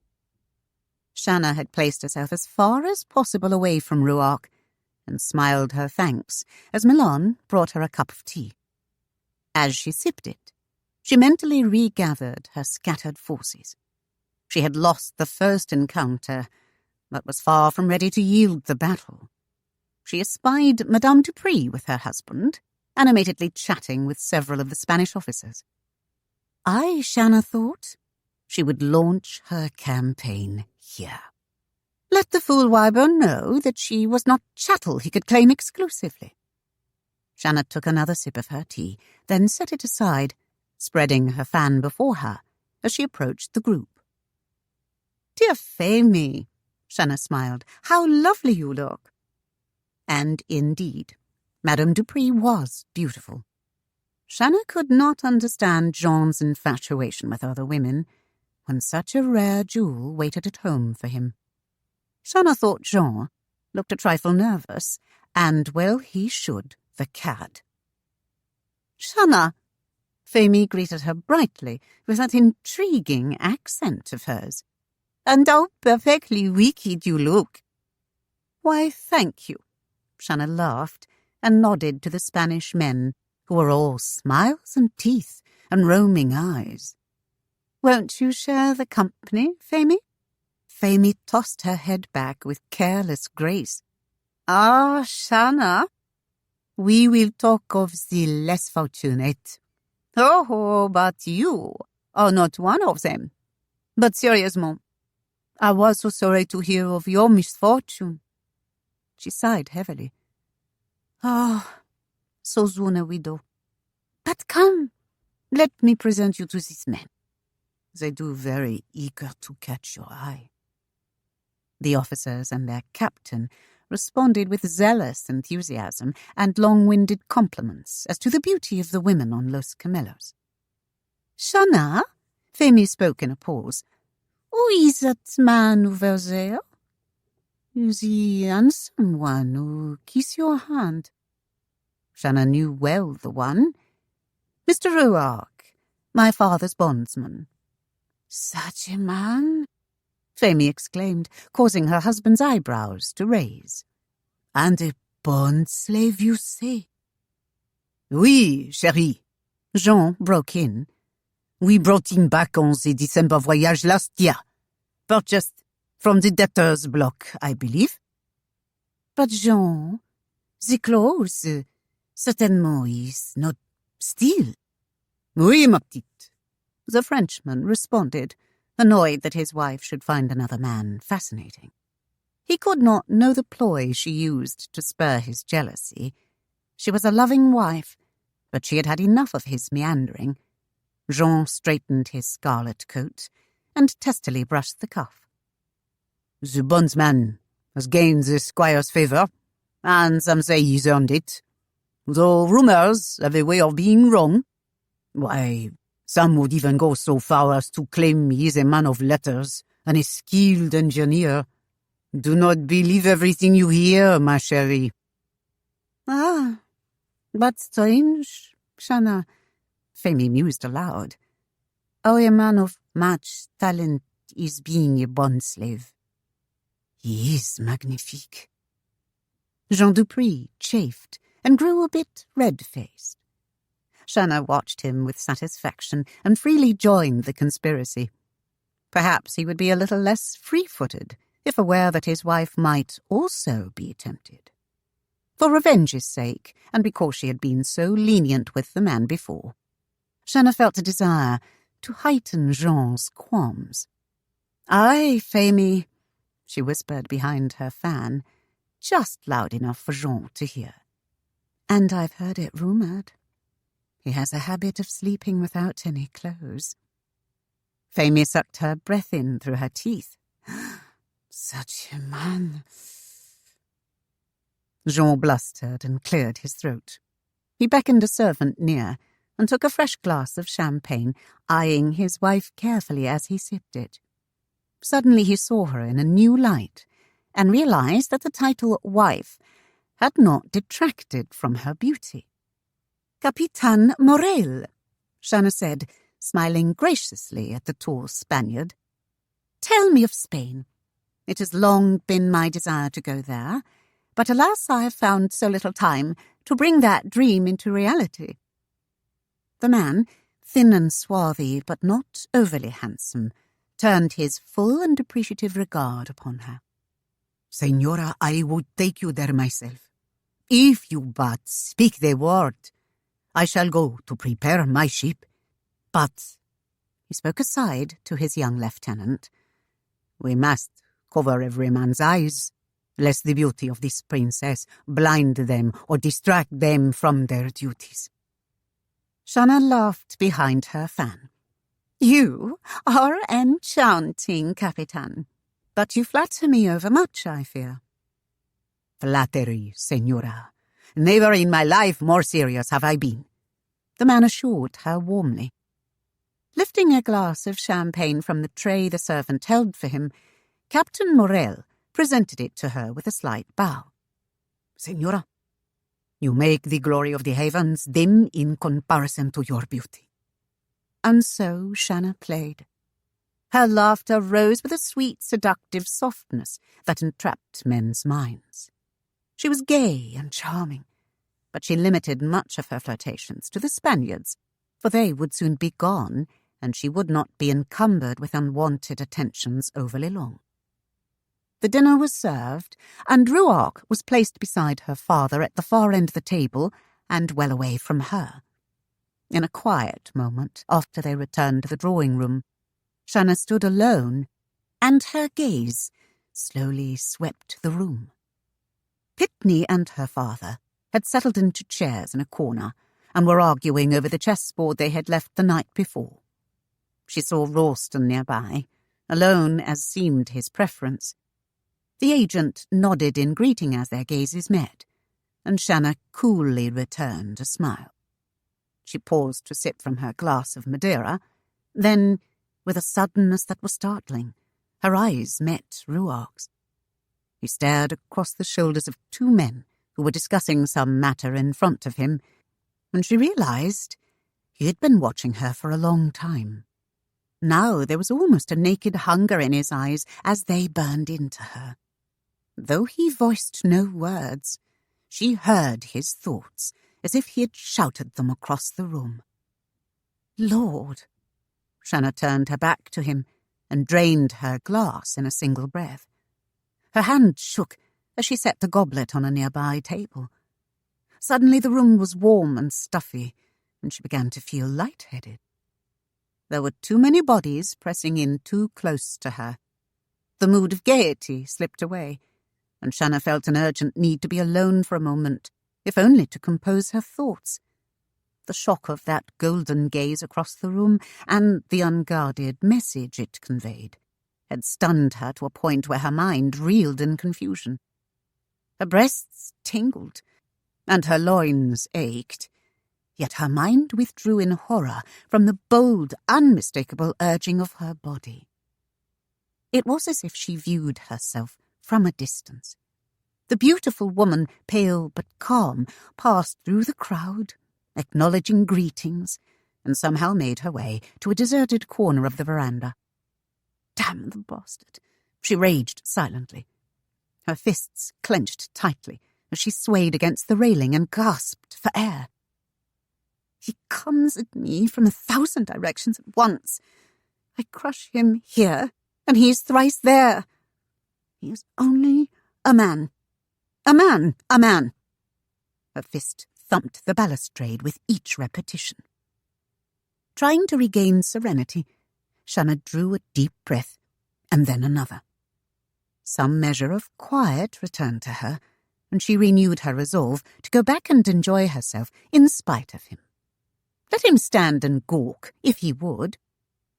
She turned, once more reassured, took a step, then almost screamed. He was there, leaning calmly against a post and smiling at her. Every bit of the courage she had strived so hard to erect was shattered in an instant. "Get away from me!" Shanna sobbed. "Let me alone!" She pressed a hand across her lips to still their trembling and fled. She brushed past Jason at the door and flew up the stairs, never pausing or caring until she was safe behind her locked door. Her bedchamber was hot, though she stripped and donned a light gown. She wiped beaded perspiration from her trembling upper lip and sat on the edge of her bed, trying to stem the shaking that had seized her body. An awareness persisted she could not thrust away. She knew what he wanted, and her own loins throbbed with her answering need. The night grew strangely still. The sounds of the guests died away as the last of them took their leave. Shanna's bedchamber was stifling and seemed to close in on her. Fretfully she rose from the bed, blowing out the candle beside it, and began to pace the dark, determined to think of anything but Ruark. Attila! On his back, riding as swift as the wind. Attila! A sharp, piercing whistle. Ruark! Angrily, Shanna shook her head and tried again. The sea, floating on its swells, diving to watch the fish, coming out on the beach, soft, warm sand beneath her feet. A shadow on the cliffs. Ruark! A ride with her father in the carriage. Ruark! Her own breakfast table. A dinner. Ruark! Ruark! Ruark! Shanna stood with her eyes clenched tightly, her fists pressed against her temples. Everywhere she turned it was Ruark. But not here. Not now. She was safe. Shanna relaxed, heaving a sigh, and opened her eyes. She walked out onto the terrace outside her room. The wind had freshened, and heavy clouds flitted across the face of the moon. A wide halo shone about the silver disk, a sure sign of approaching rain. Leaning against the balustrade, she stared at the yard beneath, one tree at a time, watching until the fickle moon gave meagre light to each. But alas, they were all barren. None bore the shape of a man crouched at its base. Suddenly, Shanna stiffened as it came to her that she was looking for Ruark. The name blazed across her mind. Anger stirred because she had so little control of her own thoughts. Petulantly, Shanna returned to her bed and threw herself upon it, flinging her arm across her brow and closing her eyes tightly, determined to sleep. But she had tasted the sweetest of nectars. She knew now the long, sleek hardness of his thighs, the rippling muscles of his back, the flat, hard belly, the strength of him pressed against her. Her eyes flew open, and Shanna realized she lay sprawled tense upon the bed. With a muted groan, she rose again and dressed in a long skirt and loose blouse, the usual garb for women on the island. She bound her hair in a brightly flowered kerchief. Her bedroom had ceased to be a haven, and Shanna fled from it, climbing from her balcony and dropping to the ground. The cool, damp grass beneath her bare feet brought memories to mind of her childhood, where she had run across the lawns with carefree abandon. Slowly she strolled away from the manor and sighed as she stared up toward the moon. The clouds had gathered in density, and the wind had quickened, whipping a peasant's skirt about her. Aimlessly, she meandered through the trees and revelled in the privacy the darkness gave her. When, as a child, she wished to pass unnoticed, she often dressed as a peasant. Few gave a young, commonly garbed girl more than a second glance, and although she could not bear close scrutiny, she could, with casual caution, pass unhindered. Now she wandered the grounds of the mansion as she pleased, pausing as a memory marked a tree or a path.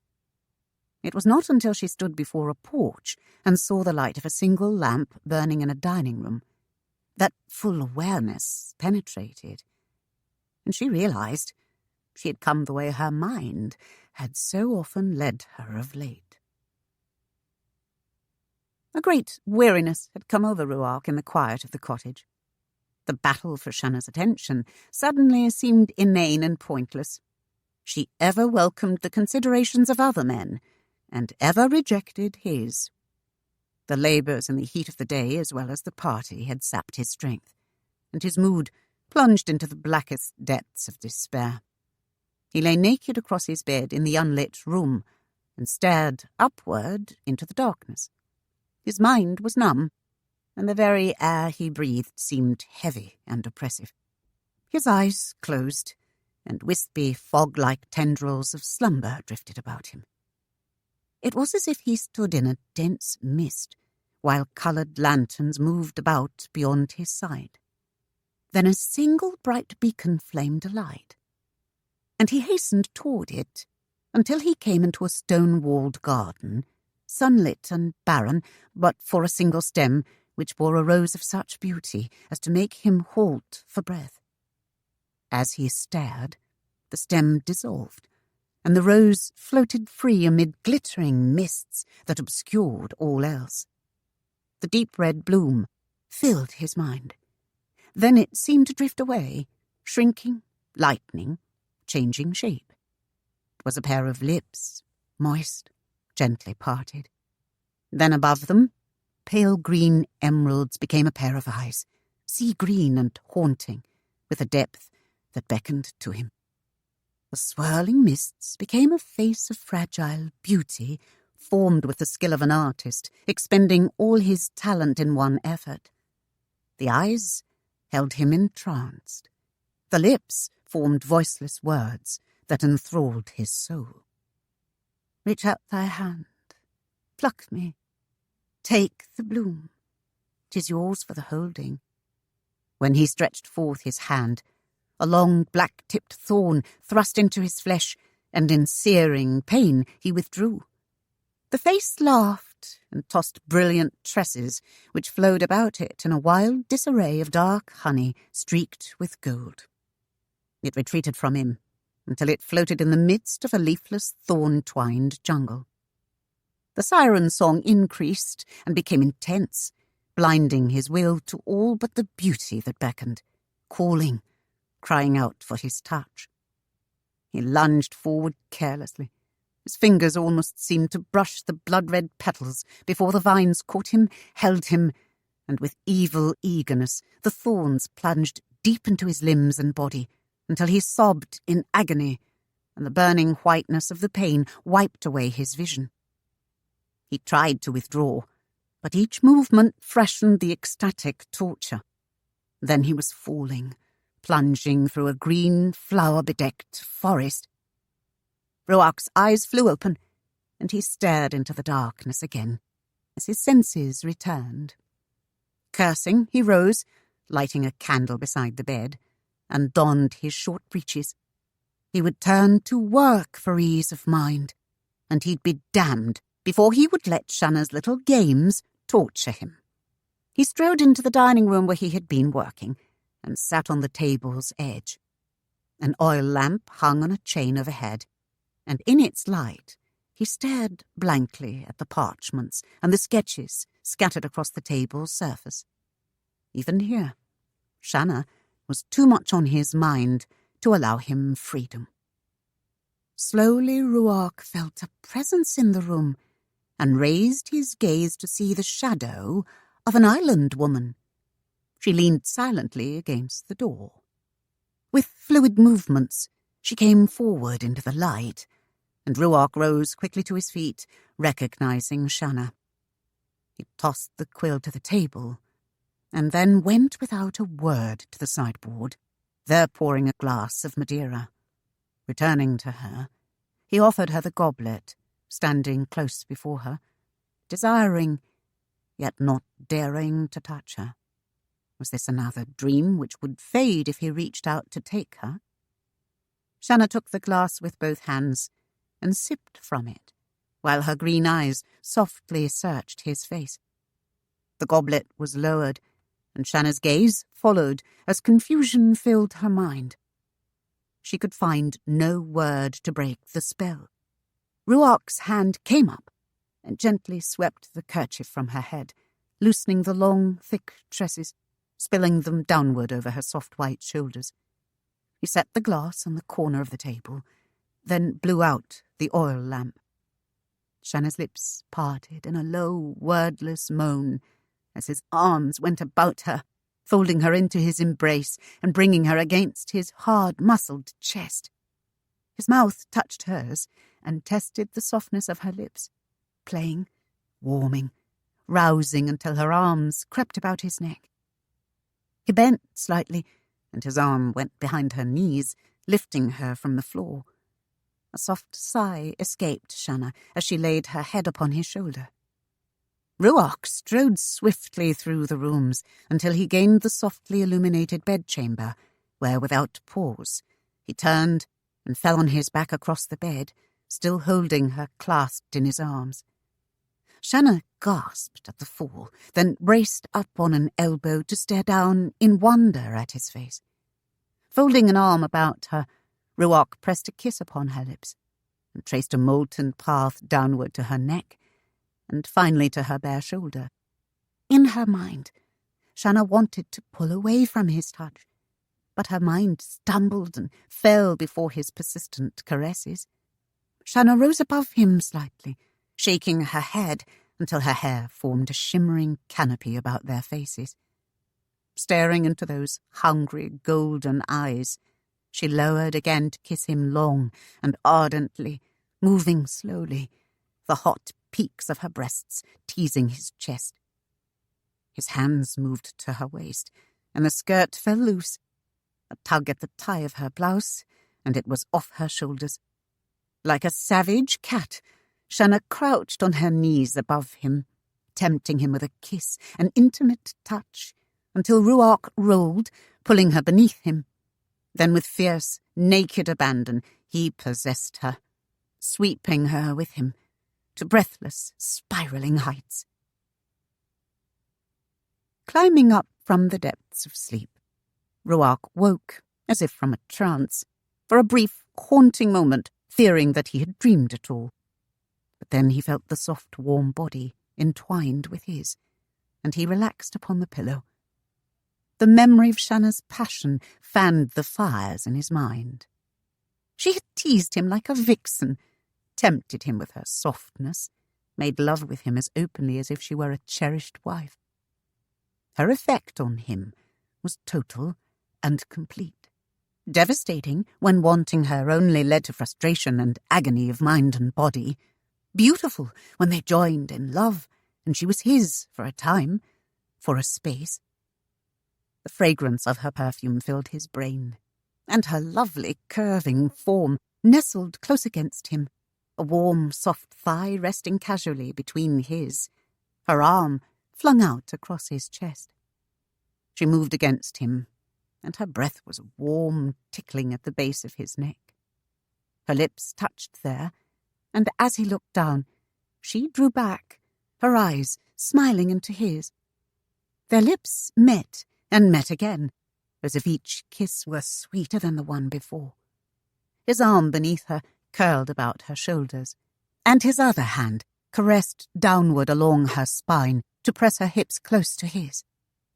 They moved apart, then came together, with a heat that melted them into one, each oblivious of everything but the other. All that had gone before was dimmed in the brilliance of the union.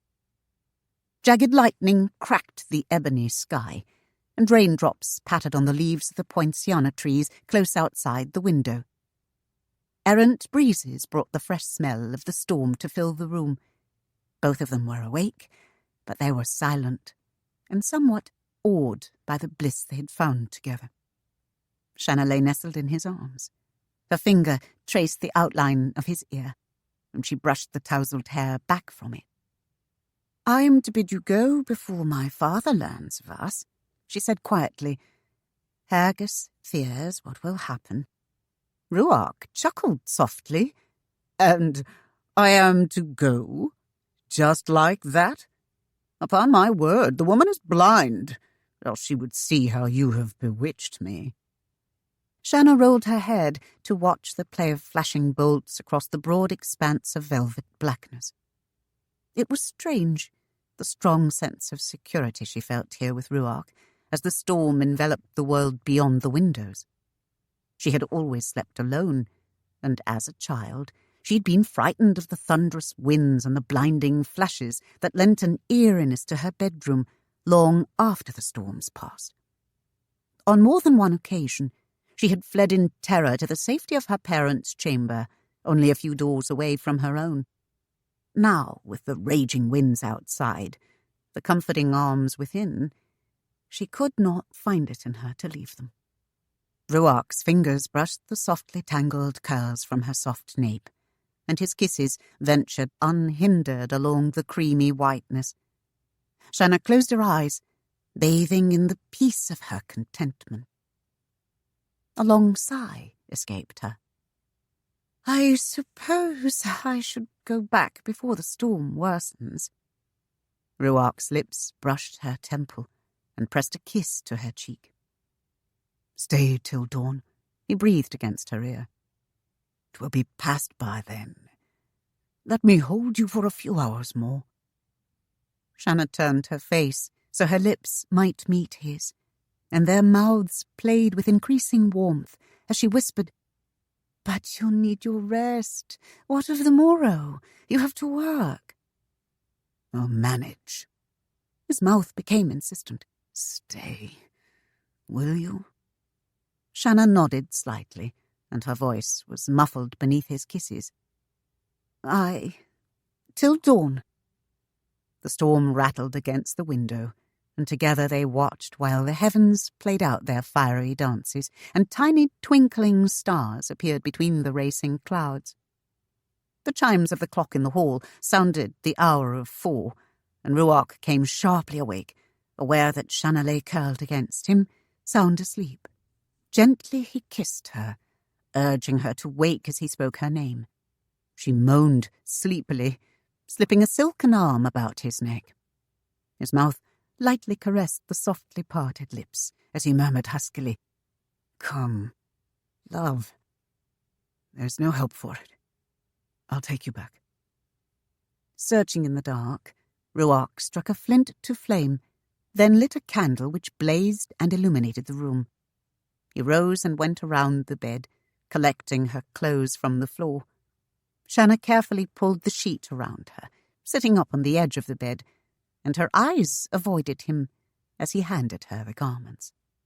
"Will you put your breeches on?" she requested softly, as she stared down at her hands, folded primly in her lap. She threw him a quick, furtive look, and shrugged at his questioning gaze. "You seem so naked, standing there." Her gaze flicked down him, then fled completely. She felt awkward, conscious of him watching her while he waited for her to continue. Pointedly keeping her eyes toward the window, she spoke in a rush. "I don't think you are very modest. You seem so casual about it all." Ruark's brow twisted dubiously as he studied the heightened colour of her cheeks. Would he ever understand her moods? But he relented to her request and donned his breeches. "Madam, as you should remember," he said as he fastened them, "'tis most difficult making love fully clothed, and I, for one, prefer it more intimate. I fear you'll have to get used to seeing me in the altogether. A bride can only claim shyness for so long." The green eyes were wide as they turned on him. "You don't believe this can continue?" Ruark frowned at her. "And why, madam, should I believe otherwise?" Shanna came abruptly to her feet, dropping the sheet to the floor, and began dressing herself, oblivious to her own nakedness and its warming effect on Ruark. "The thing last night, it just happened," Shanna hotly insisted. "It must not continue, for your sake as well as mine. Can you not be satisfied that the bargain is done? Must you be a rutting knave who's always lusting and never appeased? If you were a gentleman—" Ruark's burst of laughter halted the flow of words abruptly, and Shanna spun around, her eyes flashing with indignant sparks. "How quickly you chasten me, as if you're sorely set upon. You can hardly blame me for the whole of what happened last night, madam. And there you stand, all soft and tempting and naked. Then you rebuke me for staring? Fickle woman, he teased. You would taunt me and reject me like all those other men you've led about with your silken looks. Oh! Shanna fumed and hurriedly snatched her garments on. You're despicable. Do you think so, madam? Ruark took her in his arms, kissing her hair, her cheek, and caressing her lips with his own. He pressed her back upon the bed, and his mouth travelled downward to where her blouse left the higher curves of her breast bare, then went lower still to venture the crest. Shanna held her breath, and the fires of passion again began to flare within her. A touch, a kiss, a look, and he could rouse her. What madness was this? Your heart beats much too swiftly for you to claim disinterest, my love. Her lips trembled as he claimed them fiercely with his own. Promise to meet me later, he breathed. I cannot. Do not ask. I ask. Nay, I cannot. I must get home, Ruark. Let me go. Shanna's head swam dizzily beneath the assault of his kisses, and her voice became weaker. Please, Ruark. You've set your mind to torment me, he sighed. For a long moment, his hungering mouth searched the sweetness of hers. Then, quite suddenly, he released her, bouncing off the bed with a quick display of rugged muscles. Her soft lips still throbbing from the demand of his, Shanna came almost reluctantly off the bed, having somewhere lost much of her desire to leave. Slowly she walked before him as they left the cottage, feeling his hand now and then brush a tumbled lock or lightly stroke her bare arm. They went through the darkness toward the manor. The birds were already awakening with the freshening breezes of the coming dawn, and were testing their voices for their overture, sounding much like the first hesitant notes of flutes, oboes, and other woodwinds. Silent and introspective, Shanna strode beside Ruark. The damp grass was cool beneath her bare feet, and the trees sprinkled the two of them with raindrops as the breezes rustled the lush foliage. Staying to the deepest shadows, they quickly crossed the clearing to the house and were soon beneath Shanna's balcony. "You'd best go back now," she murmured. "I'll go round to the stairs." Ruark gazed upward toward the veranda. "'Twould not be a difficult task getting you up if you'd care to venture this way." Shanna peered at him doubtfully. "I'd likely break my neck." "Trust me, love," Ruark laughed. "You're not very big. I can have you up in a moment." He bent his knee slightly. "Turn your back to me. Give me your hands and put your foot here on my thigh. You can sit on my shoulder and you're halfway there." Hesitantly, Shanna did as bade, and was amazed at how effortlessly the maneuver was performed. When she paused on his shoulder, she glanced down, and the sound of her gaiety bubbled in the stillness of morn. She remarked, rather riskily, "For a bond slave, you always seem to give me a lift in my hour of need. I think I shall keep you around for your service." Playfully, Ruark nipped her buttock, drawing a muffled protest from Shanna, and hastening her journey upward. With his hand under her backside and the other steadying her leg, he raised her up until she could grasp hold of the lower part of the balustrade. Then he lifted her higher until she could put her foot on the vine and pull herself up the rest of the way. When she found firm footing on the balcony, Shanna gave a soft, pleased laugh at her accomplishment and bent over the railing to wave him off. "My thanks, Sir Dragon," she called softly.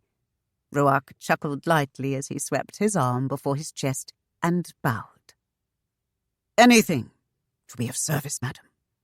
He strode off with that slow, deliberate saunter that reminded her so much of a hunting animal.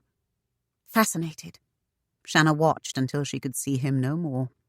She turned languidly, lifting her hair high off her neck as she smiled to herself, her eyes dreamy and bright with a glowing radiance. She moved into the bedroom, tugging at the ties of her blouse, and froze as a figure stepped from behind the draperies. "Sir Dragon, indeed!" The voice was heavy with displeasure. "Haggis!" Shanna gasped and tried to quiet the frightened pounding in her breast. "You scared me nigh free of my wit. Why are you about at this hour and in my room?" "I was worried about you. I know how you feared the storm so, and I came to sit with you till it passed. When I found you gone, I waited, fearing your pa might come too. I was set to put myself in your bed and make him think it were you there safely asleep, as you should have been, had ye any sense." Anxious to be alone with her own thoughts and memories of the hours past, Shanna was not in the mood to argue with the woman. "I'm going to bed," she firmly stated. "Stay if you will or go, it makes no difference. But whatever, hold your tongue. I won't listen to you at this hour of the morning." Brushing quickly past Haggis, Shanna crossed to the bed where she had left her nightgown.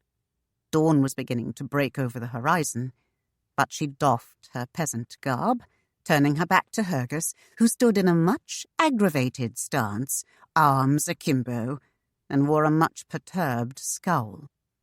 For the first time in her life, Shanna felt awkward, even embarrassed by her own nudity with the servant present, though the Scotswoman had helped her to dress almost from her first breath.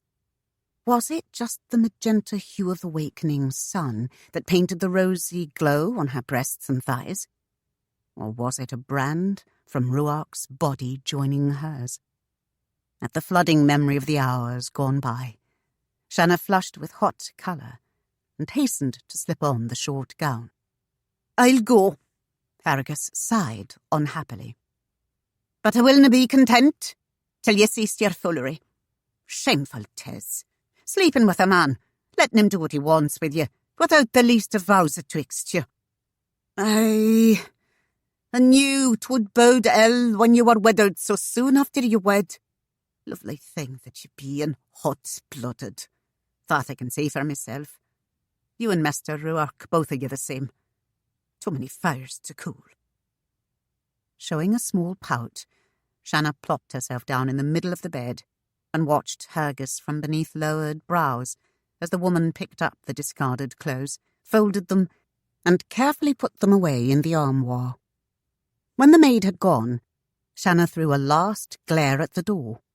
Then, presenting her back to it, she slid down between the silken sheets and drifted contentedly to sleep with the memory of strong arms about her and persistent lips against hers, blending into her dreams. Chapter 10. The Sabbath came. One chapel on the island served those who felt inclined to meet together in worship. It was the custom of the Trahern family to attend the services, and this day was no different in that respect. The exception this morning was that Ruark was there. Passing into the church, he brushed against Shanna, and by some strange instinct, she knew who it was even before she turned. Her gaze moved, as if compelled, to the back of the trim, tall man clothed in forest green silk. "Oh, Master Ruark," the squire called jovially, and Ruark faced them as if surprised to find himself so near the Trahern family. Shanna marvelled at his coolness. He was so casual about it all that no one, except perhaps Haggis, who stood beyond them several paces looking back, could have guessed he had manoeuvred himself so with deliberation. Ruark returned the elder's greeting before his regard passed to Shanna, feasting for a brief moment on her beauty.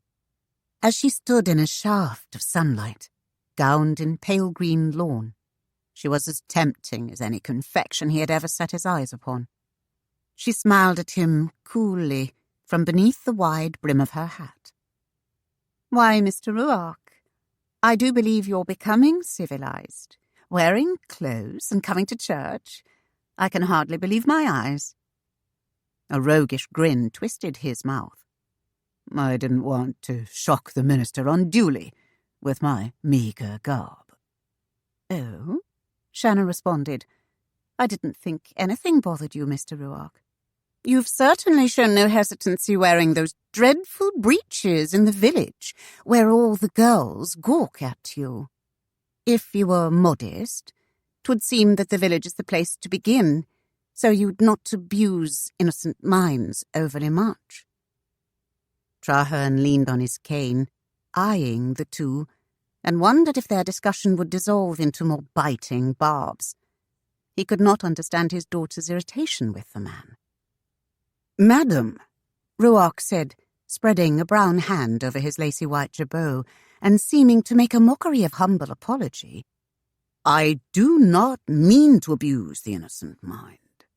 His eyes met hers squarely. "Nor do I wish to overly confuse the simple mind.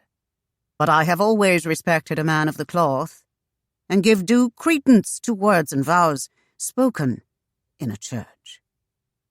Shanna's eyes narrowed slightly. So the rogue, now that the bargain was done, he would claim her by right of wedlock. Well, so he might think, but she had other things in mind, and she would not play wife to any bondsman. "Sit with us, Mr. Ruark," Trahern invited, trying to avoid a public scene, and caught his offspring's glare for his effort. "I'm sure Mr. Ruark will much prefer sitting with Millie Hawkins," Shanna replied tersely. She waved her fan in the direction of the young woman, who craned her neck to watch Ruark over her mother's shoulder. "She seems to be agog over your new clothes, Mr. Ruark." Briefly, Ruark glanced in the girl's direction, and Millie was suddenly aglow, a wide smile of pleasure beaming on her face. "Why, thank you, Squire." He directed his words to Trahern, ignoring Shanna. "I would enjoy that very much." The squire preceded them, a low, muted chuckle setting his belly to shaking. His hands folded behind his back, Ruark walked along beside him and nodded as Trahern spoke. In the family box, Shanna quietly took a place beside her father, and mostly ignored Ruark as she found herself again the object of Hergus's shaming frown.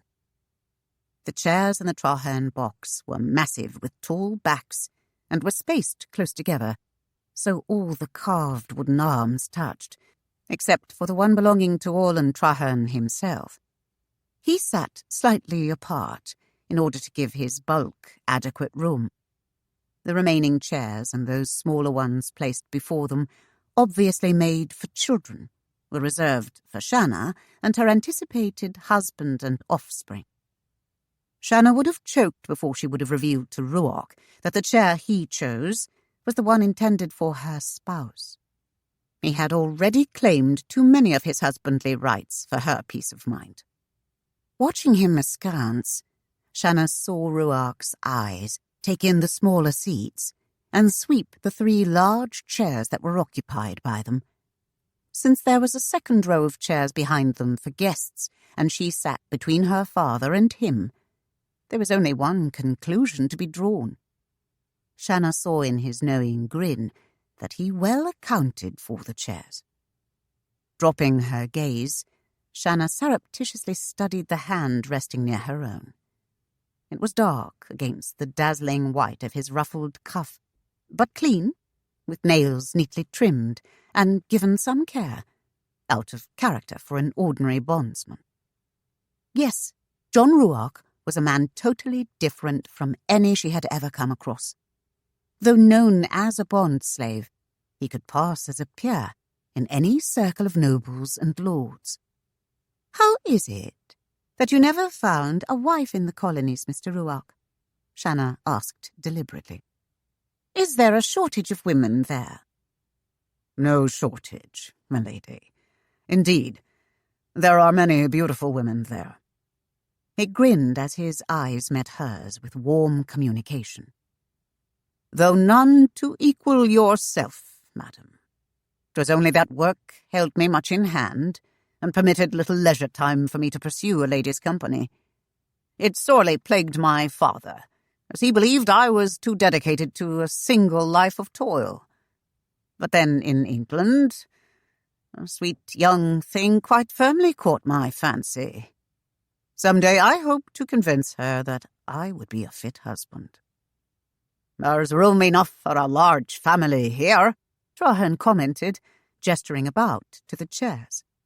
But alas, I have yet to see the pew sufficiently filled.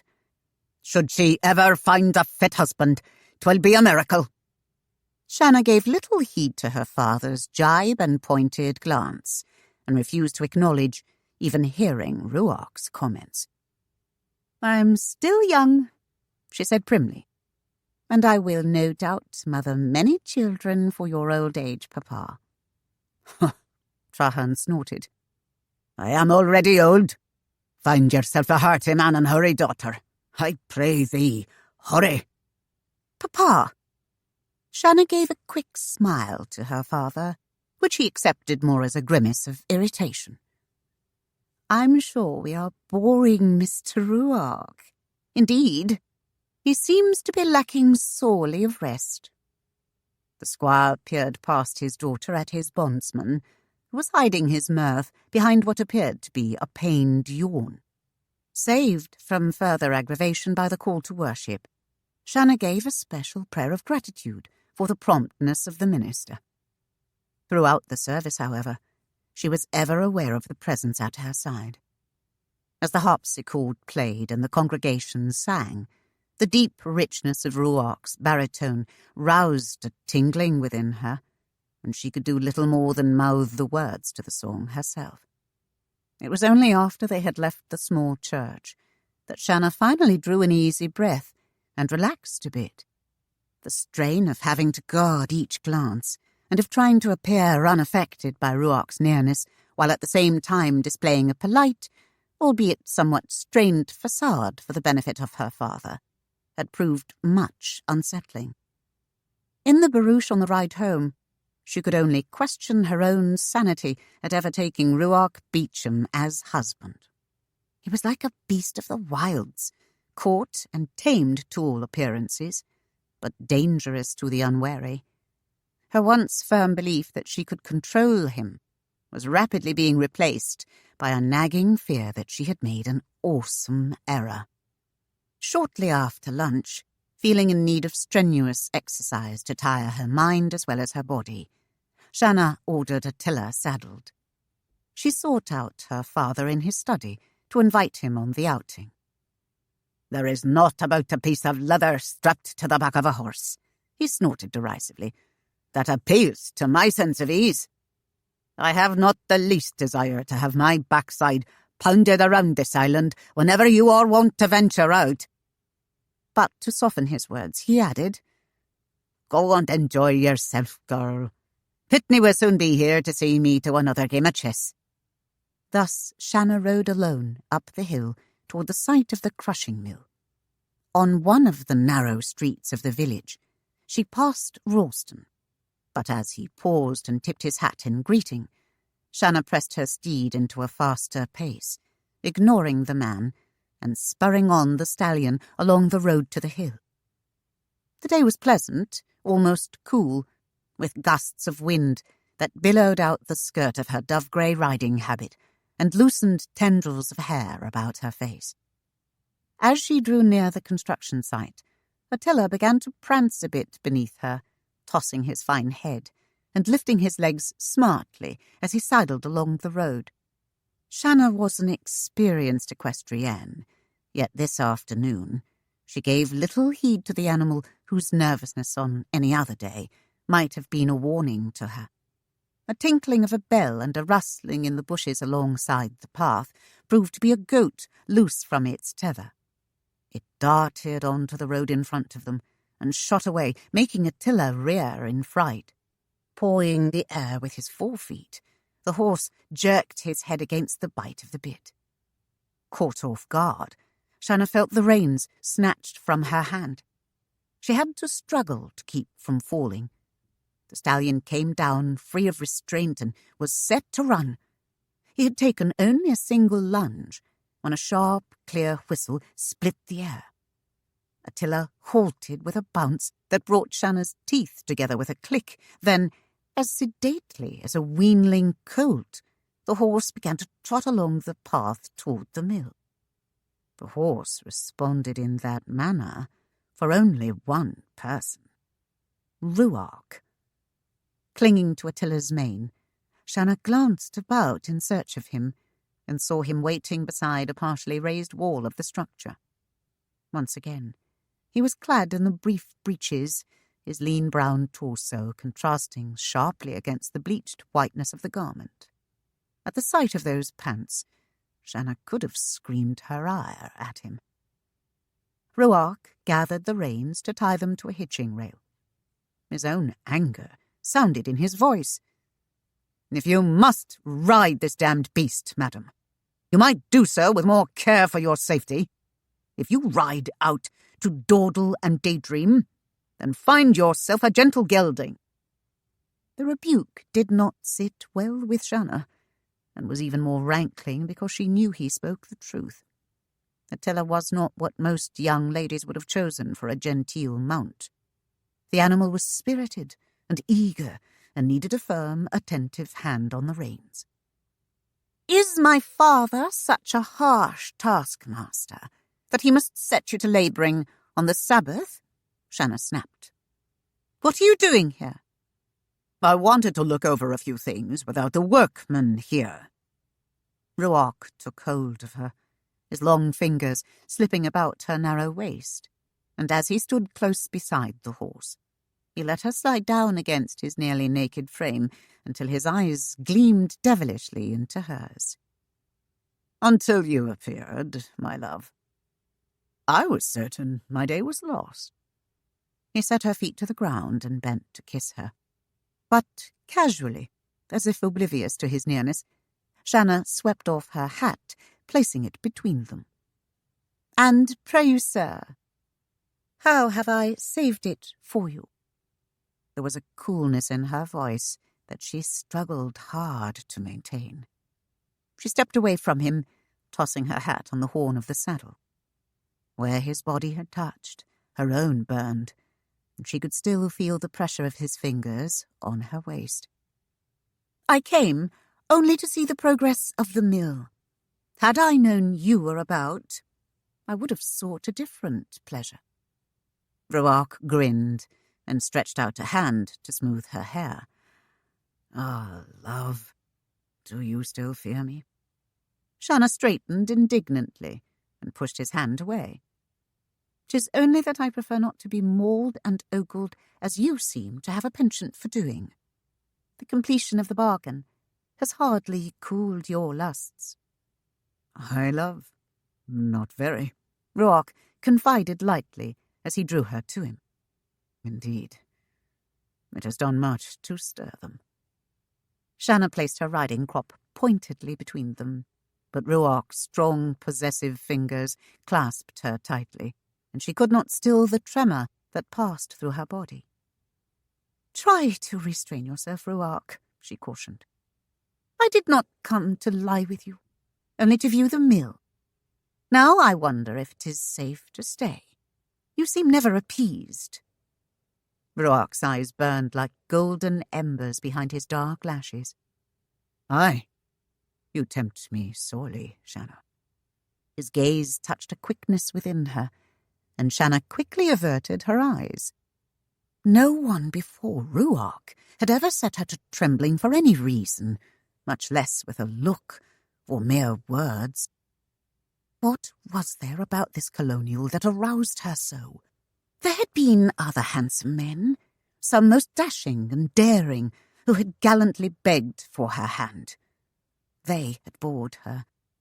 There had been those whom she considered intelligent, but she had admired their minds and little else.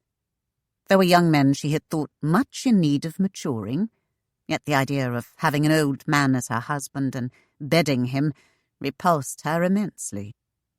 Ruark had both youth and an agile mind, and just the memory of his love-making filled her with a delicious excitement, leaving her breasts almost aching for his caresses, and her loins hungering for the consuming heat of his passion. Greatly disturbed by the path of her mind, Shanna drew away. Was she some hussy that she must crave his amorous attentions all the time? "Will you show me the mill?" She glanced away, then peered up at him. "And will you behave?" "I'll show you the mill," Ruark lightly replied, but made no vow to the latter question. Slowly they strolled along, as he pointed out and explained the construction. Shanna was familiar with the operation, wherein the cane was fed into the wheels of a small mill mounted on the bed of a wagon, and then taken to the fields where it was needed. But she stared with some awe and amazement at the structure that was being raised in the sheltered vale. The 3 huge rollers had been set in place to await whole wagon-loads of cane, and there was a mammoth vat to catch the juices. 2 wings extended outward from the crushing mill, one being fitted with large copper boilers to cook the thin syrup into treacle, while the other was to house fermentation vats and a brass distillery which would turn out the various rums, the black to replenish His Majesty's ships with grog, and the light brews which would grace any table. Part of Shanna's mind followed Ruark's words, while the rest of her attention centred on the man. Here, she thought, he was in his element. His voice bore an edge of authority, and his manner was sure and confident. He stood out on a beam barely wide enough for his foot, and strode casually to the middle of it as he explained and pointed out the workings of the mill. From every angle Shanna saw him. From behind, as he preceded her along a narrow walk. From above, as he reached up to lift her down an unfinished flight of stairs. From the side, as he swept his arm outward to show her the easy simplicity of his plan. From below, as he climbed up a ladder to a lofty platform high above the works. Silently, Shanna followed him, sensing the pride he took in his labours.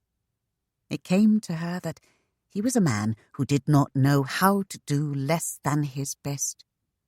He committed himself to every goal and pursued it to an exacting end. Her wonder grew as she studied him, and her curiosity grew apace. Surely there is more to him, she mused, than a simple bond slave. The answer came of its own accord in her mind. Of course, she had always known that. He never was a slave to any man, nor, for that matter, to any woman. Shanna's mien grew thoughtful. She tried to imagine what kind of home gave birth to a man such as he, and what sort of a hand had nurtured him. Ruark's soft chuckle shattered her imaginings, and Shanna looked at him questioningly. His eyes were on her, and they twinkled with tiny golden lights of amusement. "I fear I've been too detailed in my tour." His smile was only slightly apologetic. "But at least you will be able to answer any questions one might ask of the mill." "I've seen parts of the mill before, and listened to others describe it. 'Tis truly a marvel."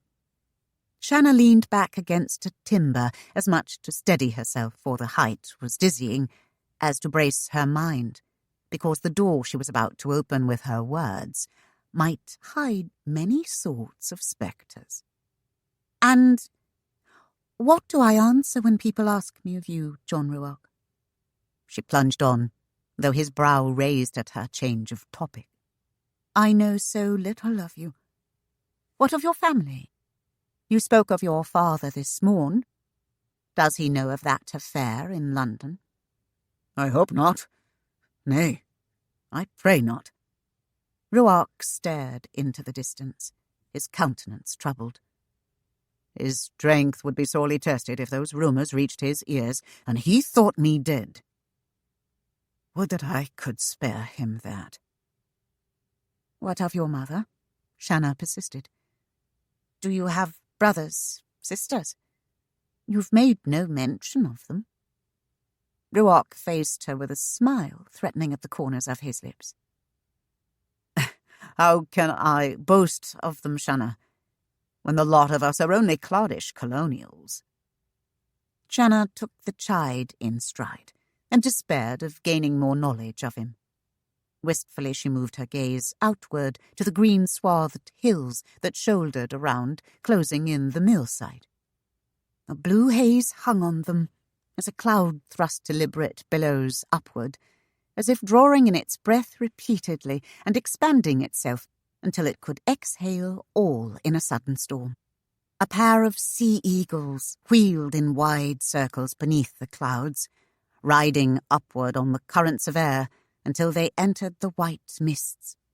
A few moments later, they plunged out with folded wings on the other side of the hill. They seemed to play at the game of riding the cyclone currents of the storm until they were hurled free of it. With a gay laugh, Shanna turned to bring Ruark's notice to the strange antics of the birds, but found his attention boldly measuring her softer parts. When she had relaxed against the timber, she had presented him a daring profile of her round bosom straining against the cloth of her bodice, and Ruark was a man to enjoy all sights, though of late he was bent to limit his observations to Shanna whenever she was around. Immediately Shanna straightened herself and faced him squarely, waiting until his gaze rose to meet hers. Even in church that morning, she had felt herself the prey of that hawkish stare. "Your eyes betray the path of your mind," Shanna accused him brusquely. "It is rude to stare so openly, and most slanderous to do so in church." "I was but admiring you." The amber eyes glowed, and his grin was almost taunting. "You were the most beautiful woman I saw there, and like most of the other men, I was but admiring beauty." "You are more bold than others," she scolded. "I feel ravished every time you look at me." Ruark's grin grew almost into a leer. "You read my thoughts too well, madam. Frequently I have fantasies of you, naked in my arms." "You're a rogue! A lewd, evil-minded rogue!" Shanna cried, her cheeks flushed and hot.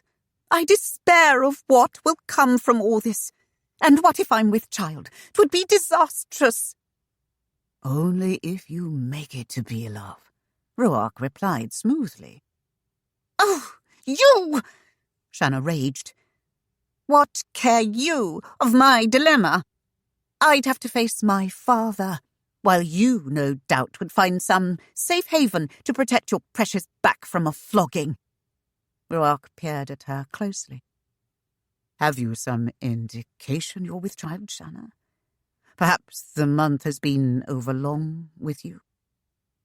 Shanna shook her head with a small, irritated jerk and turned away from his searching eyes, somewhat embarrassed. "Nay, not yet." Ruark reached out to touch her shoulder. "Then soon, mayhaps, love, and you'll be more at ease." Shanna pulled away from his soft caress. "Must you pry into my very life?" She bristled more than a mite. "Am I to have no secrets from you?" Beneath his fingers, the smooth coil of hair at her nape tumbled to freedom. Ruark lifted a copious lock of her hair and inhaled the delicious fragrance that wafted from it. He murmured close to her ear, stroking the silken locks. "From your husband? Nay, my love. If the seed has already taken, we can only accept the fact." With true anger, Shanna whirled to face him, and Ruark knew he had pressed too far. "Oh? And what would you do if I were with Babe, my bumptious knight, my gracious lord and master?" She sneered. "Will you take the child from my loins and name it yours?" "Of a certainty, madam," Ruark assured her. "But therein lies the problem." He stroked his chin thoughtfully. "Should we name him after John Ruark? Admit ourselves lovers and then be wed again?" Or should we name him after Ruark Beauchamp, as is his right, and then confess the lot, that we were married from the first, and throw ourselves upon your father's mercy?" In outrage, Shanna stamped her foot. He was making a jest of it all and laughing at her. Oh, how she loathed him! Vehemently she longed to set him back upon his heels. "You are crude," she railed, magnificent in a high rage, her eyes flashing hot sparks. "You're a barbarian of the lowest sort. You banter with my pride and toss about my honour lightly. You would spirit from me the very thing I have thus far laboured to have, my right to take the husband of my choice." She threw up a hand to emphasize her words, then jerked it down to glare at him. "Am I, then, to bear your bastards meekly?" The stony silence finally penetrated through her consciousness, and Shanna's heart leapt almost fearfully as Ruark's thin, hard fingers slipped through her hair to the nape of her neck, curling in the soft mass until her head was pulled back, and she stared up into his face. The muscles in his jaw flexed tensely, while the amber eyes, cold with rage, bored into hers. "They'll not be bastards, madam. You are my wife." Shanna started and shook her head in denial, trying to struggle free. She closed her eyes tightly and clenched her fists as if by sheer dint of will she could deny his words. "The bargain's done with," she gasped breathlessly. "You agreed."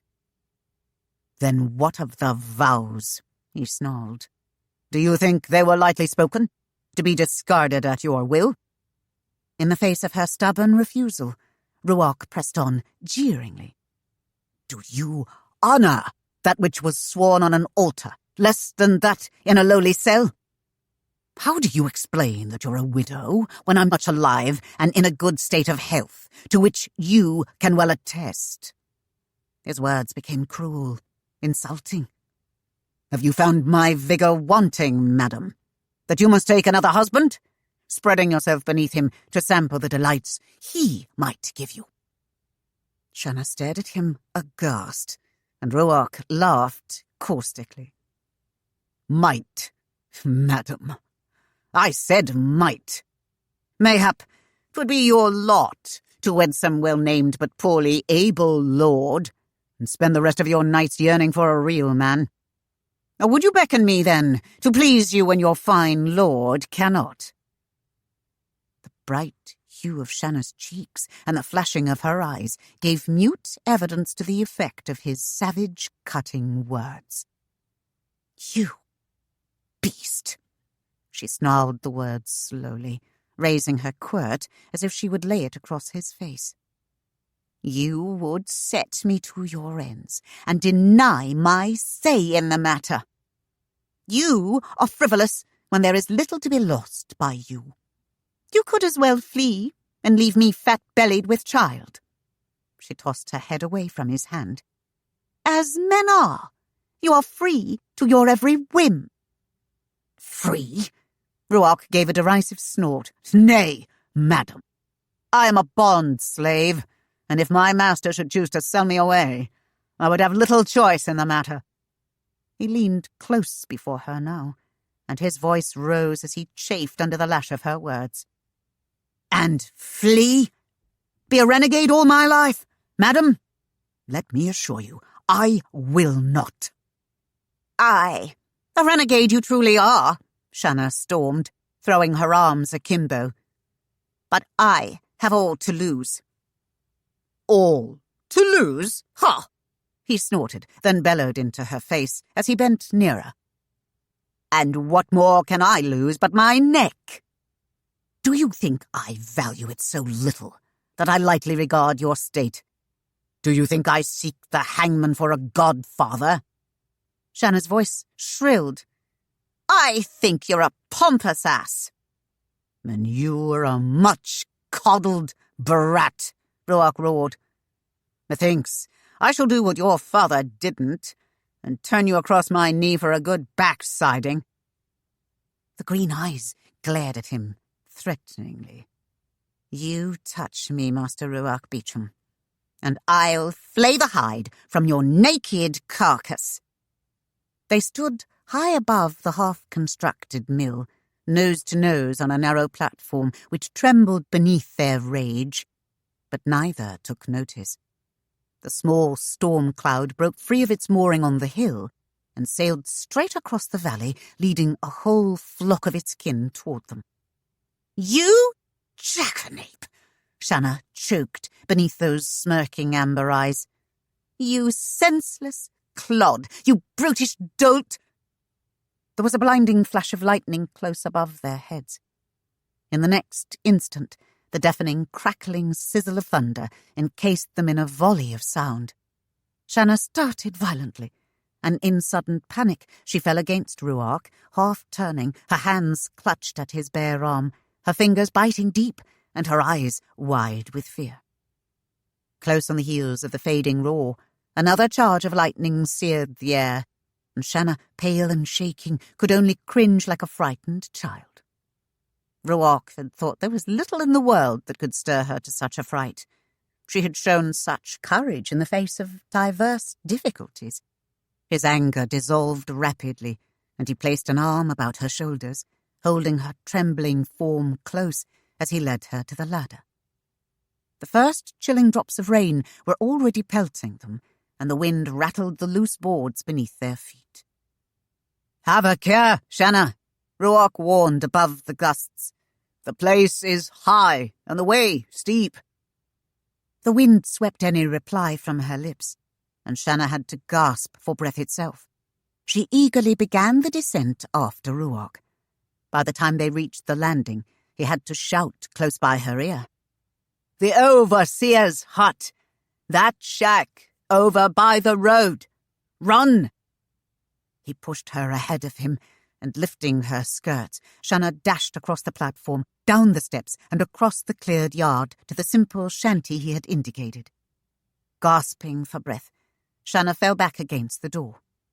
Ruark was a step behind her, and he bent close above her to give her some shelter from the now brutal force of the rain as he fumbled with the latch string on the door. A jagged flash crossed the sky, and a rolling crash of thunder boomed in their ears. Shanna shuddered fearfully, hiding her face against Ruark's chest and huddling close to him, her long fingernails digging into his naked back. The awesome peal faded, and after a long moment, Shanna drew back and gazed up at Ruark, not caring that streams of water ran down her face. There was an odd look in his eyes as he stared down at her. Slowly his head lowered, and his lips parted as they met hers. The rain drummed his back unheeded, while his mouth leisurely savoured hers. His hand on the latch moved, and the stubborn door opened easily now, as if welcoming them into the sheltered dark interior. Sweeping her into his arms, Ruark strode within, pushing the door shut with his shoulder. The wind howled, the thunder roared, the lightning flashed and the hut shook. Whether from the storm within or the storm without, the two of them gave it no mind. In the aftermath, they lay close together on the narrow cot, which served as an occasional bed. Shanna's clothes were draped over a chair before a fire that crackled and spit on the small cooking hearth, while outside a light rain still fell. Beneath the patter on the roof, they were silent in each other's arms, much subdued, their emotions, for the moment, spent. Her cheek against his sturdy brown shoulder, Shanna lightly stroked the furry expanse of Ruark's chest and the bare skin of his arm and ribs. The languid contentment of the moment refused to be disturbed. She had not meant to tumble into bed with him so willingly, but now that she was here, she could gather no urge to leave. Shanna propped on Ruark's chest to stare down into his face, meeting his warm regard. Her soft breasts were like velvet against him, and it was sweet, delicious torture to have his skin seared by the pale peaks. "Have you ever been in love?" Shanna inquired softly, tracing the tips of her fingers across his lips. Ruark cocked a wandering brow at her. Why, Shanna. A lazy smile tugged at a corner of his mouth. I've told you before that you are my only love. Be serious, she gently rebuked. I know you've had other women. Were you ever in love with any of them? He shrugged slightly and lifted her hair from her shoulder, smoothing it down her back. Only a small infatuation when I was a lad, 'tis all. A lad? Shanna queried. 9, 10? Not so young, Ruark grinned. I was 18, and she was a young widow with flaming red hair. She taught me much about women. Shanna's curiosity would not be satisfied with only bits and parts. What happened? Did you make love to her? Shanna, my inquisitive little mouse. Why would you want to know that? 'Twas long ago and best forgot. I'll leave if you don't tell me, she threatened. And you can lie here and rot. Vicious wench, he teased. Jealous, too, I think. Of the widow? Ha! Shanna scoffed. You are conceited. A moment of silence passed, and then, I suppose you were terribly in love with her. Was she pretty? Pretty, Ruark conceded. Tall, slender. 24 she was. She bought a stallion, and I did but deliver. Then you became her stallion. Shanna broke in and could not fathom the rising irritation within her. Is that not right, my lord? Was she like your little trollop in the inn? Ruark recognized the sneer in her words and sought to divert her interest, hooking his arm behind her head and drawing her down. But Shanna gave a small, muffled shriek and flung his arm away, sitting up on her heels. Tell me, damn you, she cried. Was she like your little trollop in the inn? Oh, hell, Ruark growled and knelt before her, frowning into her eyes as he leaned toward her, forcing her back against the wall. I don't even remember anymore what either of them looked like. He softened as his eyes lowered to caress her nakedness, and, giving a ragged sigh, he tried to carefully explain. I was but a lad, Shanna. The widow was worldly. If you can believe this in that beautiful, stubborn head of yours. She seduced me. For a time, I thought she was everything to me. Then I grew up. Much of the splendor faded. She began to demand too much of my time. I was training horses and working other places besides. She married an old but wealthy lord, and when I refused to continue as her lover, she became angry and ended the affair. I was actually relieved. 'Tis simple enough. I was glad to be rid of her, and if you can believe another thing, Shanna, there have not been too many entanglements since. What I said this morning was mostly true. My father thought me married to my work, and perhaps I was, until you. Shanna chuckled wickedly, and her eyes gleamed with gleeful mischief as Ruark braced an arm on the wall beside her, contemplating her impish smile. What devilment are you up to now, wench? He inquired. 'Tis naught of good, I swear. Shanna ran her fingers through the light matting of dark hair on his chest as she spoke in a teasing tone. I suppose if I'm to be free of you, I must bore you first with constant demands. Ruark smiled with an easy assurance. Try, lady. Send for me, whenever you're free. and we'll find out if you can bore me. 'Twould be interesting to see if you have the strength. If you can stay in bed that long, working your heart out to weary me. I find the idea most intriguing. But there is some danger, of course, and we're both susceptible. What happens should hearts grow fonder? What would you do if you fell in love with me? Shanna dropped her eyes from his, wondering what she would do if she found herself in love with him. Silence dragged out, growing pained, yet Shanna's mind still struggled in a turmoil. No answer came to the surface. She was almost afraid to plunge into the turbulent depths because of what she might find there. She had never been in love with anyone but the ideal man of her imagination, and, in fact, had never even been attracted to a man before Ruark.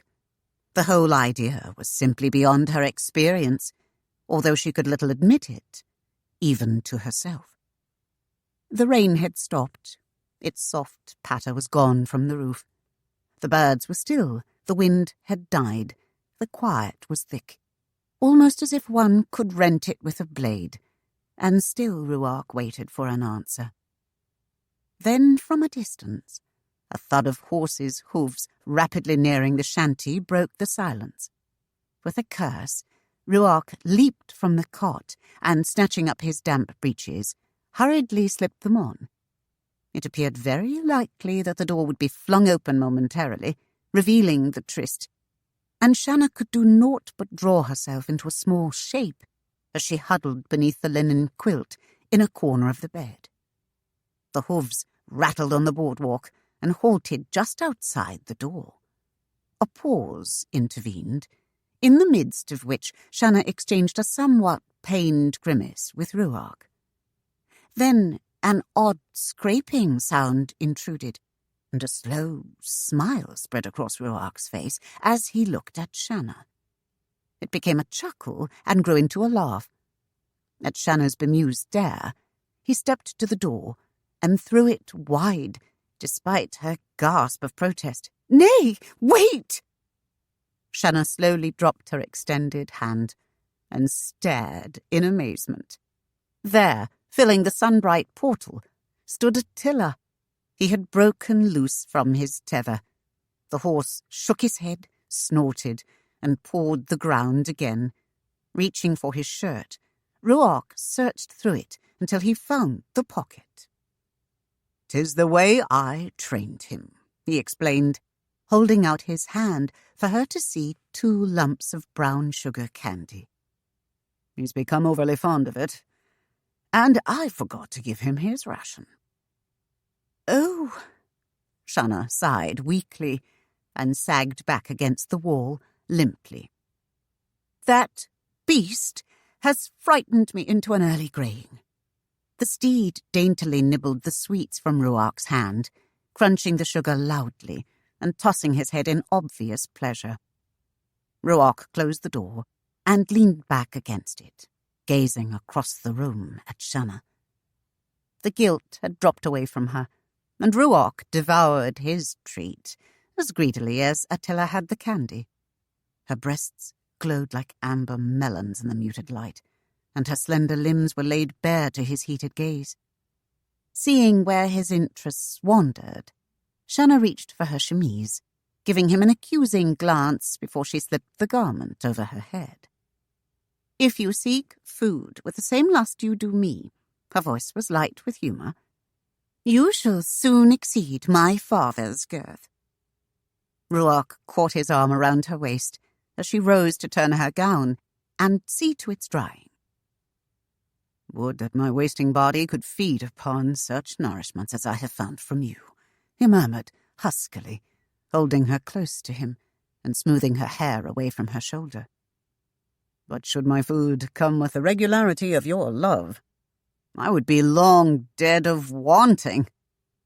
Like food, my need of you is a daily thing, and these lengthy fasts do not appease my hunger." "Daily? Ha!" Shanna leaned back against the circle of his arms and absently traced a finger in a pattern on his chest. "Your lust is a slavering dragon devouring all I can offer on the moment. I fear you would never get beyond the bedchamber door should we live as man and wife." Shanna's brow suddenly furrowed as she stared at what her finger had drawn. Against his darker tan, the white marks faded even as her eyes touched them, but they were burned like a brand into her brain. The words, "I love," were unfinished, but still they dismayed her with their betrayal. She cringed as if pained, quickly pulled away from his embrace, and began to dress in fevered haste. Confused by her abrupt change, Ruark watched her closely as he rolled one of his drawings and played with the cylinder of parchment. "I had intended to spend the night here," he began almost hesitantly. "Mr. McLeod gave me a lift up here when he brought supplies for the morrow's work. But I left several sketches I shall need on the morrow. Will you give me a ride back?" Shanna paused in drawing her gown over her head. "You are welcome to the ride," she murmured, sliding her arms into her dress and settling it on her hips. Once within the barrier of clothes, she calmed and presented her back to him, holding her hair aside. "Will you lace me up?" Ruark leisurely complied, taking his own good time as he settled one hip on the edge of the wooden planks of the table. He was reluctant to see the afternoon gone. For the most part, Shanna held still for his lengthy administering, though she reached across him once, bracing her hand on his thigh to turn several sketches spread across the table. She studied them, recognizing Ruark's handwriting scrawled boldly across the bottom. As he gave a last tug on the strings, she turned.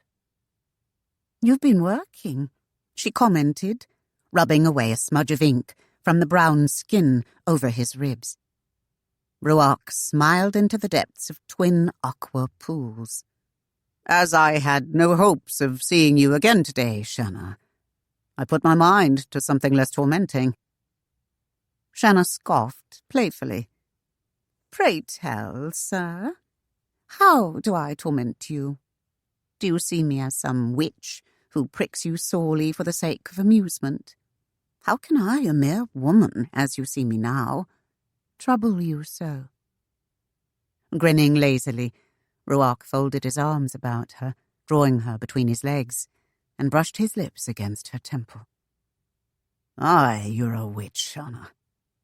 You have cast some strange spell over me that makes me yearn for you every moment of my waking." His breath stirred the light curls that lay against her ear. "But you're an angel, too, when you lie beside me soft and warm, letting me love you as I will." Shanna placed a trembling hand across his lips, recognizing the quickening of her own pulse. The effect of those burning amber eyes was total and devastating. "Say no more, devil dragon." Ruark kissed her soft palm, her slender fingers, the narrow wedding band she wore. His gentleness touched a quickness in Shanna's breast, and she gazed at him in soft bewilderment, unable to fathom the tenderness that she suddenly felt for him. Abruptly, he frowned and caught her hand, staring at the ring. "What is the matter?" Shanna asked, seeing nothing about her hand that was odd. His frown deepened. "I wore a ring on a chain about my neck, and it was there when I visited the wench at the inn. I haven't had it since. With everything that has happened, I completely forgot about it until now. The band you wear reminded me. The ring was to be yours." "Mine?" Shanna's own brow showed bemusement. "But you didn't even know me then." "It was meant for my wife, whenever I married. It once belonged to my grandmother." "But, Ruark, who took it? The girl at the inn? Or the redcoats when they laid hold of you?" "Nay, I came awake the minute they touched me. The girl must have taken it. But if she did, then I had to have been asleep." "Ruark?" Shanna asked quietly. "What does all this mean?" "I don't know as yet. But I'd swear the little bitch meant to rob me all along. Perhaps she gave me some drug in the wine." Ruark shook his head. "But she drank from it too." Then he tilted his head as if remembering. "Or did she? Damn fool me for not being more wary." After a long moment, he gave up trying to recall the events and, sighing, gathered Shanna's stockings and frilly garters and handed them to her. "We'd best go before your father comes out in search of you. The next time, we might not be so lucky to find Attila at the door." Shanna seated herself again on the cot, and beneath Ruark's admiring regard, lifted her skirts and smoothed the silk carefully over her shapely calves. Finished, she dropped her gown and smiled at him with her question. "Ready?" "I love." Ruark grinned, scooping up his shirt. His hand rode on the small of her back as he escorted her through the door. Closing it behind them, he stepped around Attila and lifted Shanna up onto the animal's back, guiding her knee around the horn of the side saddle. Placing his foot in the stirrup, he swung up behind her, taking the reins from her hands. Smiling, Shanna leaned back against him and enjoyed the ride up along the hill, well away from the village and prying eyes. A quiet peace descended upon them as they shared the brilliant panorama spread out before them, seeing the blue-green of the sea through the tall trees. They were, for that moment, aware only of each other, and knew naught of the lone figure that stood some distance off, watching them. Ralston held the reins of his horse firm, lest the animal betray his presence, and his brow lifted thoughtfully as the couple exchanged a long kiss. His surprise mounted as the bond-slave John Ruark made bold with his hand upon Shanna's breast. Instead of the stinging slap the agent expected, the intimacy was accepted most casually, without an attempt even to brush away the hand. "'Twould seem Mr. Ruark has caught the lady's eye, and dallies where he should not," Ralston muttered to himself. "I'll have to keep an eye on the man." Chapter 11. The clouds raced over the face of the island, seeming to herald the billowing sails of a mighty vessel which glided effortlessly through the tossing sea, curling the blue crystal water beneath her lofty prow. The azure sky was vivid beyond the fluffs of white, and against the indistinct horizon, the ship was like an eagle in flight, soaring gracefully on outspread but motionless wings. "That's a big one, 'tis," Mr. McLeod stated, as Ruark lifted an eyeglass to peer through it. "Can you make out her name, laddie? Is she English?" "Colonial. She flies the Virginia Company's flag," Ruark replied, squinting through the glass as he focused on the banner waving below the other. "She's the Seahawk." "Aye, she moves in like one," McLeod rejoined. "A beauty she be, as fine a ship as any of Trahern's." Ruark lowered the glass, and even as they watched, the ship dropped some of her sail and entered a trim tack to the harbour entrance. Almost anxiously, Ruark turned to the older man, who stared out the window over the top of his small square spectacles. "That wagon you have loaded with rum out there," Ruark gestured with his thumb toward the front of the store. "Is it to be taken aboard one of the ships?"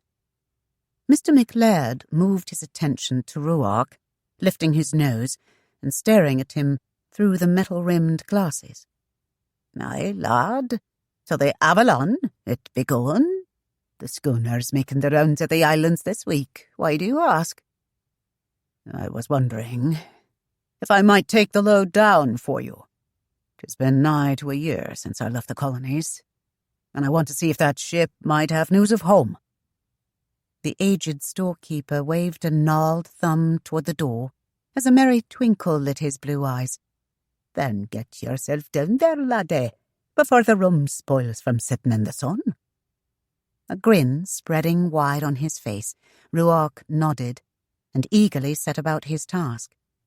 Jamming his hat on his dark head, he leapt to the seat of the wagon and clucked to the team of mules, slapping the reins against their broad backs and sending them down the lane toward the pier. As he went, an odd smile played about his lips, and he began to whistle.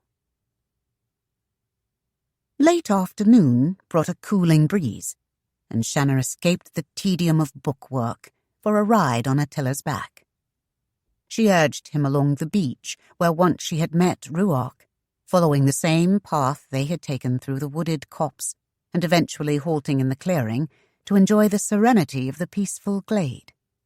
Birds called high overhead and fluttered through the trees. Frogs croaked from the marshes. Gay-coloured flowers bedecked the lush green carpet, while butterflies flitted on vibrant-hued wings, touching a blossom, perching on a leaf, weaving a riotous path on a light and fragrant breeze. Shanna sighed, content with the day. All fears had been set aside with the affirmation that she was not